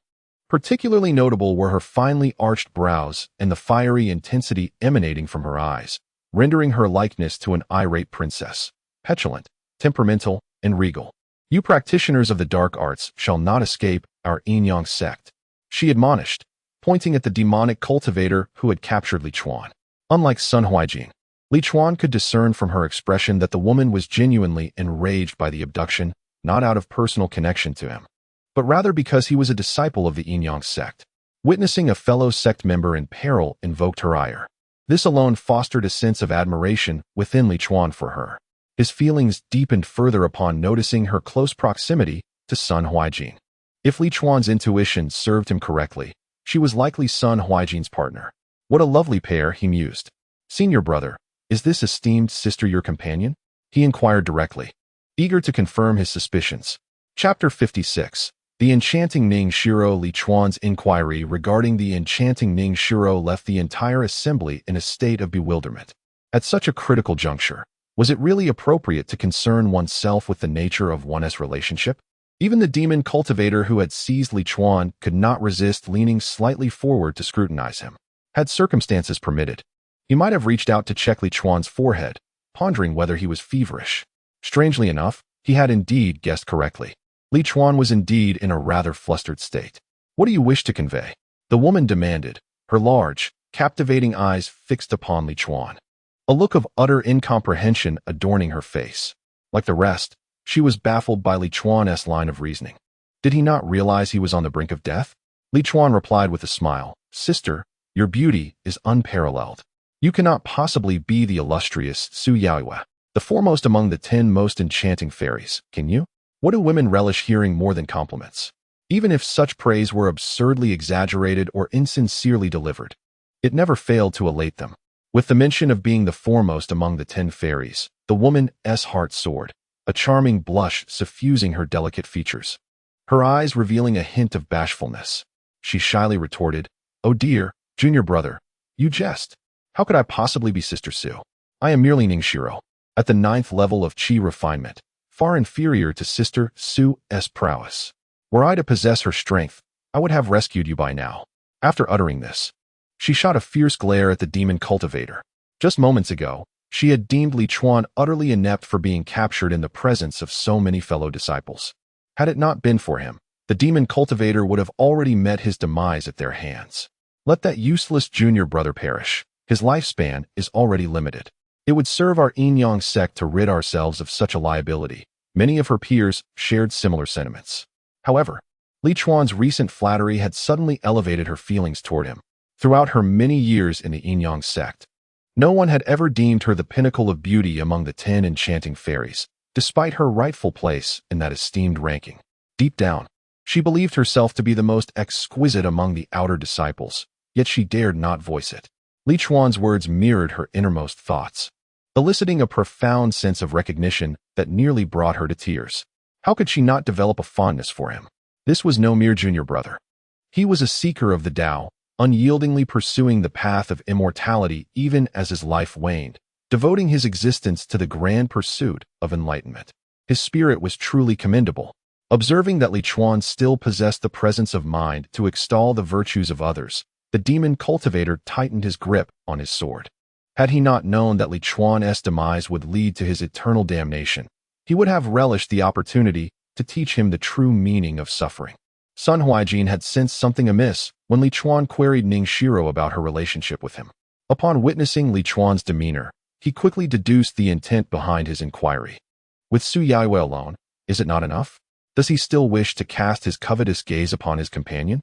Truly, this is absurd. He promptly pulled Ning Shiro behind him, shielding her from the taint of Li Chuan's depraved gaze. Junior sister, pay no heed to this scoundrel. He may very well be a demonic cultivator. Ah, he is a demonic cultivator? Ning Shiro peered from behind Sun Huaijin, incredulous. This junior brother possesses a handsome visage and exudes righteousness. He hardly resembles a demonic cultivator. Look, Li Chuan merely complimented her once, and her bias is already so pronounced. Who among them could gaze upon Li Chuan without internally branding him as a lecherous old man? Yet, to her, he transforms into a figure of virtue and integrity. If Li Chuan were to shower her with more praises, would she become so overwhelmed with excitement that she would kneel and call him father? The surrounding disciples, upon hearing Ning Shiro's words, could not help but scrutinize Li Chuan closely, attempting to discern the virtues she spoke of.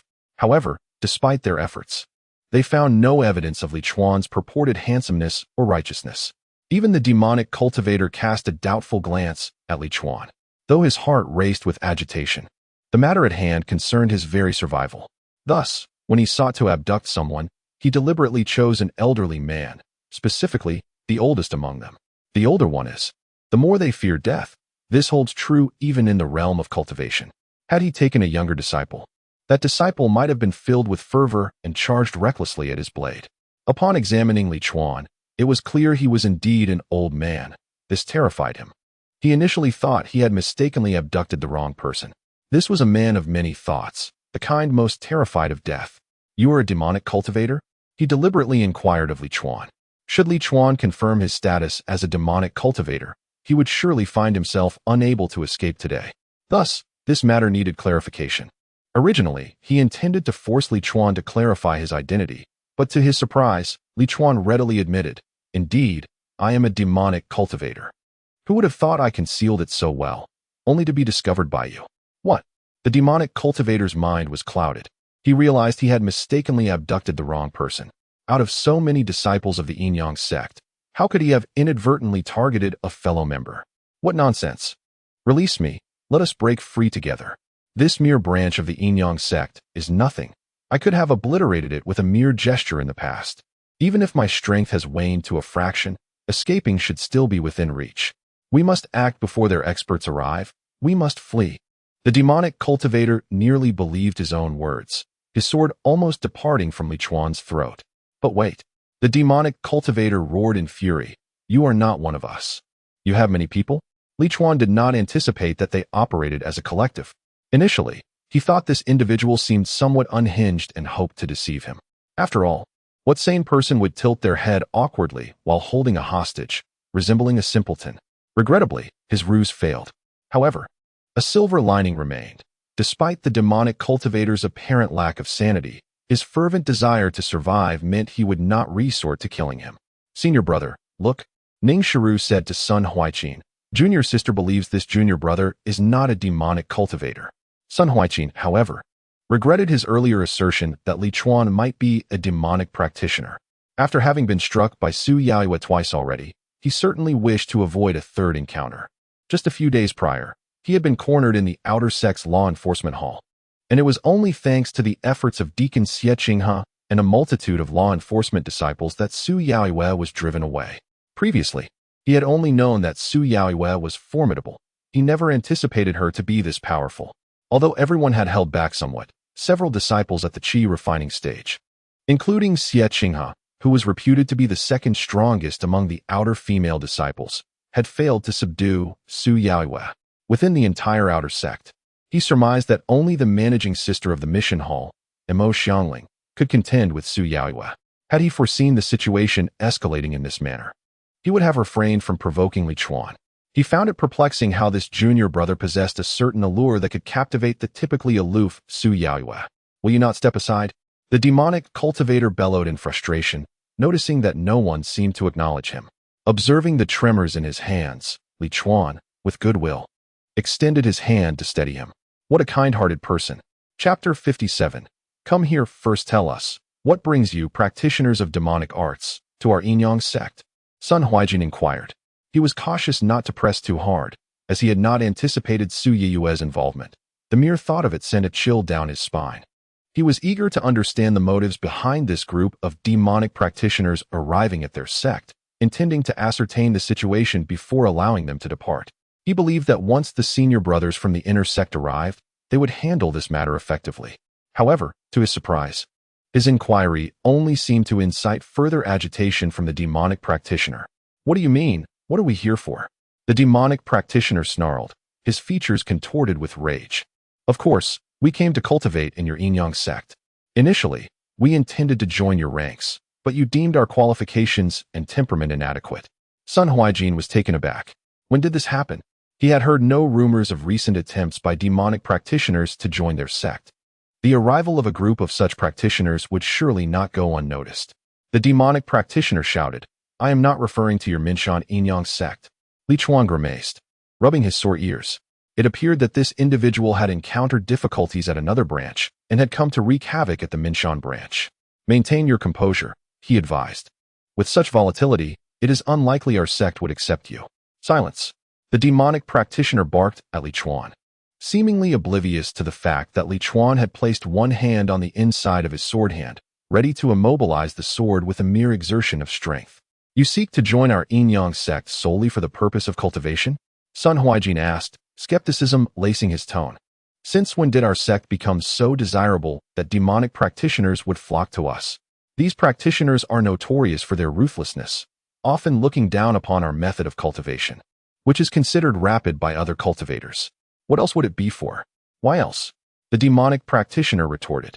"Had our heavenly demon sect not been obliterated by those so-called righteous cultivators, even if your sect's leader were to kneel and beg us, we would not come." Ningxiru, incensed by this revelation, exclaimed, "So your sect was annihilated, and now you, a stray dog, dare to speak so boldly? You wretched lot shall never set foot in our Yin-Yang sect." The demonic practitioner trembled with fury, shouting, "Your Yin-Yang sect is nothing but a gathering of hypocrites. The entire cultivation world knows this. You feign nobility, claiming mutual assistance in cultivation and collective breakthroughs, yet when it comes to finding a partner, you impose all manner of demands, making it impossible to find one." Li Chuan found himself resonating with this sentiment. His own attempts to find a partner upon joining the Yin-Yang sect had been met with disdain. Each individual seemed to look down upon him. Initially, he had considered offering some spirit stones as compensation, yet those wretched practitioners demanded increasingly exorbitant sums, 3,000 here, 5,000 there. Why not go rob someone instead? He mused, suddenly realizing that the practitioner was likely referring to a monthly fee. A spirit stone flew out from the demon cultivator's Chinquan pouch, appearing to number only a couple of hundred. With a resounding crash, the spirit stones shattered, prompting the demon cultivator to roar in fury. "Is this all the savings you disciples of the Yin-Yang sect possess? What can you accomplish with such paltry resources?" He had forcefully seized the body of this disciple using a secret method, thus the savings belonged to the disciple. Originally infiltrating the Yin-Yang sect to seek out the fairy for cultivation and enhancement of power, they had anticipated leveraging a method that absorbs others' cultivation.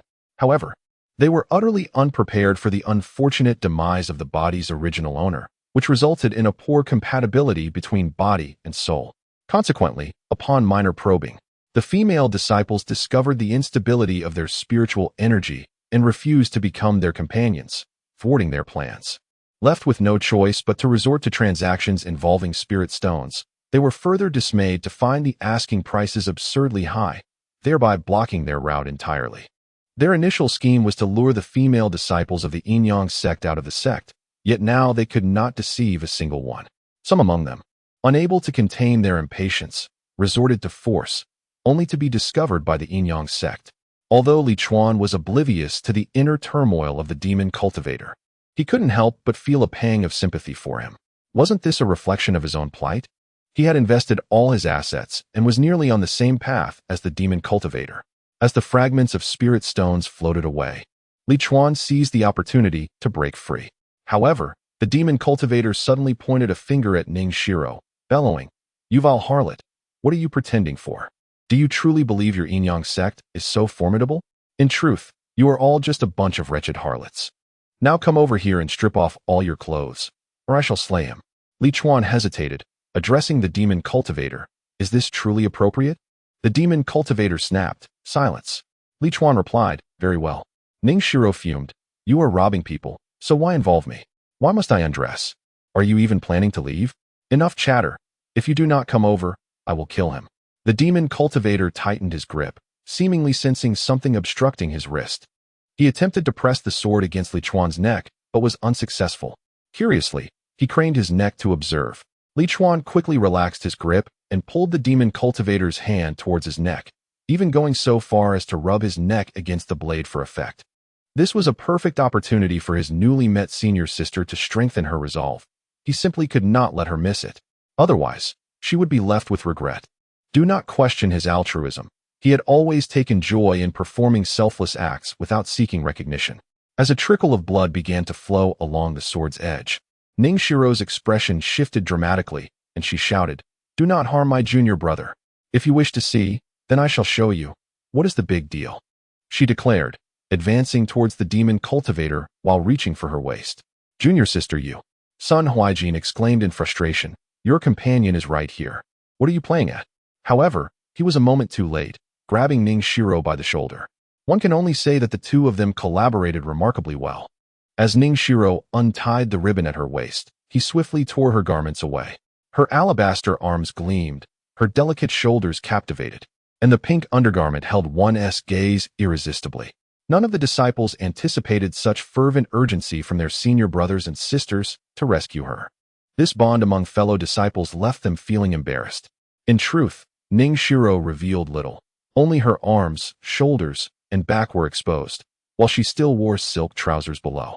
Yet, they could not help but feel the contrast, as everyone else was typically clad in more conservative attire. The junior sister paused, aware of the cunning nature of the demonic cultivator. Sun Huaijin clenched his fists and pursued. He did not dare to suggest that Ning Shiro refrain from undressing, fearing that his peers would accuse him of disregarding their camaraderie. This accursed bond among peers. Why should a mediocre disciple like him be saved? The crux of the matter was, for heaven's sake, couldn't he choose another partner? The demonic cultivator seemingly did not expect Ning Shiro's swift actions. He merely felt a rush, and in the blink of an eye, Ning Shiro had undergone a significant transformation. He had conveniently blinked, failing to see how the clothing ended up in Sun Huaijin's hands. Could this be what they call practice makes perfect? Chapter 58. Sun Huaijin. Did you two just share a kiss?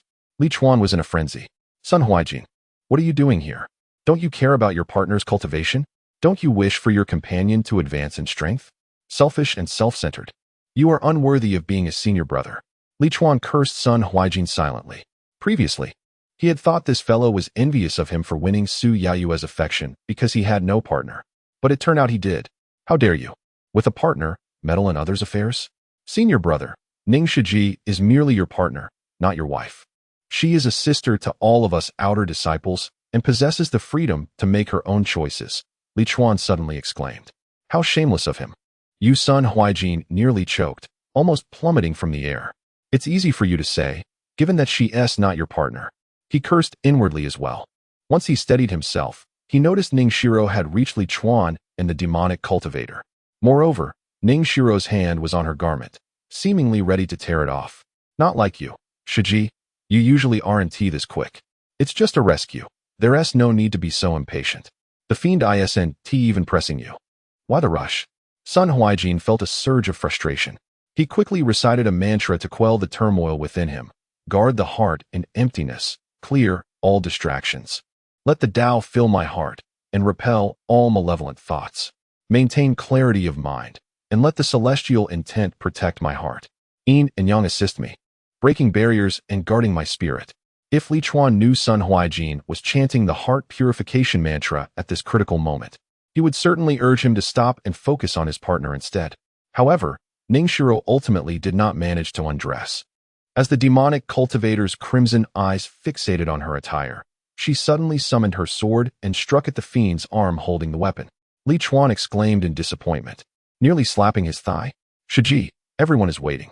At such a crucial moment, how can you afford to be so distracted? You've let everyone down. I'm fine.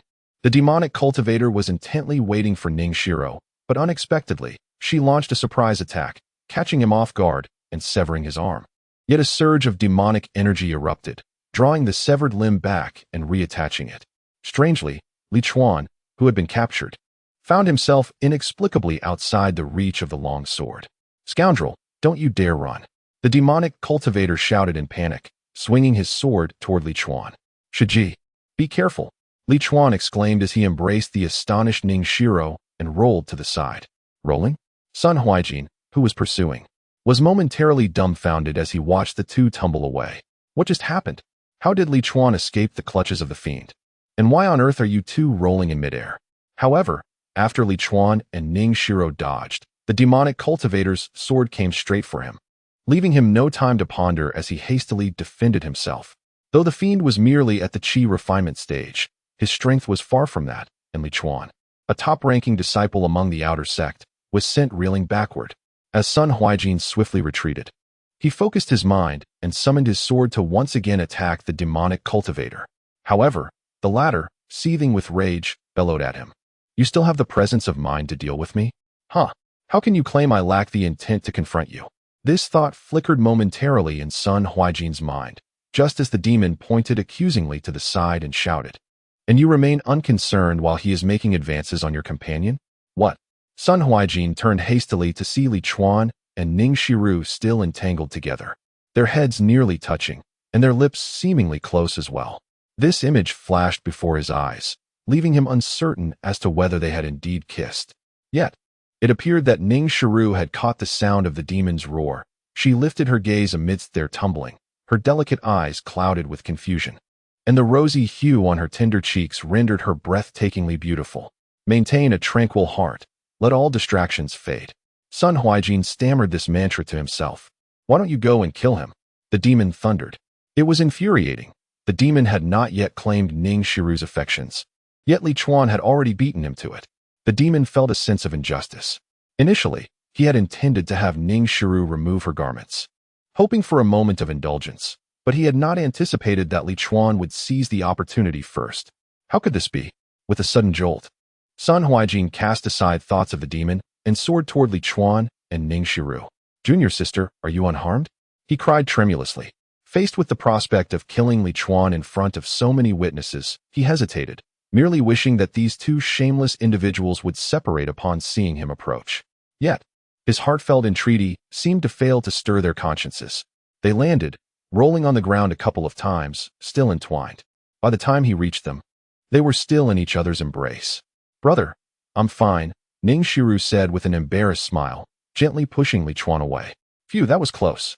I've finally been rescued.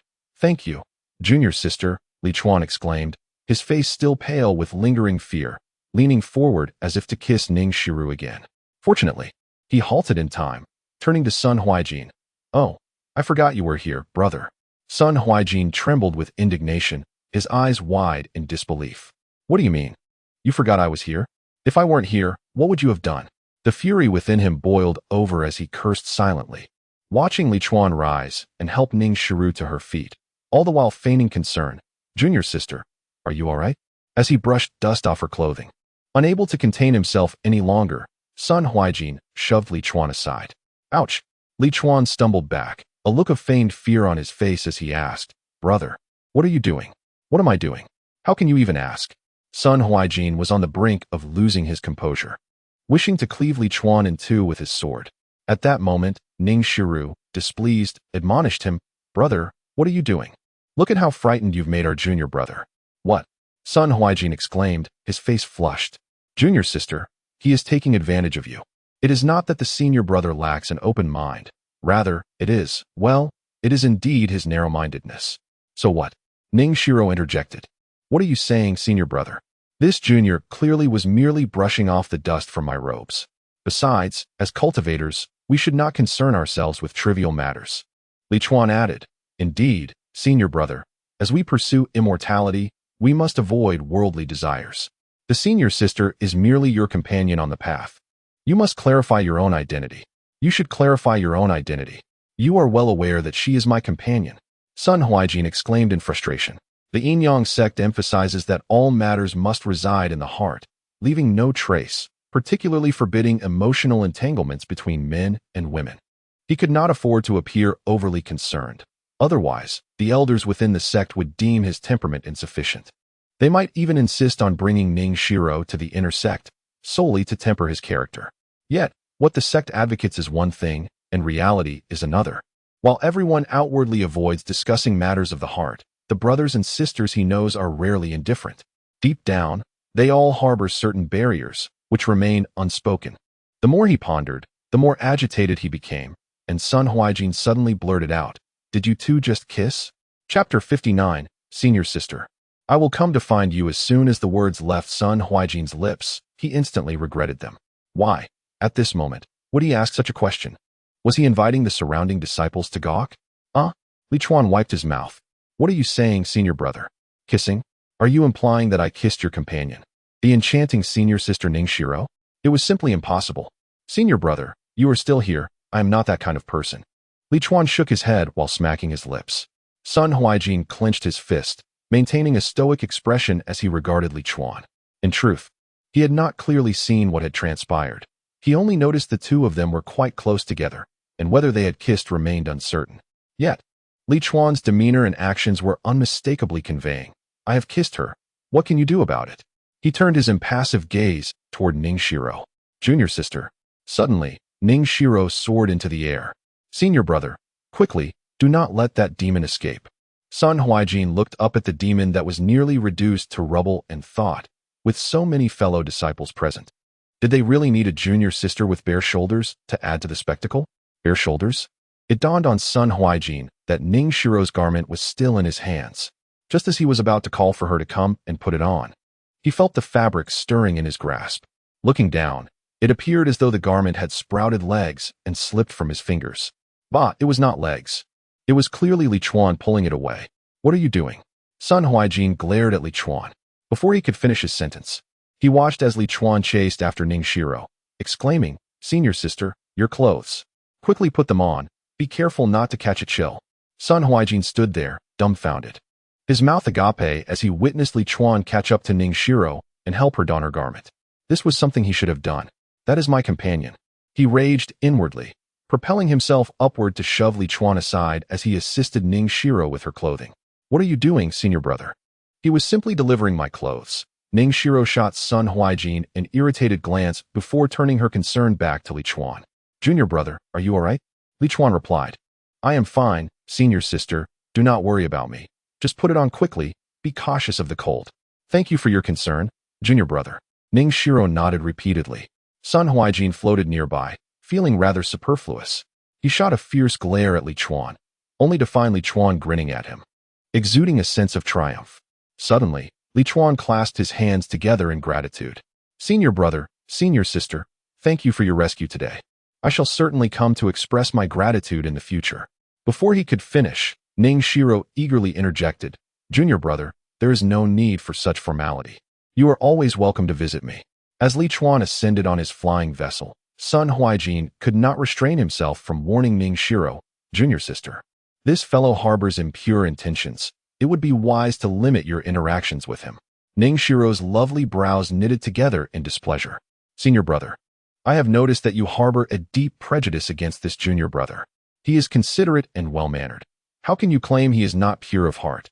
Perhaps it is jealousy that drives your hostility toward him. Dear brother, if you continue like this, the foundation of our cultivation may remain a distant dream. Suddenly, she shifted her tone and quietly inquired, Brother, do you not think I am more beautiful than senior sisters Su Yaoyue and Imo Xiangling? I am indeed the foremost among the 10 stunning beauties of the outer sect. Sun Huaijin was momentarily taken aback. He had not anticipated Ning Shiro would pose such a question. Previously, She had never broached this topic. Cursed that Li Chuan. He quickly replied with a smile, "Junior sister. In my heart, you are the most beautiful." However, his hesitation had already displeased Ning Shiro, and his answer was not what she desired. Humph. With a displeased expression, Ning Shiro turned and walked away. "Hey, junior sister, where are you going?" Sun Huijin hurriedly followed. He seemed unaware that there was an issue with his response. Ning Shiro wanted to hear that she was more beautiful than Su Yaoyue and Mo Xiangling, not merely that she was the most beautiful in Sun Huijin's eyes. It was infuriating to realize that someone she had just met could recognize her beauty, while the one who accompanied her day and night could not. She thought to herself, "Only a junior brother with ample life experience could appreciate my beauty." Shortly after they departed, the soul of the demon cultivator was extracted.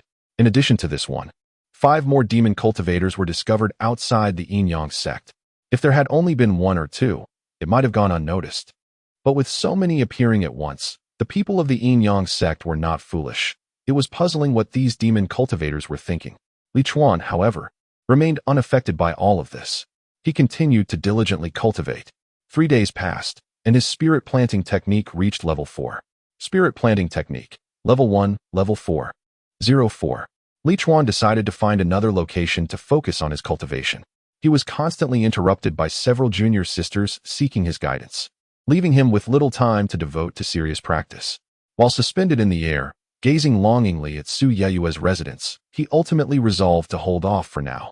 His fiery sun-burning body technique had only reached the 2nd layer. He needed to concentrate on his training. Just as he flew far away, with Su Yaoyue's abode now out of reach, he suddenly turned back, muttering, "I'll just take a quick look to see what sister is doing." With anticipation, he arrived at Su Yaoyue's door and knocked. "Sister, your junior brother has come to see you." The door echoed with a few knocks, yet there was no response. Has she gone off on a mission? How diligent. Li Chuan sighed in relief. It was perhaps for the best that Su Yaoyue was absent, sparing him from incessantly yearning for her. Now, he could cultivate in peace. As he turned to leave, he had taken only a few steps when he suddenly halted. Furrowing his brow, he slowly turned back to glance at the crack of Su Yaoyue's door. He was remarkably sensitive to the gaze of others. Even a mere look, devoid of any malice, could be felt by him. Just moments ago, as he had turned to depart, he sensed an observation directed at him. This gaze emanated from within Su Yaoyue's room. Was Su Yaoyue inside? Had he taken his spirit stones without the intention of keeping his promise? This seemed unlikely. After all, it was evident from the previous days when Sun Huijin and others sought to trouble him that Su Yaoyue had taken the initiative to protect him, which indicated that she was not such a person. Thus, someone must be in Su Yaoyue's room. Who could it be? Li Chuan returned to the door and pushed it open. The room was tranquil, devoid of any presence. He stepped inside. Aside from the furniture and dressing table, there was still no one in sight. His gaze fell upon the screen not far away. Behind the screen was where Su Yaoyue typically bathed. If someone were present, they could easily conceal themselves there. However, Li Chuan did not approach. The moment he sensed the gaze upon him, and right before he opened the door, was but a fleeting time. During that brief interval, he had not felt any unusual presence in the room. Suddenly, with a loud bang, the door closed unexpectedly. The sensation of being watched returned once more. Chapter 60. Li Chuan's confrontation with the infernal demon lord. A treasured sword materialized in Li Chuan's grasp, and without a moment's hesitation, he swung it towards the rear. To his astonishment, however, there was no one behind him. Instead, he beheld a swirling mass of pitch-black fog that parted beneath his weapon, only to surge forward towards him. Demonic energy. In an instant of shock, the dark essence invaded his being.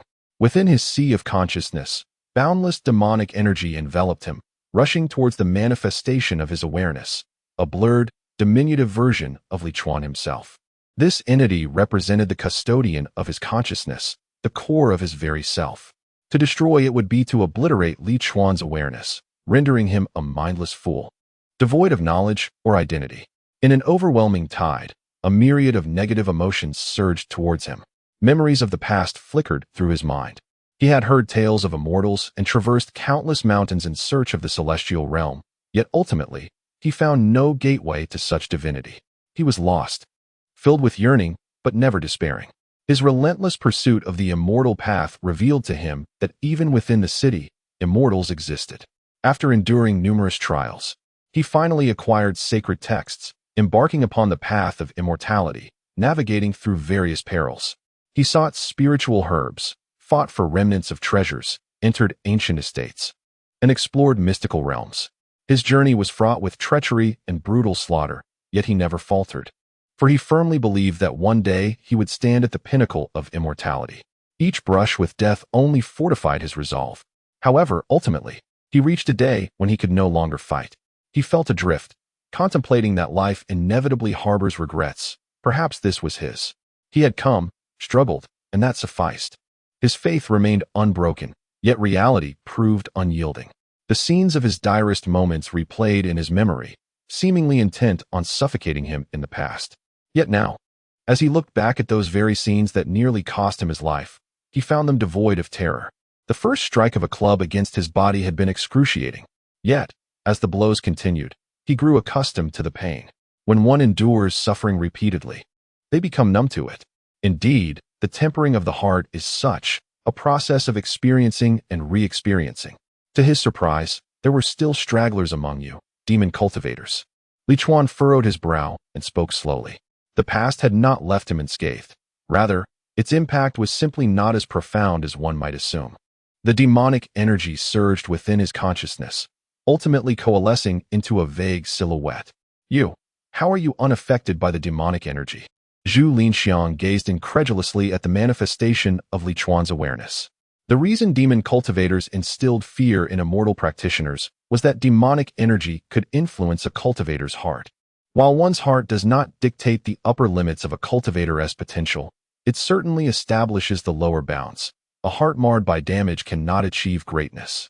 And now, to witness a mere chi refinement cultivator maintain clarity beneath the onslaught of his demonic energy was nothing short of astonishing. What else could it be? Simply put, you are weak. Li Chuan scoffed, simultaneously channeling the full might of the fiery sun incineration technique. In the depths of the sea of consciousness, a faint flicker of fire emerged, coalescing into the silhouette of a demonic figure that surged toward Zhu Linxiang. Upon seeing the flames, Zhu Linxiang's countenance shifted dramatically. As a mere wisp of demonic energy, he was most fearful of such elements. He hastily attempted to flee, yet within Li Chuan's sea of consciousness, Li Chuan was the sovereign. With a mere thought, he executed a spatial contraction, enveloping Zhu Linxiang in the flames. Zhu Linxiang instinctively let out a startled cry, followed by a puzzled murmur. Observing the fire that surrounded him, he suddenly erupted into boisterous laughter, exclaiming, "Ha ha ha! You startled this esteemed self. A trivial yang fire of the chi refinement stage dares to show off before me." Though the flames appeared fierce, their contact with the demonic energy inflicted no harm, instead resembling mere embellishment. Li Chuan materialized a short distance away, gazing at the unscathed Zhu Linxiang in astonishment. Feeling somewhat awkward, perhaps his negligence in cultivation had led to this moment of ridicule, Zhu Linxiang suddenly rebuked Li Chuan. "Do you not recognize this esteemed self as a transcendent being of the out-of-body stage? A mere chi refiner ought to kneel before me at once. Should I be inclined to offer you guidance, it would undoubtedly prove invaluable, and attaining the infant formation to become a revered one would not be an impossibility." Upon hearing this, Li Chuan pointed at Zhu Linxiang, incredulously asking, "You claim to be an out-of-body stage revered one? Ha ha ha. Which out-of-body revered one is so inept as to be unable to deal with a mere fourth-layer chi refiner?" The tables had turned in mockery. Or do the demonic cultivator's out-of-body stage correspond to our yin-yang sect's chi refinement stage? An out-of-body cultivator possesses a lifespan exceeding 2,000 years, and typically requires nearly a millennium of cultivation to achieve such prowess. One can only imagine the strength they wield. Of course, for demonic cultivators, such time is likely unnecessary, otherwise, they would not deserve the title of demonic cultivators. An out-of-body demonic cultivator, disregarding the protective formation of the yin-yang sect, could easily devastate the entire Minshan branch. Such power is simply unfathomable. Li Chuan had never encountered an out-of-body cultivator, and thus he found himself somewhat, well, perhaps just a tad convinced by the demonic cultivator's claims. After all, the entity without a physical form could wander freely in life. He must have been an extraordinary demonic cultivator, if not out of body, then at least of the core formation stage. The reason for the latter assumption was that Li Chuan had only ever witnessed the mightiest of cultivators at the core formation stage. Despite his years, he was still in a phase of limited exposure. Zhu Linxiang's fury ignited at Li Chuan's words, exclaiming, "Uncultured brat! Your yin-yang sect is filled with short-sighted individuals.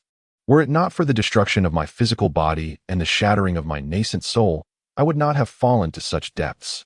In the past, your kind would consider it an honor to receive a mere glance from this esteemed self." Li Chuan scoffed in response. "Humph, keep boasting. You claim to have lost your nascent soul, yet still survive? Do you truly believe I lack any experience in cultivation?" Zhu Linxiang retorted, "My consciousness is formidable. I can escape into the demonic energy. What do you understand?" Li Chuan, master of the yin-yang way, exclaimed, "What a formidable divine sense. You nearly startled me into jumping up." The demonic energy trembled as Zhu Linxiang, infuriated, shouted uncontrollably. Demonic cultivators are seldom known for their temperance, and Zhu Linxiang, already burdened with an excess of yang energy, found himself ridiculed by this mere cheery finer. Helpless against Li Chuan's taunts, he began to flit about in Li Chuan's sea of consciousness in a fit of rage. Within Li Chuan's consciousness, a fiery mass enveloped a swirling cloud of demonic energy. Darting chaotically, Li Chuan observed with great amusement, noting the comical nature of these demonic cultivators, each bearing a hint of traits reminiscent of inbreeding. "Hey, do you plan to leave? If you don't, I shall take my leave," Li Chuan called out. The peculiar essence of Zhu Linxiang's demonic energy proved troublesome to dispel. At last, Zhu Linxiang halted, hovering before Li Chuan. Through the murky haze of demonic energy, Li Chuan caught a fleeting glimpse of a grim and menacing visage, leading him to speculate that this must have been the demon's appearance in life. "Young man, you seem to harbor no aversion to demonic cultivators. I shall impart to you a celestial-level demonic cultivation technique in exchange for your assistance with a certain task. What say you?" Chapter 61. Demon Lord. I assist you in achieving immortality. Li Chuan did not concern himself with whether Zhu Linxiang possessed heavenly-tiered demonic skills. Even if he did, Li Chuan would not covet them. As one of the foremost cultivation factions of the era, the yin-yang sect surely had access to heavenly-tier techniques. It was absurd to abandon the comforts of the yin-yang sect for the pursuit of demonic powers. Had he not witnessed the demonic cultivators fleeing in disarray, seeking refuge in the sect's branch? Most demonic practitioners were driven by insatiable desires, engaging in acts that harmed others for their own gain, thereby disturbing the natural order. The lifespan of a demonic cultivator was often shorter than that of someone who exerted themselves diligently. Even before his entry into the yin-yang sect, the allure of such paths held no appeal for him, let alone now. Originally, he intended to mock Zhu Linxiang further, treating him as a mere toy. Yet, as the words lingered at the tip of his tongue, Li Chuan abruptly swallowed them, a fade of astonishment and urgency overtaking his countenance. Heavenly-tiered demonic skills? Is that truly the case? Senior, you are not deceiving me, are you? Whatever task you require of me, I shall undertake it without hesitation, provided it is within my capabilities. In the midst of his speech, he even withdrew the blazing yang fire encircling Zhu Linxiang. Zhu Linxiang reveled in his triumph. How many could resist the temptation of heavenly-tier techniques? With an air of arrogance, he declared, "Of course it is genuine. Would I, the esteemed one, deceive you? An insignificant insect? At your current cultivation of merely the 4th level of qi refinement, your lifespan is evidently limited, and your aptitude leaves much to be desired. Apart from my heavenly-tiered demonic skills, nothing else in this realm can save you. Once you master this technique, extending your life by a millennium or two will be no issue." Given Li Chuan's previous circumstances, a rapid breakthrough seemed implausible. Yet, unbeknownst to Zhu Linxiang, Li Chuan's slow progress stemmed from excessive use of secret techniques that had accelerated his aging. His cultivation had been hindered as a lone practitioner, lacking the resources and methods available within the yin-yang sect. Now, with an abundance of elixirs and a branch technique of earthly tier cultivation at his disposal, a breakthrough was indeed feasible. Thus, while Zhu Linxiang believed he had uncovered Li Chuan's weakness, Li Chuan privately scoffed at the notion. However, outwardly, he feigned humility, replying, "Indeed, Senior speaks wisely. I have often been troubled by concerns regarding my lifespan. It is truly a stroke of fortune to encounter you today." "Well, it is good that you understand," Zhu Linxiang responded. What you need to do now is assist me in locating a female cultivator imbued with heavy yin energy. Help me subdue her, and once my objective is achieved, I shall impart the heavenly tiered demonic skills to you. A female cultivator? Li Chuan questioned, perplexed. Senior, do you intend to involve one of my sex senior sisters? Without a physical form, how could one engage in such matters? He mused with a hint of dark amusement. Zhu Linxiang retorted bluntly, what do you mean by engage in such matters?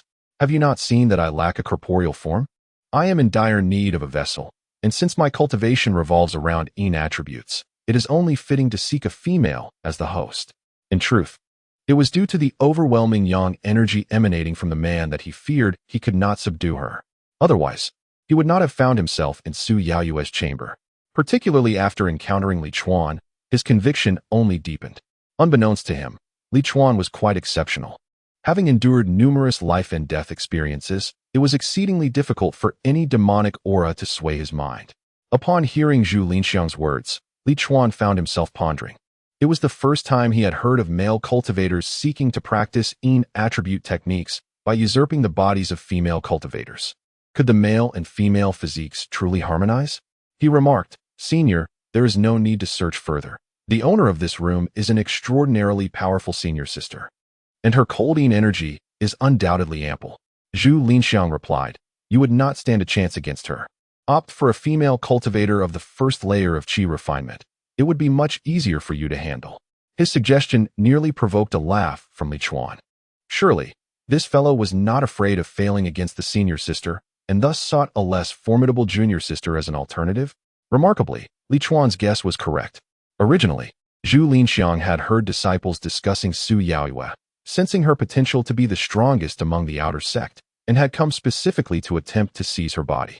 However, after encountering Li Chuan, his confidence was severely shaken. He had not anticipated that he was so weak that even a cultivator of the fourth layer of qi refinement, with abysmal talent, could elude him. Naturally, he then thought of targeting a weaker female cultivator, believing that one of the first layer of qi refinement would be the safest bet. Previously, he had intended to forcibly seize Su Yaoyue's body, but now he planned to wait until Li Chuan subdued her, leaving her exhausted before he made his move. He could hardly believe that, in such circumstances, he would still be unable to subdue a female cultivator of the first layer of qi refinement. He was adaptable and prudent, quickly lowering his own standards. As for the compatibility of their bodies, what a joke. Given his current predicament, he had no right to concern himself with such matters. Survival was his foremost priority. Senior, you seek a junior sister of the first layer of qi refinement, with abundant cold yin energy? Li Chuan feigned contemplation. I have it. Our yin-yang sect has a prodigious junior sister, a frost spirit root, in the first layer of qi refinement, perfectly suited for you. Upon hearing this, Zhu Linxiang was instantly elated. Is she truly a frost spirit root? Where is she? Lead me to her at once. The chilling aura possessed a soul-binding quality, and if he could find a female cultivator with a frost spirit root, he could remain in that body for an extended period. Very well, I shall escort you now. But do not forget your promise to bestow upon me the heaven-tiered demonic arts, Li Chuan exclaimed, his face alight with excitement as he departed Su Yaoyue's room with Zhu Linxiang. His exhilaration was genuine. He was rather eager to witness Zhu Linxiang's expression freeze in excitement upon meeting Mo Xiangling. Although he was unclear as to why Mo Xiangling had yet to establish her foundation, he was certain that she was far from an ordinary cultivator of the 10th layer of qi refinement. According to Mo Xiangling herself, she could easily contend with someone like Chu Mingyu, who had just entered the foundational stage. In the same realm, Chu Mingyu was by no means a weak contender. Mo Xiangling's confidence in making such a statement was undoubtedly formidable. Zhu Linxiang assured, rest assured, once I successfully obtain my physical form, I shall immediately impart the celestial techniques to you. To provoke Li Chuan further, he added, as long as you diligently assist me, I may even enable you to ascend to immortality, becoming one among billions. Li Chuan's lips twitched in disbelief as he exclaimed, are you suggesting, esteemed senior, that after overcoming the qi refining stage, one must then advance through the foundation establishment, core formation, nascent soul, out-of-body, divine transformation, void refining, integration, great ascension, and tribulation stages, ultimately achieving ascension and becoming that immortal? Goodness, Do you truly believe you can soar into the heavens from such trivialities? Li Chuan inwardly scoffed. Participating in this charade with the demon, he was taken aback to find that the demon had become quite enamored with the performance. Although an out-of-body cultivator is formidable, they are merely at the fifth major stage of the cultivation path, audaciously proclaiming their capacity to facilitate ascension to immortality. Perhaps you ought to contemplate your own lifelong matters first. Do you not realize the peril you face? Chapter 62. The Celestial Realm Passage. How dare you doubt my authority? Feeling the mockery embedded in Li Chuan's words, Zhu Linxiang was infuriated. Instinctively, he longed to crush Li Chuan into the ground with his formidable pressure. Yet, an unexpected silence enveloped him. With his body gone, what power did he really possess? Fuming, he exclaimed, "Do you comprehend why I am here? Do you realize the predicament I find myself in?" Observing Zhu Linxiang's frenzied movements within his sea of consciousness, Li Chuan was tempted to affix a label on him that read, "Beware of the manic patient." Feigning contemplation, Li Chuan responded, "Predecessor, your presence here is surely due to your corporeal form and nascent soul being obliterated, forcing you to flee, is it not? As for your current state, let me ponder. I surmise it must be because you dabbled in demonic arts and were subsequently bested by a more formidable righteous cultivator." The audacity of his words was infuriating. How inconvenient it was to touch upon such sensitive matters. Zhu Linxiang intended to retort with a threat of withholding the celestial demonic arts from Li Chuan. However, he finally remembered that the initiative rested with Li Chuan. Should he refuse to share the arts, Li Chuan would not assist him in finding a female cultivator, ultimately to Zhu Linxiang's detriment. "Just wait. Once I reclaim my body, I shall settle the score with you," he thought venomously. The mere audacity of a mere qi refinement cultivator daring to challenge him was utterly absurd. "Believe it or not," Li Chuan interjected, unprepared to let the matter rest. "Predecessor, you cannot possibly mean to say that you will ascend to immortality before my very eyes." Please ascend. I would be delighted to witness it."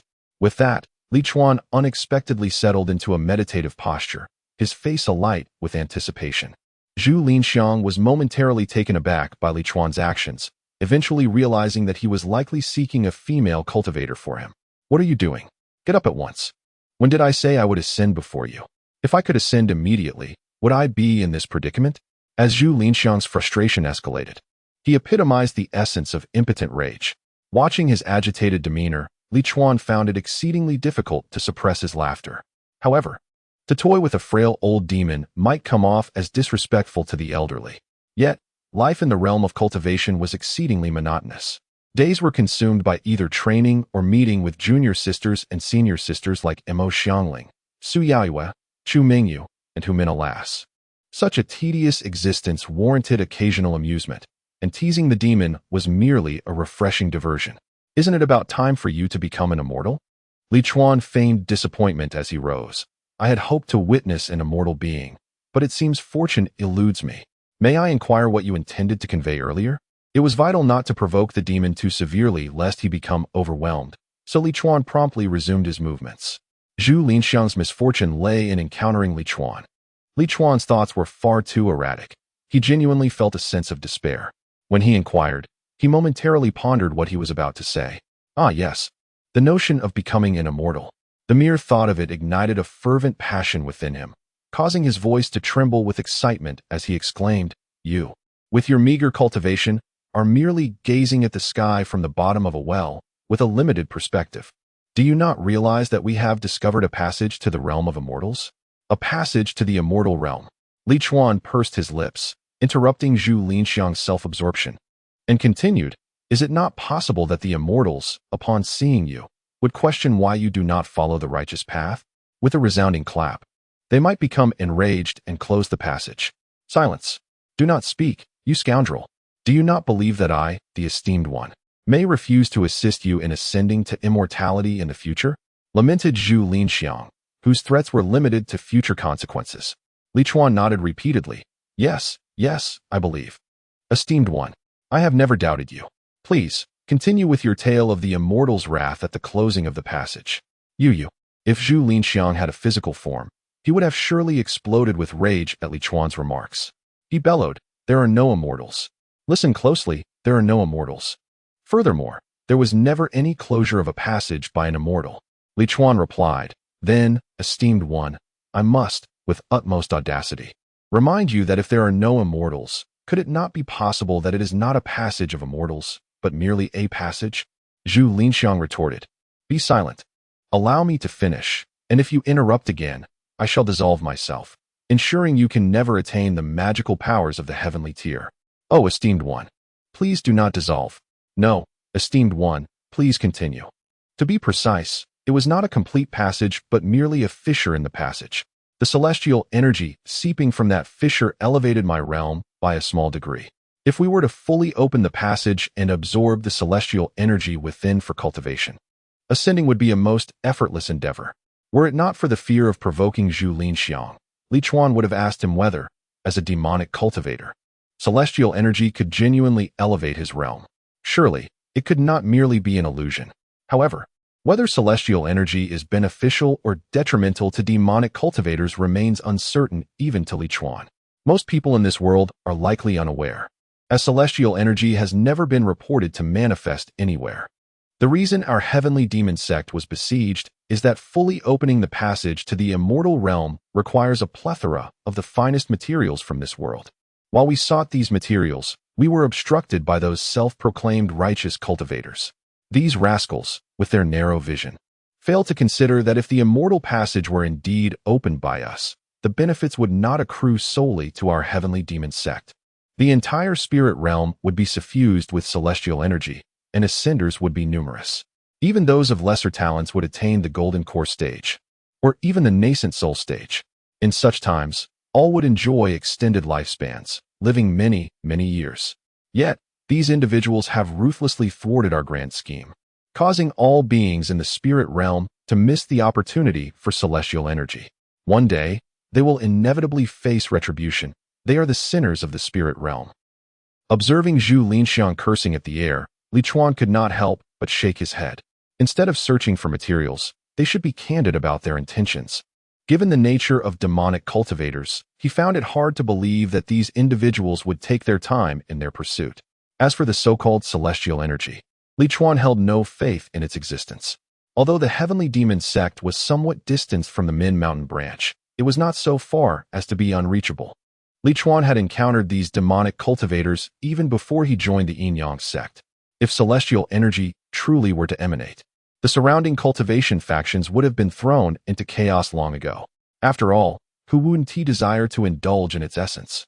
This so-called celestial energy must either be a figment of the delusions conjured by this demonic fiend, or it could possibly be remnants of powerful venerables' legacy, releasing their aura. Alternatively, it might pertain to extraordinary heavenly materials or earthly treasures. Nevertheless, Li Chuan was convinced that it was predominantly a fantasy birthed from the mind of a demon. Chapter 63. Surprise and Unexpectedness. Senior, your words are misguided.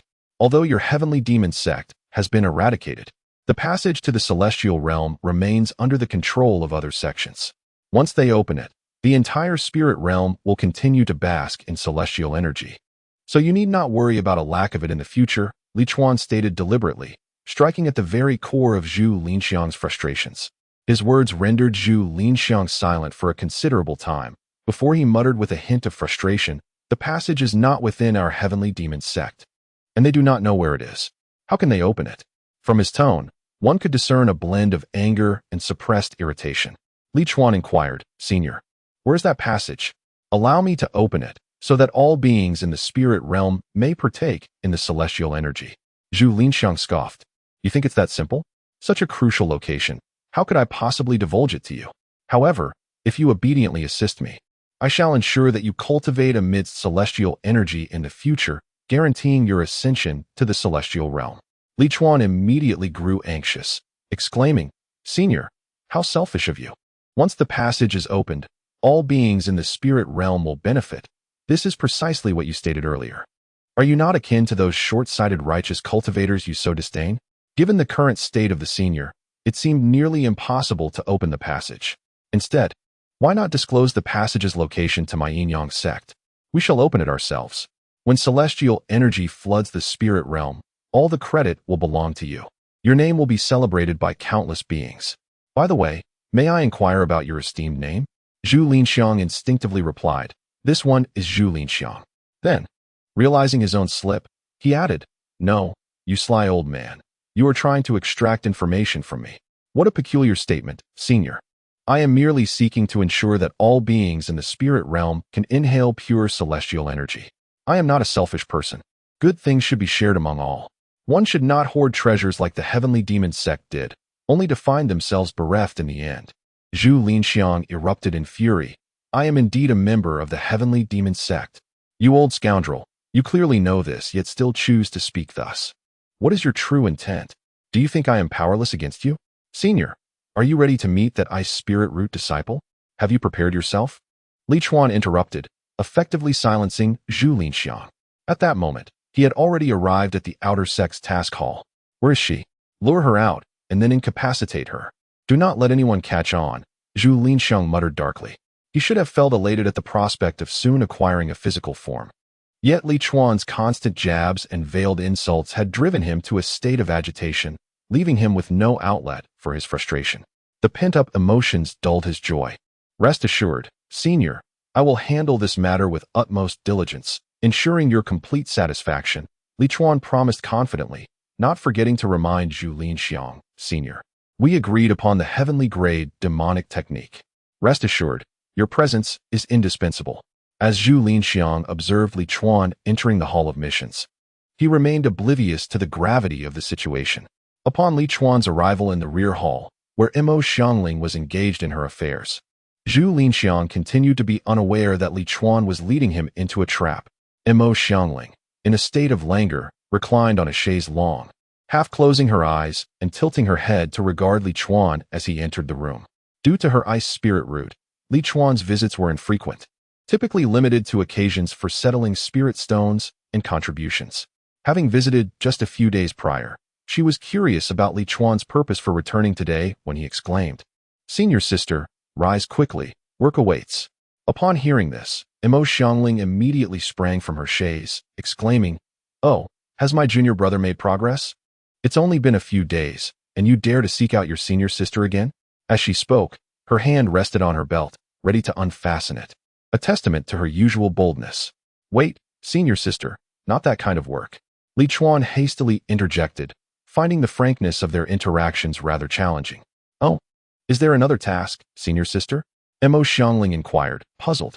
Concurrently, Zhu Linxiang asked, "Where is the ice spirit root junior sister you mentioned? Who is at the qi refining stage?"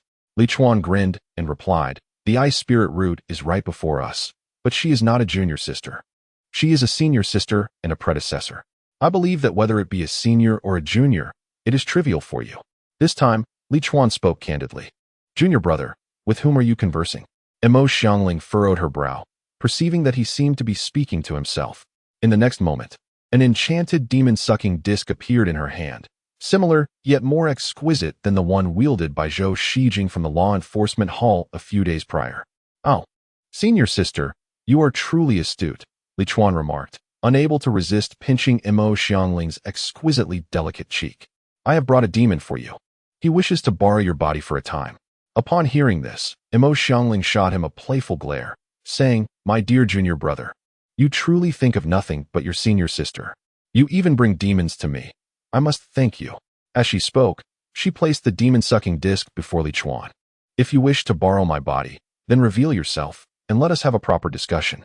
A surge of demonic energy erupted from Li Chuan's mind, albeit in scant quantity. "You wretched fool, I shall slay you. I will ensure your utter destruction." The faint demonic energy coalesced into a distorted visage, roaring vehemently. Mo Xiangling gazed at the demon-sucking disc in astonishment, exclaiming, "What is happening? Why can't I draw it out?" Her disc was far superior to those possessed by ordinary disciples. It was of exquisite quality. Li Chuan explained, "He claims to be a demon cultivator at the out-of-body stage." "Out-of-body stage?" Mo Xiangling shrieked in alarm. "Why didn't you mention this sooner?" In a swift retreat, she hurled several similar demon-sucking discs, which hovered around Li Chuan, forming an intricate formation in an instant. The ordeal was far from over. With her hands swiftly forming intricate seals, a surge of runes suddenly flooded the room. Li Chuan felt an overwhelming pressure enveloping him, only to witness a beam of light descending from the ceiling, encasing him entirely.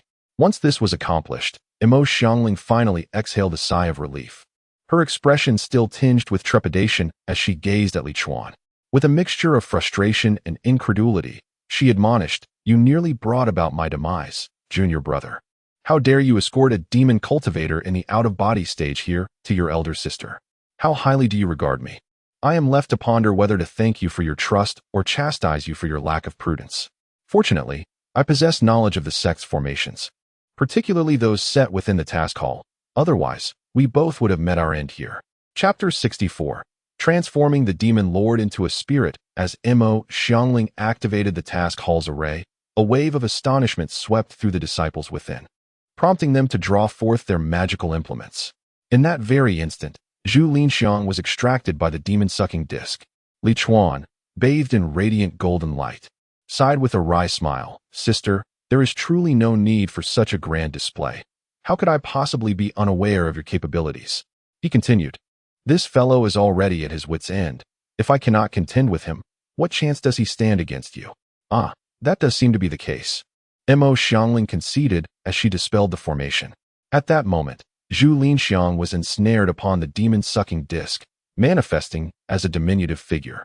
This figure twisted and morphed, desperately attempting to break free from its confinement. Emo Xiangling leaned in for a closer look and remarked, "He certainly appears different, yet he does not seem particularly formidable. Are you certain he is a demon at the out-of-body stage?" Her gaze turned inquisitively towards Li Chuan. "He claims to be at the out-of-body stage. Whether that is mere bravado, I cannot ascertain, though he does have a penchant for exaggeration," Li Chuan replied. Zhu Linxiang howled within the demon-sucking disc, "Get lost. If you have the guts, release me and witness how I flay your skin and strip your tendons, transforming you into a demonic puppet." "It is flay and strip, not strip and flay," Li Chuan corrected him, then directed Emo Xiangling, "Release him." "Huh. Oh." Emo Xiangling hesitated for a moment before casting a spell to lift the binding of the demon-sucking disc. This action left Zhu Linxiang momentarily stunned. "Wait, you really are letting me go?" Without hesitation, he transformed into a plume of black smoke and fled. "Senior, weren't you going to flay and strip me? Where are you going?" As Li Chuan's voice echoed, Zhu Linxiang was yanked back into the demon-sucking disc. This time, without Li Chuan's body as a vessel. He found himself trapped within. Naturally, it was Emo Xiangling who controlled the demon-sucking disc, and her synergy with Li Chuan had reached a level where she intuitively understood his intentions with just a glance. Thus, when Li Chuan instructed her to release Zhu Linxiang, she grasped his meaning almost instantly. Once again confined, Zhu Linxiang found himself at a loss for words as Li Chuan taunted him. "I told you that you loved to boast, yet you still refuse to acknowledge it. Now you have nothing to say, do you?" Indeed, Zhu Linxiang was left speechless, resorting only to impotent curses. At that moment, a throng of task hall disciples rushed over. "Emo sister, what happened? Why was the array activated? Emo sister, are you alright? How is there a demon cultivator here? Didn't the law enforcement hall report that all external demon cultivators had been dealt with just days ago? Yet this fellow, even without a corporeal form, seems rather spirited. Could he be a major demon lord?" They gawked at Zhu Linxiang, who was still berating them from the demon-sucking disc, chattering away in confusion. Generally, demon cultivators face certain death upon severing from their physical bodies. Even occupying another's body is a precarious endeavor. The demon that had previously abducted Li Chuan had confronted a disciple of the Yin-Yang sect face-to-face to seize their body. When drawn into the demon-sucking disc, if they lack a new vessel, their survival is fleeting, making Zhu Linxiang's animated antics utterly improbable. The uniqueness of Zhu Linxiang is immediately evident. Before Emo Xiangling could respond to the crowd's inquiries, a series of respectful voices suddenly resonated from outside. "We pay our respects to the sect leader." The individuals within the room promptly turned and made way to either side. A formidable young man, appearing to be in his 30s and possessing the typical handsome features of the male disciples of the Yin-Yang sect, much like the appearance that Li Chuan had previously found distasteful, entered with a commanding presence. His current lack of disdain was due to the fact that he no longer had to concern himself with matters of a partner. The young man exuded a heavy aura of authority that naturally inspired reverence in those who beheld him. This was a demeanor cultivated through prolonged leadership. "We pay our respects to the sect leader," Li Chuan echoed the crowd's greeting. As a latecomer to the Yin-Yang sect, he had never before seen the true visage of sect leader Yi Xiuwen, This was their first encounter. "Why have you activated the subarray?" Yi Shouwen inquired, his gaze simultaneously settling on Zhu Linxiang, who was ensnared within the demon-absorbing disc. Mo Xiangling stepped forward, stating, reporting to the sect leader, "External disciple Li Chuan has submitted a demon of the out-of-body stage. I was unable to subdue him with the demon-absorbing disc. Hence I sought the assistance of the sect subarray." An out-of-body stage demon? Not only did the surrounding disciples of the Yinyang sect gasp and retreat, but even Yi Shouwen was momentarily taken aback. The instant Mo Xiangling's words fell, he waved his hand to reactivate the subarray of the external mission hall. A cascade of golden light enveloped the entire room. Yi Shouwen visibly relaxed, acknowledging an out-of-body stage demon should not be underestimated. Li Chuan's lips twitched in disbelief. Is such a grand display truly necessary? In truth, Mo Xiangling could have employed a few demon-absorbing discs arranged in a formation to extract Zhu Linxiang from his sea of consciousness. Yet she opted for the more formidable assistance of the mission hall subarray. Yi Shouwen's response was even more exaggerated.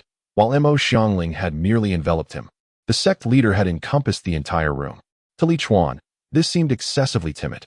However, he was ensnared in a preconceived notion. Since Zhu Linxiang had not inflicted any harm upon him after entering his sea of consciousness, he concluded that Zhu Linxiang was utterly inept and weak. Yet, others were unaware of this.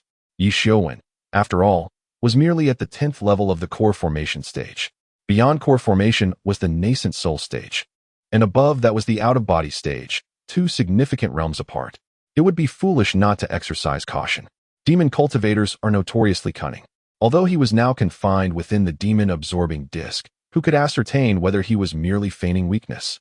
Thus, Yi Shouwen naturally employed the highest level of defensive measures.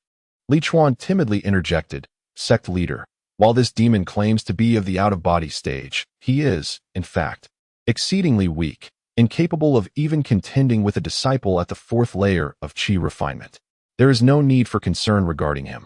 I even suspect that he may not truly be at the out-of-body stage, but is merely fabricating a realm to intimidate the disciples." These words provoked an outburst from Zhu Linxiang. "I am indeed a revered figure at the out-of-body stage, and my name is Zhu Linxiang. Go inquire and see if I have spoken falsely." After he finished, Li Chuan added a cutting remark. "Perhaps even the name Zhu Linxiang is a fabrication." This effectively barred Zhu Linxiang from any chance of tranquility, prompting him to scream in frustration once more. Yet upon hearing the name Zhu Linxiang, Yi Shouwen was taken aback, for he was indeed aware of such a demonic lord. Although the heavenly demon sect did not reside within their vicinity, he was nonetheless cognizant of its demise, which lent some credence to the situation. Despite Li Chuan's assertion of Zhu Linxiang's weakness, he dared not withdraw the formation of the task hall.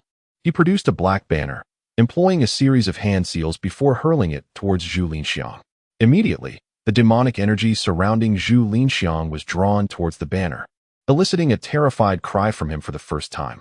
This was the demon suppression banner, specifically designed to subdue the souls and consciousness of cultivators and transform them into spirit tools.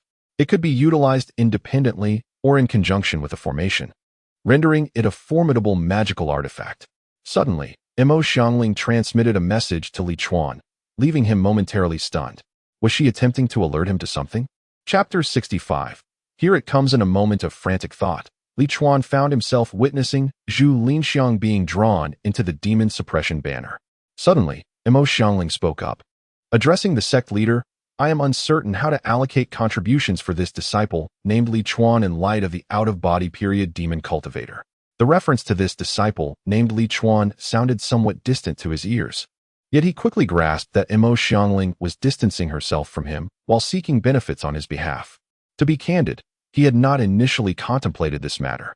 His sole intention was to seek Mo Xiangling's assistance in dealing with Zhu Linxiang. As the golden light in the room dissipated, all the disciples gazed at Li Chuan with envy. Handing over the remnants of an out-of-body period demon cultivator was an extraordinary gain. Yi Shouwen remarked, "The value of the remnants of an out-of-body period demon cultivator is beyond measure. I must first assess how much power remains in this soul." The demon suppression banner returned to his hand, and upon scanning it with his consciousness, he was taken aback. Zhu Linxiang's consciousness was severely fragmented, now possessing only the strength of the foundation establishment stage. It remained uncertain if he could ever restore his previous realm. "I shall allocate you 50,000 contribution points," he declared. Upon hearing the figure of 50,000 contributions, the surrounding disciples turned envious, their faces tinged with a shade of purple. In the entirety of the Qi refinement stage, how many could amass such a sum? Yet, Li Chuan found himself dissatisfied and voiced, "Sect leader, is this truly all that an out-of-body period demon lord is worth?" In truth, the 50,000 had been negotiated by Mo Xiangling. Had she not mentioned it, he would never have considered this issue, and it was likely the sect leader would not have brought it up either. However, since Mo Xiangling had gone out of her way to mention it, he felt compelled to ensure her goodwill did not go to waste. Yi Shouwen replied, "The remnants of an out-of-body period demon cultivator are indeed not merely worth 50,000 contributions, yet the fragments of his soul are significantly impaired, and it remains uncertain if he can ever be restored, thus diminishing its value." "Not high. It is already quite valuable," thought the surrounding disciples, who practically wished to bestow their contributions upon Li Chuan. After finishing his statement, Yi Shouwen unexpectedly tossed the demon suppression banner toward Li Chuan, saying, "If you believe 50,000 contributions is insufficient, then consider this spiritual artifact, the demon suppression banner, as a reward for your service in ridding the sect of demons." Eyes followed the banner as it soared toward Li Chuan, each pair containing a disciple whose heart ached with envy. It was utterly unbearable. They had just heard Yi Shouwen mention that the soul remnants still possessed the strength of the foundation establishment stage. The thought of a spiritual artifact housing such power was almost unimaginable for them, the Qi refinement stage disciples. Typically, spiritual artifacts lack spirits. Those that do possess them wield significantly greater power. A superior artifact spirit can effectively provide a cultivator with an additional ally. Furthermore, with the demon suppression banner being of the foundation establishment stage, it would amount to Li Chuan having an additional half a foundation establishment expert at his disposal. However, what no one anticipated was that when the demon suppression banner reached Li Chuan, he pushed it back with a firm hand. All disciples were momentarily stunned, including Mo Xiangling and Yi Shouwen, left in a state of disbelief. Due to a contribution of 50,000, one could never exchange it for a magical artifact of the foundational period, especially one accompanied by a spirit. Amidst the bewilderment of the crowd, Li Chuan spoke, "Master, it would be better to convert this into sect contributions for the disciple. Such treasures should rightfully be wielded by a master of your caliber to unleash their full potential." Yi Shouwen, having received the returning demon suppression flag, looked at Li Chuan with keen interest and inquired, "How much contribution do you intend to request?" This marked the first time a disciple had directly returned his reward. It is worth noting that this was indeed a magical artifact of the foundational period, and the spirit within it even held the potential to elevate to the out-of-body stage. The fact that a Qi refining stage disciple could resist such temptation was commendable and caught Yi Shouwen's attention. Li Chuan replied, "I believe a remnant soul of an out-of-body stage demon lord should be worth at least 1,000,000 contributions." Yi Shouwen conceded that he had underestimated Li Chuan's resolve. No wonder he could resist temptation. It turned out he sought 1,000,000 contributions. Such audacity was indeed remarkable. He raised his hand, preparing to toss the demon suppression flag back. Fortunately, Li Chuan spoke swiftly. However, the disciple understood that this remnant soul was currently weak. Even if it could rapidly recover to the out-of-body stage, it would require numerous rare materials for nurturing, which would be quite costly. Nevertheless, it remained a remnant soul of the out-of-body stage, and Li Chuan felt that it should be worth at least 100,000 contributions. Yi Shouwen did not throw the flag. 100,000 contributions seemed reasonable. Just as he was about to agree, a melodious voice suddenly chimed from behind him. "Shouwen, let that 100,000 contributions be deducted from my account." Yi Shouwen turned to see a curvaceous woman, resembling a mature lady, approaching with a smile. "Queer, what brings you here?" Yi Shouwen asked the woman, holding the demon suppression flag. "Do you desire this flag, Senior Su?" The disciples promptly greeted the woman. As she approached Yi Shouwen, Li Chuan felt a sudden brightness in his vision. The woman donned a majestic purple robe, her figure tall and voluptuous. Her unique aura and exquisite beauty could rival even Mo Xiangling. If Mo Xiangling's beauty were rated at 98, this woman would be 97, comparable to Chu Mengyu. However, The powerful presence she exuded effortlessly compensated for that slight difference. Particularly, she appeared slightly older than Mo Xiangling and the others, resembling a mature woman of around 24 or 25, recently wed. The indescribable allure was utterly captivating for someone like Li Chuan, whose standards were quite low. "Who is she?" Li Chuan discreetly asked Mo Xiangling. Mo Xiangling replied, "She is the Master S Dao companion, Senior Su Hui." From their titles, Li Chuan had already surmised the relationship. He was merely seeking confirmation. The fact that everyone addressed Su Hui as senior indicated that she held no official position within the sect, making her relatively more approachable than elders or hall masters. Why am I entertaining such chaotic thoughts? What purpose could there be in engaging with the sect leader as partner? Li Chuan couldn't help but chuckle at his own audacity. He was merely at the 4th level of Qi cultivation, while the sect leader as partner was undoubtedly at least at the foundation establishment stage. They soared through the skies, existing in entirely different realms. How could there be any meaningful interaction? Unless, of course, he were to establish his foundation and take the sect leader as his master, at which point Su Hui would become his esteemed matron, allowing for more frequent encounters. Yet, even if such interactions were to occur, what would it truly matter? Li Chuan momentarily dismissed the intrusive thoughts swirling in his mind. At that moment, Su Hui spoke. "I've cultivated some spirit herbs that nourish the soul, and recently acquired a set of formation flags. If the magic souls within this soul-settling flag can indeed be restored, they will serve as formidable allies in the future." Yi Xiuwen chuckled. If they can indeed be nurtured, they will undoubtedly become powerful allies. Yet, one must be cautious of the time and effort required for such nurturing. However, since you desire them, I shall grant you this. Just remember, do not claim that your sect leader did not advise you. Su Hui replied with a playful laugh. Indeed. Should any issues arise, I shall certainly not hold our esteemed sect leader accountable. Li Chuan inwardly scoffed at the flirtatious banter, glancing instinctively at Mo Xiangling beside him. Perhaps it was best to let it be, given the number of people present. However, upon hearing Su Hui mention the spirit herbs she was cultivating, Li Chuan found himself inspired. He could also cultivate some to present to his future matron to nourish the demon-settling flag. Or perhaps he could broaden his scope and grow various spirit plants that the sect's elders might need, and offer them to her in due time. This vision, indeed, opened up new horizons. Chapter 66. A remarkable scene. The sect leader questions the offering the demon suppression flag is indeed a remarkable artifact. The reason Li Chuan chose to forego it is that it did not resonate with him on a deeper level. Merely dealing with the erratic Zhu Linxiang lacked appeal. While he might amuse himself with the fellow occasionally, the thought of prolonged interaction was daunting, as he feared a decline in his own intellect.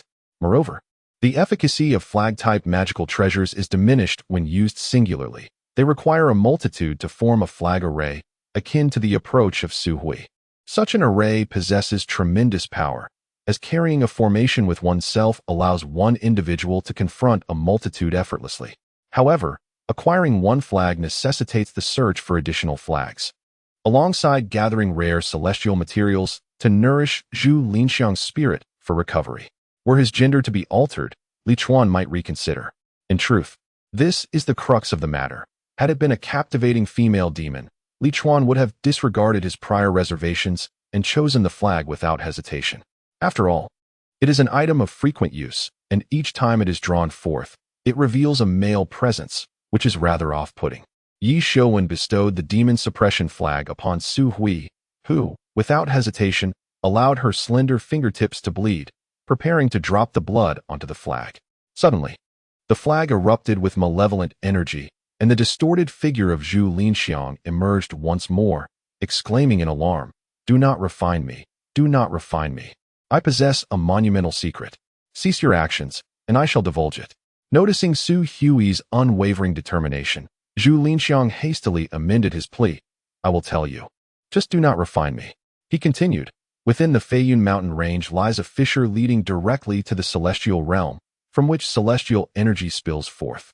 If you venture there, you will be able to absorb pure celestial energy, and your power will surge immeasurably." As the blood dripped onto the demon suppression flag, Su Hui formed a spell gesture. "I have revealed the secret. Why do you still wish to refine me?" Zhu Linxiang bellowed in despair. Yi Xiuwen chuckled. "If there is celestial energy, Why do you not absorb it? What brings you here? Could it be that you came solely to inform us? The notion of celestial energy seemed too distant, particularly when uttered by a demon, rendering it utterly unconvincing. Even if he claimed the location of a primordial spiritual treasure, no one would take heed. Zhu Linxiang was once more ensnared within the confines of the demon suppression flag. Yi Xiuan addressed Mo Xiangling, saying, Li Chuan's contributions will be allocated from the outer sect. Those pertaining to Senior Su Hui will be handled by the inner sect. Mo Xiangling promptly replied, Yes, sect leader. This arrangement carries certain advantages. Contribution transactions among fellow disciples incur an additional fee of half the contribution. Both parties are required to pay. For instance, if Su Hui were to purchase the demon suppression flag for 100,000 contributions from Li Chuan, she would need to pay an additional 50,000 contributions to the sect, and Li Chuan would similarly owe 50,000 contributions to the sect. The Yin Yang sect enforces this practice to encourage disciples to acquire items within the sect. However, with Yi Xiuan's intervention, Su Hui and Li Chuan found themselves relieved of direct transactional obligations, thus saving a significant amount of contributions. Disperse, Yi Xiuan declared, preparing to depart. At that moment, Li Chuan interjected, Sect leader, how shall we account for Sister Mo's contributions? Yi Xiuan looked at Li Chuan with a puzzled expression. Li Chuan replied, The successful control of this out-of-body demon lord was entirely thanks to Senior Sister Mo. Without her, we cannot fathom the dire consequences that might have ensued. Li Chuan, having contributed to the effort, did not forget to ensure that Mo Xiangling received her due share. This act can be likened to reciprocating kindness or conspiring together. Yi Xiuan nodded and turned to Mo Xiangling, inquiring, as the head of the outer sect's task hall, how much contribution do you deem appropriate? This effectively thrust the burning potato into Mo Xiangling's hands. If the contribution were excessive, it would be inappropriate, especially with so many disciples observing. Moreover, since the sect leader himself declared her as the responsible party, would she dare to ask for more? Conversely, if she requested too little, well, that would be on her, not the sect leader's failure to reward her. All eyes were on Mo Xiangling, curious about her demand. After all, her merit could be seen as both significant and trivial. It was substantial because she had indeed managed to control Zhu Linxiang, yet it was minor as she had merely activated the sect's formation control. However, Yi Xiuan underestimated Mo Xiangling. If she were timid, she would not so audaciously indulge in the sect's resources daily. She respectfully stated, This is the disciple's duty. It is our obligation to eliminate the demons that invade our sect. If the sect leader insists on a reward, I would appreciate it if the spiritual plants that junior brother Li Chuan will trade with the sect over the next year could be granted to me. Her wording was quite clever. If you truly wish to reward me, it is not something I am actively seeking, thereby distancing herself from any undue request. Yi Xiuan nodded in satisfaction, very well. After all, the spiritual plants a mere fourth-level qi refining disciple could sell to the sect in a year were not of great value. He had reviewed Li Chuan's information, noting that for decades, he had primarily been engaged in treasure hunting and had little expertise in spiritual plants. If he could unearth spiritual plants worth 1,000 or 2,000 spirit stones in a year, Yi Xiuan considered that a stroke of luck. Thus, he was quite pleased with Mo Xiangling's response, as she had requested a reward of uncertain value without causing significant strain on the sect's resources, leaving others with no grounds for objection. Indeed, the surrounding disciples looked at Mo Xiangling with admiration. They could not conceive of such a compromise. Had the sect leader asked them how much contribution was appropriate, they might have requested 500 or 1,000. However, such figures would not sound favorable, given that it involved the control of an out-of-body demon lord. Merely asking for 500 or 1,000 contributions would invite speculation that they were intimidated by the sect leader's authority. Now, however, who could ascertain how many spiritual plants Li Chuan would find in a year? Even if he only unearthed plants worth 50 spirit stones, that would be a matter between him and Mo Xiangling, unrelated to the sect. Li Chuan could not help but nod in secret. Senior Sister Mo truly deserved her reputation for intelligence.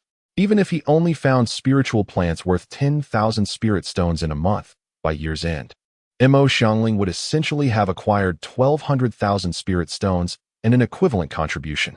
Not to mention, he was certain to discover far more than that. Yet, Li Chuan did not realize that Mo Xiangling had included him in her calculations as well. After Yi Shouwen consented, Imo Xiangling smiled at him and said, "Master, I also hope that junior brother Li Chuan can procure a greater quantity of spiritual plants for me in the coming year. Therefore, I would like to request that you increase his settlement price for the next year by 20%. Upon hearing this, Li Chuan nearly burst into laughter. His senior sister was truly going to great lengths to motivate him into servitude. With a grand gesture, Yi Shouwen declared, "What use is 20%? Li Chuan has eradicated the demonic threats for our sect, so let us double his settlement price for the coming year." Li Chuan could not help but secretly give Imo Xiangling a thumbs up. This was bound to be a recipe for disaster, a scheme that could potentially ruin the sect. He shuddered to think of the effort he would have to exert under the doubled settlement price. Observing Yi Shouwen's imposing demeanor, he couldn't help but wonder if the master had any underlying health issues. He hoped he could withstand the shock when he reviewed the year-end accounts. Chapter 67. If we are to act, let us act decisively. Thank you, sect leader, Imo Xiangling expressed with a radiant smile. In that moment, the room dimmed, leaving the male disciples entranced. The female disciples exhibited a spectrum of emotions. Some felt inadequate, others burned with jealousy, while a few admired her with delight. Indeed, this is what you deserve. However, remember that you cannot exchange spiritual plants obtained from others to sell to the sect. The last remark was directed at Li Chuan.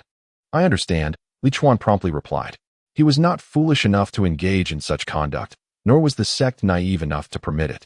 At this juncture, Imo Xiangling suggested, "For the sake of fairness, I propose that every time junior brother Li Chuan enters the small world, he leaves his Qiankuan bag behind and utilizes the specialized Qiankuan bag provided by the task hall. This will effectively eliminate any possibility of cheating." Yi Shouwen chuckled, "Xiangling, there is no need to be so stringent. I am not implying that Li Chuan would certainly cheat. I merely wish to remind him to stay on the right path." "Absolutely, I agree with senior sister Mo's suggestion," Li Chuan interjected earnestly. "Before entering the small world, I will ensure to leave my Qiankuan bag outside and use the one issued by the sect. This way, any potential gossip will be silenced." Both he and Imo Xiangling were acutely aware of the substantial volume of goods expected in the coming year, and thus they sought to address these matters preemptively to avoid future complications. Initially, Yi Shouwen thought this precaution was somewhat excessive, but seeing Li Chuan's agreement, he felt it unnecessary to be overly cautious as the sect leader. Moreover, this approach effectively covered all bases, and he was quite pleased with Imo Xiangling's thorough consideration. "Very well, the law enforcement hall shall assign personnel to supervise this matter," he declared. With this, the discussion reached a conclusion. Yi Shouwen departed with Su Hui. In the air above the task hall, they encountered several elders and inner sect officials, drawn by the activation of the formation. Since Yi Shouwen arrived first, they refrained from joining the fray, aware of the limited space. After learning the details of the events, they congratulated Su Hui and urged her to take Zhu Linxiang for a stroll so they could see what the demon sovereign looked like. Poor Zhu Linxiang would likely be scrutinized by hundreds of Foundation establishment cultivators from the Minshan branch of the Yin Yang sect in the future. Within the task hall, after Yi Shouwen and Su Hui departed, Li Chuan was met with unprecedented adulation. Both acquaintances and strangers came forth to congratulate him. 100,000 contribution points, even if bestowed upon a mere dog, would allow it to cultivate qi. Li Chuan's Foundation establishment was now regarded as an assured outcome, naturally inviting both intentional and unintentional flattery. As for the prospect of his rewards being doubled in the forthcoming year, apart from a select few, like Zhou Hanhai and Zhao Mingxian, who understood the significance of Li Chuan's prowess in acquiring spiritual plants, most dismissed it as mere embellishment. They likely could not fathom that those 100,000 contribution points were merely the icing on the cake. The true highlight lay in the doubling of his annual rewards. After the commotion subsided, Imo Xiangling dismissed the crowd, leaving only Li Chuan and herself in the room. "Junior brother, today we encounter such a joyous occasion that it calls for celebration." Imo Xiangling abruptly leapt into Li Chuan's embrace, her hands reaching for his belt. With a swift motion, Li Chuan dispassionately swatted her hand away and pushed her face aside, admonishing, "Do not act so provocatively. Do you still wish for my assistance in acquiring spirit herbs?" It was a considerable resolve that allowed him to heartlessly push Imo Xiangling away. With a hint of grievance, Imo Xiangling replied, "Senior sister merely wishes for junior brother to be in good spirits while seeking spirit herbs. After all, The search for spirit herbs is both exhausting and arduous. How can this possibly be senior sister's fault? Her exaggerated demeanor caused Li Chuan's eyelids to twitch, and without a backward glance, he turned to leave. Quickly arrange for someone to supervise. I must head to the 43rd small world at once. He feared that remaining any longer would lead to further delays in his plans for the day. Junior brother, do not be alarmed. Senior sister has yet to finish speaking. Mo Xiangling quickly regained her composure and called out to Li Chuan. Unbeknownst to her, this swift change in demeanor only served to further captivate Li Chuan. Affectedly, he retorted, "Speak your mind swiftly." Although he did not turn around, Mo Xiangling approached him, her exquisite face now mere inches away, asking, "Do you have any plans, junior brother?" Li Chuan, taken aback, responded, "Do you, perchance, have a scheme in mind?" Having already ensnared the sect leader once, did she intend to employ further machinations? Such audacity seemed excessive. Some individuals were indeed insatiable. Mo Xiangling explained, "I have inquired with Sister Humin, and it appears you possess a remarkable talent for locating spirit herbs, seemingly able to discern their presence at a glance. However, the only factor currently limiting your efficiency in finding them is your flying speed. Spirit herbs are scarce, and discovering even a few after traversing several mountain ranges is considered fortunate. The time consumed in flying significantly hampers your efficiency. Have you ever contemplated a solution?" Upon hearing this, Li Chuan first pinched Mo Xiangling's face, remarking, "Senior sister, you are quite adept at investigating your junior brother." He then asked, "If you have a solution, please share it directly." Mo Xiangling was indeed correct. Flying was time-consuming, especially when navigating a region that twisted and turned like a serpent. Although he could easily detect the presence of spirit herbs, he had not yet reached the ability to ascertain their locations across an entire mountain range without getting closer. "Oh dear, junior brother, let go?" Mo Xiangling protested, having escaped his grasp while rubbing her cheeks playfully. "Senior sister is not Sister Humin. Why must you pinch me so hard?"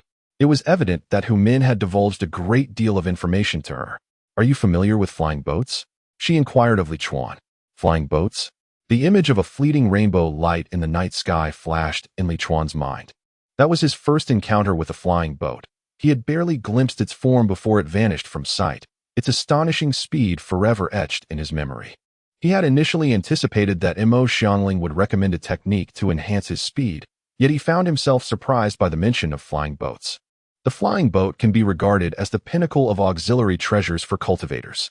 Its speed is unparalleled, and it is equipped with protective formations, embodying both offense and defense.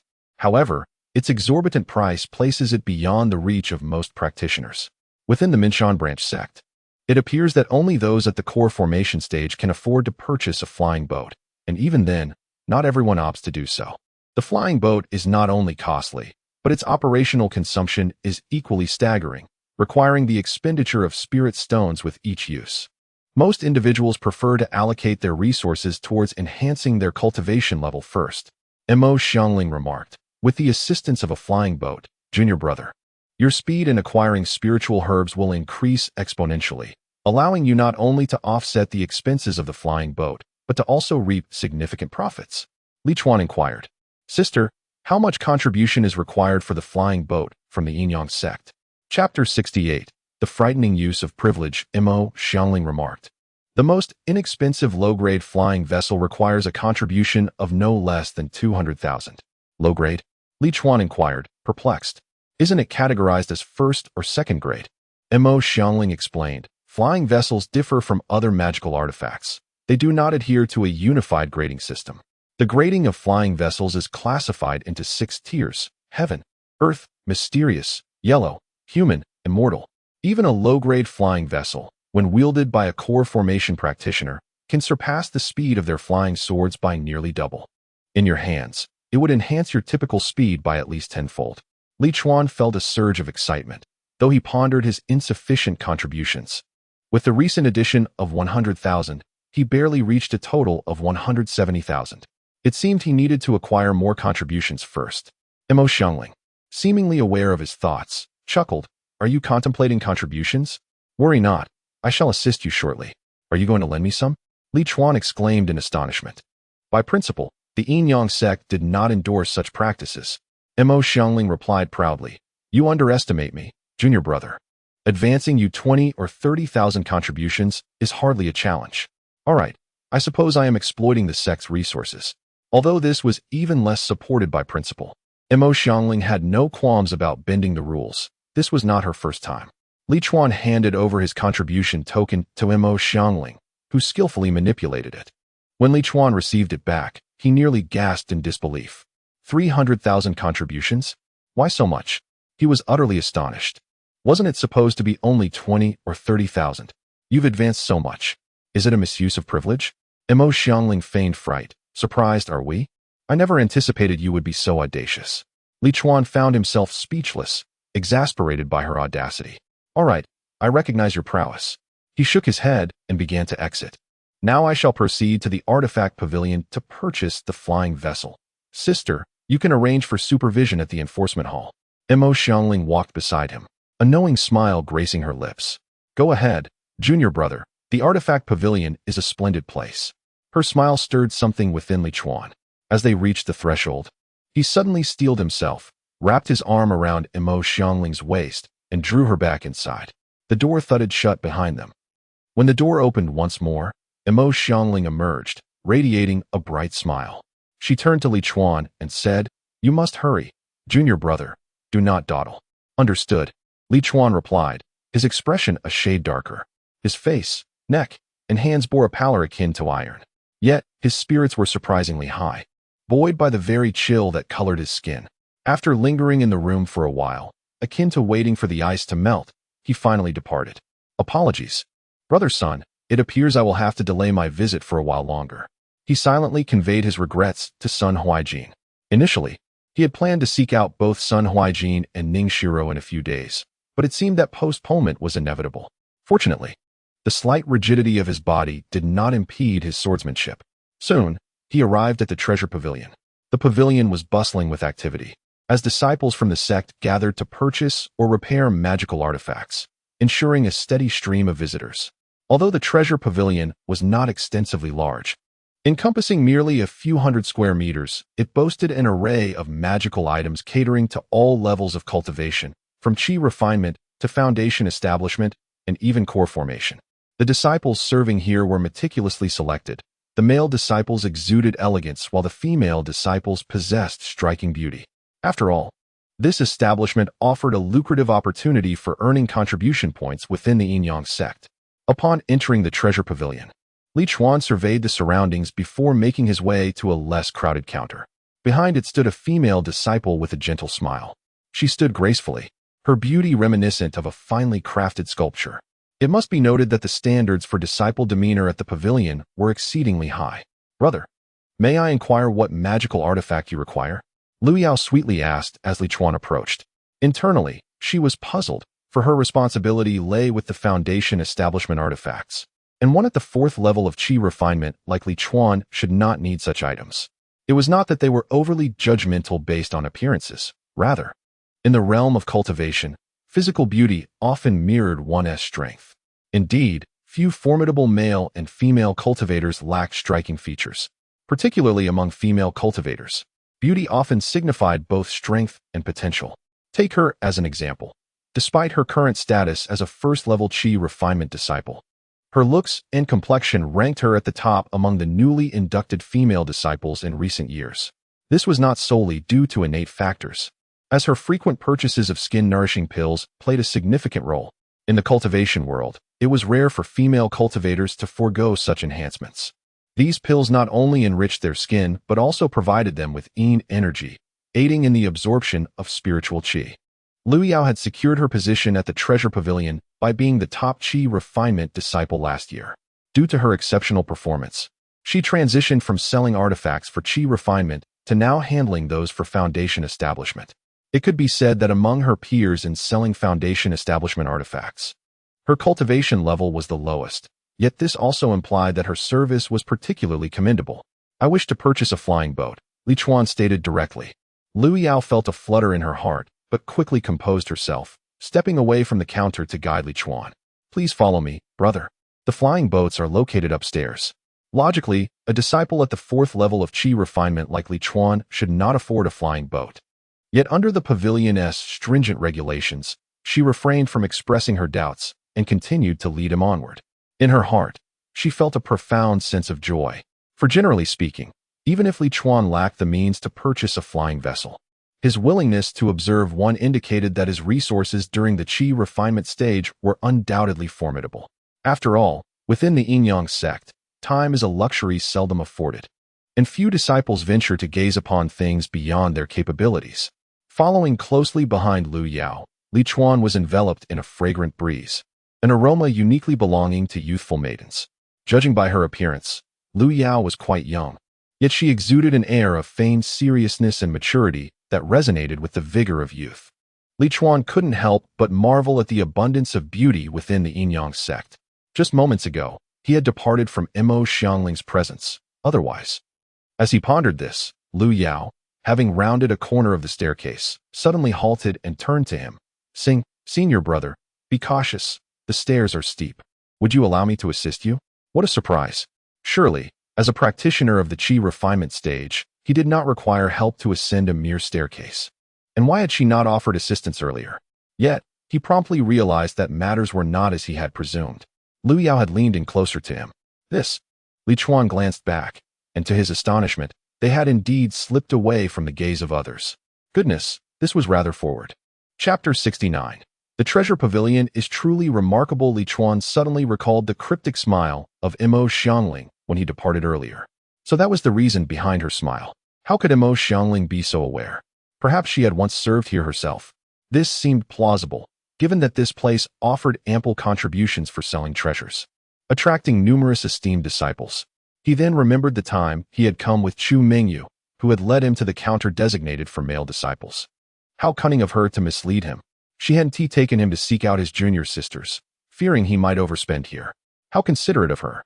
Li Chuan silently resolved to take the time to confront Chu Mingyu for depriving him of such a splendid opportunity. Why is your body so cold, senior brother? Lu Yao exclaimed, startled by the icy chill emanating from Li Chuan. Yet, she did not immediately release her grip.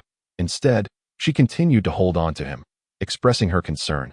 Senior brother, let me take you to soak in a medicinal bath to dispel this coldness from your body. A medicinal bath? Li Chuan was taken aback. But I haven't purchased anything yet. Lu Yao replied, your health is paramount. The cold can be detrimental. It requires prompt treatment, regardless of whether you have made any purchases. With that, she briskly guided Li Chuan upstairs toward a room. Li Chuan was filled with admiration. The service at the Yin-Yang sect's treasure pavilion was truly exceptional. Noticing his poor condition, they immediately offered him a medicinal bath. Was it free of charge? Given this level of service, even though Li Chuan had yet to spend any contributions, he felt it was well worth it. Unbeknownst to him, the moment Lu Yao supported him, countless thoughts raced through her mind. For an ordinary disciple, not only would they not offer a medicinal bath, but they would also refuse to reduce the contribution required for purchasing items. However, Lu Yao sensed not only the coldness from Li Chuan's body, but also a significant presence of ominous energy. In an instant, she deduced the source of this energy. With just this insight, she surmised that Li Chuan must be quite affluent. After all, her senior sisters were more pragmatic. Male disciples lacking strength and spirit stones were hardly worth their attention. If Li Chuan possessed no strength, it was a certainty that he had spirit stones. Thus, she arranged for his medicinal bath. Even if she were mistaken, it would only cost a few dozen spirit stones, a sum she could easily afford. However, if she were correct, treating Li Chuan well would lead him to return for treasures, ensuring her a considerable income. It must be said that her elevation from the first-tier treasure area to the second tier reflected her discernment and courage. The second floor consisted of interconnected private rooms arranged in a circle. Each room featured a window allowing a view of the various treasures suspended in arrays outside. Should one require a closer look, the selling disciples would employ incantations to summon the relevant treasures. This was not an auction house, yet it was arranged with such meticulousness. Li Chuan found the setup rather intriguing. However, he would soon discover the reason for the series of private rooms. As he gazed through the window, he caught sight of the happenings within the adjacent compartment, prompting a profound admiration for the Yin-Yang sect and their grandiosity. This time, Li Chuan had the rare opportunity to embody the essence of a virtuous gentleman. No, he had always been a paragon of integrity.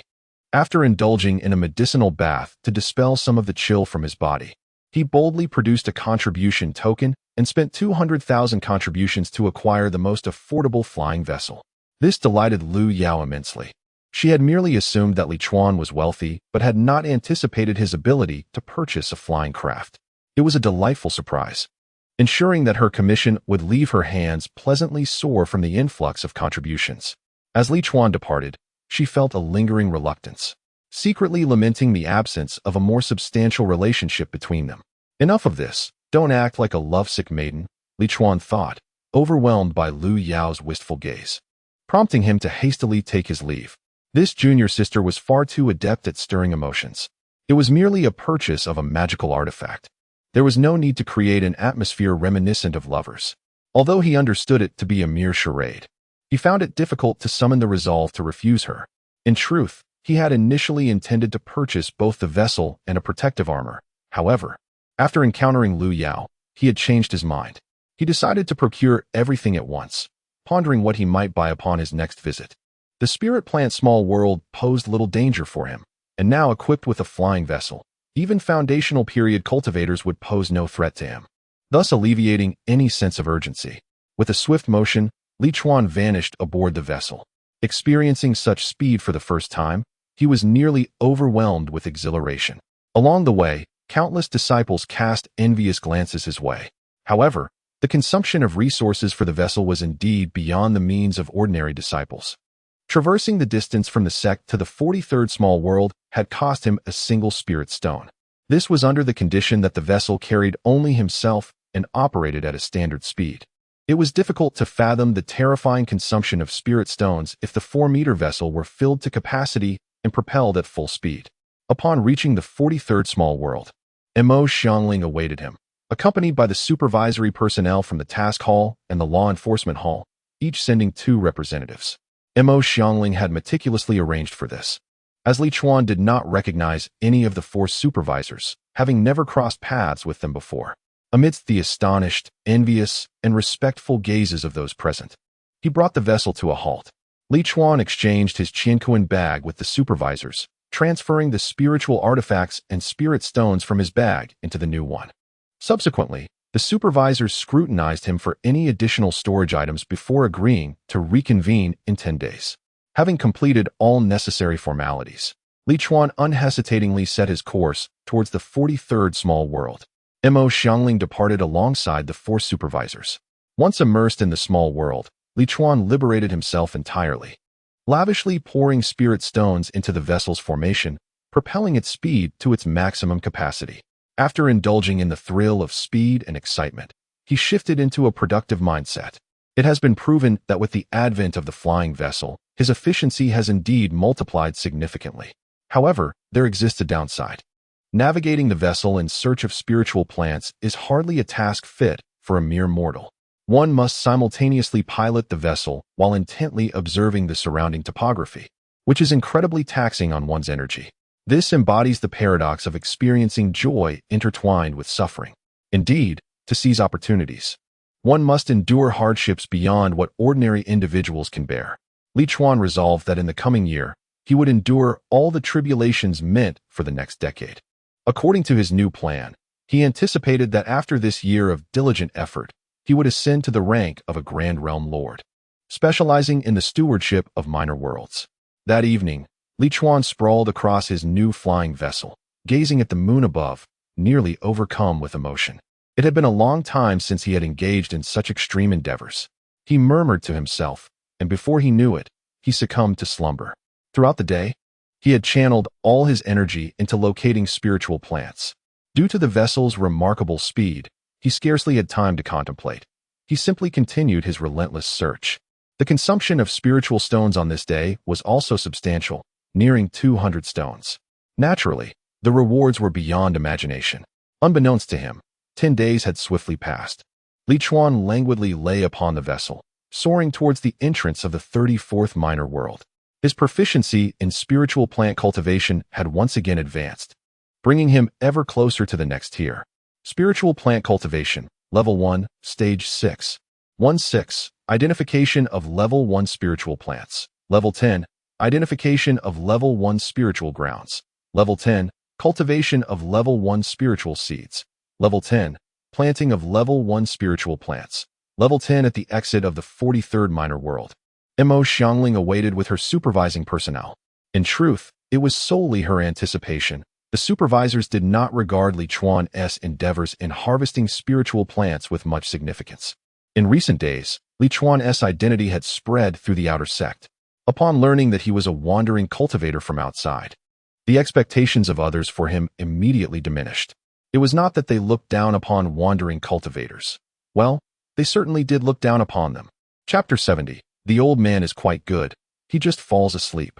As Mo Xiangling's words resonated, the four supervising disciples immediately perked up. Their disregard for Li Chuan did not extend to the matter at hand. One of them promptly activated the recording stone, directing it towards Li Chuan to document the event. "Junior brother, you've worked hard," Mo Xiangling said, her rare display of concern wrapping around them like a warm embrace. Her mellifluous voice captured the attention of the recording disciples, leaving them momentarily entranced. "What are you staring at? Focus on your work," Mo Xiangling admonished them, her tone lacking the gentleness she afforded Li Chuan. Nonetheless, no one felt discontent. An enchanting fairy is always afforded certain privileges. "Senior sister, you've struck gold." Li Chuan chuckled as he halted the flying vessel and handed the Qianquan bag to the supervising disciple. Mo Xiangling sweetly replied, "Not at all. It is merely the bounty of the sect and the favor of my junior brother." As the supervising disciple took the Qianquan bag from Li Chuan, he suppressed a chuckle.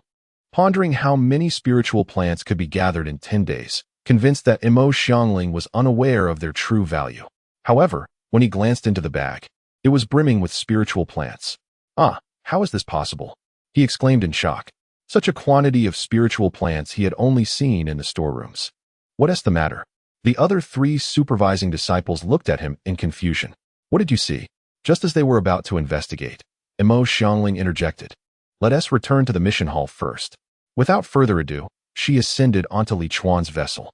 Li Chuan shot her a glance. "You certainly know how to hitch a ride." The supervising disciple clutched the Qianquan bag tightly, somewhat dazed as he followed suit. The other three disciples, puzzled, felt their curiosity piqued. The 6 of them seated in the vessel found it not overly cramped, though due to its low-tier status, it lacked any compartments. Resembling more of a small boat, the flying vessel swiftly reached the mission hall, and Mo Xiangling led them to her workspace. The other 3 supervising disciples could hardly contain their excitement, eagerly snatching the Qianquan bag from their companion upon entering the room. "Heavens, how can there be so many? Is it a lot? Let me see. Ah, this. No, is it really this outrageous? Are you all playing a trick on me?" As the last supervising disciple grasped the Qianquan bag, he froze in place. "Enough. Pour it out and begin counting," Mo Xiangling instructed the 4 of them. To mitigate any risks, she refrained from touching the bag herself, her heart racing with anticipation. When the spiritual plants were emptied out, a towering heap appeared before them, predominantly composed of spiritual herbs, followed by spiritual flowers, and then spiritual trees. Such a bounty. Mo Xiangling's eyes sparkled with delight as she turned to embrace Li Chuan, only to find him fast asleep on her soft couch. Mo Xiangling was momentarily taken aback, realizing that Li Chuan must have been exhausted from the past 10 days. At this moment, gazing at Li Chuan's slumbering visage, she found him utterly adorable. She couldn't help but wonder how others would react to her thoughts. Would they scold her to wake up and realize that she had merely acquired a multitude of spiritual plants? At most, they would be worth a mere 100,000. She quickly turned her head, her demeanor instantly shifting to one of strict authority, urging the 4 supervising disciples to promptly assess her assets. "Is this truly all harvested by junior brother Li Chuan alone?" One of the enforcement hall's supervising disciples inquired incredulously. Mo Xiangling replied with a huff. "Otherwise, do you think I assisted him in the endeavor?" Her irritation sent a chill through the disciple, who hastily shook his head. No, it's just that I cannot comprehend how one person could harvest so many spiritual plants in just 10 days. Mo Xiangling retorted bluntly, "If you understood, you would be capable of harvesting this much as well. Spare me the unnecessary chatter and get on with the counting." Yes, senior sister Mo. We shall get to it immediately." The disciple, overwhelmed by her serious expression, felt as though he might burst into tears. "But you were just so gentle a moment ago." The 2 supervising disciples from the task hall gazed at him with sympathetic expressions, for they alone understood that despite Imo Xiangling's seemingly amiable nature, anyone who dared to disobey her in the task hall had not only been expelled, but often found themselves in dire straits. Some had left with all their spirit stones confiscated, and even incurred debts to the task hall. Thus, within the task hall, no one dared to question Imo Xiangling. Anyone who did would surely be courting trouble. The task of counting primarily fell to the disciples of the task hall. However, it wasn't long before they found themselves at a loss, struggling to identify many of the spiritual plants. Only Imo Xiangling was able to step in. Yet even she encountered a few she could not recognize. Ultimately, they could only separate the known from the unknown, setting aside the latter to inquire with Li Chuan later. This time, in consideration of Imo Xiangling, Li Chuan had exclusively unearthed useful spiritual plants, entirely avoiding worthless or harmful varieties, which was quite commendable. After a flurry of activity, nearly 2 hours had elapsed. A substantial pile of known plants lay to one side, while a smaller heap of the unrecognized remained on the other. As Li Chuan, deeply asleep, sensed something attacking his mouth, he jolted awake in alarm. To his astonishment, a face loomed close before him. Pushing it away, he realized it was none other than Imo Xiangling. "Senior sister, you startled me. I thought some dog was licking my face," he grumbled. With a playful smile, Imo Xiangling teased, "Your tongue can be quite sharp, junior brother. Allow me to remedy that." With that, she leaned closer with her alluring lips. "Not a chance," he retorted, pushing her away mercilessly. The 4 supervising disciples nearby stood in shock, their hearts feeling as if they had been mercilessly chopped to pieces. Witnessing their once dignified senior sister transform into a lovesick puppy, attempting to wake her junior brother with a kiss. However, this disciple not only felt no sense of honor, but when his senior sister attempted to kiss him again, he disdainfully pushed her away. "Do you not recognize the woman before you? How could you dare to reject her? She is the genius senior sister of our outer sect, once renowned as the most exquisite among the top 10 of the Qi refinement stage. The overseer of the task hall, and a prodigious talent who ascended to the 10th layer of Qi refinement in merely 2 years." The 4 supervising disciples felt a pang of heartache, deeply regretting that the one lounging on the soft couch was not themselves. "Are you finished with your inventory?" Li Chuan inquired as he rose from the couch and stretched lazily. "What is the total?" Imo Xiangling replied. "The value from the inventory amounts to over 90,000 spirit stones and contributions. The remainder consists of items unfamiliar to the senior sister." Chapter 71. The spirit stones exceed 1 million. Let us indulge in consumption. The 4 supervising disciples were utterly disregarded, like mere air, as they watched Li Chuan and Imo Xiangling engage in flirtatious banter. To their eyes, this was not playful teasing, rather, it was an unreciprocated display of affection from their esteemed and unattainable senior sister towards Li Chuan, who consistently met her advances with indifference. A surge of frustration welled up within them. "Damn this junior disciple. Could you not treat your senior sister with a bit more kindness? Please, just be a little nicer to her," they lamented silently. Subsequently, Li Chuan began to enumerate the names of spirit plants that even Imo Xiangling was unfamiliar with. She diligently searched through the spirit plant exchange directory of the Yin Yang sect, which was inscribed on a small jade slip. This seemingly modest slip contained records of over 10 million varieties of spirit plants, a testament to the miraculous nature of cultivation techniques. After a thorough comparison, the results finally emerged. With a quivering voice, Imo Xiangling announced, "Junior brother, the total value of these spirit plants amounts to 138, 221 spirit stones, and 138, 221 contribution points. If doubled, that would be 276, for 142 spirit stones, and 276, for 142 contribution points." Li Chuan smiled and corrected her. "Senior sister, these spirit plants are yours." Imo Xiangling was so overwhelmed with joy that she could hardly contain herself, her laughter echoing in the air. The value of these spirit plants, surpassing 100,000 spirit stones and contribution points, was merely the beginning. She couldn't help but anticipate even greater treasures in the future. A substantial pile of spirit stones filled half of a corner in the room. After gathering them, Li Chuan handed the contribution token to Imo Xiangling. Following a series of transactions, Li Chuan's contribution soared to 251,343, 250,000 contributions. Just 10 days prior, the few tens of thousands of contributions that Imo Xiangling had forcibly bestowed upon him seemed trivial in comparison. Only a core formation cultivator could amass such contributions, typically accumulated over a long period, unlike Li Chuan, who had achieved this in merely 10 days. The adage knowledge is spirit stones materialized at that moment. Only Li Chuan could accomplish such a feat. Not even a nascent soul or transformation stage cultivator could match his capabilities. No one possessed a deeper understanding of spirit plants than Li Chuan, who had reached the pinnacle of plant identification. After the exchange, Li Chuan did not rest. He was the type of person who could not halt once he commenced a task. The magnitude of his gains astonished him as well. Had it not been for Mo Xiangling urging him to purchase a flying boat, his earnings would have mirrored previous occasions, amounting to nearly 20,000 spirit stones and contributions. Seizing the momentum, he promptly ventured into the 43rd small world for further exploration. Naturally, Mo Xiangling and the others followed closely behind. However, this time, a supervising disciple from the law enforcement hall unexpectedly proposed to accompany Li Chuan into the realm. Given the significance of the matter, they wished to witness it firsthand to ensure they could accurately report back to the sect. Li Chuan did not decline. He readily brought them along into the 43rd small world, including Mo Xiangling. With unparalleled speed, Li Chuan propelled the flying boat forward, barely reducing velocity even when navigating turns. Leaving the 5 occupants in a state of disorientation, the flying vessel came to an abrupt halt, and Li Chuan swiftly disembarked, excavating a spirit plant with remarkable speed, leaving the 5 individuals aboard momentarily bewildered. How could Li Chuan, the junior disciple, possess such swiftness? How did he discern the presence of spirit plants? The 4 supervising disciples were utterly flabbergasted.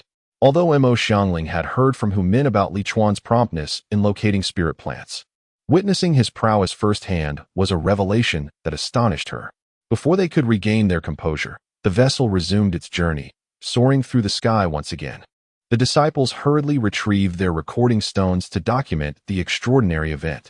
In a mere span of time, Li Chuan unearthed over a dozen plants, leaving the others speechless and dizzy from the rapid succession of events, exclaiming their inability to endure such a pace. The flying vessel clearly was not intended for human passengers.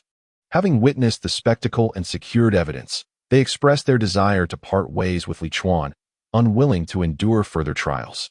As they gazed at the retreating vessel, Mo Xiangling addressed the 4, asserting that this matter must remain confidential, warning them not to provoke her ire. She wielded her authority with an air of finality, and the disciples complied without further protest, understanding the implications of the sect leader's promises that many had overheard. Should this incident reach the sect leader's ears, it would only serve to complicate matters and unnecessarily burden him. Thus, maintaining silence was the wisest course. They were not motivated by fear of Mo Xiangling's retribution, but rather by a sense of duty to their leader. Nevertheless, one truth became unmistakably clear. The ascent of both Mo Xiangling and Li Chuan was an unstoppable force. With Li Chuan's remarkable ability to amass spirit stones at such an astonishing rate, he could easily support several cultivators at the core formation stage, let alone his own modest cultivation at the 4th layer of qi refinement.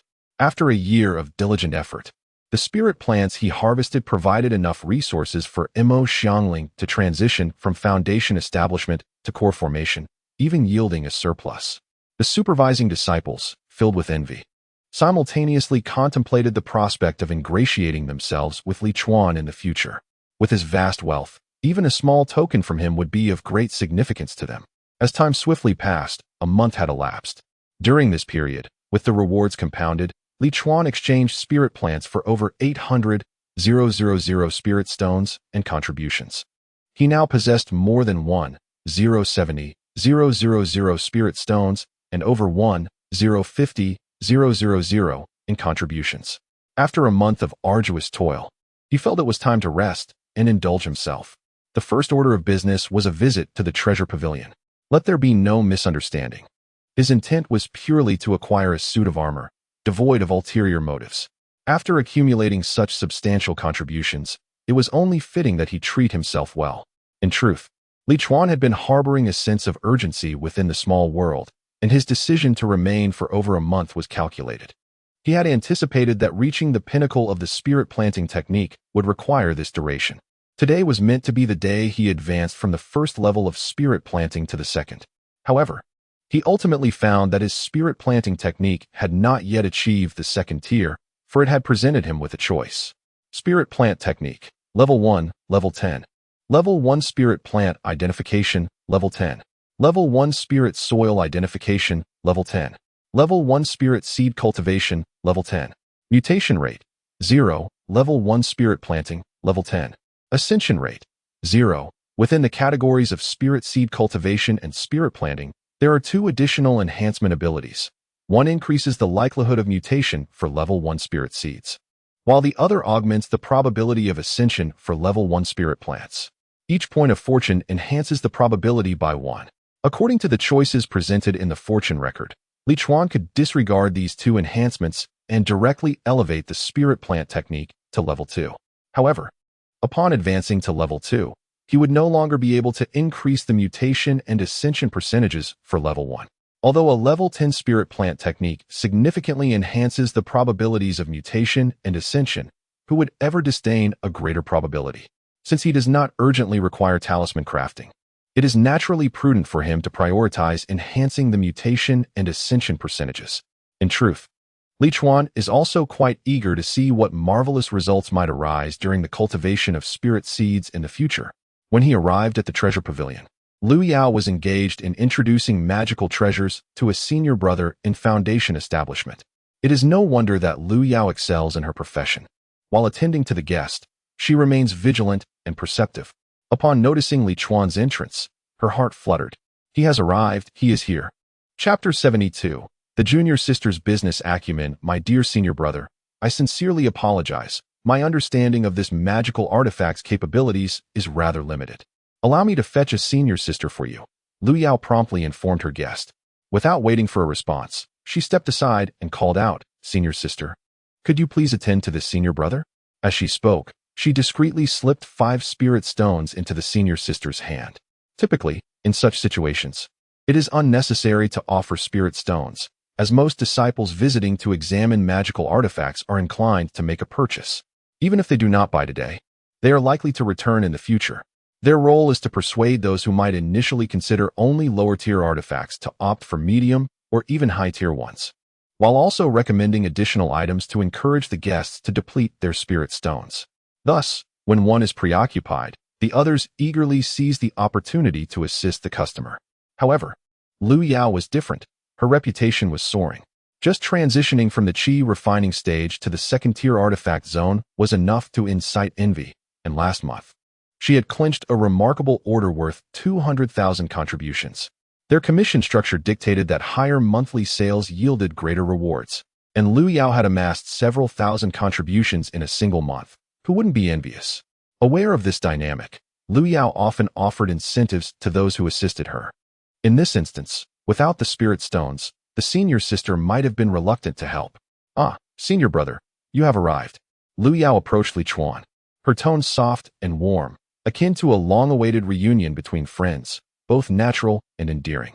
Although the hall was devoid of wind, she still playfully tucked a strand of hair behind her ear, her eyes lowered, radiating joy and shyness. It is said that a girl's blush surpasses all poetic declarations of affection, and her current demeanor was indeed suggestive of unspoken sentiments. Li Chuan silently praised the Yin-Yang sect as a wonderful place, unabashedly wrapping his arm around Lu Yao and boisterously declaring, Junior sister, lead the way to the second floor. His exuberant voice instantly inspired Lu Yao, who envisioned a deluge of contributions flooding toward her. Certainly, senior brother, let us proceed, she replied in a sweet, melodic voice, exuding obedience. The other female cultivators in the artifact pavilion watched in envy as Li Chuan escorted Lu Yao upstairs. The artifacts on the second floor were all exorbitantly priced. While the first floor permitted purchases with spirit stones, the second floor required contributions as currency.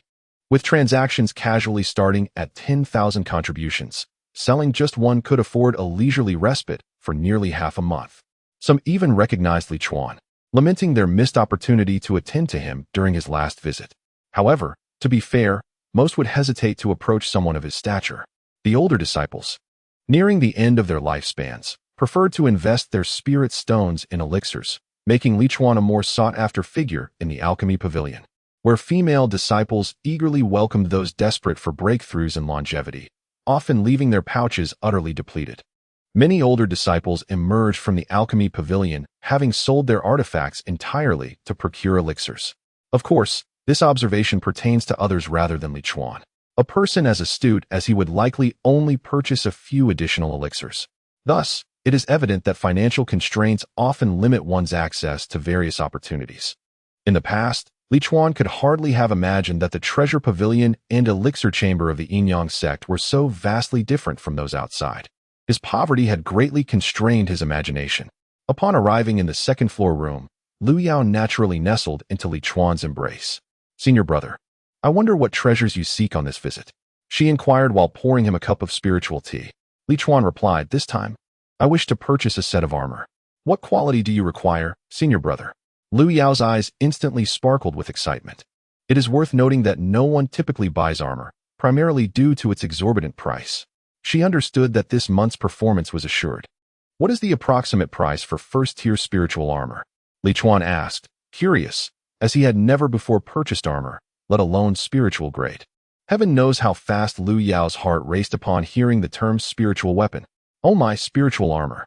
It felt as though she were about to acquire a set herself, causing her cheeks to flush with exhilaration. The more nervous she became, the more she needed to maintain her composure.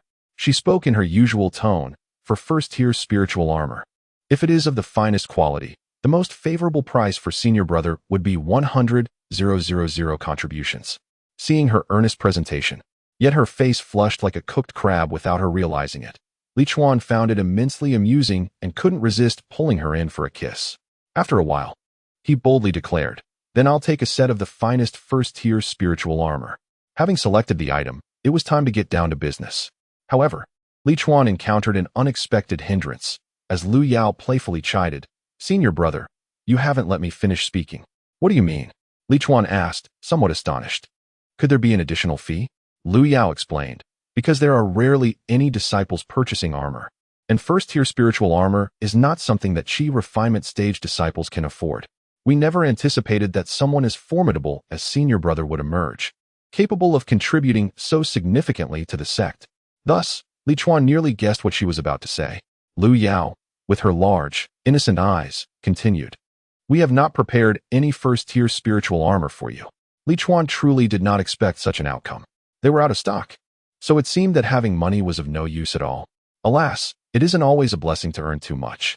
As he lamented, Lu Yao offered a solution. "Senior brother, in truth, the absence of first-tier spiritual armor does not affect you." Li Chuan questioned, "How could it not affect me? I cannot make a purchase." "How could that not matter? If I were to place an order now, I would have to wait a considerable time, and I might even be overcharged. This is indeed impactful." Lu Yao smiled, "Senior brother, your strength is formidable, and your foundation establishment is a certainty. So why bother purchasing first-tier spiritual armor? After the senior brother establishes his foundation, the effectiveness of the first-tier armor will significantly diminish, although its power still surpasses that of most second-tier treasures and artifacts. If the senior brother were to purchase the second-tier spiritual armor, would he not find it unnecessary to replace it post-foundation establishment? Investing a single sum to achieve double the benefit seems to be the wisest choice for you, senior brother. Moreover, consider this, clad in second-tier spiritual armor. Not only would the outer sect disciples be unable to harm you, but even the inner sect seniors would find themselves at a loss against your defenses. Most notably, the second-tier spiritual armor is priced at a mere 150,000 contribution points, a mere 50,000 more than the first tier, yet it represents an entire tier of superiority, making it a remarkably prudent investment. The sum of 50,000 contribution points, when mentioned by Lu Yao, seems as trivial as 5 spirit stones. In contrast, this amount is something many disciples of the Yin-Yang sect in the Qi refinement stage could scarcely hope to earn in a lifetime. However, for Li Chuan, it is indeed a trivial matter. Chapter 73. Lu Yao proposes a weapon. Li Chuan had never contemplated purchasing a second-tier magical artifact. Firstly, he was still grappling with his modest contributions, having suddenly acquired wealth without his mindset catching up. Secondly, he was only at the 4th level of Qi refinement, still some distance from foundation establishment. Even with the availability of superior elixirs, it would take him at least 2 to 3 decades to reach that stage. And he had not thought that far ahead. However, upon Lu Yao's suggestion, he found merit in her words. He remarked, "A second-tier artifact is indeed superior to a first-tier one, yet the consumption is substantial. My greatest concern is that while I am clad in this armor battling foes, it may falter before my enemies do." This was his sole apprehension. Contributions seemed trivial in comparison. The greater the power, the greater the consumption. It was evident that with his current cultivation level, the spiritual energy within him could not sustain the demands of a second-tier artifact for long. This dilemma could be easily resolved. Lu Yao smiled sweetly. "Oh, what clever solution do you have?" Li Chuan playfully pinched Lu Yao's cheek, feeling an odd sense of confidence in her ability to resolve any issue. This impressed him deeply. Despite her youth, she displayed great cunning, orchestrating her actions in a way that compelled others to follow her lead. Li Chuan recognized that her intentions were to better market the artifacts. As she deliberately drew out his responses, yet he found no annoyance in her tactics. After all, their exchange, each posing questions and providing answers, was a delightful diversion. Between men and women, passion is not the sole connection. This was Lu Yao's greatest strength. With a graceful motion, she formed a hand seal directed at the window, and several sets of armor floated into view. One set, a striking black armor, glided toward them, complete with a helmet and boots, resembling a figure hovering before them. Li Chuan was taken aback. This armor was unlike that worn by Su Yaoyue, which lacked a helmet and several other components. Had Su Yaoyue's armor been incomplete? Previously unaware of such nuances concerning armor, he had not considered this discrepancy. Lu Yao then explained, "Senior brother, the solution to the insufficient spiritual energy is quite simple. We can embed a spiritual storage formation within the armor, allowing it to accumulate energy during downtime and utilize it in battle." Li Chuan chuckled at this, realizing that the spiritual storage formation would require contributions. Lu Yao nodded nonchalantly, elaborating, "Different cultivators have varying needs. Some wish to enhance their energy absorption. Others seek to boost their speed, and some merely desire increased power. Therefore, to cater to diverse clientele, the armor is crafted without auxiliary formations, only incorporating the inherent combination formations. After all, indiscriminately adding formations could diminish the armor's market value. The price of the spirit storage array is quite reasonable. Inscribing a low-grade first-tier spirit storage array only requires a mere 1,000 contribution points, a sum that would hardly make my senior brother blink. It's a trivial matter." She playfully pinched Li Chuan's cheek, her demeanor exuding an irresistible charm that elicited a hearty laugh from him. "If a low-grade first-tier spirit storage array costs 1,000 contribution points, then what about a high-grade second-tier one?" he inquired. "The high-grade second-tier spirit storage array, now that is somewhat more expensive," Lu Yao replied sweetly, "requiring 20,000 contribution points." "I knew it," Li Chuan chuckled, playfully pinching Lu Yao's face. "After all this, you just want me to spend my contribution points." "Not at all. Junior sister is merely assisting senior brother in making an informed choice," Lu Yao purred. "It is said that women who can charm are the luckiest, and indeed, she embodies this notion. Her allure is one of the treasures behind her soaring achievements." Li Chuan asked, "Can this armor be disassembled for sale?" "Yes, our armor can indeed be sold in parts. For many cultivators prefer not to wear full-body armor." Lu Yao eagerly nodded, her excitement evident as she realized Li Chuan had anticipated her next point. With a flourish of her hand, the set of armor before them dispersed into individual pieces. The complete armor consists of 10 components, which Lu Yao began to describe earnestly. The helmet, chest plate, back plate, arm guards, shoulder guards, wrist guards, waist guard, leg guards, knee guards, and battle boots. Except for the helmet, chest plate, back plate, and waist guard, all other parts are sold in pairs, totaling 16 pieces. Most cultivators are not fond of wearing the helmet or the arm, knee, and battle boot guards. She spoke delicately, not implying that they disliked wearing them, but rather that their budgets were constrained. The more pieces of armor one dons, the greater the power of the combination array. Who wouldn't appreciate that? Upon inspection, Li Chuan noted that Su Yaoyue's armor, as Lu Yao had indicated, was indeed missing the helmet, arm guards, knee guards, and battle boots. "How many contribution points would a complete high-grade second-tier set require?" he asked. Lu Yao smiled even more sweetly and replied, "A complete high-grade second-tier set costs only an additional 150,000 contribution points compared to the low-grade set. Many senior brothers and sisters would actually prefer to purchase the high-grade armor. After all, investing now would save numerous troubles later. Waiting until one's strength increases to replace their armor would seem rather unwise." Her smile was enchanting. Initially, she had no intention of recommending the low-grade second-tier armor to Li Chuan. When redeeming contribution tokens, they could view the amount within, and she was aware that Li Chuan had 100,000 contribution points. He had become quite a notable figure in the outer sect, and she was well aware of his status. Her goal was not merely to extract his 100,000 contribution points. From the outset, she had aimed to steer him towards the high-grade second-tier armor. After purchasing the scattered armor, one would naturally continue to acquire the remaining pieces. Even if Li Chuan were to buy only a few top-grade second-tier scattered armors this time, it would be tantamount to having procured an entire set of precious armor. Why do I assert this? Countless experiences have demonstrated that as long as a practitioner who has acquired scattered armor remains alive, they will exhaust every means to earn money to obtain the remaining pieces. It is merely a matter of time. This holds true not only within the Yin-Yang sect, but also in various other places and sections.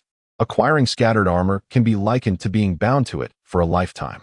Liu Yao did not anticipate that Li Chuan would take the initiative to inquire. His questions indicated interest, thus making it considerably easier for her to promote the sale. "Senior brother, are you interested in purchasing the second-tier lower-grade spiritual armor or the components of the second-tier upper-grade spiritual armor?" Liu Yao deliberately posed the question. She assumed that Li Chuan's contribution was merely 100,000. So if he mentioned buying the second-tier lower-grade spiritual scattered armor, she would suggest that he opt for the second-tier upper-grade spiritual scattered armor instead. She was confident in her ability to successfully persuade him. Li Chuan replied, "Of course. I want a complete set of the second-tier upper-grade precious armor. If I am to buy, I shall acquire the finest." A complete set? Liu Yao blinked, momentarily lost in thought. Had she not just mentioned that a complete set of second-tier upper-grade spiritual armor required a contribution of 300,000? Yes, she likely did mention that. Chapter 74.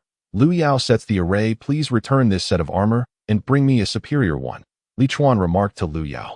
Liu Yao displayed no outward reaction, responding sweetly, "Of course, senior brother." With a graceful wave of her hand, the black scattered armor automatically reassembled and soared out the window, only to be replaced by a shimmering silver armor that she summoned with a spell. Despite the differing hues of the two armors, their distinctions were immediately apparent. Simply put, their textures were incomparable. "Senior brother, this is a second-tier superior spiritual armor," she explained. "The color of the armor can be altered if you dislike silver. Other colors are available." She was astute, well aware that Li Chuan possessed only a contribution of 100,000. Yet she refrained from questioning his ability to afford an entire set of second-tier superior armor. If he were unable to purchase it, the outcome would naturally reveal itself when it came time to pay. Even if Li Chuan were merely jesting, their solitude ensured no one would witness it. Liu Yao firmly believed that doubting a customer was a foolish endeavor, unless one intended to conduct a single transaction or wished to forego the sale altogether. She would never permit herself to question a customer's means. It was this level of understanding that had earned her an exceptional promotion. Li Chuan instructed, "Change the color to red." "Ah, senior brother actually likes red. I adore red as well," Liu Yao exclaimed, genuinely astonished. For she had never encountered a male cultivator with an affinity for the color, especially one as mature as Li Chuan. The image of an older man adorned in crimson armor, standing proudly in midair, was indeed striking. Of course, she recognized that Li Chuan was merely 49 years old, a fact widely known within the sect. Surviving the remnants of a demon lord during the out-of-body period or receiving a one-time reward of 100,000 contributions from the sect leader were events that had certainly stirred the Yin-Yang sect's Minshan branch. Consequently, many had sought to uncover Li Chuan's background, discovering that he had joined the sect later in life. This revelation prompted expressions of understanding among the others, as few elder cultivators in the Yin-Yang sect bore the peculiar demeanor that Li Chuan did. With just a glance or a subtle expression, Liu Yao could discern his intentions. Upon hearing her express her fondness for red, Li Chuan chuckled. "Red is splendid, it's vibrant, and I enjoy the flamboyant." At this, Lu Yao playfully struck him a couple of times, blushing. "Oh, senior brother, you're quite annoying. What makes my liking for red so bothersome?" Li Chuan feigned surprise. "Humph. Senior brother is pretending to be oblivious," she teased, waving her hand towards the gleaming silver armor, which then dispersed. "Sister will continue to introduce the armors to you." "What more is there to say about armor?" Li Chuan retorted, yet he feigned attentiveness, as his knowledge of armors was rather limited. He only understood that when worn together, they could form an array, significantly enhancing defensive capabilities. The material of the precious armor itself endows it with formidable protective capabilities, even when detached from the formation, thus providing a multi-layered safeguard. Lu Yao pointed at the various components of the armor, stating, "There is much to introduce. For instance, this set of armor is merely an ordinary one, lacking any additional elemental protection. In other words, should an attacker possess elemental roots, the armor's defensive efficacy against such practitioners would be somewhat diminished. If you are inclined, senior brother, you may specifically select a set designed to protect against a particular elemental attribute. With elemental protection, not only would it offer substantial defense against corresponding elemental-rooted practitioners, but it would also significantly mitigate the impact of general elemental attacks, yielding remarkable results." Li Chuan, unable to restrain himself, pinched Lu Yao's cheek, saying, "So you want me to pay more, is that it?" "Oh, senior brother, I am merely offering a straightforward introduction. Please do not be vexed. Take care not to harm your health with such anger," Lu Yao pouted playfully. However, this time, Li Chuan did not acquiesce. He bluntly replied, "Choose another. This one is unnecessary." After all, within the entire Yin-Yang sect, there were scarcely any practitioners with elemental roots. And considering he had already utilized foundational armor in the Qi refining stage, his defenses were already maximized. Why squander contributions on something he did not require? Moreover, selecting a single elemental attribute for protection posed the question of which to choose. If he desired to safeguard against multiple elemental attributes, the price would escalate exponentially. He understood this ploy, yet at present, he had no need for it. "Very well, let us discuss something that does not incur costs," Lu Yao, perceptive of Li Chuan's sentiments, smiled sweetly. "Beyond its inherent defense, the armor is also imbued with a combinatorial formation, seamlessly integrated within the armor. Unlike engraved formations that can be modified, the more components of the armor one wears, the greater the power of the combinatorial formation, particularly when donning a complete set. The might of the formation is simply unimaginable. For instance, this second-tier superior spiritual armor, when fully worn, can withstand attacks from early-stage core formation practitioners. Generally, second-tier spiritual artifacts can only accommodate spirits suitable for the foundation establishment stage. However, this complete set can host spirits of the core formation stage. Nevertheless, once separated, the spirits will dissipate, only reappearing when the entire set is combined." Li Chuan nodded in acknowledgement, yet the next moment, he found himself pinching Lu Yao's cheek once more. "Did you not claim it would not cost anything? Spirits do not require payment?" "Ah," Lu Yao protested with feigned grievance, "but we do not sell spirits here. Even if senior brother wished to spend contributions, he could not." She genuinely did not anticipate that Li Chuan could exploit such a loophole, having mentioned something without cost. "It seems the next topic should involve an expenditure," Li Chuan teased. Lu Yao laughed in response. She relished conversing with a brother of ample contributions. Those with abundant contributions possessed exceptionally amiable temperaments, never displaying displeasure over trivial contributions, and were always keen to hear her recommendations. The most challenging individuals to manage are those who contribute neither significantly nor insignificantly, have minimal contributions, yet possess numerous demands, and are prone to bouts of anger. They are exceedingly difficult to deal with. Since my senior brother has made a request, I shall naturally comply." With a cheerful demeanor, Lu Yao suggested, "Let us discuss the matter of inscribing the storage array." She pointed at the back armor and explained, "Typically, cultivators inscribe the storage array onto the back armor, as it is the least likely to be targeted in an attack. Will my senior brother also inscribe the array onto his back armor?" Li Chuan nodded, stating, "Since everyone chooses to inscribe the storage array on their back armor, I shall follow suit, trusting the wisdom of my predecessors. The storage array serves as the energy core of the precious armor, and placing it in a less vulnerable location seems prudent to Li Chuan." However, after speaking, he sensed a potential misunderstanding. He slowly inquired, Does my junior sister mean that the storage array worth 20,000 contributions is not inscribed on every part of the precious armor? Chapter 75. Li Chuan questions Lu Yao before Lu Yao had a chance to respond. Li Chuan, in a fit of irritation, pinched her waist, exclaiming, "Ah, you are truly something.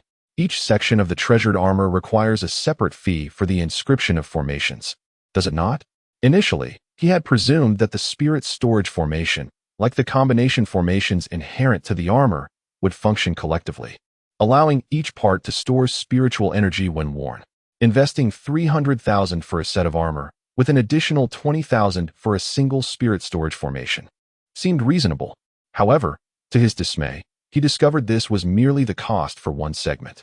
How much would an entire set of formations cost? It appeared that the 300,000 contribution merely afforded him the basic model. He could have purchased an entirely new set of armor with the additional formations. Senior brother, please listen to your junior sister. Lu Yao, unable to endure his grip, pleaded for mercy, ultimately offering a kiss to earn her reprieve. With tear-filled eyes, she gazed at Li Chuan, her voice dripping with sorrow. Senior brother, consider this. Inscribing formations requires numerous precious materials, especially for formations of the second tier and above. A complete set of armor consists of 16 segments. Even if the contribution were abundant, it would be impossible to inscribe formations for the entire set, let alone have enough materials to switch formations. We contribute all our offerings directly to the sect's formation pavilion, I swear. Junior sister has not taken even a fraction of your contribution unjustly. Her words were not devoid of truth. The prices at the Yin Yang sect's establishments were standardized, with no discounts offered, nor would they dare to deceive their disciples. Furthermore, the responsibility for formations did not lie with their Dambao pavilion. All contributions were indeed passed to the formation pavilion. She simply chose to remain silent regarding the rebates. Not only was the revenue from formations surrendered, but the income from magical artifacts was also entirely submitted to the artifact refining pavilion, which then provided them with a rebate. Thus, those privy to the intricacies would understand that her statements were somewhat vacuous, primarily aimed at mitigating Li Chuan's psychological dissonance. While she had not unjustly extracted contributions from him, the pricing set by the formation pavilion remained an enigma, and it was virtually impossible for Li Chuan to gain any advantage. In truth, Lu Yao comprehended her senior brother's intention to connect the armor with a composite spirit storage formation, enabling each segment to retain spiritual energy. This, indeed, was feasible. However, her reluctance to recommend such a method stemmed from a place of concern for him. Inscribing formations upon the armor was inherently a formidable task, and once a combination formation was inscribed, the difficulty of inscribing a second formation would multiply immensely, consequently inflating the costs. While her senior brother could certainly inscribe an impressive composite spirit storage formation, the expenses would be considerable, and it would be an extravagant use of resources, as Lu Yao believed that the other segments should be inscribed with offensive or defensive formations. Li Chuan had previously been rather uninformed about the intricacies of inscribing formations on magical artifacts, having always purchased the basic versions. Even when he occasionally observed certain artifacts adorned with formations, he had never considered that they were added by a formation master. He had assumed they were simply incorporated during the refining process. It was only now that he realized that while the artifact refiner would profit, the formation master would also share in the earnings.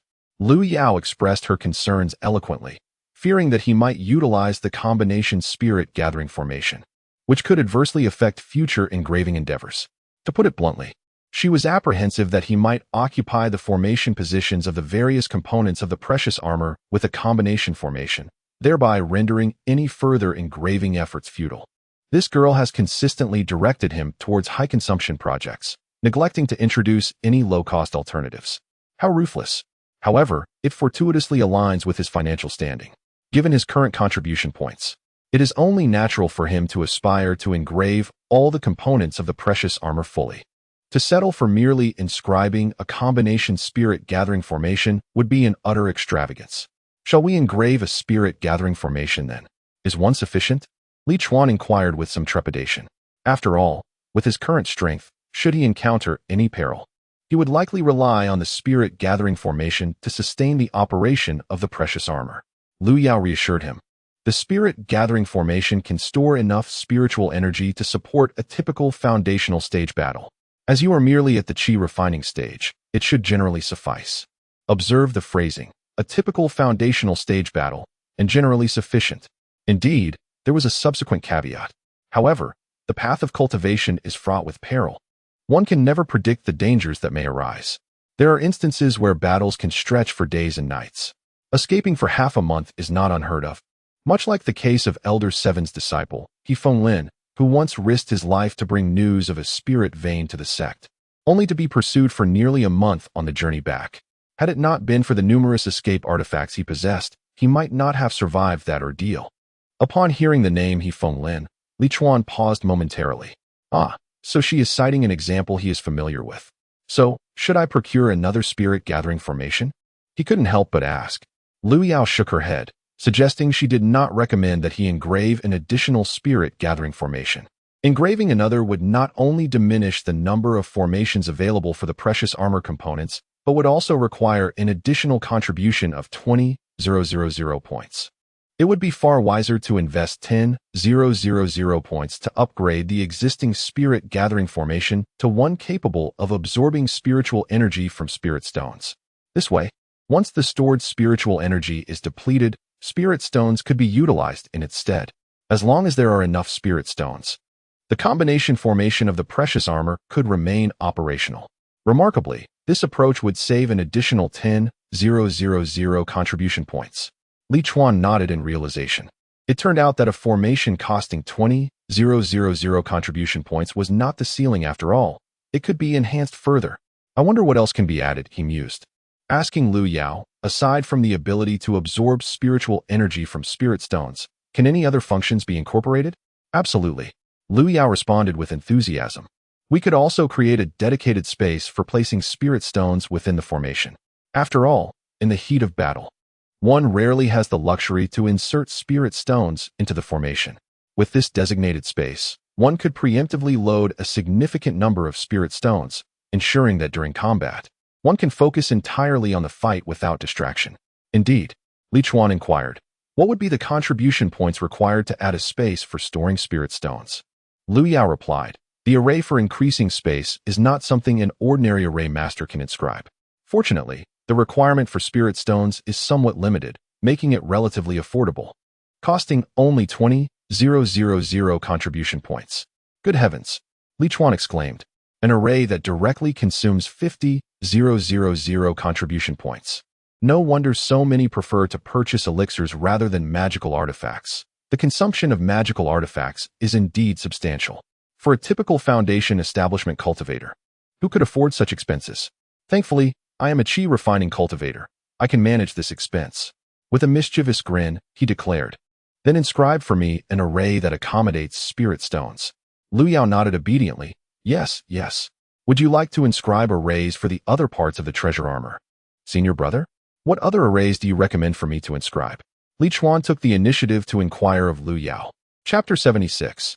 Yao is a bit flustered and asked for senior sister's assistance. Li Chuan was well aware that Lu Yao would undoubtedly recommend him to the more expensive options. But he was unperturbed. After all, he had made ample contributions to earn such privileges. The primary advantage was that Lu Yao's recommendations aligned perfectly with his desires. It would indeed be a waste for him to exchange for lower contribution items at this juncture. As the saying goes, one gets what one pays for. Although the contributions he spent were considerable, the results were correspondingly superior. Time passed swiftly. When Li Chuan arrived at the treasure pavilion, it was morning. Yet by the time he departed, it was already noon. Indeed, the following noon. There was no need to inquire why he had lingered for a day and a night, plus a portion of another day. The complexity of the precious armor demanded his thorough understanding of its every capability and application. Furthermore, there were numerous formations to choose from, and he had to select them with care. Lu Yao meticulously explained each detail to him, imparting knowledge he had previously lacked as a solitary cultivator. Once the formations were chosen, would he not need to send them to the formation pavilion for engraving? Every step consumed time. Senior brother, my quarters are located at Outer Sect Ding District, room 339. Should you require anything, feel free to seek me at any moment. If you find it cumbersome, you may also use this paper crane to convey messages to me, regardless of what I am engaged in. I shall promptly set it aside to assist you." As Lu Yao bade farewell to Li Chuan, the reluctant glimmer in her eyes nearly melted his heart. Although he understood that such affections were fleeting and devoid of depth within the Yin Yang sect, he could not deny that he derived immense satisfaction from it. His vanity greatly appeased. The exclusive nature of her offer to be at his beck and call was enough to bewilder anyone. This was a unique SVIP service, a privilege that could not be obtained without spending hundreds of thousands of contribution points in a single day. "Do not worry, junior sister. I shall not stand on ceremony," Li Chuan declared boldly. It was absurd for him to be courteous. He had already purchased treasures worth hundreds of thousands in contributions. Seeking assistance from the sales personnel for any issues encountered with the items was a perfectly rational expectation. Lu Yao was akin to the after-sales service for the treasures. Naturally, he would turn to her for assistance. Yes, junior sister will await your return, senior brother. Please take care," Lu Yao replied with a radiant smile, her expression brimming with anticipation. She was anxious that Li Chuan might not seek her out again. After all, her aspirations extended beyond this single transaction. She hoped that Li Chuan would continue to procure treasures from her in the future, ensuring a steady influx of resources for her cultivation. Last night, she had surreptitiously calculated that if Li Chuan's expenditure on treasures were converted into cultivation resources, she could swiftly ascend to the rank of the foremost new disciple in the outer sect. The new disciple period spans 5 years, and she was already a formidable contender for the top position. If Li Chuan merely returned once a year to make such significant purchases, in just 3 years, she would secure her place at the pinnacle. After all, her innate talents were among the finest in this cohort of disciples. And with her contributions this year amounting to 20 to 30,000, if such contributions continued annually, who could rival her ascendance? After all, the contributions of the Yin Yang sect possess a far greater purchasing power than the external spirit stones, enabling the acquisition of many excellent elixirs that are otherwise unattainable. Li Chuan, too, harbored a sense of satisfaction toward his junior sister, Lu Yao. Although his initial intention was to spend a few thousand contributions on a set of precious armor, he had significantly exceeded that original plan, reaching an amount that could be described as tenfold. Nonetheless, he found joy in his purchases, awarding the experience a perfect score. He appreciated every item recommended by Lu Yao, as they resonated deeply with his desires. Had he proceeded with his initial plan to acquire a first-tier spiritual armor, it would have become obsolete by the time he reached the foundation building stage. Even if a refund were possible, he would still incur losses of several thousand contributions. He had already resolved in his mind that once he mastered alchemy and artifact forging, he would certainly recruit Lu Yao to assist him in selling goods at his future shop. Exceptional junior sisters should be utilized to generate income. Their talents must not be squandered.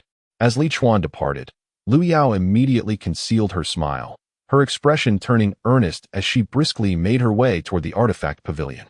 "Senior sister Chen Lu, I wish to see senior sister Dongfang." She approached a tall, graceful foundation-building female disciple, who was the leader of her group. It was this leader who had recognized Lu Yao's potential and had arranged for her to be transferred from the first-tier artifact area to her supervision. Upon seeing Lu Yao, Chen Lu's smile radiated warmth as she enthusiastically grasped Lu Yao's hand, exclaiming, "Junior sister Lu Yao, congratulations on your sales. You have single-handedly fulfilled all of my tasks for this month." When Chen Lu had initially convinced the manager Dongfang Yu to bring Lu Yao into her group, her peers had mocked her for recruiting a mere cheer-refining disciple. Yet, Lu Yao had astonished her with remarkable success, securing substantial orders for 2 consecutive months. This month was particularly exceptional, with a single order yielding an astounding 730,000 contributions. Even among core formation cultivators, few possessed such formidable purchasing power, spending such amounts in one go, who among them did not save contributions and spend in increments of several thousand. Even Chen Lu, the group leader, felt a pang of envy. However, as the leader, she would receive a share of Lu Yao's substantial sales, albeit less than Lu Yao herself, yet it was still a welcome gain. "What do you need to see senior sister Dongfang for? Are you looking to request some time off for cultivation?" she inquired. "No problem at all. You don't even need to approach senior sister Dongfang. I will grant your request myself," Chen Lu declared generously. She did not bother to ask how long Lu Yao intended to take off. She would approve whatever duration, even if it extended to 1 or 2 years, for the risk of Lu Yao becoming disgruntled and transferring to another group would be too great a loss for her. Lu Yao hurriedly replied, "Senior sister, you misunderstand. I am merely at the chi refining stage and do not require frequent seclusion for comprehension. This is a crucial time for my endeavors. How could I possibly request time off?" She first expressed her loyalty, then said, "However, I find myself perplexed by the contributions attributed to senior brother Li Chuan on the token. I believe it would be prudent to discuss this matter with senior sister Dongfang." She could not shake the astonishment she felt yesterday when she beheld the figure of over 1 million contributions while settling with Li Chuan's token. She even momentarily questioned whether she had misread the figures previously. Perhaps it had indeed been over 1 million all along. The second-floor private room contained the artifact for settling contributions. Thus, she was the sole witness to this occurrence. That sense of astonishment lingered with her until now. "Ah!" Chen Lu exclaimed in surprise. "Did the 730,000 contributions you sold yesterday go to Li Chuan? The very same Li Chuan who purchased your flying vessel and received a reward of 100,000 contributions from the sect leader?"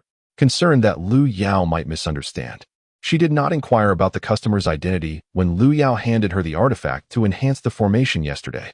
After all, there had been instances in the past where a team leader had snatched an order from a subordinate. Consequently, disciples of the artifact pavilion tended to be discreet about such matters, typically refraining from asking others about the identity of their buyers, especially for team leaders. Frequently questioning subordinates on such topics could lead them to feel that the leader intended to poach their clients. Chapter 77. The new enchantresses unveiled, of course. Such matters need not be spoken of by the members. With keen observation, they can discern to whom the items have been sold.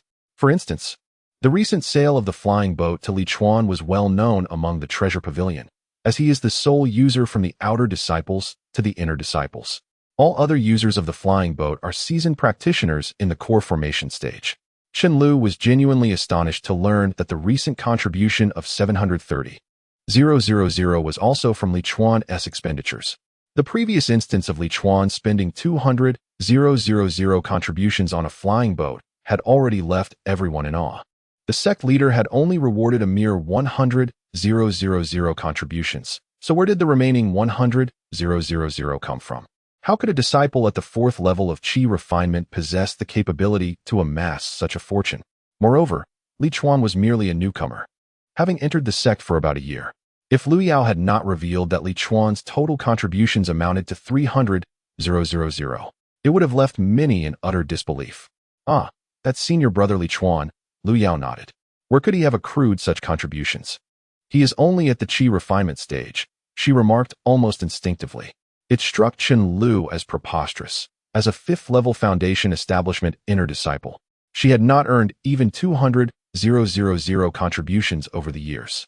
Yet here was Li Chuan, a mere 4th-level chi refinement disciple, who had managed to accumulate nearly 1,000 contributions in less than a year. This was simply outrageous. Little did she know, Li Chuan had not merely earned close to 1,000 contributions. He had already surpassed that figure. "I am uncertain of the circumstances, which is why I intend to consult senior sister Dongfang." Lu Yao expressed her genuine confusion, tinged with a hint of dread. She feared that Li Chuan's contributions might have stemmed from some extraordinary means. If that were the case, then who would bear the responsibility for the nearly 1 million contributions worth of treasures she had sold? Even if the treasures could be reclaimed, what of the intricate formations engraved upon them? Such a significant matter was far beyond her capacity to handle. If anything were to go awry, it would be the responsibility of the managing sister. Thus, she was eager to inform Sister Dongfang at the earliest opportunity. The exhilaration she had felt upon the deduction of the 730,000 contributions yesterday had now transformed into sheer panic. She was a classic case of conjuring fears from within. When she did not dwell on these thoughts, she felt quite elated, but upon contemplation, a wave of anxiety washed over her. "Allow me to inquire about Sister Dongfang's whereabouts," Chen Lu said, as a small paper crane materialized in her hand. After forming a specific hand gesture, she addressed the paper crane. "Sister Dongfang, Junior Sister Lu Yao has sold a treasure for 730,000 contributions yesterday and urgently seeks your presence." The crane, seemingly imbued with life, flapped its delicate wings, and soared away. This paper crane served as a means of communication, effective only over short distances within sects like the Yin-Yang sect. Outside, it would likely be intercepted shortly after its departure. There were indeed many in the realm of cultivation who were prone to mischief. While they might not discern the contents within the crane, reducing it to ashes would be a mere trifle. The crane would seek out whomever it was given by, and as long as no interference occurred along the way, it generally would not err. Before long, a stunning woman clad in a delicate blue gown approached the two ladies. The jade ornaments adorning her waist clinked together, producing a melodious sound. Senior Sister Dongfang. The two ladies quickly paid their respects. The woman bore brows as graceful as distant mountains, naturally adorned with a hint of emerald, exuding a refreshing charm intertwined with a touch of allure. Her eyes, like crystal-clear water, were both limpid and profound, reminiscent of an unfathomable deep pool. A gentle smile graced her face, and the subtle upturn of her lips suggested that she had secrets to share. Although the hue of her blue gown was soft, it could not conceal its opulence. The fabric was unmistakably exquisite. Adorning the gown were numerous delicate embellishments. Furthermore, her wrists were adorned with intricately crafted bangles, and her earlobes were embellished with elegant earrings. Even the phoenix hairpin nestled in her hair was remarkably intricate. This meticulous ensemble not only added allure to her presence, but also bestowed upon her an air of imposing nobility, an embodiment of wealth in its truest sense. She was Dongfang Yu, the steward of the Treasure Pavilion. Not only was she an inner disciple at the 8th level of Foundation establishment, but she was also one of the 10 most enchanting fairies within the inner sect. In the Yin-Yang sect, the Treasure Pavilion, the Elixir Pavilion, and the Assistant Fairy Pavilion attracted a majority of the most beautiful female disciples and exceptionally handsome male disciples. The appeal of these places lay in their ease of earning contributions and spirit stones, devoid of risks, making them the favored choice for outstanding disciples seeking employment. It was the perfect blend of cultivating and earning. Within the Treasure Pavilion alone, there was one inner disciple fairy among the 10 and 2 outer disciple fairies. Dongfang Yu was the head of the entire Treasure Pavilion, overseeing even the core formation area. Given the scarcity of core formation cultivators in the Minshan branch, the 3rd-tier treasures, albeit costly, saw little sales. Consequently, no core formation cultivator was willing to take charge, allowing Dongfang Yu, a Foundation establishment disciple, to seize the opportunity. The core formation area of the Treasure Pavilion was the most coveted destination for all disciples working there, a representation of minimal effort and substantial rewards. Junior Sister Chen Lu. Did you just say that Junior Sister Lu Yao sold treasures worth 730,000 contributions yesterday? Remarkable. Junior Sister Lu Yao. To achieve such a feat at the 1st level of Qi refinement, you are destined to secure your place in the Yin-Yang sect. Dongfang Yu gazed at Lu Yao, her exquisitely crafted visage filled with admiration. To be candid, even after so many years at the Treasure Pavilion, she had never managed to secure such a substantial sale in a single transaction. Not only her, she had never witnessed anyone accomplish such a feat. Even among the core formation disciples, none would accumulate contributions to the tune of 70 or 80,000 before making a purchase. After all, the stronger one was, the greater the rewards, and the higher the chances of survival, prompting everyone to spend their contributions as soon as they accrued them. Thank you for your kind words. Senior Sister Dongfang. Lu Yao's smile appeared somewhat strained as she replied, I am curious about this transaction, and I wish to seek your insight. Oh, what are you curious about? Dongfang Yu inquired with intrigue. She discerned that Lu Yao appeared somewhat restless, which struck her as peculiar. After all, having earned such a substantial commission, should she not be elated? Lu Yao replied, It is because the magical artifacts I sold yesterday were all purchased by Senior Brother Li Chuan from the outer sect. At that time, I noticed that Senior Brother Li Chuan's total contributions amounted to 1,051,343. What? 105 million? Chun Lu and Dongfang Yu exclaimed in unison, with Chun Lu's voice particularly loud. Observing their expressions, Lu Yao felt on the verge of tears. Could you please refrain from such dramatic reactions? You're frightening me. How could he have amassed so many contributions? Chun Lu and Dongfang Yu nearly echoed the question simultaneously. Lu Yao, of course, was unable to provide an answer. Dongfang Yu was the first to regain her composure. She furrowed her brow and said to Lu Yao, Now, share your concerns. Lu Yao hastily explained, Last month, When senior brother Li Chuan purchased the flying boat, I saw that his total contributions were merely 300,000. In just a month, it has surged to such an extent. Is this contribution figure even plausible? Chapter 78. Delving into Li Chuan's secrets, are you suggesting that there might be an issue with Li Chuan's contributions? Perhaps a lack of compliance? Lu Yao nodded vigorously. If it weren't for the remarkable surge in Li Chuan's contributions over the past month, she wouldn't entertain such thoughts. In truth, she had never heard of anyone's contributions being deemed inadequate. Yet, it was precisely this unfamiliarity that left her feeling disoriented, akin to a headless fly. Dongfang Yu shook her head, asserting, this situation should not exist. The contributions of outer disciples are managed by Mo Xiangling, who holds her position in high regard and would not permit anyone to engage in misconduct under her watchful eye. Chen Lu, appearing somewhat bewildered, remarked, then how did Li Chuan amass nearly 1 million contributions in just over a month? Dongfang Yu clasped her hands behind her back, pacing slowly as she pondered. Allow me to contemplate. The sect leader granted Li Chuan a doubled valuation for spirit plants and allocated the spirit plant rewards he would submit over the next year to Mo Xiangling. For reasons unknown, Mo Xiangling has been particularly fixated on spirit plants, and it is well known among many in the inner sect that she has a penchant for claiming a share of any quality spirit plants brought in by outer disciples. It stands to reason that she will find ways to compel Li Chuan to diligently seek spirit plants for her throughout the year. Could it be that she, in an effort to incentivize Li Chuan, preemptively bestowed upon him 1 million contributions? No, while she is audacious, she is not so reckless. To allocate even a few tens of thousands of contributions to Li Chuan in advance would be a considerable risk. Furthermore, how could Li Chuan possibly procure spirit plants worth over 1 million within a year? And how would he then repay such a colossal contribution? The task hall offers limited categories for expenditure, and given the enormity of the contribution, should the matter come to light, even the sect leader would be unable to protect her. Dongfang Yu muttered to herself. Lu Yao, unable to restrain herself, interjected, senior sister. When senior brother Li Chuan visited last month, he already had 300,000 contributions in his token. Chen Lu exclaimed, after deducting the 100,000 from the sect leader. That means he had 200,000 contributions even before the leader rewarded him? How did he earn that? Chen Lu was frantic, even more so than Lu Yao. She was genuinely eager to uncover how Li Chuan had managed it, as she too wished to profit. Just precisely 300,000 contributions? Dongfang Yu mused. Lu Yao nodded yes. Exactly 300,000, not a fraction more, not a fraction less. Dongfang Yu remarked, how coincidental that it is exactly 300,000. Could it be that Mo Xiangling facilitated this?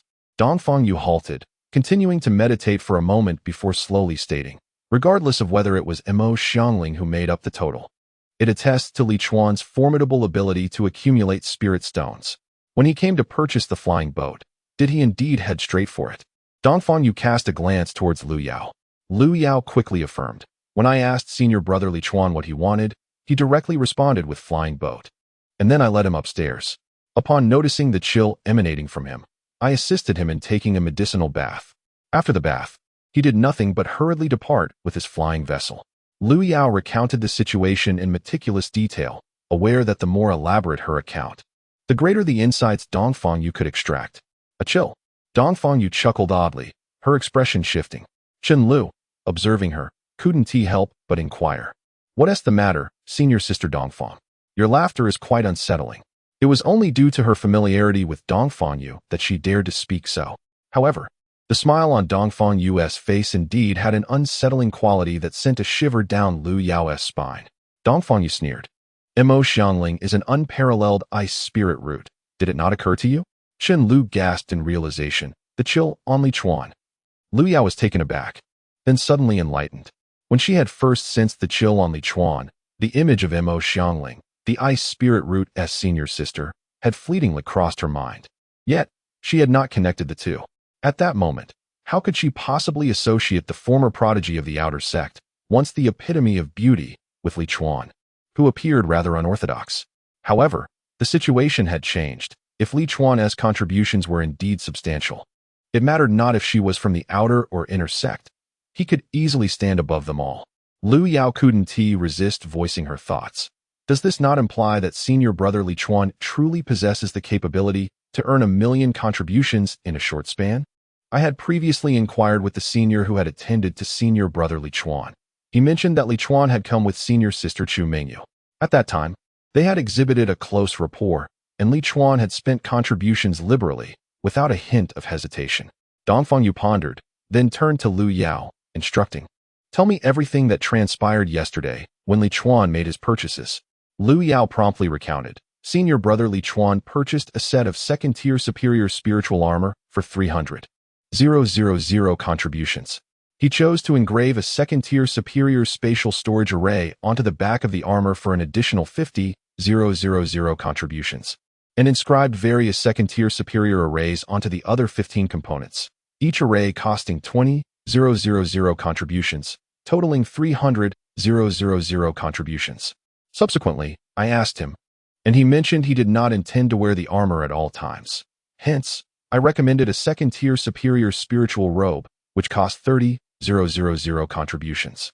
I also suggested engraving a second-tier superior gathering array onto the robe, allowing him to cultivate with it, costing 50,000 contributions in total, amounting to 730,000 contributions. Chen Lu exclaimed in surprise. He purchased second-tier spiritual armor, and you recommended a spiritual robe, which he actually accepted, even engraving a 50,000 gathering array on it. Lu Yao, you truly are remarkable. Generally, who would buy a robe after acquiring such an expensive armor? The precious armor envelopes the exquisite garment, rendering the latter utterly ineffective, an utter waste. Moreover, Li Chuan, being merely at the 4th level of qi refinement, extravagantly employs the finest second-tier gathering array. Why is this considered extravagant? Because Li Chuan's cultivation is far too low, and his aptitude appears rather lackluster, making it impossible for him to consistently utilize that gathering array. After all, the overwhelming influx of spiritual energy exceeds his capacity to absorb. Thus, during his cultivation, the gathering array must remain inactive for the majority of the time. This is indeed a squandering of resources. What else could it be but extravagance? Lu Yao remarked, "It is not that my junior sister is remarkable, but rather that senior brother Li Chuan is excessively affluent." I had initially suggested that he inscribe a first-tier gathering array onto his original garment. However, it seemed he was dissatisfied, leading me to subsequently recommend the second-tier spiritual garment and the second-tier gathering array. Senior brother, with his formidable strength, appears to look down upon first-tier items. Chapter 79. After acquiring wealth upon hearing her words, Dongfang Yu nodded in agreement, remarking that this indeed indicated he had not taken those contributions seriously. Generally, such behavior is exhibited only by those who have unexpectedly acquired wealth or possess significant prowess. However, I find it difficult to conceive of the means by which one could suddenly amass a fortune of 1,000,000 contributions. His immediate focus on the flying vessel upon his arrival must certainly have been orchestrated by Mo Xiangling. The speed of the vessel allows him to save several times, even tenfold, on travel time. If he indeed possesses remarkable skills in locating spiritual herbs, then the vessel is akin to wings bestowed upon him. Yet, to accumulate 1,000,000 contributions in just over a month is rather astonishing. After reflecting on this, Dongfang Yu gestured to Lu Yao, urging her to continue recounting the events of yesterday. Lu Yao promptly resumed her narrative. This time, however, her discourse shifted away from magical artifacts and formations. She meticulously detailed all that had transpired over the course of the day and night. Chen Lu and Dongfang Yu listened intently, finding no cause for concern, as the matter regarding the private room on the 2nd floor was an unspoken understanding among them. Upon concluding her account, Lu Yao seamlessly transitioned into analysis. She posited that not only had senior brother Li Chuan captivated senior sister Chu Mingyu, but he had also won the favor of senior sister Mo Xiangling. Senior sister Chu Mingyu was regarded as one of the 10 most exquisite fairies among the outer disciples and had a partner. What could have prompted her to suddenly form a close relationship with senior brother Li Chuan? I have heard whispers that she had recently achieved foundation establishment and that she was seen entering and exiting on a flying sword alongside senior brother Li Chuan. As for senior sister Mo Xiangling, she is the overseer of the mission hall and a renowned beauty among the outer sect, having been acclaimed as the foremost among the 10 most exquisite. Her status and strength far exceed those of senior sister Chu Mingyu, and naturally, Her discernment is of a higher caliber. The fact that she too shares an ambiguous relationship with senior brother Li Chuan suggests that he is indeed extraordinary. Otherwise, it would be implausible for him to win their admiration. Lu Yao endeavored to recall the information she had gathered about Li Chuan during this period. I have heard from others that it was senior sister Emo Xiangling who approached the sect leader regarding a reward for senior brother Li Chuan at the mission hall. In turn, senior brother Li Chuan expressed his gratitude by proposing a reward for senior sister Emo Xiangling. When the sect leader inquired about the amount of contribution she desired, she requested that the rewards from the spiritual herbs sold by senior brother Li Chuan over the coming year be granted to her, additionally proposing to increase his settlement reward by 20%. The sect leader promptly doubled the settlement reward. At this juncture, the expression on Lu Yao's face grew increasingly animated. Chun Lu seized the opportunity to continue. This implies that senior sister Emo Xiangling was already aware of senior brother Li Chuan's formidable abilities in locating spiritual herbs, which is why she sought the spiritual herbs he would sell as a reward. She likely feared that senior brother Li Chuan might not assist her. Thus, she suggested an increase in his settlement reward to ensure his cooperation. The master, unaware of the underlying circumstances, graciously doubled the rewards for junior brother Li Chuan. If only the master knew how adept Li Chuan was at seeking spiritual herbs, one could only imagine the expression that would grace his face. As Chen Lu spoke, her expression became increasingly vivid. Should their conjectures hold true, it would indeed be a significant loss for the master, one that could not be voiced, a silent defeat. It would be a matter of maintaining the master's dignity and the reputation of the Yin-Yang sect while competing with the disciples in the Qi refining stage for spiritual herbs. Senior sister, how should we handle this? Chen Lu inquired of Dongfang Yu. Dongfang Yu replied, it is uncertain how closely our assumptions align with the truth, or whether we are entirely mistaken. Regardless, it matters not. As long as Li Chuan can contribute, he shall be regarded as our most esteemed guest. Her implication was clear. Whether Li Chuan's contributions were genuine or otherwise, they would treat them as authentic. Upon hearing her words, Lu Yao felt a wave of relief wash over her. I understand what must be done, senior sister Dongfang, she responded. Dongfang Yu nodded. We must ensure that the alchemy pavilion does not lure Li Chuan away. His contributions must solely benefit our treasure pavilion. At the mere mention of the alchemy pavilion, both Lu Yao and Chun Lu's expressions grew serious. The alchemy pavilion was their lifelong adversary. The combined forces of their treasure pavilion and the auxiliary immortal pavilion could scarcely contend with it. Their clientele was frequently swindled by the alchemy pavilion, leaving them infuriated yet powerless. The alchemy pavilion could easily claim that their elixirs enhanced one's aptitude or accelerated their cultivation speed, leaving customers unable to verify if such claims held any truth. It was not uncommon for disciples of the alchemy pavilion to mislead, leading customers to believe in the efficacy of their products when the reality was otherwise. Particularly with longevity elixirs, a simple name change could result in claims of extending lifespan, causing countless cultivators with dwindling lifespans to squander their fortunes in pursuit of such false hopes. Li Chuan, with his apparent profile as a typical customer of the alchemy pavilion, lacking in aptitude and strength, yet abundant in contributions and nearing the end of his lifespan, would undoubtedly fall prey to their enticing offerings. This, while a minor concern, posed a significant issue. If Li Chuan were to spend at the alchemy pavilion, how could he then procure treasures from their pavilion? As for the auxiliary immortal pavilion, it possessed little competitive edge. The auxiliary immortal pavilion of the Minshan branch primarily sold talismans, puppets, spirit beasts, and various formations. While these items were worthy of individual storefronts, the exorbitant costs of puppets, spirit beasts, and formations rendered it impossible for the Minshan branch's limited clientele to sustain a standalone shop. Moreover, the demand for talismans was minimal, resulting in the auxiliary immortal pavilion's lackluster business, which Dongfang Yu and her associates did not regard with concern.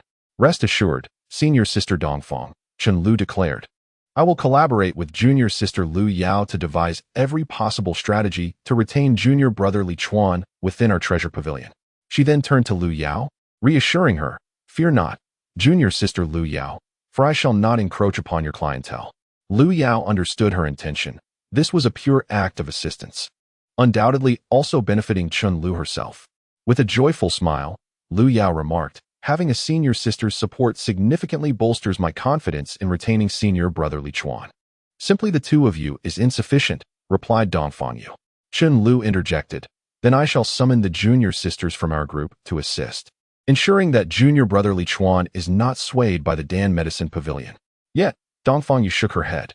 Chen Lu looked at her in astonishment. Senior sister. Do you mean to enlist junior sister Xie Yue and junior sister Tang Qiming's help? Xie Yue and Tang Qiming were two of the 10 most enchanting fairies currently possessed by the Magical Treasures Pavilion. Xie Yue, at the 5th layer of Qi refinement, was in charge of first-tier magical treasures, while Tang Qiming, at the 10th layer, oversaw the largest category of second-tier treasures, specifically sword-type artifacts. Retaining Li Chuan was a matter for Chen Lu's group alone.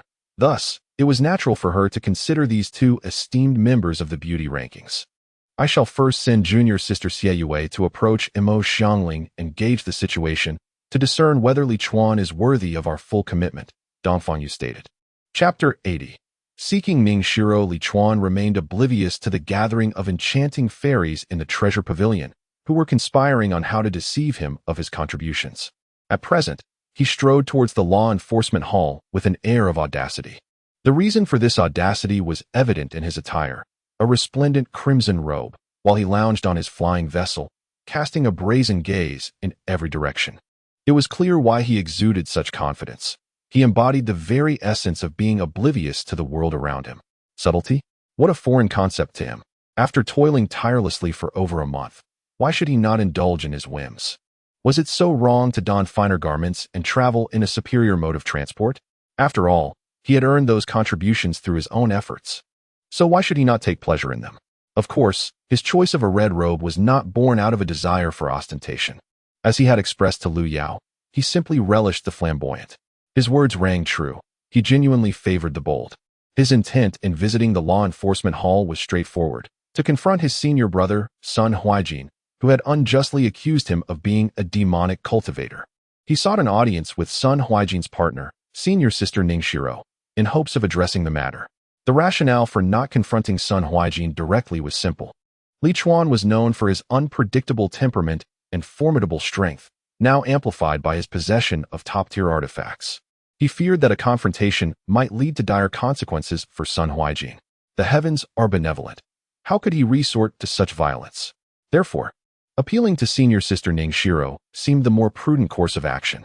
He harbored a fondness for her. Her gentle demeanor assured him that there would be no conflict. However, before Li Chuan could reach the law enforcement hall, he encountered a throng of disciples soaring towards him on their swords. His flying vessel, swift as it was, brought him face to face with the group in an instant, prompting them to scatter in alarm. Yet, Li Chuan did not press forward. Instead, he skillfully brought his vessel to a halt. As the disciples prepared to pay their respects, their eyes fell upon Li Chuan reclining on the side of the vessel, leaving them momentarily stunned. They had initially assumed a seasoned cultivator was aboard, only to realize it was a mere 4th-tier Qi practitioner. Thanks to his recent notoriety, the combination of being a 4th-tier cultivator and riding a flying vessel quickly revealed his identity. Junior brother Li Chuan, several disciples, their realms superior to his, greeted him. They regarded his vibrant crimson robe with bemusement. It was not that the robe itself was unappealing, rather, it was the manner in which Li Chuan wore it that rendered it less than flattering, resembling an old monkey. Junior brother Li. The old monkey turned his attention to the speaking disciple, inquiring, "Where are you all headed?" Zhou Shijing, who had merely called out tentatively, was taken aback when Li Chuan responded and engaged him in conversation. His excitement surged as he respectfully replied, reporting to senior brother Li Chuan. A disciple from the outer sect has succumbed to demonic influence, causing harm to several fellow disciples before fleeing. We, along with a few senior brothers and sisters, are heading out to conduct a search. In general circumstances, even if Li Chuan's strength surpasses that of his peers, as a disciple of the law enforcement hall, he is inherently elevated above others. After all, everyone makes mistakes at times. Thus, when encountering senior brothers and sisters who are only slightly stronger, there is no need for excessive reverence. However, this is Li Chuan we are discussing. Not only did he bestow 10 spirit stones upon his acquaintance during their first meeting, but the majestic flying vessel he currently pilots commands a level of respect that renders the entire outer sect cautious in his presence. Moreover, he possesses a charming demeanor. effortlessly engaging with others while subtly referencing his fellow disciples, showcasing his adeptness in social graces. Li Chuan was taken aback. Have those demonic cultivators still not been eradicated? Their persistence is uncanny. His curiosity was piqued not by the intentions of the large group, but rather by the desire to inquire about the delicate Sister Ning Shiru's presence within the law enforcement hall. Zhou Shijing hastily clarified, "It is not the demonic cultivators. It appears a certain disciple, unable to bear the abandonment by their partner, attempted to forcibly establish a foundation. Unfortunately, they succumbed to their inner demons, failing in their endeavor and losing their sanity instead." As he spoke, he felt a hint of amusement, yet deemed it inappropriate to laugh in such a context, leaving him with an odd expression. A disciple at the 9th level of Qi refinement sighed, "Ah, our yin-yang sect has fallen to such misfortune with this disciple." In fact, among the gathered crowd, there was a palpable sense of schadenfreude regarding the situation. After the disciple finished speaking, he suddenly turned to Li Chuan with a compliment. "Li Chuan, as a junior brother in the Qi refinement stage, you are the first to possess a flying vessel. Congratulations." Another disciple at the 8th level chimed in, "Not only in the Qi refinement stage, even considering the inner sect disciples in the foundation establishment stage, you are the first below the core formation level to own a flying vessel. Truly pioneering for our yin-yang sect. Had we not been tasked with duties, I would shamelessly beseech you, junior brother, to allow me to experience the thrill of your flying vessel," one of the sisters remarked. The conversation flowed with endless flattery, seemingly overshadowing their assigned mission. The act of currying favor is universal, transcending the realms of mortals and immortals alike. However, cultivators often exhibit a more natural flair in their compliments. Perhaps due to their superior mindset compared to ordinary individuals, they likely regard such behavior as entirely normal. Their intentions were not necessarily to gain something from Li Chuan, but rather to forge connections with a formidable figure, which could prove invaluable in dangerous times. Who knows when a chance encounter with Li Chuan might arise during a perilous situation, transforming a potential crisis into an opportunity for flight. Li Chuan cast a glance at the various sisters within the enforcement team, each possessing their own alluring charm. Had he not already set his sights on a particular goal, he would have undoubtedly whisked them all away in his flying vessel. He proposed, "Sisters, if you wish to return to the law enforcement hall, I would not mind accompanying you." One sister, with a playful smile, replied, "We have just exited the hall. If we were to return now, we would surely face punishment." "You are quite mischievous, junior brother, already hoping to see your sister face a penalty upon our first encounter. Behold the allure of those exquisite brows and eyes," which rendered Li Chuan momentarily hesitant to seek out Ning Shiro. Although these senior and junior sisters may not possess the same striking beauty as Ning Shiro, each one is undeniably a paragon of charm, and while the disparity in quality is evident, such a gap can certainly be compensated by quantity. However, Li Chuan is a man of principle. How could he deviate from his established objective? He decided against engaging in idle chatter with these ravenous senior sisters, lest he find himself ensnared. "By the way, esteemed seniors, is Sister Ning Shiro at the law enforcement hall?" he inquired. "Indeed, she is. Are you seeking her out? What business do you have with her? After all, she is the partner of senior brother Sun Huaijin," a senior sister cautioned him. It was evident that she was not among those present when Li Chuan was abducted by the demonic cultivators. She was unaware of the dramatic embrace he had shared with Ning Shiro during that perilous moment. Regardless, the question of whether the two had shared a kiss at that time remains a topic of contention among those who were there. Li Chuan subsequently asked, "Is senior brother Sun present at the law enforcement hall?" Chapter 81. A beating before discussion. Senior brother Sun is also in the law enforcement hall. "Junior brother, you wouldn't be seeking out Sister Ning for something that senior brother Sun must not know, would you?" A chorus of laughter erupted among the senior and junior sisters. However, the male disciples in the law enforcement hall couldn't share in the amusement, for they too had partners. At that moment, a paper crane fluttered in, coming to rest before one of the disciples. The disciple performed a hand gesture towards the paper crane, and a melodious female voice emanated from it. "The information regarding the possessed disciple has been uncovered. He is Zhao Bingqian, a 10th level outer sect Qi practitioner, who has injured several fellow disciples and fled. Pursue him swiftly." "Yes, Sister Qinghe, we shall track him down immediately," the disciple replied to the paper crane, which then returned along its original path. The others expressed surprise. Did Sister Qinghe also fail to capture that possessed disciple? Zhao Bingqian. How could it be Brother Zhao who has succumbed to possession? He is, after all, the partner of Sister Chu Mingyu, one of the 10 most enchanting fairies of the outer sect. How could he have fallen into such a state? Do you not know? Sister Mingyu has already established her foundation. Upon hearing this, a sudden silence enveloped the gathering. Everyone glanced, intentionally or not, towards Li Chuan. With his remarkable contributions and the purchase of a flying vessel, he had become the most renowned figure in the outer sect.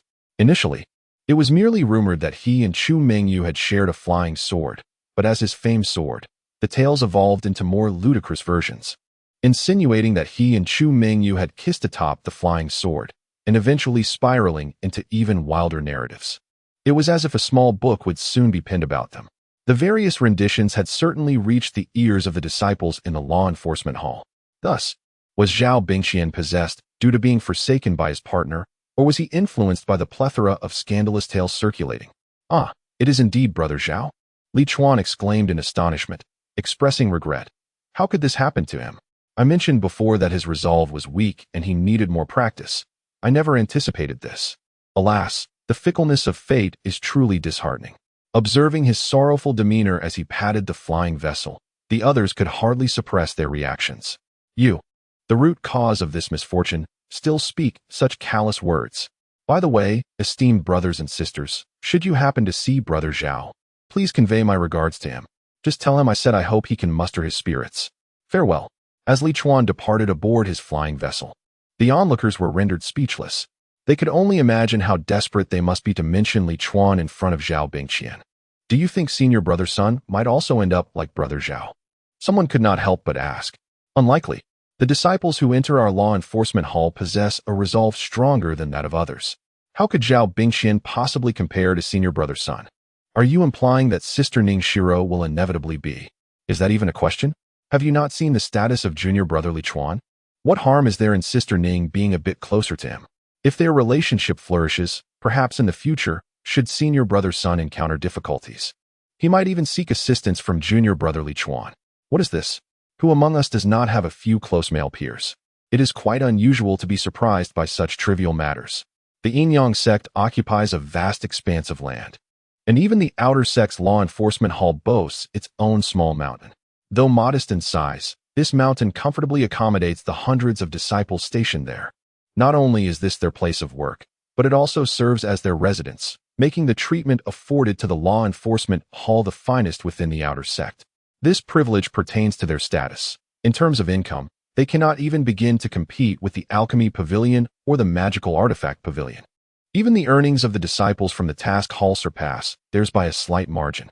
However, the mountain they inhabit is imbued with the most potent spiritual energy within the outer sect, and that alone suffices. As Li Chuan's flying vessel approached the law enforcement hall, the passing disciples paused respectfully. They, too, assumed that a senior in the core formation stage had arrived. Yet, when Li Chuan, clad in a crimson robe, disembarked from the vessel, they were left utterly astonished. Those unaware might have thought he was there to attend a wedding. Li Chuan, junior brother? Finally, someone spoke up from the silent crowd. The flying vessel had become Li Chuan's calling card. He need not utter a word. His vessel, combined with his cultivation at the 4th layer of qi refinement, ensured that those who had heard of him would recognize him. Yes, Li Chuan nodded and declared in a clear voice, I seek the outer sect's law enforcement hall steward, Sister Xie Qinghe. This fellow, fully aware that Sister Qinghe was absent, deliberately put on an act. Sister Qinghe has gone to deal with the outer sect's traitors and is not here. May I inquire as to why junior brother seeks her? Goodness, has Zhao Bingqian already been branded a traitor? Li Chuan genuinely felt pleased for him. He was finally standing up as a man. I wish to seek justice from Sister Qinghe, Li Chuan replied. What sort of justice? The disciple asked, bewildered. Li Chuan's voice, inherently loud, attracted the attention of several other disciples still within the law enforcement hall, who gathered curiously to observe. It is a common trait among cultivators to revel in the spectacle. Junior brother Li Chuan. Suddenly, a voice filled with delight rang out. Ning Shiro approached swiftly, her skirt swaying gracefully. The smile gracing her exquisite face was utterly enchanting at that moment. The surrounding disciples looked on in astonishment at Ning Shiro. They certainly acknowledged her beauty, and many harbored desires for her. However, Throughout their time together, they had rarely witnessed her smile so radiantly. At that moment, Ningshiro appeared even more captivating than usual, leaving them puzzled as to why the same attire and demeanor could evoke such a feeling. Particularly for those who had seen her just recently, they marveled in quiet awe. Sister Ning, Li Chuan beamed, his heart brimming with joy. Capturing her affections would surely be as simple as beckoning with a finger. The reason he had not sought her out immediately was that Sun Huaijin was also in the law enforcement hall. Hence, he prioritized dealing with Sun Huaijin before addressing other matters. It has been a while, Sister Ning. You seem even more beautiful today, Li Chuan complimented. Ah, really? Ningshiro approached Li Chuan, her cheeks tinged with a captivating blush upon receiving his praise. Shyly, she twirled before him and murmured, "Isn't my appearance the same as that day? How could I be even more beautiful?" The surrounding disciples exchanged peculiar glances, almost convinced that the two were indeed a couple. "My junior brother would never deceive me. If you doubt it, you may inquire with them," Li Chuan remarked, gesturing to their companions. He spoke no falsehood at that moment. Ningshiro radiated a beauty surpassing her previous self, her smile more enchanting than before. Following his cue, she glanced around and noticed the disciples gazing at her with sparkling eyes, as though she truly were a vision to behold. A sense of joy welled up within her. She had known that Li Chuan would not mislead her. After returning to the law enforcement hall last time, she had discreetly asked several peers whether she was more beautiful than her senior sisters, Su Yaoyue and Mo Xiangling. Although she received affirming responses, she discerned a hint of insincerity in their eyes. Disheartened, she realized that among so many, only Li Chuan had been genuinely sincere. Little did they know, over the past month, she had often found herself reminiscing about Li Chuan, longing to hear him declare that she was more beautiful than Su Yaoyue and Mo Xiangling, asserting her status as the most exquisite in the outer sect, the epitome of beauty. Thus, upon hearing his voice, her elation knew no bounds. Why did everyone perceive her as more beautiful than ever? It was due to her mood, and even more so, her newfound confidence. Li Chuan had bestowed upon her that confidence. Moreover, Li Chuan was not entirely untruthful, for he had indeed won the hearts of both Su Yaoyue and Mo Xiangling. Ningshiro was, after all, one of the top 10 beauties, and her allure was hardly inferior to theirs. To Li Chuan, it was evident that she had become even more radiant. Is there any fault in this? Absolutely not. Who among us does not experience such feelings? The unattainable always stirs the soul. Chapter 82. True suffering. By the way, Li Chuan, my junior brother, I just heard from my senior sister that someone has slandered you. Who is it? Please tell your sister, and she will stand up for you. Ningshiro, embodying the manner of a senior sister, spoke to Li Chuan with an air of authority. Li Chuan replied, "The one who has defamed me is a senior brother at the 10th level of Qi refinement. Senior sister, you cannot contend with him. I shall handle this matter myself." Ningshiro asserted with confidence, "Junior brother, do not worry. Slandering a fellow disciple is indeed a violation of sect rules. I am part of the law enforcement hall, and it is my duty to address such issues. Rest assured, even if I cannot defeat him, there are many fellow disciples in the law enforcement hall, including your senior brother's son, who is among the top 10 experts in our outer sect." As if summoned by her words, Sun Huaijin approached with a grim expression. Sensing the envious gazes of his peers upon him, he had not intended to come, yet he felt compelled to appear.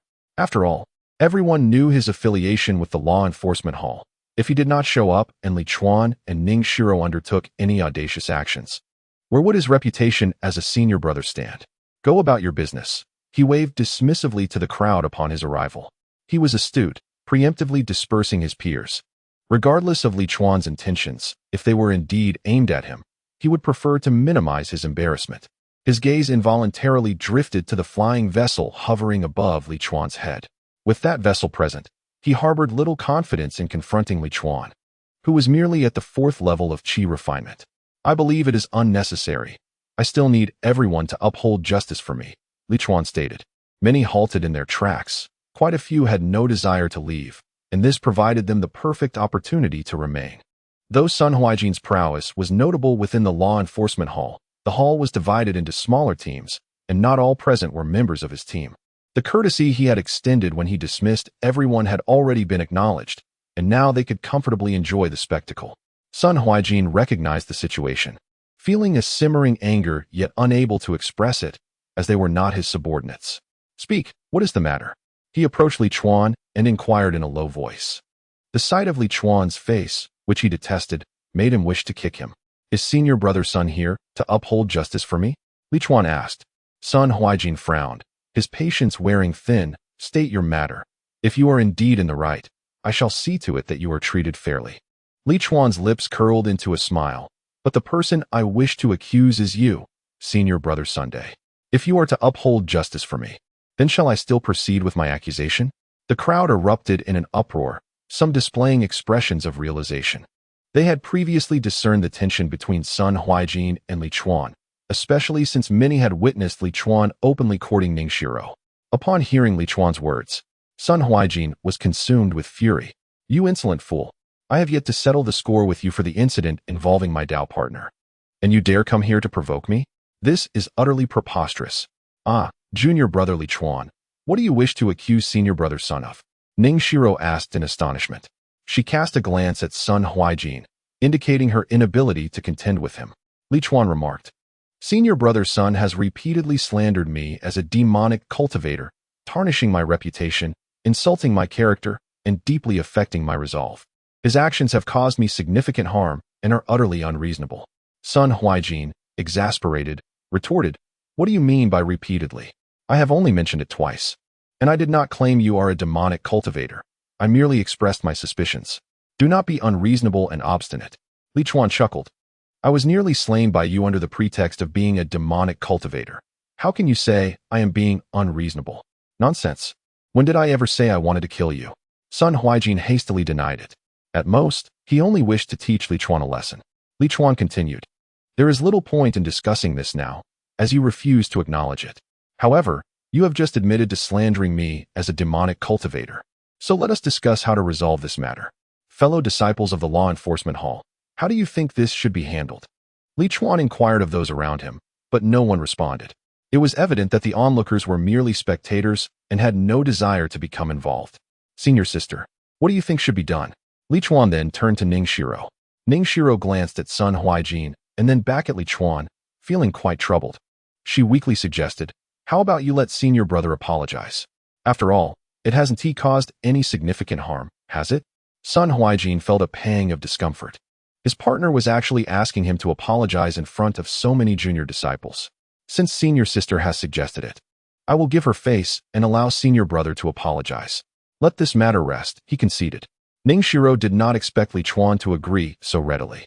After a moment of surprise, her heart swelled with sweetness, akin to tasting honey. It was delightful that her junior brother was so accommodating. Just as she was reveling in her happiness, Li Chuan's rough hands unexpectedly found their way to her face, and he said, Senior sister, do not cry. For your sake, I want to do anything to senior brother. Ning Shiro, bewildered, wondered when she had cried. Had she not been joyful? Suddenly, she realized that Li Chuan was taking advantage of her in front of so many people and felt a wave of embarrassment wash over her. The gathered disciples all stood on tiptoe, craning their necks to see. However, Li Chuan's large palm obscured their view of whether Ning Shiro was truly crying or not. All they could see was his hand rubbing her face. Behind Ning Shiro, Sun Huaijin had initially been furious at her suggestion that he apologize to Li Chuan. But upon hearing that she was crying for him, he felt a mixture of regret and warmth. He despised himself for having such thoughts about his junior sister. Damn it! Release my junior sister Shiro. Seeing Li Chuan so tender with her ignited his fury. His junior sister deserved his own gentleness. Sun Huaijin lifted his foot and kicked at Li Chuan. After delivering the kick, he felt a sense of relief. It was a blow he had long wished to land. He now refrains from contemplating the consequences, for he is only aware that the kick felt exhilarating. Senior brother, what are you doing?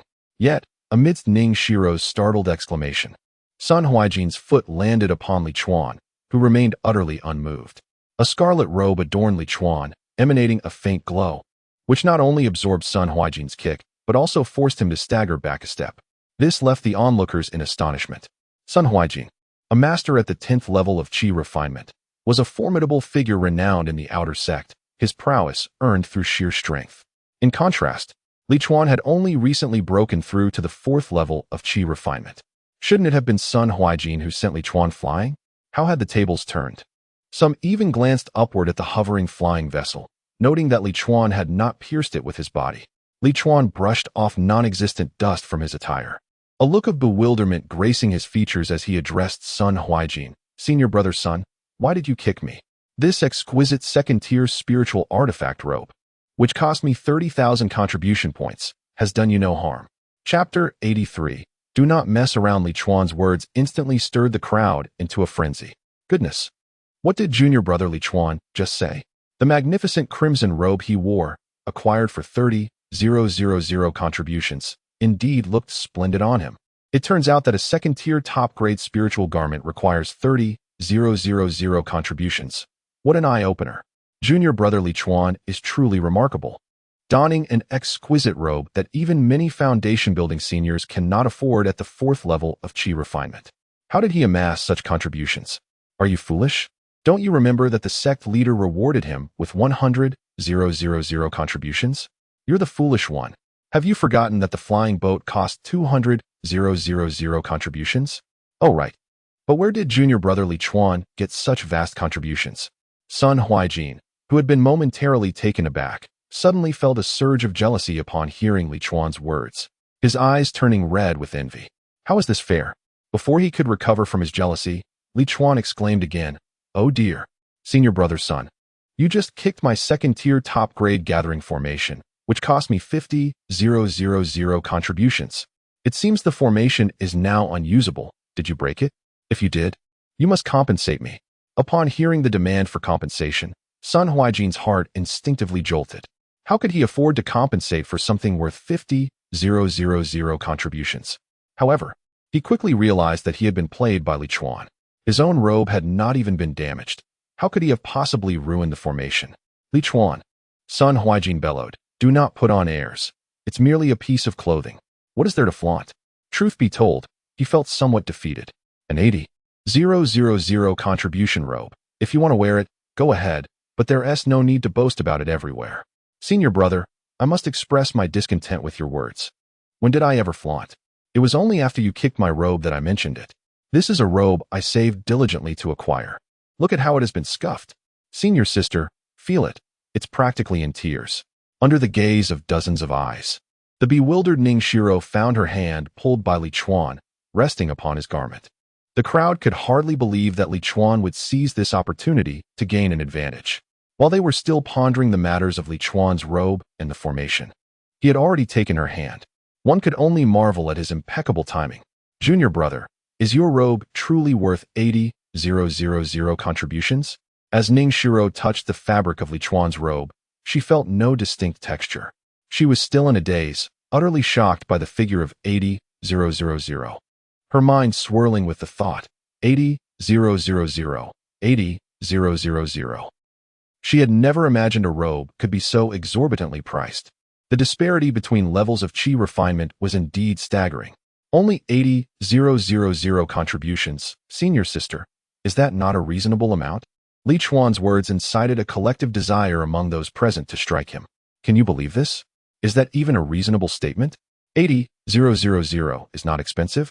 For heaven's sake, they had agonized for ages over purchasing a garment worth 800 contributions, and here he was, declaring that 80,000 is not expensive? Senior sister, feel this. It is crafted from second-tier materials, vastly different from first-tier robes. Li Chuan grasped Ning Shiro's hand, exploring the exquisite fabric of the treasured garment. For a moment, it became indistinguishable whether he was inviting her to touch his attire or if he himself was caressing her. Observing his partner's gaze, which brimmed with infatuation, admiration, and longing as she looked at her junior disciple, Sun Huaijin felt a surge of discomfort. Release my junior sister. He charged forward once more. Even if he could not harm Li Chuan, he would not allow him to take advantage of his junior sister. With so many witnesses present, how could he afford to lose face? Sister, be careful, Li Chuan exclaimed, swiftly pulling Ning Shiro into his embrace. As she stood in a daze, witnessing Sun Huaijin's oncoming kick, she felt a whirlwind of confusion. She needed to gather her thoughts. Moments ago, her junior disciple had warned her, and now she found herself positioned before him. Thus, his caution was indeed warranted. Seeing Li Chuan shield Ning Shiro, Sun Huaijin was compelled to halt. Witnessing that insufferable visage peering from behind Ning Shiro, with his chin resting on her shoulder, he was instantly consumed by rage. Li Chuan, if you have the ability, face me directly instead of resorting to such underhanded tactics. Very well, Li Chuan replied without a hint of hesitation, immediately pushing Ning Shiro aside. To be honest, Ning Shiro remained in a state of bewilderment. Just moments ago, he had sought her presence, yet now he discarded her so readily? Nevertheless, Li Chuan acted with such decisiveness, showing no signs of hesitation. As Sun Huaijin unsheathed his treasured sword, the surrounding disciples were electrified, murmuring in excitement. Finally, the confrontation was about to commence. The unfolding drama was utterly captivating, the rapid progression leaving them breathless, struggling to keep up with the spectacle. Li Chuan, indeed, was unpredictable. It was clear to all that he had come for Ning Shiro, yet he swiftly utilized her as a shield before callously shoving her aside. What was he truly thinking? What could he possibly be contemplating? To Li Chuan, women were mere playthings, easily summoned or dismissed at his whim. Did he not possess the power to dictate the situation as he pleased? He was so confident that if he simply called for Ning Shiro, she would come scrambling to his side, kneeling when commanded and crawling when instructed. Sun Shixiang, be cautious. Ning Shiro called out worriedly to Sun Huaijin. His heart warmed at her concern. She always held him in her thoughts. Even the onlookers, who had assumed Ning Shiro was not the type to be overwhelmed by a plethora of accolades, witnessed her turn to Li Chuan and say, "Junior brotherly, please be gentle." Who, then, was she truly siding with? The gathered disciples were equally perplexed, not to mention the beleaguered Sun Huaijin, who felt as if the sunlight had turned a shade of green. With a furious roar, Sun Huaijin charged forth. Although he knew that his strike might still fail to penetrate the defenses of Li Chuan's second-tier, superior garment, he was determined to assert his stance. This was the retaliatory fury of an angry partner. With a sharp clang, the clash reverberated through the air. Sun Huaijin's sword struck fiercely against Li Chuan's shoulder. At that moment, a crimson piece of armor materialized on Li Chuan's shoulder. Subsequently, other components of the armor began to manifest on his body: chest plate, back guard, helmet. The sudden appearance of this complete set of red armor astonished the entire assembly. "Good heavens, a full set of armor!" exclaimed one disciple who was relatively well informed. For many were unaware that a complete set includes a helmet. Su Yaoyue's incomplete armor had been mistakenly perceived by many as a full set. The crimson armor gleamed radiantly under the sun, and at that moment, Sun Huaijin fervently wished that the brilliance would blind him. How infuriating it was that he had to behold it.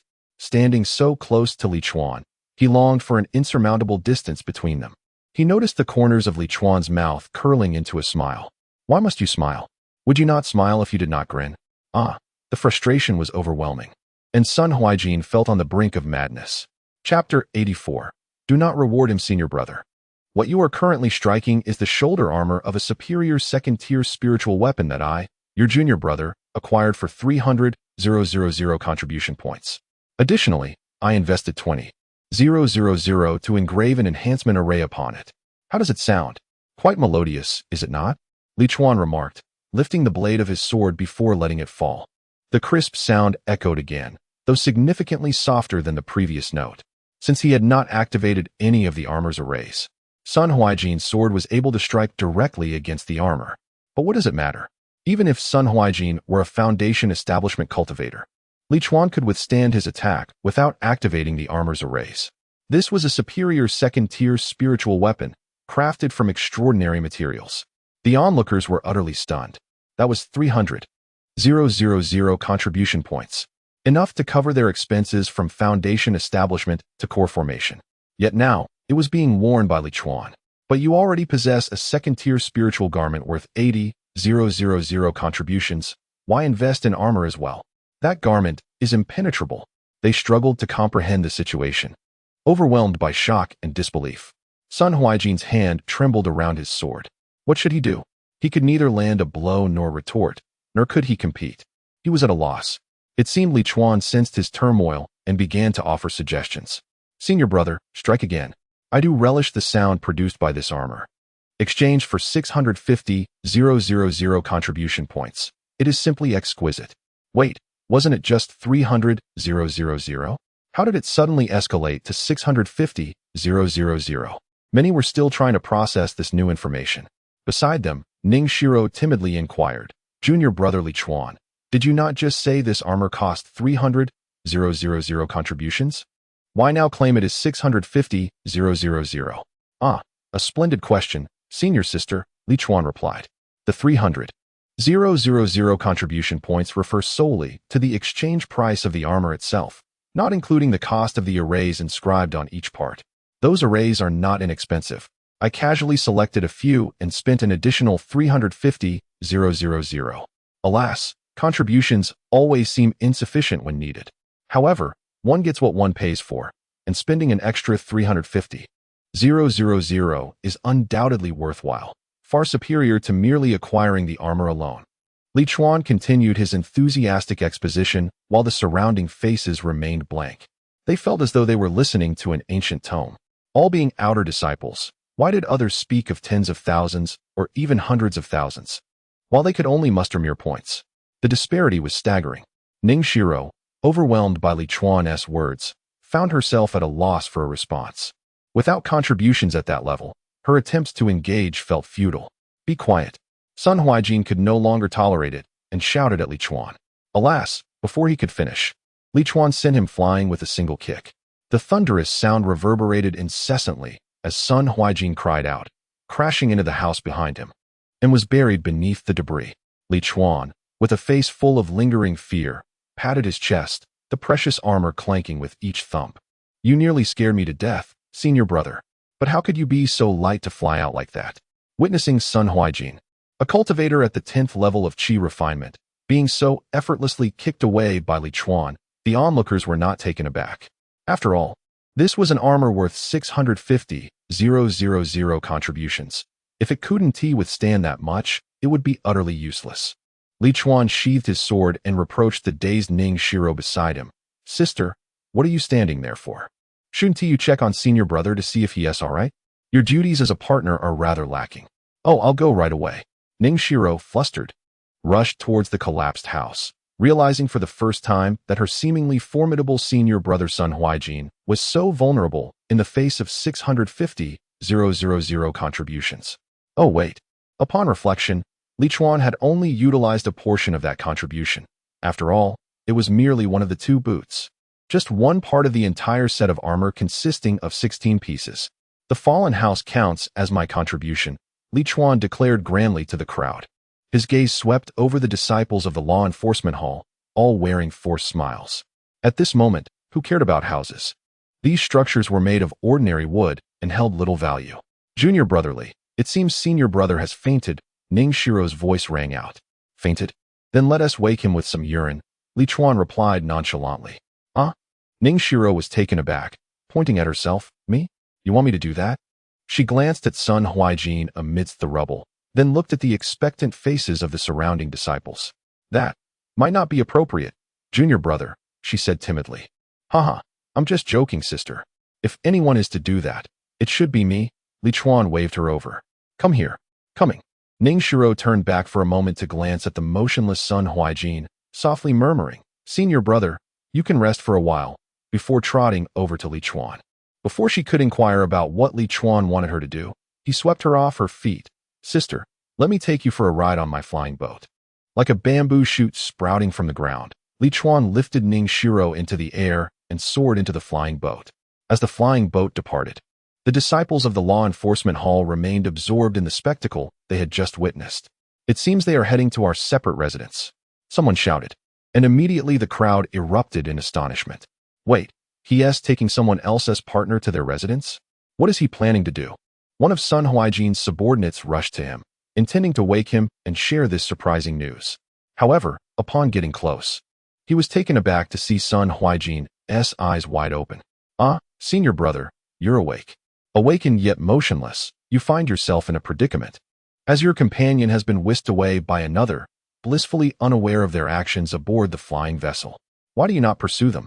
Should you delay any longer, they may very well enter your abode. The disciple quietly berated himself within. In truth, Sun Huaijin had never lost consciousness at any point. What was he to do if he feigned unconsciousness? Rise only to be propelled once more by Li Chuan's relentless kick, or perhaps humbly apologize to him.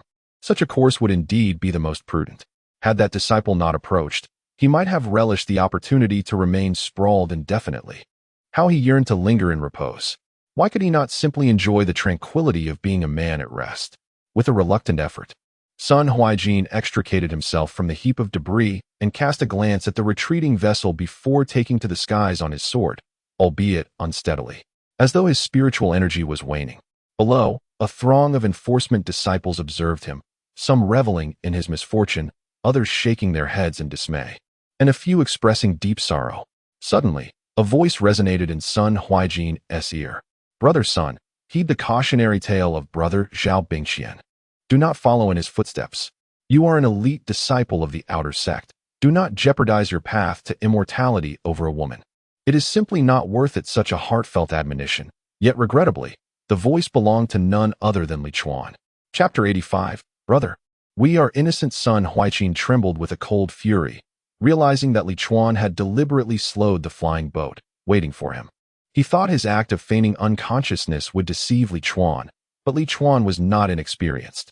A mere kick had rendered him unconscious, as if he were merely performing for an audience. Ahead loomed Li Chuan's mockery, while below, dozens of fellow disciples observed him closely.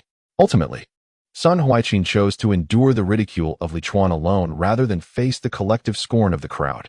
After all, 2 ears could withstand a single mouth. Li Chuan possessed only one, while he had 2 ears to prevail. Given the speed of the flying boat, it was inconceivable for Sun Huaijin to keep up. Yet, he did manage to draw closer, and soon the interior of the flying boat came into view, an unsightly sight indeed.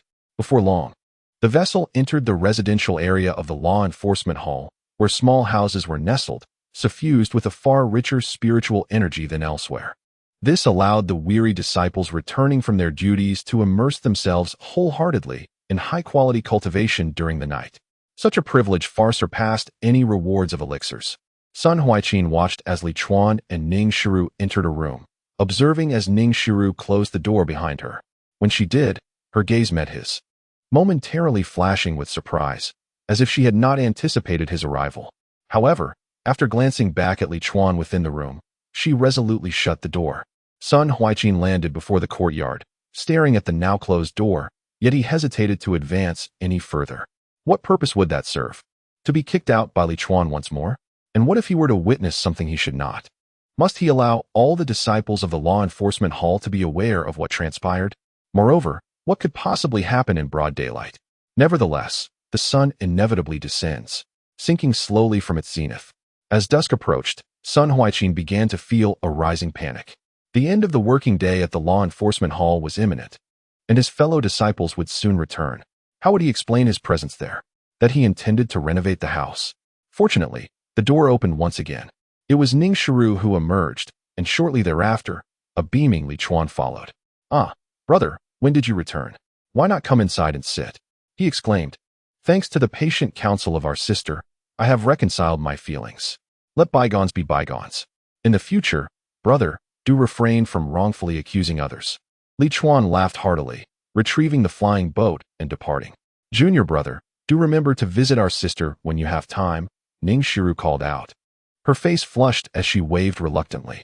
Once Li Chuan had receded into the distance, she turned to Sun Huaijin and said, "Brother, do not misunderstand. There is nothing between Li Chuan and me. We are innocent. You must trust your junior sister." The corners of Sun Huaijin's mouth twitched, and after a long pause, he managed to utter 2 words, "I believe." Ning Shiru's face immediately brightened with joy. "I knew you would trust me, brother." Everyone pretended to be indifferent, which was beneficial for all. Ning Shiru was quite pleased with the outcome. "Senior brother, are you not coming inside?" Ning Shiru mused that as long as Sun Huaijin could endure, his future achievements would undoubtedly be boundless. Gazing at her ever-present smile, Sun Huaijin felt a moment of disorientation. It seemed as if everything had reverted to the past. Nothing had changed, and he and Ning Shiru remained as intimately close as ever, with no unpleasantness between them. Sun Huaijin suddenly exhaled deeply, releasing the burdens that had weighed heavily on his heart. His mind became remarkably clear, revealing that life felt different once one was free from romantic entanglements. "Junior sister, I am about to establish my foundation," Sun Huaijin declared unexpectedly. "Ah," Ning Shiru exclaimed in astonishment. "Senior brother, you are already ready to establish your foundation. Congratulations. Well, senior brother, you have much to prepare for." Purchasing foundation establishment pills will require a considerable amount of spirit stones. Sun Huaijian's expression grew complex as he replied slowly, I believe I won't need foundation establishment pills. He stood firmly in place, and with a surge of spiritual energy coursing through him, he commenced the foundation establishment process directly. Meanwhile, in the outer sex task hall, a woman dressed in a flowing white garment gracefully alighted on her sword and entered the hall. Her figure was slender and elegant, moving with the lightness of willow. As she walked, several jade pendants at her waist clinked melodiously.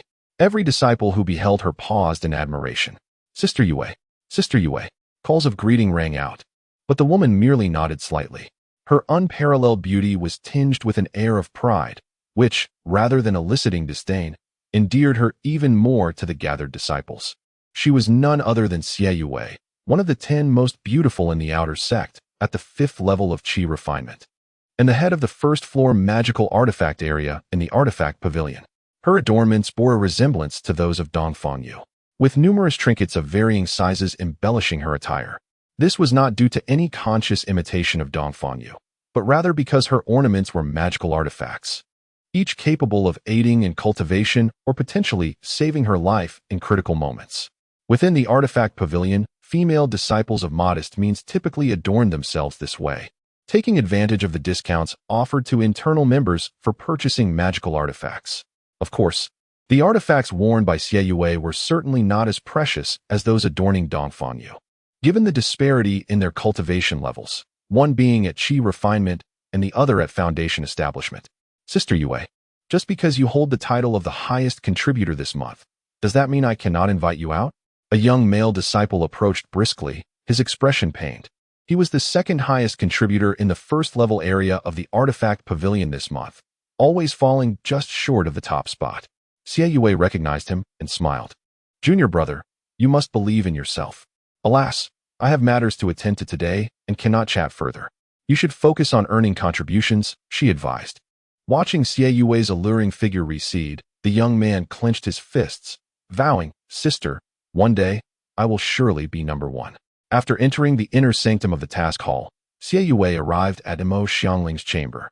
Observing Imo Xiangling, who was casually nibbling on some spiritual herbs, Xie Yue respectfully stated, Senior Sister Imo, Senior Sister Dongfang has sent me to convey her regards to you.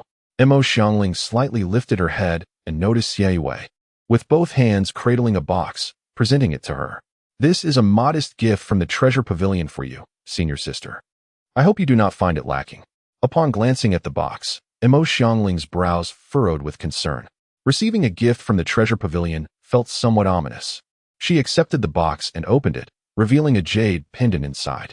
To her astonishment, it was a top-tier first-grade spiritual artifact, valued at no less than 3,000 contribution points. The treasure pavilion is indeed generous. Has Li Chuan visited you again? As the saying goes, no one offers unsolicited favors without motive.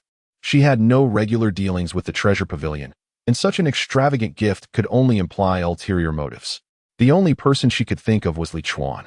Initially, she had assumed he was occupied with the younger female disciples, but she now realized he had indulged in extravagant spending at the treasure pavilion. This was troubling. They were now aware of Li Chuan's substantial contribution of 1 million. With indignation, she inquired, Pray tell, how much has our esteemed Li spent at the treasure pavilion? Xie Yue, beaming with delight, replied, 730,000. Imo Xiangling. Chapter 86. In a whirlwind, I ascended to the 6th layer of Qi refinement in recent days. Li Chuan has been living in unparalleled comfort. However, such pleasant days are earned through hard work. Without arduous effort, where would happiness stem from? After a restful night, he embarked once more on his quest for spiritual plants. Just before entering the 43rd small world, Imo Xiangling surprisingly informed him that upon his next emergence, she would arrange for him to meet one of the top 10 enchanting senior sisters from the outer sect. What a revelation! Li Chuan couldn't help but praise Imo Xiangling for her thoughtfulness. He eagerly anticipated his return a month hence, fully aware of how many spiritual plants he could gather. Consequently, he now carried several Qinkuan bags, committing to a round trip every month. After all, frequent excursions would only squander precious time. Imo Xiangling remained elusive about which of the 10 beauties he would meet, leaving Li Chuan in a state of both excitement and impatience. Nevertheless, this served as motivation, stirring restlessness in his heart whenever he thought of it. Thus, half a month passed. On this day, Li Chuan continued to maneuver his flying vessel at high speed. Initially, his craft consumed merely 1 or 200 spirit stones a day, but now it required over 300. This increase naturally indicated a rise in his velocity, and simultaneously, it reflected the enhancement of his mental fortitude through prolonged high-intensity exertion. Every hardship he endured had yielded a reward, fortifying his essence. Much like the numerous life and death predicaments he had faced before, these experiences had bestowed him with combat prowess far exceeding that of his peers. Suddenly, Li Chuan's flying vessel came to a halt before a sheer cliff. After locating so many spiritual plants, he had grown somewhat desensitized to surprise. Having encountered numerous rare specimens, the cliff bore a narrow fissure, approximately 20 to 30 centimeters wide. Peering through the crevice, he glimpsed a fruit emanating a faint blue luminescence. Astonishingly, it was a spirit-melding fruit. Truly, the heavens were aiding him. Li Chuan couldn't help but reflect as he gazed upon the fruit. The depths of the crevice were shrouded in darkness, with only the gentle glow of the spirit-melding fruit illuminating the scene. His flying vessel moved swiftly, a mere flash. Yet, that fleeting moment allowed him to catch sight of the spirit-melding fruit. Had it been anyone else, they might have overlooked it entirely. While he could discern potential spiritual plants based on the terrain and surrounding foliage, the enclosure of the fissure and the bare cliff face rendered any judgment impossible. Thus, it was a serendipitous coincidence. To Li Chuan, the spirit-melding fruit was akin to a divine elixir. It possessed the extraordinary ability to amalgamate all the negative energies within him, the yin energy, coldness, and residual potency of elixirs, into the spiritual essence flowing through him, thereby augmenting his strength. A saying circulates in the world: should one succumb to an incurable poison, one might try the spirit-melding fruit. Perhaps it could save them. Legend has it that a 10th-tier spirit-melding fruit can dissolve all poisons in existence. Of course, this is merely a legend. The fruit before Li Chuan, however, was a first-tier spirit-melding fruit, perfectly suitable for his needs. Although Li Chuan was unaware of the exact nature of the second-tier fusion spirit fruit, it was evident that within this 43rd minor realm, the emergence of second-tier spiritual plants was an impossibility in the short term. The growth of spiritual flora is intrinsically linked to its environment, and the conditions here precluded the development of such advanced botanical life. Perhaps after several centuries, or even millennia, as the underground spiritual energy increased, there might be a chance for the spiritual plants to ascend in rank. However, it was more probable that, after such an extensive passage of time, the spiritual energy of this minor realm would have begun to dwindle. Yet, these considerations were far from Li Chuan's mind as he drew forth his spiritual sword and commenced his excavation. The ordinary rocks yielded easily beneath the blade of the spiritual weapon, crumbling like tofu. Before long, a passage large enough for a person to traverse had been carved into the sheer cliff. The soft luminescence emanating from the fusion spirit fruit bore a resemblance to the glow of spiritual stones. Approaching it, Li Chuan reached out and plucked the fruit, consuming it without hesitation. Did he not yearn for daily indulgences? It was simply that his strength was insufficient to contain the overwhelming influx of yin energy. Even the blazing sun incineration technique could not aid him in that regard. However, the fusion spirit fruit could. Upon ingesting the fruit, Li Chuan immediately sensed an infusion of spiritual energy within his body, which seamlessly integrated into his limbs and core without his conscious effort. After finishing the fusion spirit fruit, he retrieved the elixirs previously awarded by the sect leader and began to consume them. He had kept these pills on his person, as it was unwise to consume too many in a single day. Thus, he would partake of one every couple of days. Consequently, even during this period of non-practice, his rate of advancement surpassed that of his peers, who lacked access to such superior elixirs. With each pill he ingested, the spiritual energy within him gradually accumulated, nourishing every part of his being, while he felt the yin energy swiftly transforming into power. The residual potency of the elixirs eluded his perception. The reason he chose to consume the fusion spirit fruit before the elixirs was due to uncertainty regarding the fruit's effects. Should the elixirs hinder its assimilation, the outcome would be dire. Conversely, the energy contained within the fusion spirit fruit would remain in the body until fully expended. With this characteristic in mind, he was assured that consuming the fruit before the elixirs would yield no adverse effects. As he savored the increasing spiritual energy within him, Li Chuan continued to consume 2 elixirs while engaging in cultivation. Time seemed to lose its meaning until he realized that both the yin-yang initiation technique and the sun incineration technique had reached the 5th tier. Consequently, he had also advanced from the 4th to the 5th tier of qi refinement. Indeed, the most rapid breakthroughs came from the treasures of heaven and earth. Li Chuan could not help but marvel. How short a time had passed since his last advancement to the 4th tier of qi refinement. Merely a couple of months. The efficacy of the fusion spirit fruit surpassed his expectations. He continued to consume elixirs until the following day, having ingested approximately 700 or 800 in total before he finally paused. Unable to contain his joy, Li Chuan laughed heartily. Huh? Who would have thought that a single fusion spirit fruit would allow me to break through 2 minor realms? Truly a divine fruit. Indeed, this morning he has once again transcended a layer, now reaching the 6th level of qi refinement. Although the combined worth of those 700 or 800 pills amounts to nearly 10,000 spirit stones, for Li Chuan, this is merely a trifling matter. As long as he can achieve a breakthrough, he would readily part with not just 10,000 spirit stones, but even 100,000. His financial capacity allows for such indulgence. For others, even with the spirit fusion fruit, a rapid advancement remains unattainable. The effects of the spirit fusion fruit have not yet fully dissipated, and he still possesses elixirs, yet he has chosen not to consume any further. After all, it is wiser to reserve them for countering the chill of Mo Xiangling and the yin fire of Su Yaoyue, along with other forms of dark energy. Upon reflection, Li Chuan noted that with his breakthrough, his lifespan has been extended by 12 years, a truly fortuitous occurrence. His gaze inevitably turned towards the spirit fusion fruit tree. Such a precious resource, he certainly intends to take with him. Although the spirit fusion fruit bears fruit only once every decade, a lengthy maturation period, it is still preferable to having none at all. Furthermore, he may experiment with cultivation techniques to see if he can alter the time it takes for the fruits to ripen. Chapter 87. Li Chuan invites the ladies to feast on meat. Fortunately, he now possessed the ability to cultivate spiritual plants and understood the characteristics of the fusion spirit fruit tree. Otherwise, had someone else attempted to uproot it for planting, it would undoubtedly perish. After securing the fusion spirit fruit tree, Li Chuan continued his journey of excavating spiritual flora. His elevation in realm had enhanced the spiritual energy and mental acuity within him, thereby accelerating his quest for spiritual plants even further. However, the small world was finite, and the finest resources would eventually be exhausted. Although the spiritual plants in the 43rd small world were not completely depleted by Li Chuan, their numbers were indeed dwindling. Consequently, his harvests were diminishing. In the blink of an eye, a month had elapsed, signaling the time for settlement. Li Chuan appeared at the entrance of the small world aboard his flying vessel. Mo Xiangling and 4 supervising disciples were still present.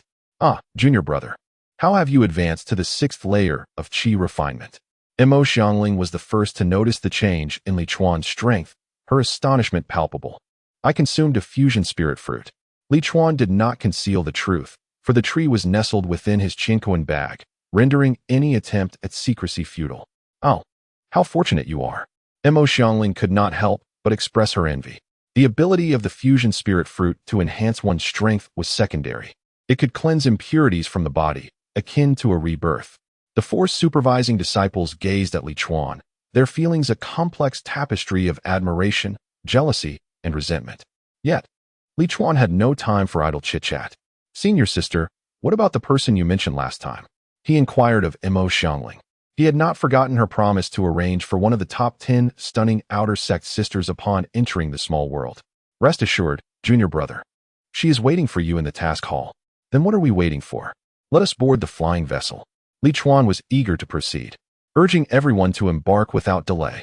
They hurried to the task hall and arrived at the room where Mo Xiangling typically worked. Indeed, a captivating beauty awaited them inside. Junior brother Li Chuan. Xie Yue rose from her seat, greeting him with a bright voice as he entered. Junior sister Yue, you must now address me as brother Li Chuan. Mo Xiangling interjected from behind him. Xie Yue was momentarily taken aback, realizing that Li Chuan had already reached the 6th layer of qi refinement. In astonishment, she quickly bowed. Junior sister Xie Yue pays her respects to brother Li Chuan. In just a month, you've advanced from the 4th to the 6th layer? The speed of your progress is astonishing. She speculated that he must have consumed some rare treasures. Yet in the small world, how many such treasures could one actually obtain? Haha, junior sister, there is no need for formality. Li Chuan was unreserved, taking Xie Yue's hand and gently pulling her close. Xie Yue blushed and smiled, offering no resistance. Instead, her demeanor radiated allure. Mo Xiangling chuckled from the side. This room shall be yours. We will go to another room to tally the results. She gestured to the 4 supervising disciples, but was halted by Li Chuan's call. Wait a moment, senior sister. You stay? I have something to discuss with you. Was momentarily taken aback. Then playfully shot a glare at Li Chuan before addressing the 4 supervising disciples. You may proceed to take inventory, and remember to document it using the recording stone. I shall visit shortly.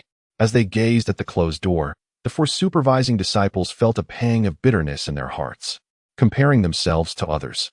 They couldn't help but reflect on the stark contrast between the lives of the affluent and their own. Although Li Chuan's prowess had indeed increased in the latter half of the month, his gains were somewhat diminished compared to the previous month. After doubling his efforts, he had accumulated a total of 617,826 contributions and spiritual stones.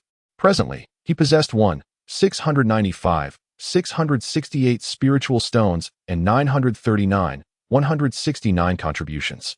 It could be stated without hesitation that, beneath the foundation establishment stage, he was the wealthiest disciple. Even among those in the Yin-Yang sect at the foundation establishment stage, Li Chuan's wealth was noteworthy. With such a considerable sum of spiritual stones at his disposal, how could he not indulge himself? Li Chuan decided to treat himself, and thus spent several thousand spiritual stones on some rather expensive spirit beast meat, planning to host a grand feast. Naturally, he could not consume all that food alone, so he shared it with several senior and junior sisters. The gathering took place at Li Chuan's residence.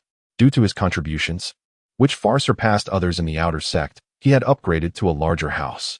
In the artifact pavilion, Lu Yao, Chen Lu, and Xie Yue, along with a few female cultivators from Lu Yao's group, were busy preparing the spirit beast meat, as Li Chuan had little interest in the labor. Arrived with her companion, Hu Min, and a charmingly pretty female cultivator. Li Chuan, this is your junior sister, Ziling, the companion of junior brother Zhao Mingxian. As per your request, I have brought her along, Hu Min said respectfully. Ziling, with her doll-like face and large, innocent eyes, appeared quite endearing. She promptly bowed to Li Chuan, saying, I am honored to meet you, junior brother Li Chuan. Thank you for inviting me to your spirit meat banquet. I am truly grateful. News of Li Chuan's treasures, valued at over 1 million, had spread throughout the Yin-Yang sect. Though she was a senior sister, she felt no sense of superiority in his presence. Hearing of his extravagant purchase of several thousand spiritual stones worth of spirit beast meat and receiving a personal invitation, she felt both elated and apprehensive, as she did not know him well. However, she had never contemplated declining the invitation, given that the spirit beast meat, shared among just a dozen people, meant each would enjoy a share worth several hundred spiritual stones, enough to last her a year. As the saying goes, familiarity breeds fondness, and she reasoned that with a few more encounters, she would surely become more acquainted with him. She had longed to meet the esteemed senior sister mentioned by Zhao Mingxian, but her recent schedule had been overwhelmingly busy. Li Chuan smiled and waved to Ziling, perfect timing. Come, sister, take a seat beside me. Ziling hurried over and sat beside Li Chuan, only to be astonished as she watched Hu Min kneel on the other side, massaging Li Chuan's thigh. Ziling's mouth fell agape in disbelief. Is Hu Min selling herself, or what? Why has she taken on the role of a servant upon her arrival? This only heightened Ziling's anxiety. Although she was aware that the relationship between Hu Min and Li Chuan was certainly unconventional, she never anticipated it to be of this nature. The senior sister knelt before her junior, massaging his legs without any pretense, even in front of so many witnesses. As she was lost in thought, Li Chuan unexpectedly produced something and swiftly placed it in her mouth. Here, senior sister, don't be shy, eat the spiritual fruit. Ziling opened her mouth eagerly. Once the fruit entered, a wave of spiritual energy enveloped her senses, evoking an unparalleled sense of comfort. Thank you, junior brother, she expressed her gratitude promptly. She was unaware of what Li Chuan had fed her, but it was certainly a delicacy she seldom encountered. Among the spiritual fruits laid out on the table, there were several varieties she did not recognize.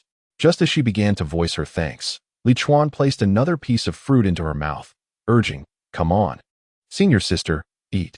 He continued to feed her several pieces, leaving her overwhelmed and joyous, touched by her junior's kindness. Little did she know, Li Chuan had a particular fondness for feeding others, a sentiment well understood by Hu Min, though at that time, she had only been fed weeds, unlike Xiling, who was so fortunate. Chapter 88 Gathering, Where are my junior brothers and sisters? Mo Xiangling inquired.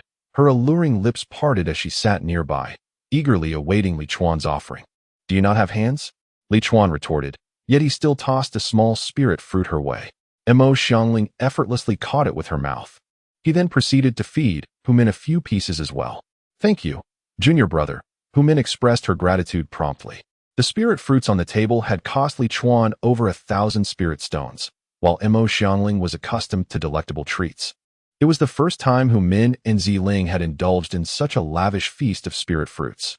The spiritual energy within them continuously nourished their every limb and sinew. Just as Li Chuan was enjoying feeding them, Su Yaiwe arrived, standing at the doorway in a daze. She had come upon Li Chuan's call through a flying letter, unaware of the gathering's size. Naturally, she was oblivious to Li Chuan's extravagant expenditure on today's spirit meat banquet. Upon seeing Su Yaiwe, Li Chuan waved joyfully. Sister Su, why are you standing at the door? Come in. Nodding, Su Yaiwe entered and greeted Mo Xiangling, Sister Mo. Ziling promptly rose to pay her respects as well, while only Hu Min was privileged enough to remain seated. Mo Xiangling gazed at Su Yaiwe, her beautiful eyes shimmering, and remarked to Li Chuan, it seems you have invited quite a number of junior sisters this time. Li Chuan chuckled heartily, not just junior sisters, but also senior sisters. Sister Su, please take a seat beside Sister Mo. Su Yaiwe, naturally a woman of few words, said nothing further and took a seat next to Mo Xiangling. One was the former unrivaled beauty of the outer sect, while the other was the current peerless charm, as the two sat together.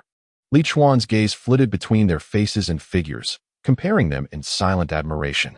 Indeed, it was difficult to discern who was more captivating. At that moment, another graceful figure appeared at Li Chuan's door. Ah, junior brother, are you moving to a new home today? The already established Chu Mingyu appeared at the entrance. It had been a while since Li Chuan had last seen her, and her stunning beauty remained utterly enchanting. After her foundation establishment, she radiated even more vitality. Sister Chu, Su Yaiwe and Ziling rose to greet her, while Mo Xiangling simply called out from her seat. Chu Mingyu paid no mind, given Mo Xiangling's special status. Sister Mingyu, please come in. Li Chuan beckoned with delight. Chu Mingyu sat beside Su Yaiwe. Each of the three beauties possessed their own unique allure, igniting a sense of longing in Li Chuan. Once seated, Chu Mingyu smiled at Li Chuan, saying, Junior brother, it seems you've come into quite a fortune recently. I've heard whispers in the inner sect, and I thought perhaps you had forgotten about your senior sister. How could that be? Li Chuan replied, I still have several thousand spirit stones stored with you, and surely they must be spent eventually. Chu Mingyu shot him a playful glance, feigning reproach. The mention of stored spirit stones also reminded Su Yaiwe of the spirit stones Li Chuan had deposited with her, implying that he had a habit of storing spirit stones all around. Upon hearing this, Mo Xiangling could not help but inquire. How many spirit stones has junior brother stored with senior sister Chu Mingyu? Why not keep a few with me? Li Chuan replied with a hint of annoyance. Senior sister, how can you have the audacity to ask me for spirit stones? Have you forgotten the considerable advantage I provided you? Mo Xiangling playfully retorted, Indeed. I deserve to offer my assistance to junior brother free of charge. At that moment, a graceful figure appeared at the door, Ningshiro. Junior brotherly, she greeted Li Chuan, her gaze nervously flitting to Mo Xiangling and Su Yaiwe. Senior sister Mo, senior sister Su, senior sister Chu. Previously, she had felt no particular apprehension in their presence. But since Li Chuan had remarked on her beauty surpassing that of Mo Xiangling and Su Yaiwe, their status shifted from that of revered figures to rivals, inevitably altering her perspective. Especially when Li Chuan had suggested, Senior Sister Shiro, please take a seat beside Senior Sister Mo. Taking a deep breath, Ningshiro settled beside Mo Xiangling, sitting up straight with an air of expectancy, as if awaiting a critique. However, she received no praise from Li Chuan. Instead, he affectionately patted Hu Min's head and instructed, Go, fetched junior sister Xie Yue. Xie Yue was currently cooking spirit beast meat alongside Lu Yao and Chen Lu. With 4 of the former top 10 beauties of the outer sect already present, Li Chuan could hardly contain his curiosity about how the 5 would appear together. Soon, Xie Yue arrived and took her seat beside Chu Mingyu. "Please move closer," Li Chuan said with keen interest. The 5 women complied, positioning themselves closely together. Gazing upon their exquisite faces, Li Chuan exclaimed in admiration. He seized a thumb-sized spirit fruit from the table and tossed it towards Su Yaoyue, instructing her to open her mouth. As the fruit approached, Su Yaoyue effortlessly caught it in her mouth. Li Chuan then repeated the action with Xie Yue, and soon, each individual received their share in this whimsical manner. After a while, Li Chuan grew bored and decided to elevate the game, instructing the women to stand and catch the fruits without using their spiritual energy. The reward for each successfully caught fruit was 500 spirit stones, while the individual finishing last would face a penalty, and the top performer would receive an additional prize. This sudden twist added an element of fun, as the absence of spiritual energy leveled the playing field, revealing who among them was most adept. Hu Min and Zi Ling also joined the fray. Initially, one might have assumed that Su Yaoyue, known for her frequent assistance in nurturing spirit plants and beasts, would have the upper hand, but to everyone's surprise, Hu Min proved to be the most formidable. She seemed to have cast aside any reservations, employing every conceivable tactic in her relentless pursuit of spirit fruits. Mo Xiangling, Su Yaoyue, Chu Mingyu, Ning Shiro, Xie Yue, and Zi Ling found themselves utterly outmatched by Hu Min's prowess. This left Li Chuan immensely pleased. It appeared that the women he had mentored possessed remarkable combat abilities. Under Hu Min's leadership, the other sisters also shed their inhibitions and joined the spirited contest for the fruits, creating a scene that left Li Chuan in awe. Although happiness does not necessarily hinge upon wealth, it can undoubtedly amplify joy manifold. This holds true in the realm of cultivation as well. Possessing spirit stones brings forth smiles that stretch wide. Before long, the delicacies of spirit meat were brought to the table, filling Li Chuan's modest abode with a fragrant aura of spiritual energy. Once all the dishes were served, Lu Yao closed the door and commenced the feast. The skies were draped in a persistent drizzle, and it had already been 2 days since Li Chuan had entertained his fellow disciples. After a delightful interlude of leisure, it was time to return to work. In truth, his endeavors were far more taxing than a typical job. At least a regular occupation provides a defined schedule and a few days off each month. However, he lacked such structure aboard the flying vessel. Aside from the basic necessities of life, he spent every waking moment in pursuit of spirit herbs, tirelessly searching. Last month, he managed a single day of rest, while this month he had afforded himself 2 days. Alas, what a wretched fate it is. This time, his destination was not the 43rd minor world, but rather the 38th. Chapter 89. The year has passed, although the number 43 minor world continues to provide Li Chuan with a plethora of spiritual plants. It significantly hampers his efficiency. Since many of the spiritual plants he seeks are typically elusive to others, he resolves to transition to a different minor world. The No. 38 minor world remains a realm of first-tier spiritual plants, and nothing has changed. Li Chuan persists in the monotonous pursuit of these botanical treasures. In recent days, Li Chuan has gleaned information from Mo Xiangling regarding the sect leader's expedition to the new spiritual vein, accompanied by a considerable entourage of higher-ups. What could be the purpose of such a journey? According to Mo Xiangling, it is merely a venture for personal gain. She reveals that the senior members dispatched by the Yin-Yang sect to excavate premium spiritual stones typically remain for 1 or 2 years. Under normal circumstances, even the most challenging spiritual veins could be exhausted in a month or 2. Yet, curiously, every site yielding spiritual veins or stone mines demands tenfold, if not several times more, time for extraction. One might ponder the reason behind this peculiar phenomenon. Mo Xiangling, being astute, understands well that it is a matter of indulgence and ostentation.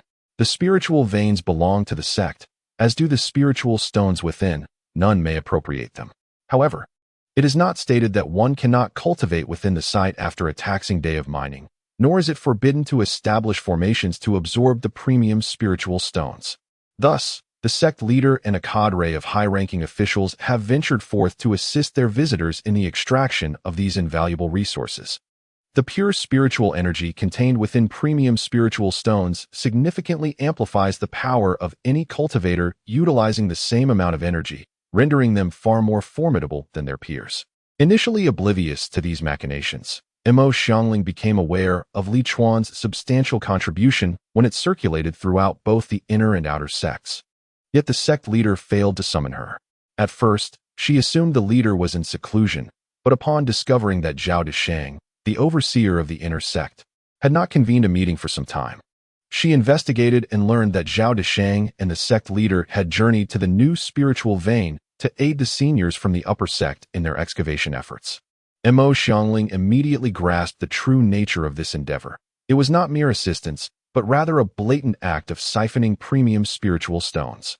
With Zhao Deshang's appearance and cultivation level, one would question who would seek his aid. Presently, half of the elders from the Minshan branch have departed, with over 100 cultivators at the core formation stage among them, primarily those who maintain close ties with the sect leader. The remaining members are not entirely deprived of opportunity. They shall await their turn once the leaders have indulged to their satisfaction. Mo Xiangling vehemently criticizes this conduct, claiming that such actions undermine the sect's interests, asserting that even if summoned, she would refuse to participate, as though she were a paragon of integrity. Yet Li Chuan, who knows her well, recognizes that as a Qi refinement stage cultivator, she would scarcely benefit from the premium spiritual stones, and the advantages she could gain would pale in comparison to those he has already acquired. Her outbursts are but a display, for were she at the core formation stage, she would be the first to seize such an opportunity. In former times, Li Chuan might have felt envy towards such occurrences, but now, he merely regards them as a tale to be told. As a fellow Qi refinement stage cultivator, he too would be unable to absorb a significant amount of spiritual stones.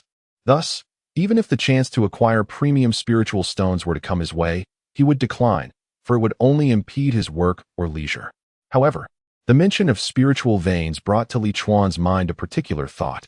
Given that his technique for discerning spiritual lands could identify such locations, might it eventually evolve to enable him to recognize spiritual stone mines and spiritual veins as well? After all, the essence of spiritual lands resides beneath the earth. Just as spiritual stone mines and spiritual veins do, there lies a commonality among them. Truth be told, Li Chuan harbored a genuine hope that his ability to discern spiritual lands would one day possess this enhanced functionality. If he could master a mind of his own, would he still toil so relentlessly for a mere 10 to 20,000 spiritual stones and contributions each day? Yet, contemplating such matters now felt exceedingly premature. Seasons changed, and before long, a year had elapsed. This past year had been both arduous and joyous for Li Chuan. The joy, of course, was evident during his breaks. He would spend several thousand spiritual stones on spiritual beast meat and spiritual fruits, inviting his senior and junior sisters, such as Mo Xiangling and Su Yaoyue, to share in the feast. The hardship, on the other hand, stemmed from the relentless hours spent excavating spiritual plants. He had traversed not only the first-tier spiritual plant microcosm, but also several second-tier ones, thanks to the advancement of his spiritual planting technique. The cultivation of mutations and the elevation of species could only be enhanced to a maximum of 100, which meant he had dedicated 200 days to this endeavor. Upon reaching the second tier, he immediately upgraded his second-tier spiritual plant discernment.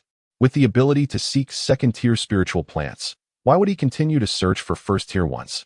The market price for second-tier spiritual plants generally exceeded that of their first-tier counterparts by more than double. Although initially, the level of his second-tier spiritual plant discernment was still quite low, preventing him from accurately assessing many locations for the presence of these higher-tier plants. His harvest nonetheless increased by nearly 50% compared to before. Subsequently, after achieving level 10 in his second-tier spiritual plant discernment, his daily yield soared to 1 or 2 times that of previous results.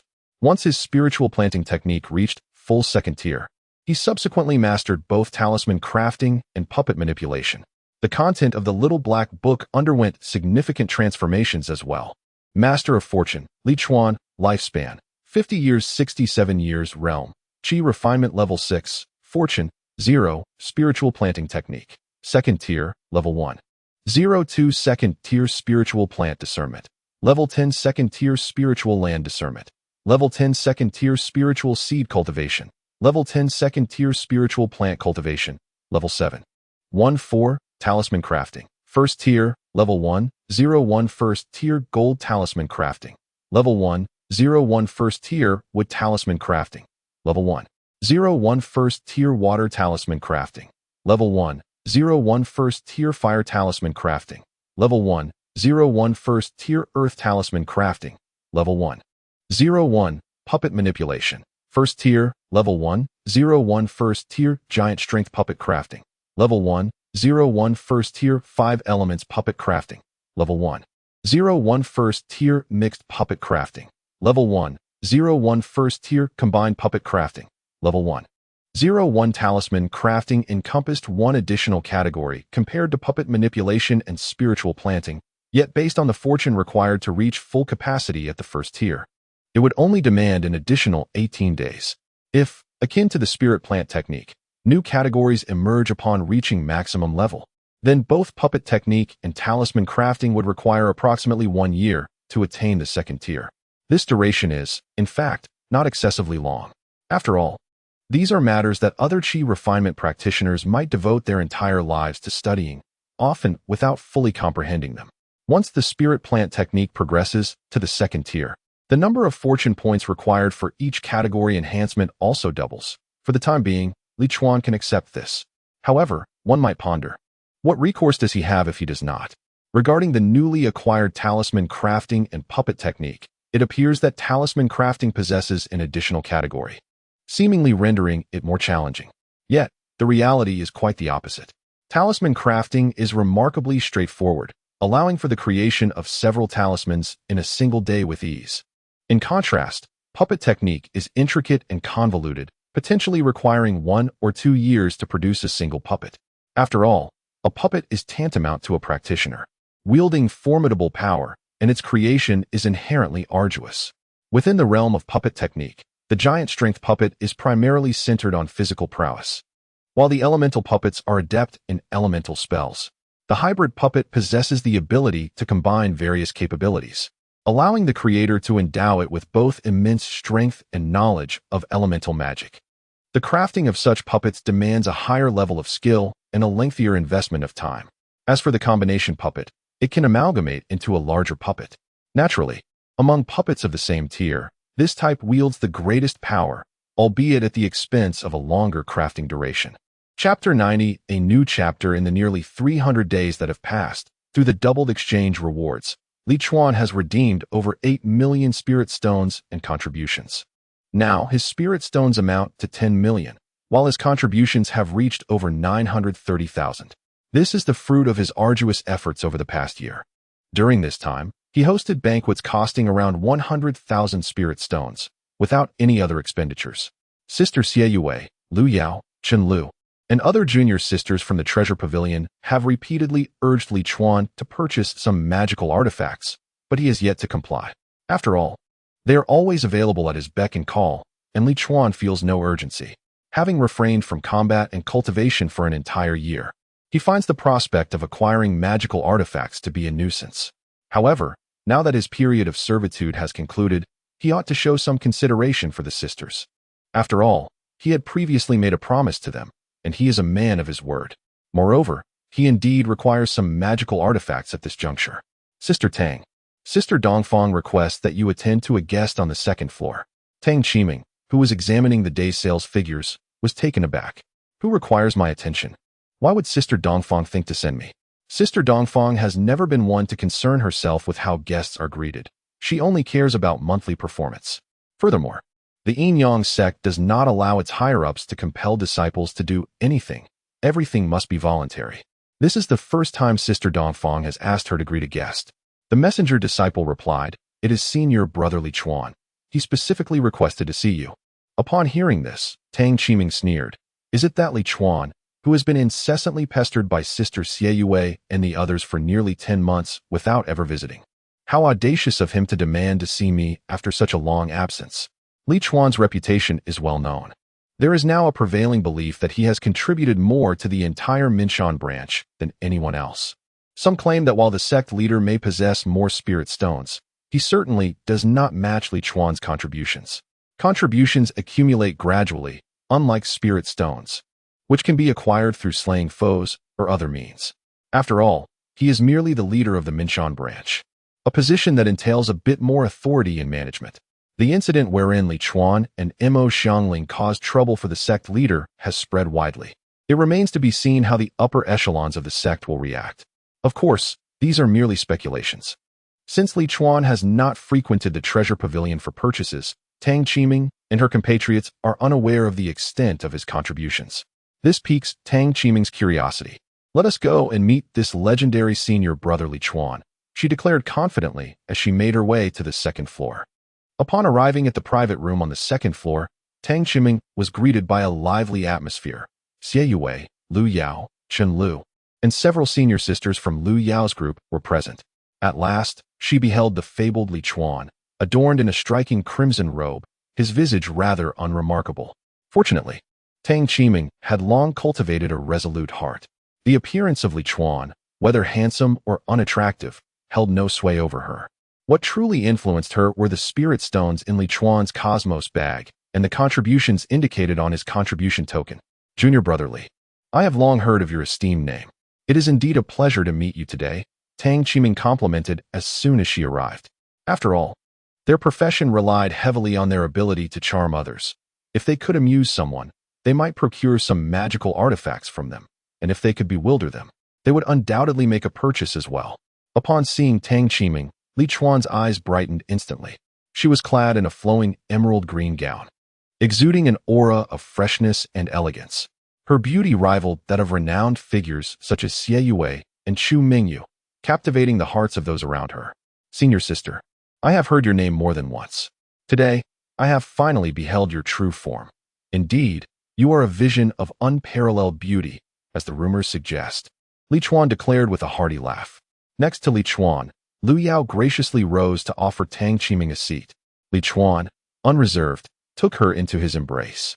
Tang Qiming complied gracefully. After a brief moment, Li Chuan inquired, "Senior sister, I have heard that you are in charge of the second-tier sword artifacts. Today, I wish to purchase a second-tier spirit sword. Might you have any recommendations?" "One sword?" Tang Qiming responded with a smile. "Junior brother, is a single sword truly worthy of you?" Li Chuan relished her words and retorted, "If not a single sword, should I buy a multitude instead?" Tang Qiming replied with a playful grin, "Of course. A single spirit sword does not befit your status, junior brother."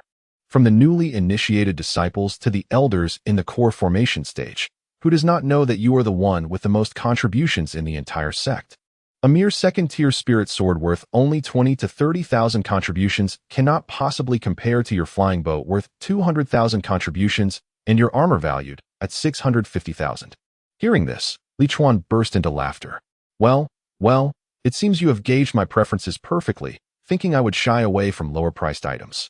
If you wish to buy, you should consider a sword formation," Tang Qiming asserted confidently.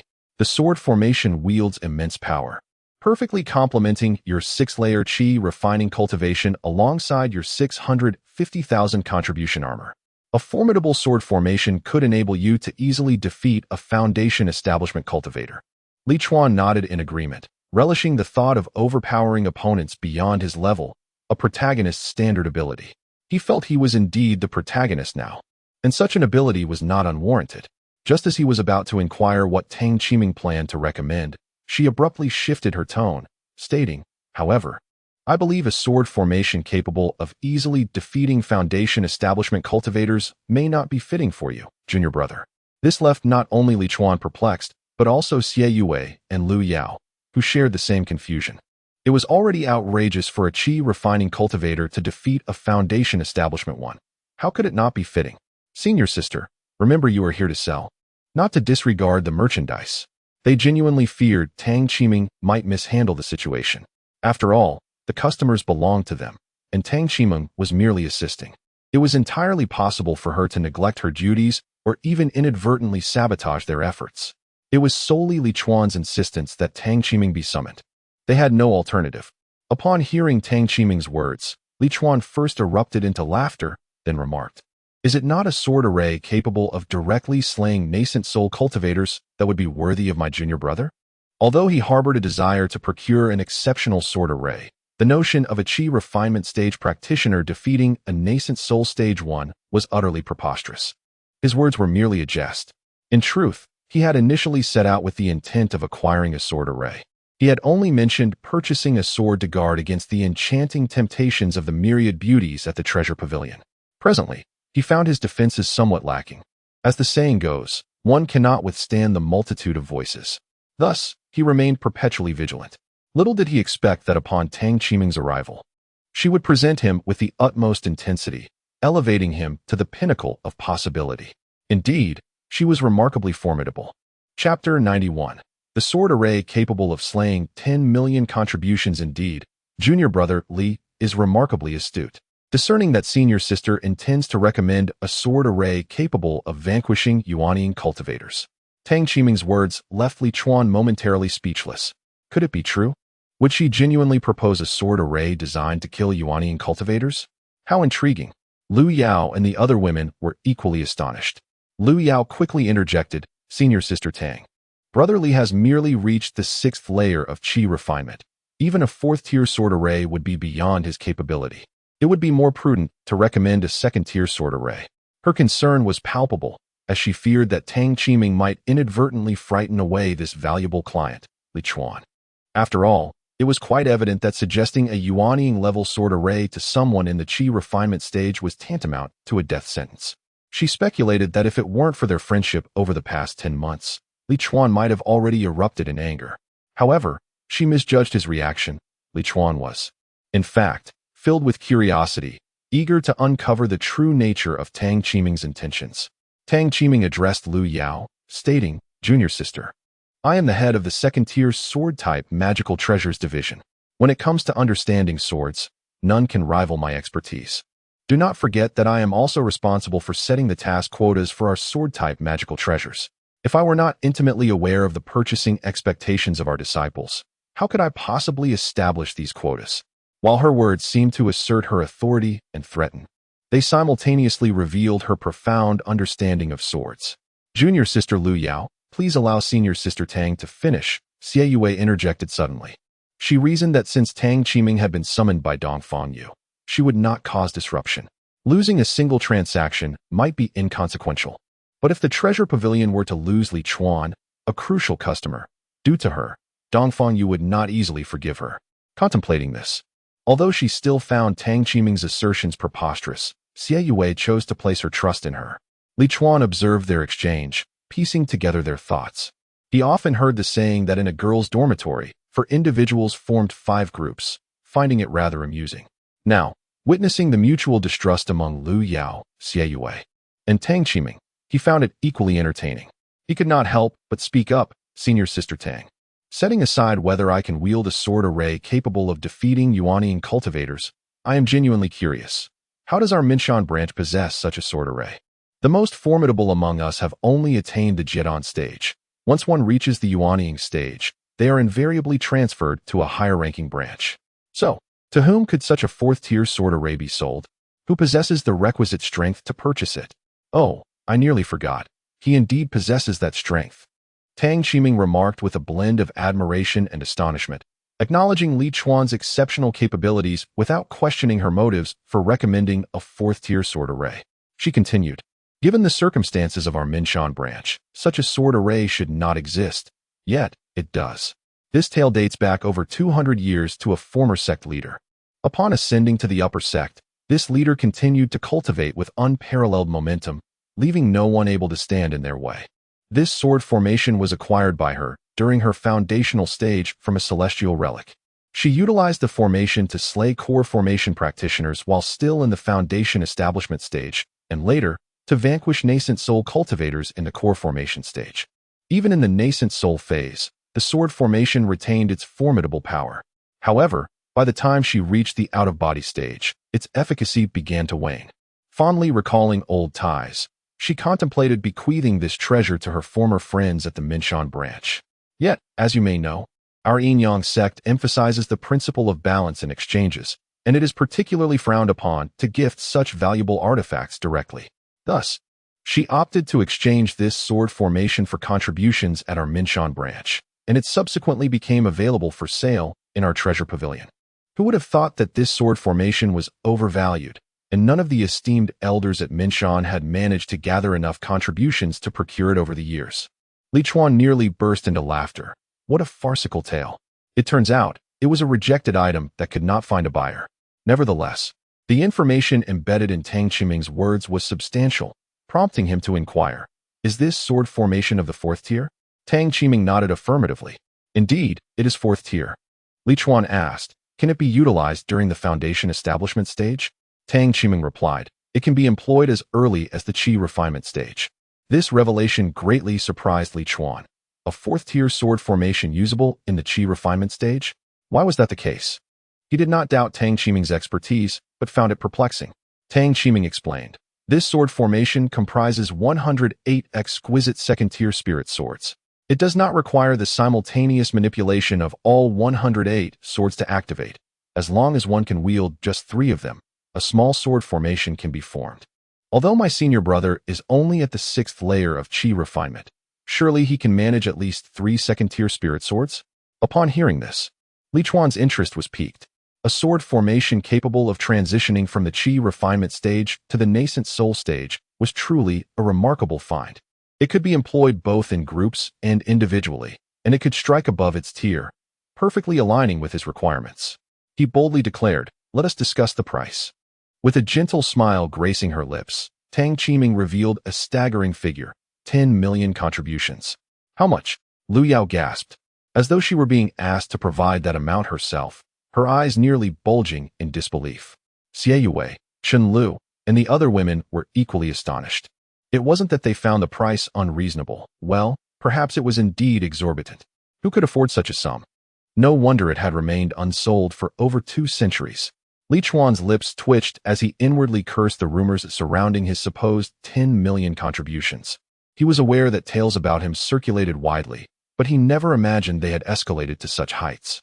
While it was true that he had amassed a total of 10 million contributions, he certainly did not have that amount available for a single transaction. Nor did he wish to deplete his balance entirely, especially if they expected him to take out a loan as well. These enchanting women were quite formidable. "Senior sister, let us postpone the discussion of the sword formation until tomorrow. Today, we shall refrain from negotiations," Li Chuan said. "Wait until tomorrow."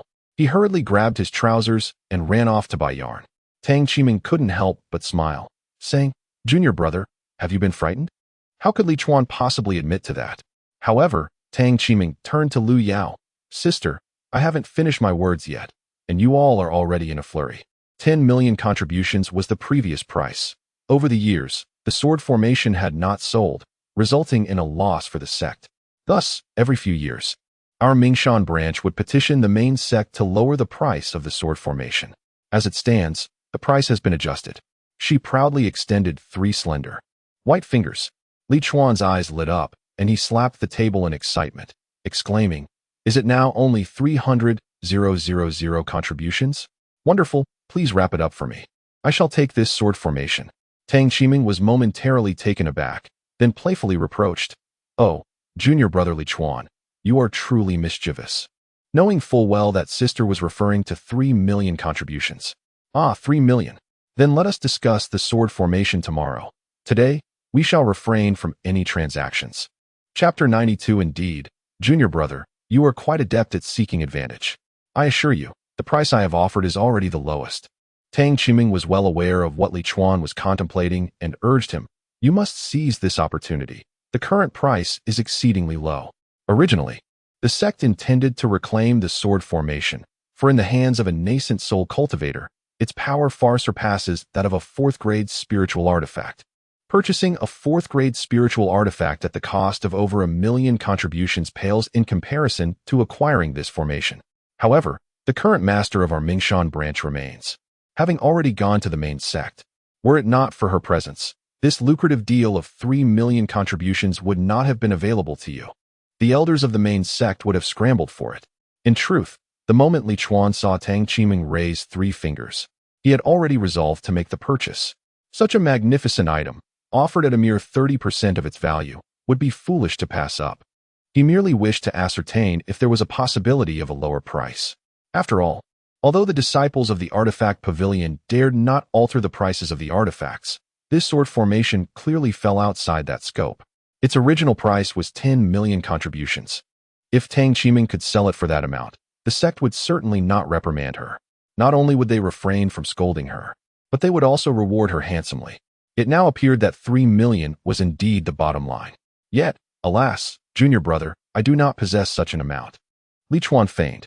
Upon hearing this, Tang Qiming wore a look of resignation, stating that there was no alternative but to apply to the main sect for a price reduction to 300,000 contributions and then summon junior brother to make the purchase. Seeing that she was not falling for his ploy, Li Chuan relented and declared, "All right, I shall buy it." Upon hearing these words, the women present were taken aback. They had not anticipated that Li Chuan truly possessed 3 million contributions. Speculation was one thing, but confirmation was another. Lu Yao and Chen Lu's faces flushed with excitement. 3 million. Just how much commission would they earn from that? Not only did they now have the resources for foundation establishment, but they likely had a substantial portion of what was needed for advancement to the core formation stage as well, allowing them to comfortably sustain themselves for many years. Xie Yui's expression shifted. She had not expected that Tang Qiming would arrive and sell a spiritual artifact worth 3 million contributions, which cast a shadow over her own efforts over the past 10 months. Without our diligent maintenance over these months, this transaction would not have materialized.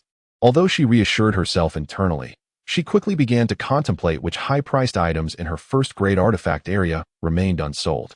Truly, junior brother has an eye for quality and a generous spirit. Tang Qiming kissed Li Chuan affectionately and then gestured out the window, performing a series of hand seals. From the underground of the first floor, a multitude of second-grade spiritual swords materialized, soaring towards the second floor. They swiftly entered through the window and arranged themselves before the astonished onlookers. In an instant, the previously spacious private room felt somewhat cramped due to the arrival of these 108 swords, their cold gleam illuminating the space. Tang Qiming's voice betrayed a hint of excitement. These were the 108 exquisite swords of the Su Nf Ing sword array, each a second-tier superior spiritual weapon. Even one sword, when wielded alone, would be regarded as a treasure during the foundation establishment stage. Although the defining feature of the Su Nf Ing sword array is its swiftness, among these swords are those imbued with elemental properties, as well as attributes of thunder, ice, poison, and wind. As she spoke, Tang Qiming nearly succumbed to tears of joy. While this sale belonged to Lu Yao, its significance for her was monumental. This was a set of swords that had not been sold in over 2 centuries. Now that she had successfully sold this array, the credit was immense. As long as she remained at the artifact pavilion, this achievement would be hers. And should she ever have the chance to enter the upper sect, or even the main sect, this accomplishment would serve as a stepping stone for her ascension. The intangible benefits it provided were boundless. Why do you look this way? Li Chuan noticed the glistening in Tang Qiming's eyes and curiously inquired, "Are these your soulmates? Is it so hard for you to part with them?" Initially, Tang Qiming had merely been moved by her feelings and had no intention of shedding tears. However, upon hearing Li Chuan's words, she burst into laughter, unable to hold back her emotions, and her tears mingled with her mirth. "Junior brother, what nonsense are you spouting? Your senior sister is not crying," she replied, delicately wiping away the tears with her slender fingers. "Haha." Li Chuan laughed heartily, pointing at her and turning to the others.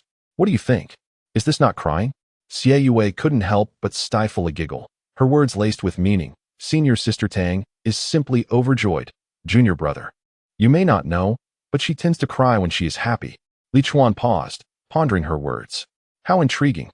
He cast a glance at the 108 swords, waved his hand, and unceremoniously stored them in his chincoin pouch. He then tossed the contribution token to Lu Yao, instructing her to deduct the contribution. Lu Yao's hand trembled as she received the token, and she promptly replied, "Yes, senior brother." Chen Lu and Xie Yui's eyes brightened instantly, eager to follow Lu Yao to check Li Chuan's contribution balance. However, Li Chuan interjected, "No one is allowed to follow, stay seated." He looked at Lu Yao and added, "Whatever you see later, you must not reveal to them. No one can know." "Ah." Lu Yao hesitated, glancing at Chen Lu, then nodded, "Yes, senior brother. The junior sisters shall remain unaware." In truth, this made Lu Yao feel pleased. Henceforth, only she would be privy to Li Chuan's balance. When others inquired, she would have a plausible excuse to deflect. "Senior brother, junior brother, Xie Yue, Tang Qiming, and the other women gazed at Li Chuan with eager anticipation. Their curiosity about his contribution balance was palpable. It mattered not whether they referred to him as senior brother or junior brother. Today, even calling him father would not sway him. Li Chuan snorted, the atmosphere buzzing with speculation regarding his contributions. He relished the mystery, allowing them to ponder and guess, knowing their curiosity would only deepen. Li Chuan stood in astonishment, gazing at Tang Qiming, Xie Yue, and the other women. Is this truly the extent of your boundaries? You make it exceedingly difficult for me. He confessed, admitting that he had never encountered such a grand scene before. How should I handle this? I await your guidance with urgency. The sun blazed fiercely, stirring a sense of agitation within. Yet, within the confines of the Yin-Yang sect, such heat was hardly noteworthy. The sweltering sun and biting cold held little sway over cultivators. Along the corridor of the treasure pavilion, a graceful figure strode briskly. Knock, knock. The door to Dongfang Yu's chamber was rapped upon. Come in, came her soft voice, as the door creaked open and revealed Lu Yao standing outside. A smile instantly illuminated Dongfang Yu's otherwise expressionless face. She waved at Lu Yao and said cheerfully, I heard yesterday that junior brother Li Chuan had arrived, and I have been eagerly awaiting your good news, junior sister Lu. So what do you say? Will you grant your senior sister a delightful surprise? Chapter 93, Senior Sister. Take a look at the courtyard. Dongfang Yu eagerly anticipated the amount of contribution that Li Chuan would expend this time. She had been awaiting this day for over 10 months. During these past months, numerous senior cultivators at the core formation stage had approached her, inquiring about his affairs. After all, a single expenditure exceeding 1 million contributions was a feat few could achieve, even among those of the core formation. Many had entertained the thought of taking Li Chuan as their disciple, while they could not directly solicit contributions or spirit stones from him. Acquiring some insights into methods for garnering contributions and spirit stones would undoubtedly prove beneficial. Even some elders had come to inquire about Li Chuan. While he toiled away in the small world, the Yin-Yang sect was rife with those seeking information about him. As far as Dongfang Yu was aware, some high-ranking members had approached Mo Xiangling, hoping to review Li Chuan's transaction records with the outer sect's task hall, but she had refused, and it was rumored that a quarrel ensued. The veracity of such claims remained unclear. However, given Mo Xiangling's character and fortitude, Dongfang Yu felt the likelihood was considerable. After all, in the Yin-Yang sect, aside from the sect master, she would not compromise the accounts of anyone. As for the source of Mo Xiangling's confidence, to be frank, even Dongfang Yu, who was considered a mid-level manager in the sect, could not ascertain. In truth, these matters held little significance for Dongfang Yu. Her primary concern was that the news of Li Chuan would create a stir, and once the Pill Pavilion learned of it, they would certainly not remain idle. Thus, she regarded Li Chuan's expenditures at the Artifact Pavilion with utmost importance. Regardless of the amount of contributions Li Chuan possessed, she intended to extract every last bit, leaving not even 1,000 for the Pill Pavilion. She was willing to do anything, as long as she did not lose to the Pill Pavilion. 3 million, Lu Yao said, her beautiful eyes narrowing in delight as she held up 3 fingers. Yesterday, senior brother Li Chuan spent 3 million contributions with us. Upon mentioning this, Lu Yao could not contain her excitement. It felt as though the heavens had bestowed their favor upon her, enabling her to earn resources nearly sufficient for the core formation stage, while still at the Qi refinement level. 3 million. Dongfang Yu could not help but close her eyes and chuckle. Indeed, this revelation had granted her a tremendous surprise. She had not expected Li Chuan to be as rumored, harvesting spirit plants as if they were mere grass. This figure brought Dongfang Yu great relief, and as she opened her eyes to look at Lu Yao, she inquired, "What did he purchase?" Lu Yao replied, "Senior brother Li Chuan acquired a set of 108 second-tier superior spirit swords, forming a 4th-tier sword formation. According to Sister Tang, this sword formation was utilized by one of our branch's sect masters over 2 centuries ago." Dongfang Yu was immediately taken aback. "Are you referring to the Xianfeng sword formation of Senior Nangong Wanru? I had forgotten about that. I cannot believe Sister Tang remembered it. It seems I was not mistaken in entrusting her with the 2nd-tier sword artifact area." Upon finishing her words, Dongfang Yu could not help but reflect inwardly. Had she been tasked with recommending artifacts to Li Chuan, she certainly would not have thought of that sword formation. After all, that sword formation had lingered in the treasure pavilion for far too long. When she initially encountered the related records, she barely paid them any heed. Had it not been for Lu Yao mentioning the figure of 3 million and the previous sect leader from over 2 centuries ago, she might have struggled to recall the sword formation altogether. The Xianfeng sword formation is indeed a remarkable asset. Not only did junior brother Li Chuan profit immensely this time, but our treasure pavilion's performance also surged due to his contributions, successfully selling items that had remained unsold for over 200 years. This year, our rewards shall be substantial. Dongfang Yu wore a beaming smile and inquired of Lu Yao, "Surely, junior brother Li Chuan's contributions cannot be that significant anymore?" Lu Yao suddenly recalled Li Chuan's balance she had seen yesterday, and she couldn't help but feel a wave of astonishment. Although Li Chuan had already spent 3 million, he still had over 6 million remaining.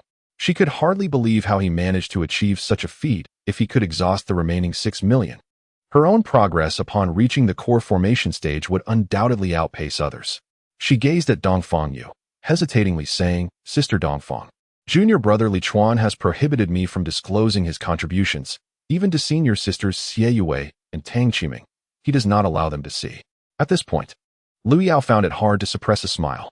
Yesterday, even when Xie Yue and Tang Qiming pleaded, Li Chuan had not disclosed the contribution balance to them. True to his word, even their pleas fell on deaf ears. However, Dongfang Yu's brows furrowed immediately. Hiss. She inhaled deeply, saying, "If he refuses to show others, it strongly suggests he has a considerable amount of contributions left.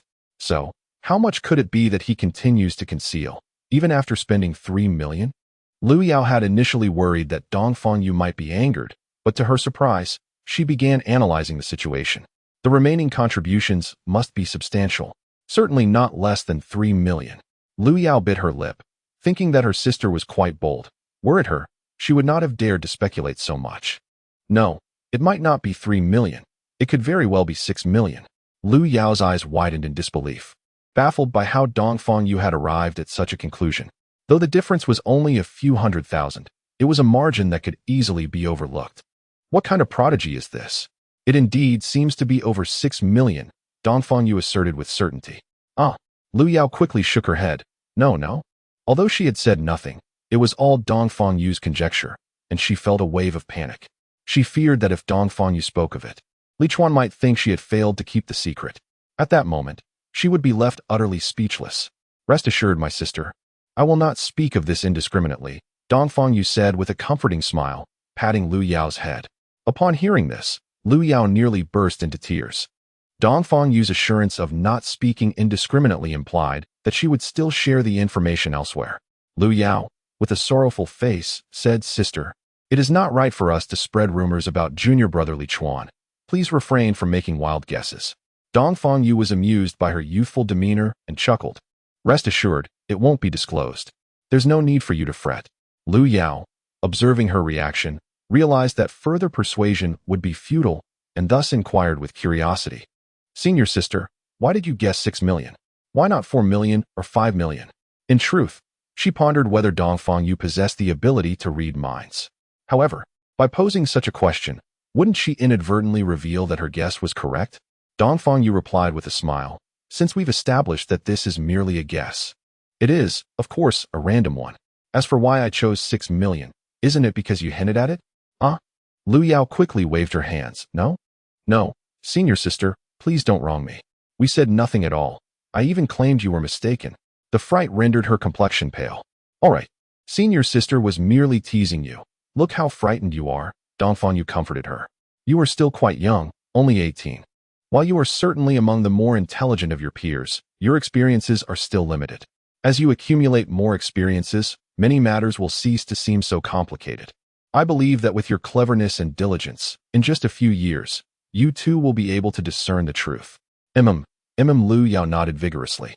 Previously, spending time with Dongfang Yu had felt unremarkable, but now she sensed a peculiar fluttering in her heart, as if Dongfang Yu had taken residence within it. "Senior sister, I must take my leave," Lu Yao said flusteredly, already turning to depart, only to pivot back again. "Where do you think you're going?" Wei Haventi even addressed the main issue. She was not there merely to report on matters. "Senior sister, I came to summon you," Lu Yao expressed somewhat dejectedly. Realizing how nearly she had overlooked such an important task, Summon me? Li Chuan sent you? Dongfang Yu inquired. Lu Yao nodded eagerly, akin to a chick pecking at grain.